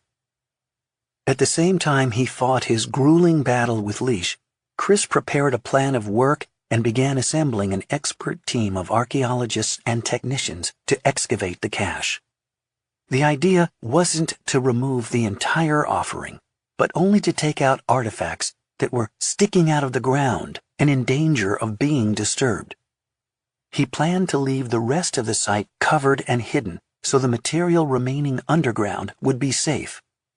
He hoped a partial excavation would help us begin to understand the meaning of the cache and any answers it held to the many mysteries surrounding this culture. Later, Honduran archaeologists continued the excavation and have at the time of writing recovered over 500 artifacts. The academic controversy about the expedition did not die down as many on the team had hoped it would. Many months after the 2015 expedition, Juan Carlos gave a talk in Tegucigalpa about the expedition's LiDAR work, and a group of protesters showed up to heckle. Their leader, Gloria Lara Pinto, a professor at Universidad Pedagógica Nacional Francisco Morazán in Tegucigalpa, arrived late. She stood up during the question and answer period and challenged Juan Carlos, saying that he was not an archaeologist and had no business passing himself off as one, and that his talk, which was for a general audience, lacked scientific rigor. Juan Carlos pointed out that he had made precisely those disclaimers at the beginning of his lecture, and that it was a shame she had arrived late and missed them. I acknowledged, he told me later, that I was not an archaeologist or an anthropologist, but as a Honduran, I do have the right and the obligation to understand more of my country's geography and history. And as a PhD researcher, I do have the basic tools to do historical research. After his response, he said the audience booed Professor Pinto and her group of hecklers. The cost of the return trip and the excavation amounted to almost $1 million, much of it again due to the expense of operating helicopters. With Chris's help, Steve and Benenson worked to raise the funds, receiving contributions from the Honduran government and the National Geographic Society. National Geographic magazine once again hired me to cover the team's work. I was apprehensive about going back, but intensely curious to see what was in the cache. Wisely or not, I was no longer worried about leash. I was, in fact, far more concerned about poisonous snakes and dengue fever. The size, power, and lethality of that first fer de lance we encountered had been an experience I would never forget. Instead of reusing my old Kevlar snake gaiters, I went online and bought a $200 pair of snake guards said to be the finest made. The manufacturer had posted a video of the snake guards repelling repeated strikes from a big diamondback rattler. I called and asked if they'd ever tested them against a fer de lance, and I was told they had not, nor would they guarantee them against that kind of snake. I bought them anyway. I also had a plan about dengue. I would spray my clothes with DEET inside and out, strip twice a day, and cover myself with DEET, and I would take refuge in my tent at sunset before the mosquitoes came out and not emerge until after sunrise. In early January 2016, Chris Fisher and his team of archaeologists, Honduran and American, arrived at the site, set up a base camp, and flew in their supplies. They were working with the latest high-tech archaeological equipment, including tablet computers reinforced and cased to withstand the rigors of the jungle, state-of-the-art GPS units, and a portable LiDAR machine operated by Juan Carlos. Remarkably, neither Juan Carlos nor anyone else who had been struck by disease on the original expedition was deterred from coming back, except Oscar Neal, who, for understandable reasons, informed the IHAH that he would not set foot in the jungle again. Within a week, Fisher and his team were ready to begin work at the cache. Breaking ground in the lost city generated much excitement in the Honduran press, although so far the location had successfully remained under wraps, a surprise given how many people now knew about it. President Hernandez announced to the country that he personally would fly into the site to remove the first 2 artifacts and carry them to the new laboratory being built at the Aguacate airstrip. Aside from taking a deep personal interest in the project, the president wanted to put out some good news for the country. As was perhaps to be expected, the flurry of news stories about the excavation revived the academic quarrel and also inflamed a segment of Honduras's indigenous community. The project's critics once again took to the blogs and complained to the press. The former head of the IHAH, Dario Uraque, told the website Vice.com that the archaeologists were taking credit for a discovery that was not theirs, and that they had offended indigenous groups by engaging in racist dialogue. He said that the publicity had left the ruins open to looting and that he was very sad to see Honduras turned into a reality show. Some archaeologists and others accused President Hernandez of exploiting the find to distract public attention from corruption, human rights abuses, and the murder of environmental activists. They condemned the expedition for cooperating with such a government. On January 13th, a group of indigenous Honduran leaders, Los Hijos de la Musquitilla, or the Children of Mosquitia, wrote an open letter criticizing the government and claiming the excavation of T1 violated Indian treaties. The communiqué had a long list of demands, and it objected to the use of the term monkey god, which the writers considered denigrating, discriminatory, and racist. The letter concluded, "We, the sons of the indigenous Mosquito community, demand the immediate return of all artifacts looted from our sacred site called the White City." The letter included a map of Mosquito territory that seemed to swallow the traditional lands of other indigenous Indian communities, such as the Pech and the Toaca, who are believed to be the actual descendants of the ancient people of Mosquitia. The issue of indigenous rights in Honduras is not simple. Honduras is a robust mestizo society in which most citizens, rich and poor, have a large proportion of Indian ancestry. The Mosquito people are themselves of mixed Indian, African, Spanish, and English ancestry, with roots not in the interior mountains where T1 is located, but along the coast. When I asked Virgilio about the letter, he said the government was well aware of it, had long been expecting it, and would handle it. As far as I could ascertain, the government handled it by ignoring it. John Hoops organized a talk at his university on what he called Lost City Hucksterism, entitled The Lost City That Isn't. When I asked him what the talk would cover, he explained to me the discussion would be mostly aimed at helping students think about how hot issues such as those of colonialism, white supremacy, hypermasculinity, fantasy and imagination, and indigenous rights intersect with the narratives that have been and are being spun about the White City. In mid-January, I flew to Tegucigalpa to re-enter the jungle and report on the excavation for National Geographic. I was curious to see how the president, his entourage, and the press were going to manage the snake and disease-infested jungle. I also found myself stewing over the thought that the breathtaking perfection of the rainforest might have been ruined and the area degraded by human occupation in which I had played a role. My return trip to T1 began the morning of January 11, 2016, when a driver met me before dawn in Tegucigalpa for the long overland trip to the airstrip, where an 8 a.m. military flight would take me into the valley. Virgilio had warned me to pack everything required for an overnight stay in the valley, including food and water, because helicopter transportation was uncertain and I would probably have to spend at least one night out there, maybe more. I tossed my overstuffed backpack into the back of the old pickup truck with a cracked windshield and government logos emblazoned on the side. We took off at high speed, the truck zooming through the deserted post-apocalyptic streets of the capital. We were soon out of the city and roaring up and down dizzying mountain roads. An hour later, high in the mountains, we were enveloped in a dense fog.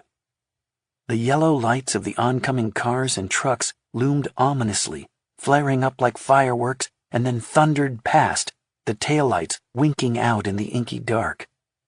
As the light of dawn crept up, tatters of fog clung to the hillsides and filled the lowlands with mist.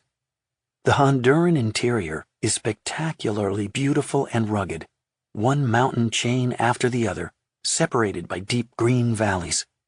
As we went up and down, the enchanted names of the villages flashed past: El Mago, Guaymaca, Campamento, La Paguare, Las Hoyas. They were the same towns we had passed a year before, but this time, shrouded in early morning mist, they looked otherworldly and aroused in me a sense of the ineffable mystery and cognitive dissonance of Honduras today. We arrived at the Aguacate airstrip well in time for the flight, which was delayed by many hours. I was surprised to see how quickly the shabby terminal building had been smartly renovated into an archaeological laboratory. Next to that stood a brand new military barracks, pale yellow cinder blocks with a corrugated tin roof, quarters for the soldiers rotating in and out of the site. The Honduran helicopter, an olive green Bell UH-1, was waiting on the tarmac. We eventually took off, and an hour later we cleared the notch, the magical veil of T1 once more unrolling before us, stippled in sunlight. But as we slowed into a hover about the camp, my fears seemed confirmed. From the air, the area along the river was unrecognizable. A new and bigger landing zone had been hacked out of the dense vegetation on the opposite side of the river, with a dirt landing pad marked with a giant red X in plastic strips.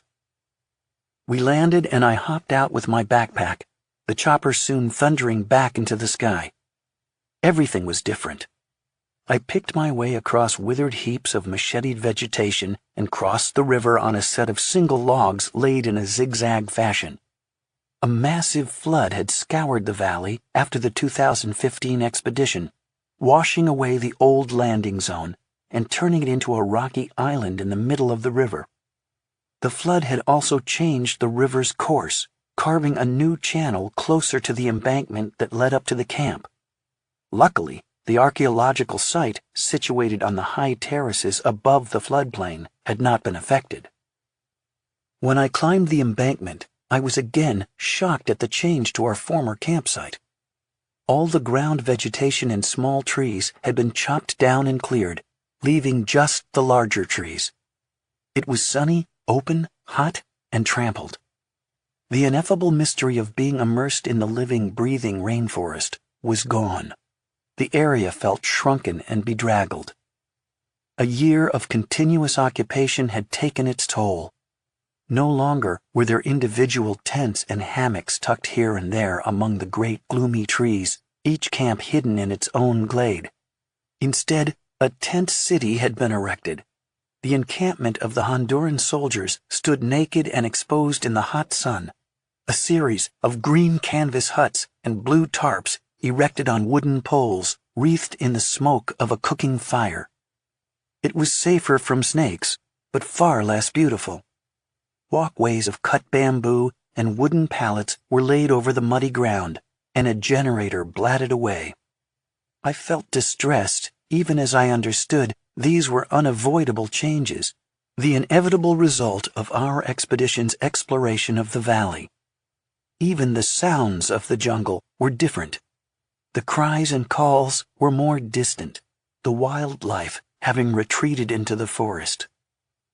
But at the edge of the clearing, I was happy to see the virgin wall of jungle still rising up on all sides, dark, unfathomable, muttering with animal sounds.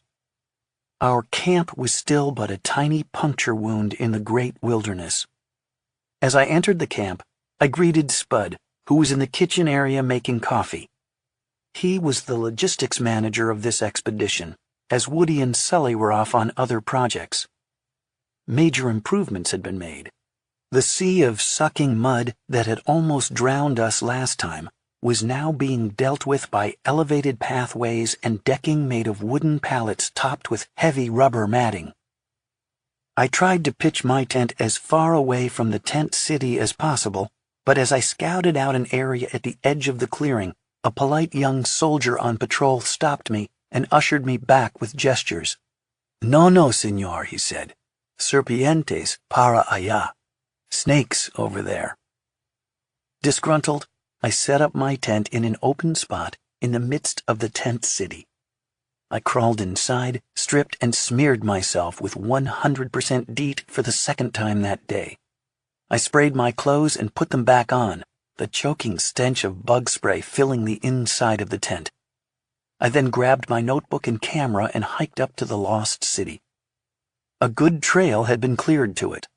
No need for a machete-wielding escort and no possibility of getting lost. The day was lovely, the sky full of drifting cumulus. I crossed the river via another single-log bridge and followed the trail.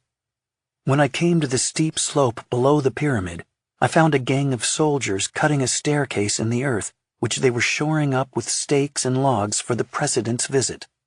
A nylon rope served as a handrail.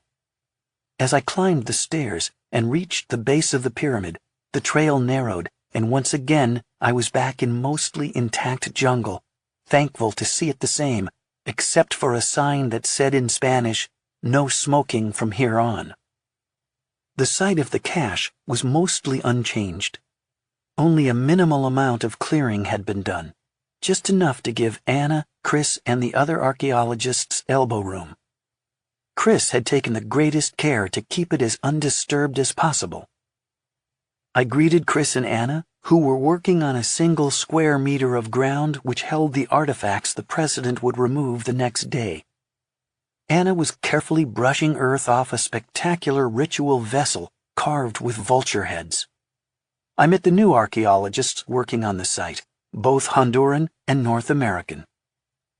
The cache area had been cordoned off with yellow tape and gridded with strings into 1-meter square units. In the few days since work had commenced, 3 of those squares had been opened up. 2 were densely packed with breathtaking artifacts. A 3rd square had been cut into the ground off to one side, beyond the cache, to determine the natural stratigraphy of the site, how the layers of earth were laid down without artifacts as a control. I was happy to see Dave Yoder, once again festooned with camera equipment taking photos. He was covering the excavation for National Geographic, and he looked vastly better than the last time I saw him. I asked Dave about his leash.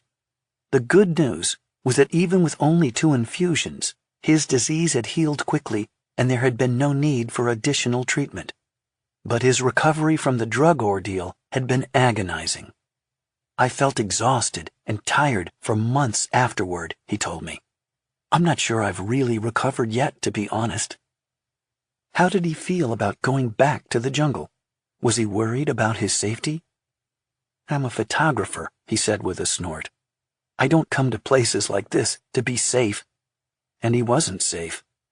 Later in the month on that assignment, Dave had several close calls.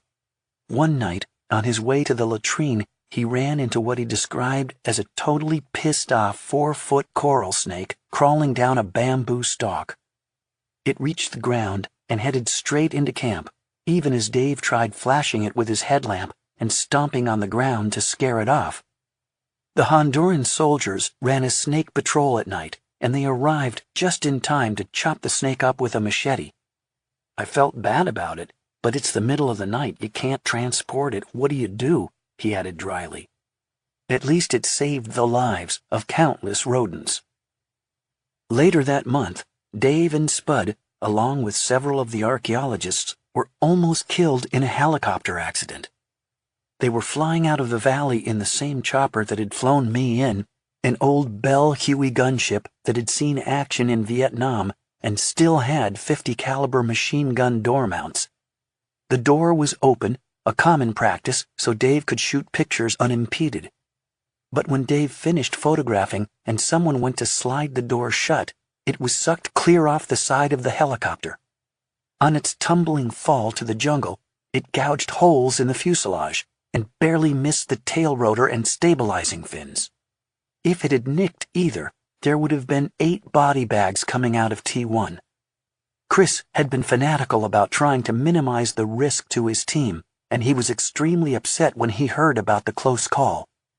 The cause of the accident, I found out later, was that the doors on this kind of Bell Huey have to be shut in a specific way during flight to avoid creating a differential air pressure strong enough to blow a door off its hinges. While Dave light-painted and photographed the artifacts, one of his assistants filmed the site from above using a drone, which buzzed about the jungle like some giant Cretaceous insect. Chris paced along the site, giving instructions on locking it down to protect it during the president's visit the next day. The work involved shoring up the edges of the excavation pit with pieces of plywood to reinforce them against trampling feet, as well as stringing police tape in an effort at crowd control. He did not want people walking among the artifacts.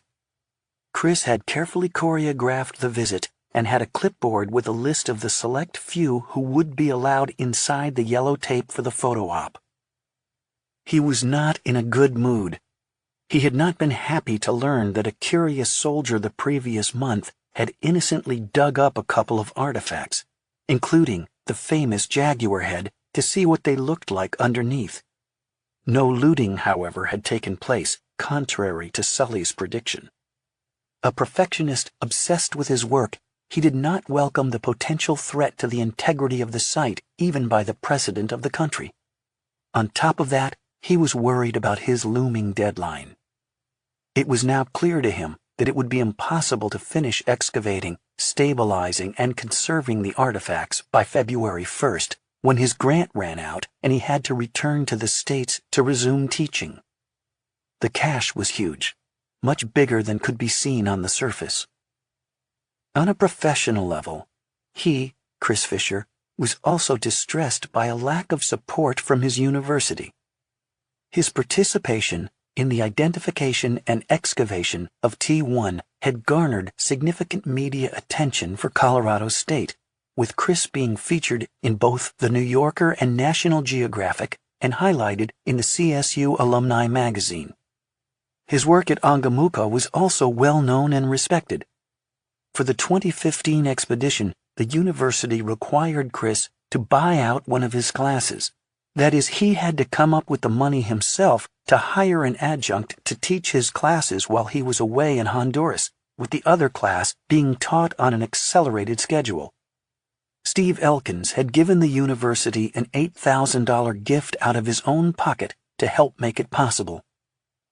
During the 2016 excavation, the department required Chris to teach the first 2 weeks of his classes online, from the jungle, which often meant flying in a helicopter to Catacamas, where there was an internet connection.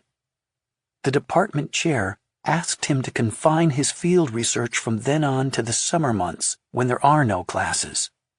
The summer, however, is the rainy season in Honduras and in Mexico, a period when it is difficult to do archaeological excavation. Despite these frustrations, the difficulties of being an impecunious and underappreciated archaeologist were, for a long time, more than compensated by the chance to participate in a remarkable once-in-a-lifetime discovery. From the beginning, Chris had been a driving force of energy and enthusiasm on the team, a devoted professional so eager to explore this untouched landscape that on our first trip into the ruins, he had forged ahead, leaving me and Woody in the dust, snakes and jungle dangers be damned. Yet as reckless as he was with his own safety, he was fiercely protective of his team. When the near-miss helicopter accident that threatened his archaeologists was followed by several cases of leash after this second trip to the jungle, Chris concluded it was simply too dangerous to send any more people into T1. The takeaway from this, he said, is very clear. the risk of working at the site is simply too great. After this second month at the site, he would direct no more archaeology at T1. As the group worked the site, my gaze drifted toward the earthen pyramid whose jungled form loomed above the cache site. 3 monstrous trees grew in a cluster just above the cache, and beyond that, the actual form of the pyramid vanished in a mass of vegetation. I wondered if the pyramid remained the same. Past the worksite, I climbed past the great trees and soon found myself in the emerald twilight of virgin rainforest. I was glad to see it had remained untouched since the year before. At the top of the pyramid I halted, breathing in the fecund smell and trying to connect with the city as it may have been at its apex before its abrupt and tragic end. The density of vegetation still shut out any hint of the city's layout or size. Even at the summit, I was still buried in shaggy giants that towered 100 feet or more above my head, draped with tree-killer vines and creepers. I could not see the archaeologists working below, but their voices filtered up through the leaves, distorted and unintelligible, sounding like the murmuring of ghosts. I focused my attention on the ground at the summit. It was exactly as it had been a year ago when we first climbed up. There was one vague, rectangular depression and other lumps that must have been the remains of a small temple or structure. This would be another place to excavate, to try to understand the ancient rituals of this vanished people. But a part of me hoped it wouldn't happen, that this spot might never lose its mystery. I wondered what ceremonies had taken place here. The Maya and other Mesoamerican cultures engaged in human sacrifice, presenting the gods with that most sacred and precious nourishment, human blood. The priest would either decapitate the victim or split the breastbone and yank out the still beating heart, offering it to the sky. These sacrifices were often conducted at the top of a pyramid in view of all. Did the Muskesha people also conduct such rites? When the city at T1 was swept by epidemics and the people felt they had been abandoned by their gods, I wondered what ceremonies they might have performed in a desperate effort to restore the cosmic order. Whatever they did, it failed. Feeling cursed and rejected by the gods, they left the city, never to return. With these sobering thoughts in mind, I descended from the hill and made my way back to camp as the setting sun filled the treetops. After dinner, when it got dark and the bugs came out, I forgot my promise to take refuge in my tent and instead lingered in the kitchen area with Chris, Dave, Anna, Spud, and the rest. We relaxed under the tarp, telling stories, listening to music, and drinking tea by the light of a softly hissing Coleman lantern. There is something irresistible about an evening in camp, when the temperature cools and the soft night air is filled with the sounds of wildlife, while everyone kicks back from the work of the day. Over at the soldiers' camp, a string of Christmas lights lit up, and we heard the sounds of an action film echoing from the main tent.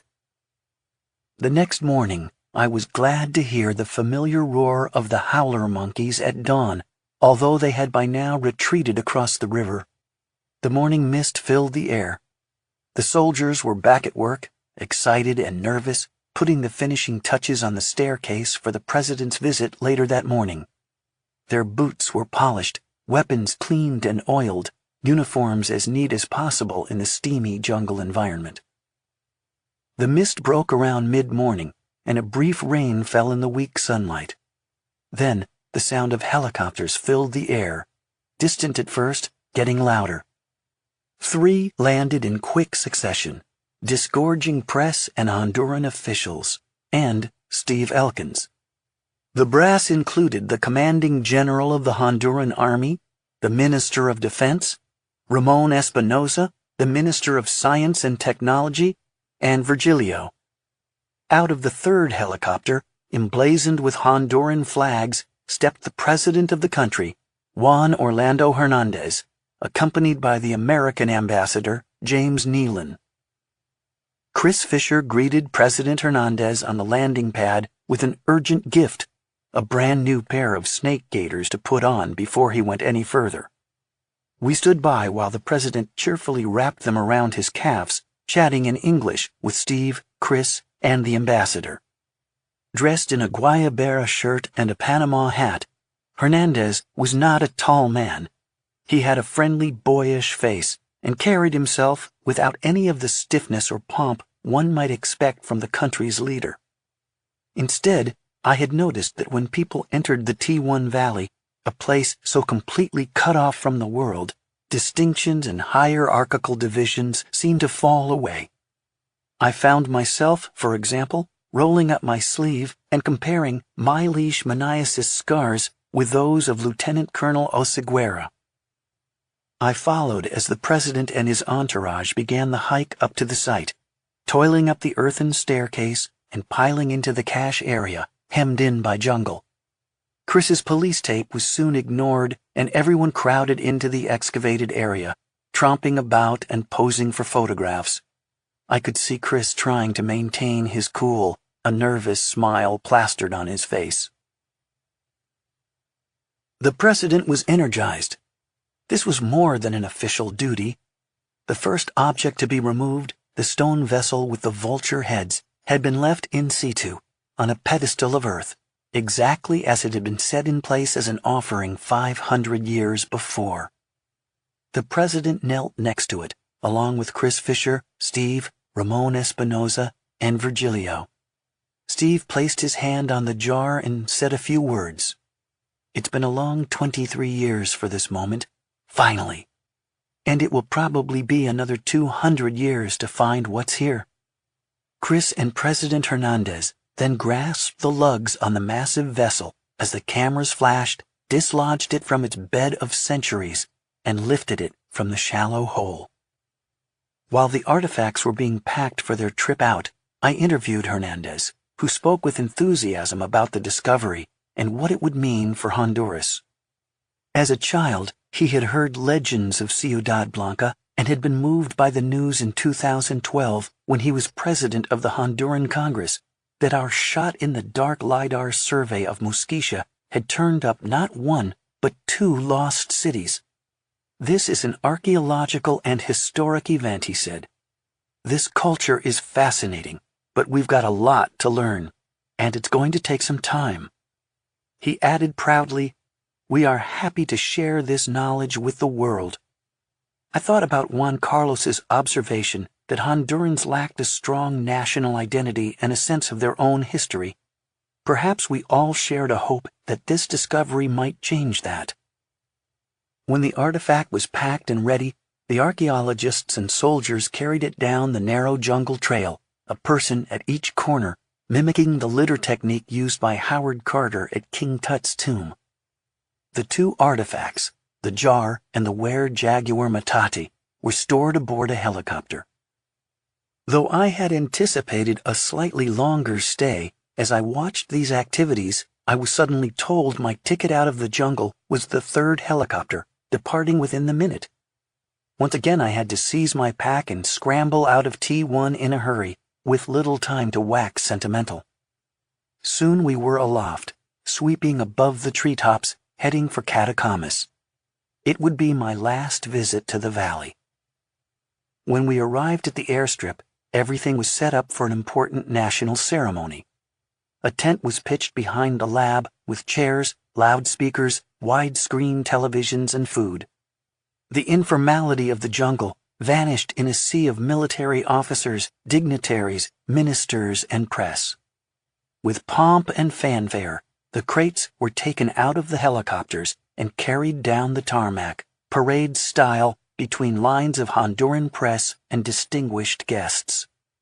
As a flat panel screen played a stirring video, Chris and an assistant, wearing latex gloves, unpacked the 2 artifacts and arranged them in museum cases on the stage, specially built to receive them.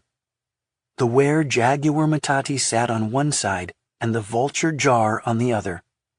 When they were fixed in their cases and the glass tops put back on, the audience applauded the artifacts. Chris gave a short speech talking about how important it was to preserve the site and the surrounding rainforest and warning about the grave threat of the encroaching clear-cutting. For the first time, he told the audience. We are able to study this culture systematically. President Hernandez then gave a brief but moving speech, and his words took on an almost religious feeling. God has blessed us to be alive in this moment, so special in the history of Honduras, he said, adding that everyone assembled there had great expectations of what this will mean for Honduras and the world. The discovery of T1, he said, was important beyond the benefit to archaeology. He outlined a vision of what it meant to Hondurans. Not only would it encourage tourism and help train a new generation of Honduran archaeologists, it also spoke to the very identity of the country and its people. Later, he would build a special room in the presidential palace to display some of the artifacts. Honduras is a spectacularly interesting country whose people have a bifurcating history that goes back to both the Old World and the New. While the Spanish history of Honduras is well known, its pre-Columbian history, beyond Copan, is still an enigma. People need history in order to know themselves, to build a sense of identity and pride, continuity, community, and hope for the future. That is why the legend of the White City runs so deep in the Honduran national psyche. It's a direct connection to a pre-Columbian past that was rich, complex, and worthy of remembrance. 500 years ago, the survivors of the catastrophe at T1 who walked out the city did not just disappear. Most of them lived on, and their descendants are still part of the vibrant mestizo culture of Honduras today. Hernandez closed out his speech with one final dramatic proclamation. The city in T1 would henceforth be given a real name, La Ciudad del Jaguar, the City of the Jaguar. Chapter 27. We became orphans, O my sons. When humans first walked into the Americas over the Bering Land Bridge 15 to 20,000 years ago, our species existed everywhere as small, wandering bands of hunter-gatherers. There were no cities, no towns, no farming or animal husbandry. We were spread out and moving all the time, only rarely encountering other groups. The low population densities prevented most potential diseases from gaining a foothold. People suffered from parasites and infections, but they did not get most of the diseases so familiar in recent human history. Measles, chickenpox, colds, the flu, smallpox, tuberculosis, yellow fever, and bubonic plague, to name only a few. In the last 10,000 years, as human population densities increased, disease moved into center stage of human affairs. Pandemics changed the very arc of human history. Despite our dazzling technology, we are still very much at the mercy of pathogens, old and new. In his groundbreaking book, Guns, Germs, and Steel, biologist Jared Diamond poses the question, why did Old World diseases devastate the New World and not the other way around? Why did disease move in only one direction? The answer lies in how the lives of Old World and New World people diverged after that cross-continental migration more than 15,000 years ago. Farming, which allowed people to settle into towns and villages, was independently invented in both the Old World and the New. The key difference was in animal husbandry. In the Old World, a great variety of animals were domesticated, starting with cattle about 8 to 10,000 years ago and quickly moving on to pigs, chickens, ducks, goats, and sheep.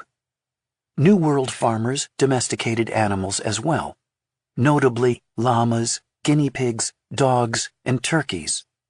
But in Europe, and Asia and Africa, the raising and breeding of livestock became a central aspect of life, an essential activity in almost every household.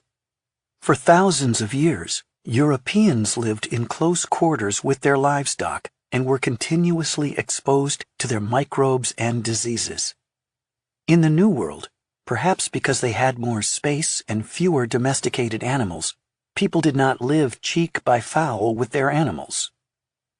Humans do not usually catch infectious diseases from animals. Pathogens tend to confine their nasty work to a single species or genus. Leishmaniasis is a striking exception. But microbes mutate all the time. Once in a while, an animal pathogen will change in such a way that it suddenly infects a person.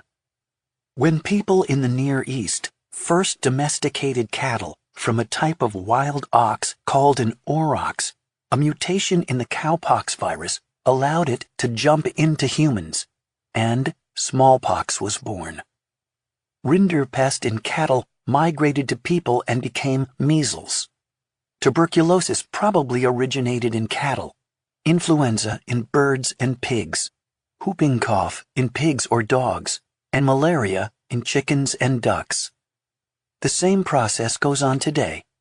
Ebola probably jumped to humans from bats, while HIV crashed into our species from monkeys and chimpanzees. Alongside the domestication of animals, humans in the Old World began settling down in villages, towns, and cities. People lived together in much denser numbers than before. Cities, with their bustle, trade, filth, and close quarters, created a marvelous home for pathogens and an ideal staging ground for epidemics. So when diseases migrated from livestock to people, epidemics broke out. Those diseases found plenty of human fuel, racing from town to town and country to country, and even crossing the oceans on board ships. Biologists call these crowd diseases, because that's exactly what they need to propagate and evolve. Epidemics periodically swept through European settlements, killing the susceptible and sparing the robust, culling the gene pool. As always, children were the majority of the victims. Almost no disease is 100% fatal. Some victims always survive. The survivors tended to have genes that helped them resist the disease a little better, and they passed that resistance on to their children. Over thousands of years and countless deaths, people in the Old World gradually built up a genetic resistance to many brutal epidemic diseases. In the New World, on the other hand, no big-time diseases seem to have leapt from animals into the human population. While the Americas had cities as large as those in Europe, those cities were much newer at the time the Spanish arrived. People in the New World hadn't been living in close quarters long enough for crowd diseases to spring up and propagate. Native Americans never had the opportunity to develop resistance to the myriad diseases that plagued Europeans. This genetic resistance, by the way, should not be confused with acquired immunity. Acquired immunity is when a body gets rid of a pathogen and afterward maintains a state of high alert for that same microbe. It's why people don't normally get the same illness twice. Genetic resistance is something deeper and more mysterious. It is not acquired through exposure. You are born with it. Some people are born with greater resistance to certain diseases than others. The experience of our team in the Valley of T1 is a textbook illustration. The doctors believe everyone on the expedition was bitten and exposed. Only half, however, came down with the disease. A few, like Juan Carlos, were able to fight it off without drugs. Others became seriously ill, and some, even as I write this, are still struggling with the disease. The genes that resist disease can only spread in a population through the pitiless lottery of natural selection. People with weaker immune systems, children especially, must die, while the stronger live in order for a population to gain widespread resistance. A staggering amount of suffering and death over thousands of years went into building European and African and Asian resistance to crowd diseases. One biologist told me that what probably saved many indigenous Indian cultures from complete extinction were the mass rapes of native women by European men. Many of the babies from those rapes inherited European genetic resistance to disease. The scientist, after telling me this horrifying theory, said, "For God's sake, don't attach my name to that idea." In the New World, these many thousands of years of anguish and death were compressed into a window from 1494 to around 1650. The mass murder by pathogen happened in that one cruel century and a half, and it struck at precisely the worst moment, when the population of the New World had recently coalesced into big cities and reached the levels of density necessary for those epidemics to spread furiously. It was a perfect storm of infection. We do not hear many of the voices of these victims. Only a handful of Native American eyewitnesses' accounts of the cataclysm survive. One in particular stands out, a remarkable text called the Annals of the Chocchiquels, which describes an epidemic, probably smallpox or flu, that swept an area in Guatemala northwest of Mosquitia.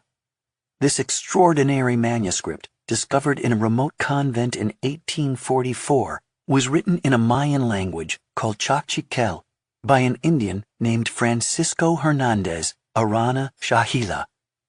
As a teenager, Arana Shahila lived through the epidemic that destroyed his people. It happened that during the 25th year, 1520, the plague began. Oh, my sons! First they became ill of a cough. They suffered from nosebleeds and illness of the bladder. It was truly terrible, the number of dead there were in that period. The Prince Pakaki Amak died then. Little by little, heavy shadows and black night enveloped our fathers and grandfathers, and us also. Oh, my sons! Great was the stench of the dead.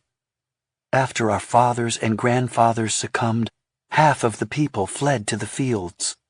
The dogs and the vultures devoured the bodies. The mortality was terrible. So it was that we became orphans, O my sons. So we became when we were young. All of us were thus. We were born to die. I would ask the listener to pause for a moment and ponder the statistics. Statistics are mere numbers. They need to be translated into human experience. What would a 90% mortality rate mean to the survivors and their society? The Black Death in Europe, at its worst, carried off 30 to 60% of the population. That was devastating enough. But the mortality rate wasn't high enough to destroy European civilization. A 90% mortality rate is high enough. It does not just kill people. It annihilates societies. It destroys languages, religions, histories, and cultures. It chokes off the transmission of knowledge from one generation to the next. The survivors are deprived of that vital human connection to their past. They are robbed of their stories, their music and dance, their spiritual practices and beliefs. They are stripped of their very identity. The overall mortality rate in this wave of epidemics was indeed about 90%. To put that statistic into personal terms, make a list of the 19 people closest to you. All but one will die. This, of course, counts you also as a survivor. Think what it would be like for you, as it was for the author of the Chocchiquel manuscript, to watch all these people die. Your children, parents, grandparents, brothers and sisters, your friends, your community leaders and spiritual authorities. What would it do to you to see them perish in the most agonizing, humiliating, and terrifying ways possible? Imagine the breakdown of every pillar of your society. Imagine the wasteland left behind, the towns and cities abandoned, the fields overgrown, the houses and streets strewn with the unburied dead.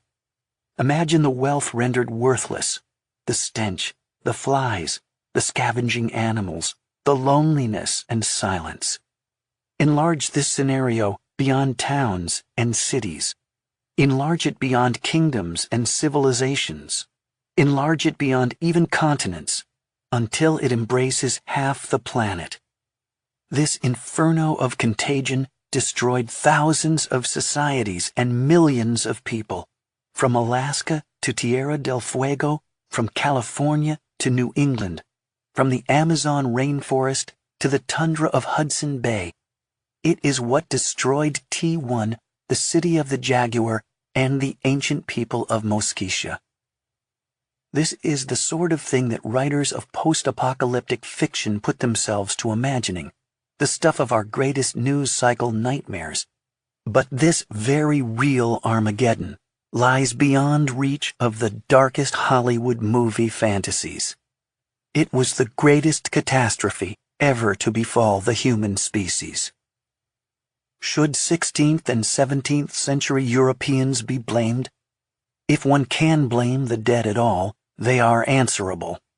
The Spanish, English, and others contributed mightily to the death toll through cruelty, slavery, rape, abuse, starvation, war, and genocide. Europeans killed many native people directly without the assistance of disease. In some instances, they intentionally used disease as a biological weapon by, for example, giving Indians smallpox-infected blankets. And millions more Indians died of disease who might have survived had European brutality not left them weakened and susceptible. It is tempting to argue that if Europeans hadn't arrived in the New World, these deadly pandemics would not have happened. But the meeting of the Old World and the New was inevitable. If Europeans hadn't carried disease to the New World, Asians or Africans would have, or New World mariners would have eventually reached the Old. No matter what, disaster would have ensued. This was a monstrous geographic accident waiting to happen.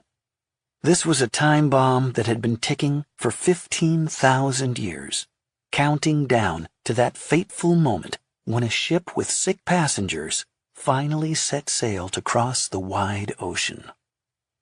This is in no way an apologia for genocide. Still, the catastrophe was largely a natural event, a mindless biological imperative, a vast migration of dumb pathogens from one side of the planet to the other. There is much irony in the story of our own disease. The strain of leishmaniasis that befell us is a rare example of a New World disease attacking mostly Old World people. While I obviously don't believe in curses, there is an inescapable sense of combination in the fact that a New World city destroyed by Old World disease wreaked havoc on its Old World rediscoverers with a New World disease. But this irony misses the modern lesson. This was a Third World disease attacking First World people.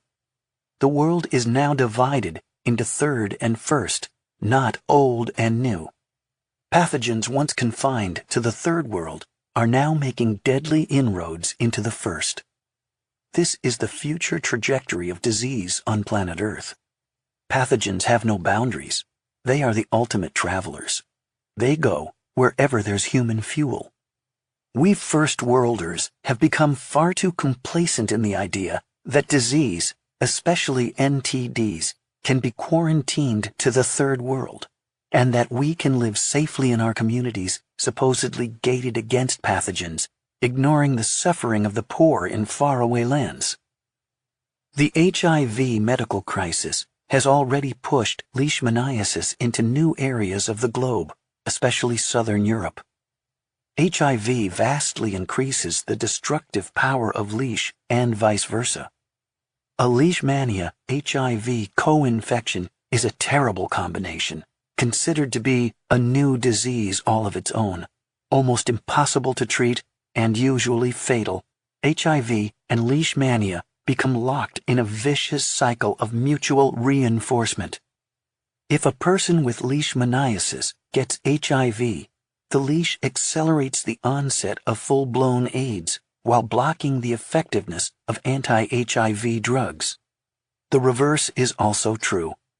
A person with HIV who lives where there's leishmaniasis is 100 to 1,000 times more likely than a healthy person to get the disease due to a weakened immune system. People suffering from a leash HIV co-infection are so teeming with the parasite that they become superhosts, potent reservoirs accelerating its spread.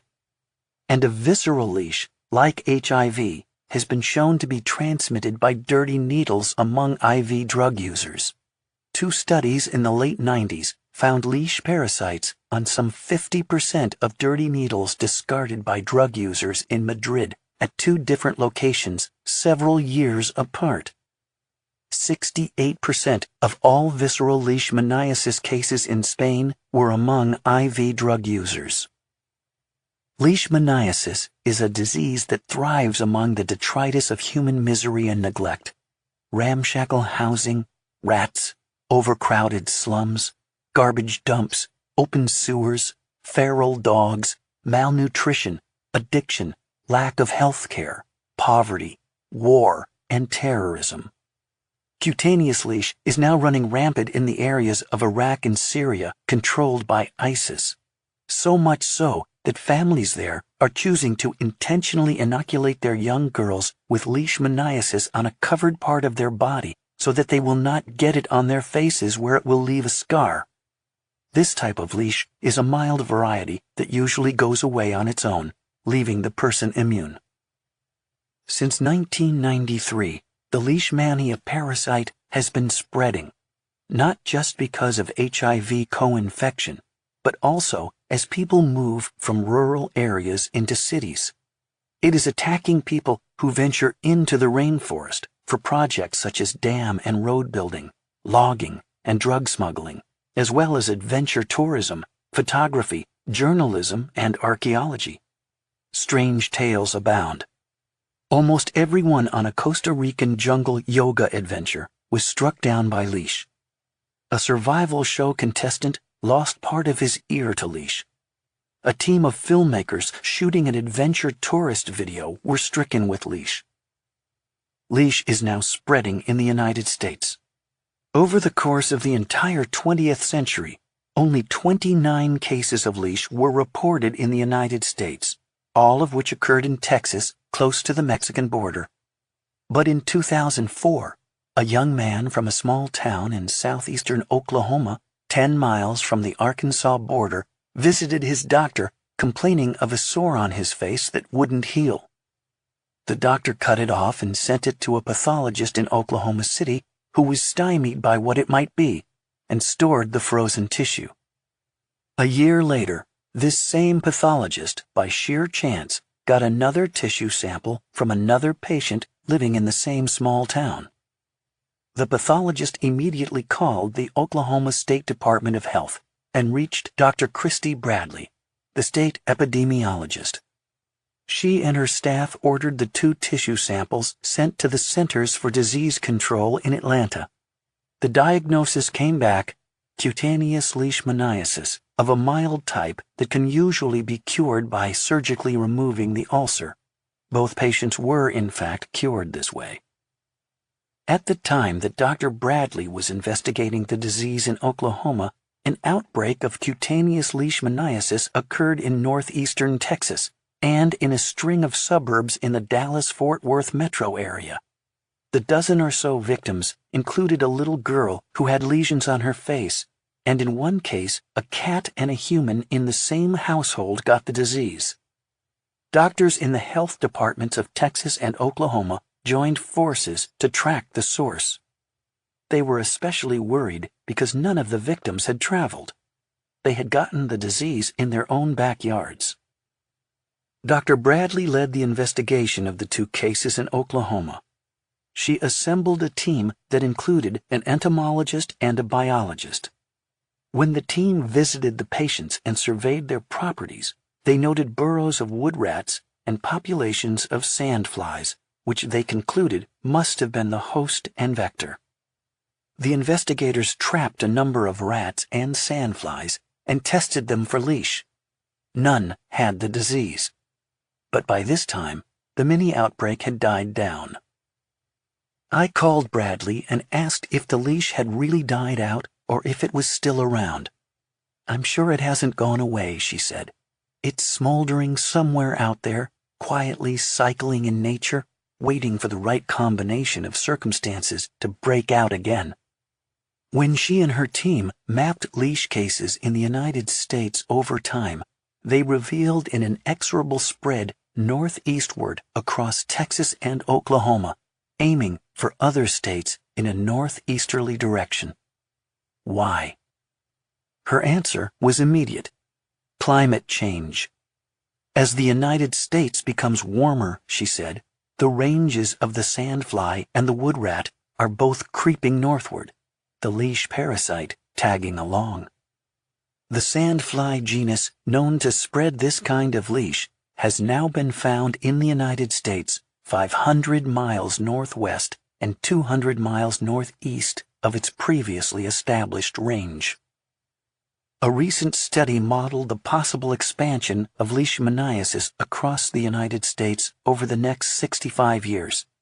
Since it takes both vector and host to spread the disease, the scientists wanted to know where the sandfly-wood-rat combination would migrate together. They looked at two future climate scenarios, best case and worst case. For each case, they extrapolated out to the years 2020, 2050, and 2080. Even under the best-case climate assumptions, they discovered that global warming would push leishmaniasis across the entire United States into southeastern Canada by 2080. Hundreds of millions of Americans could be exposed, and this is just by wood rats. Since many other species of mammals can host the leash virus, including cats and dogs, we know the potential problem is far greater than what was described by this study. A similar spread of the disease is expected in Europe and Asia. It seems that leishmaniasis, a disease that has troubled the human race since time immemorial, has in the 21st century come into its own. Anthony Fauci, director of the National Institute of Allergy and Infectious Diseases at the NIH, told our team bluntly that by going into the jungle and getting leishmaniasis, you got a really cold jolt of what it's like for the bottom billion people on Earth. We were, he said, confronted in a very dramatic way with what many people have to live with their entire lives. If there's a silver lining to our ordeal, he told us, it's that you'll now be telling your story, calling attention to what is a very prevalent, very serious disease. If leash continues to spread as predicted in the United States, by the end of the century, it may no longer be confined to the bottom billion in faraway lands. It will be in our own backyards. Global warming has opened the southern door of the United States not just to leash, but to many other diseases. The big ones now entering our country include Zika, West Nile virus, chikungunya, and dengue fever. Even diseases like cholera, Ebola, Lyme, babesiosis, and bubonic plague will potentially infect more people as global warming accelerates. Modern travel has given infectious disease new ways to spread. Bubonic plague in the 14th century traveled from Central Asia to the Levant and Europe by horse, camel, and boat. The Zika virus in the 21st century jumped from Yap Island in Micronesia to French Polynesia, Brazil, the Caribbean, and Central America by 2015, all by plane.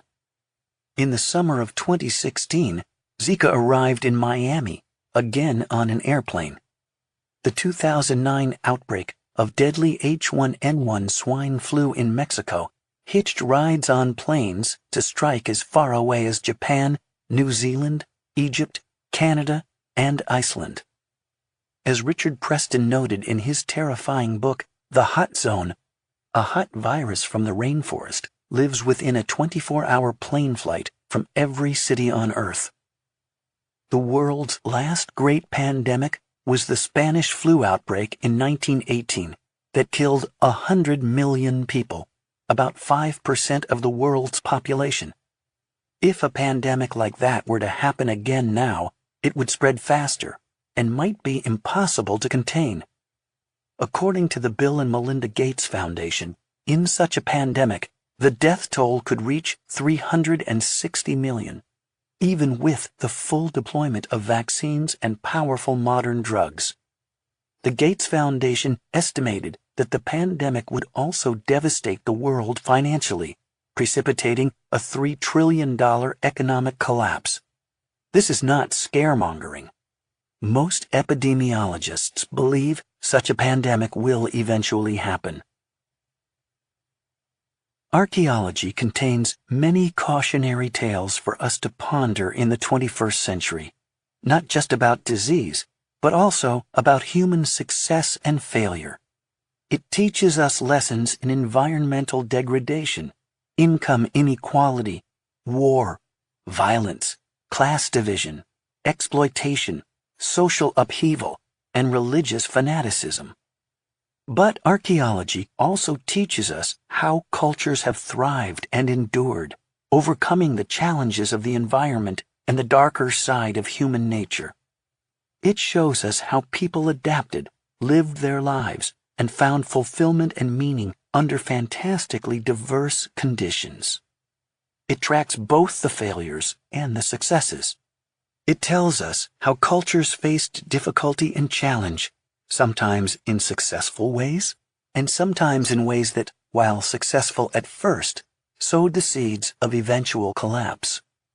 The Maya created a vibrant and brilliant society that in the end failed to adjust to a changing environment and the needs of its people.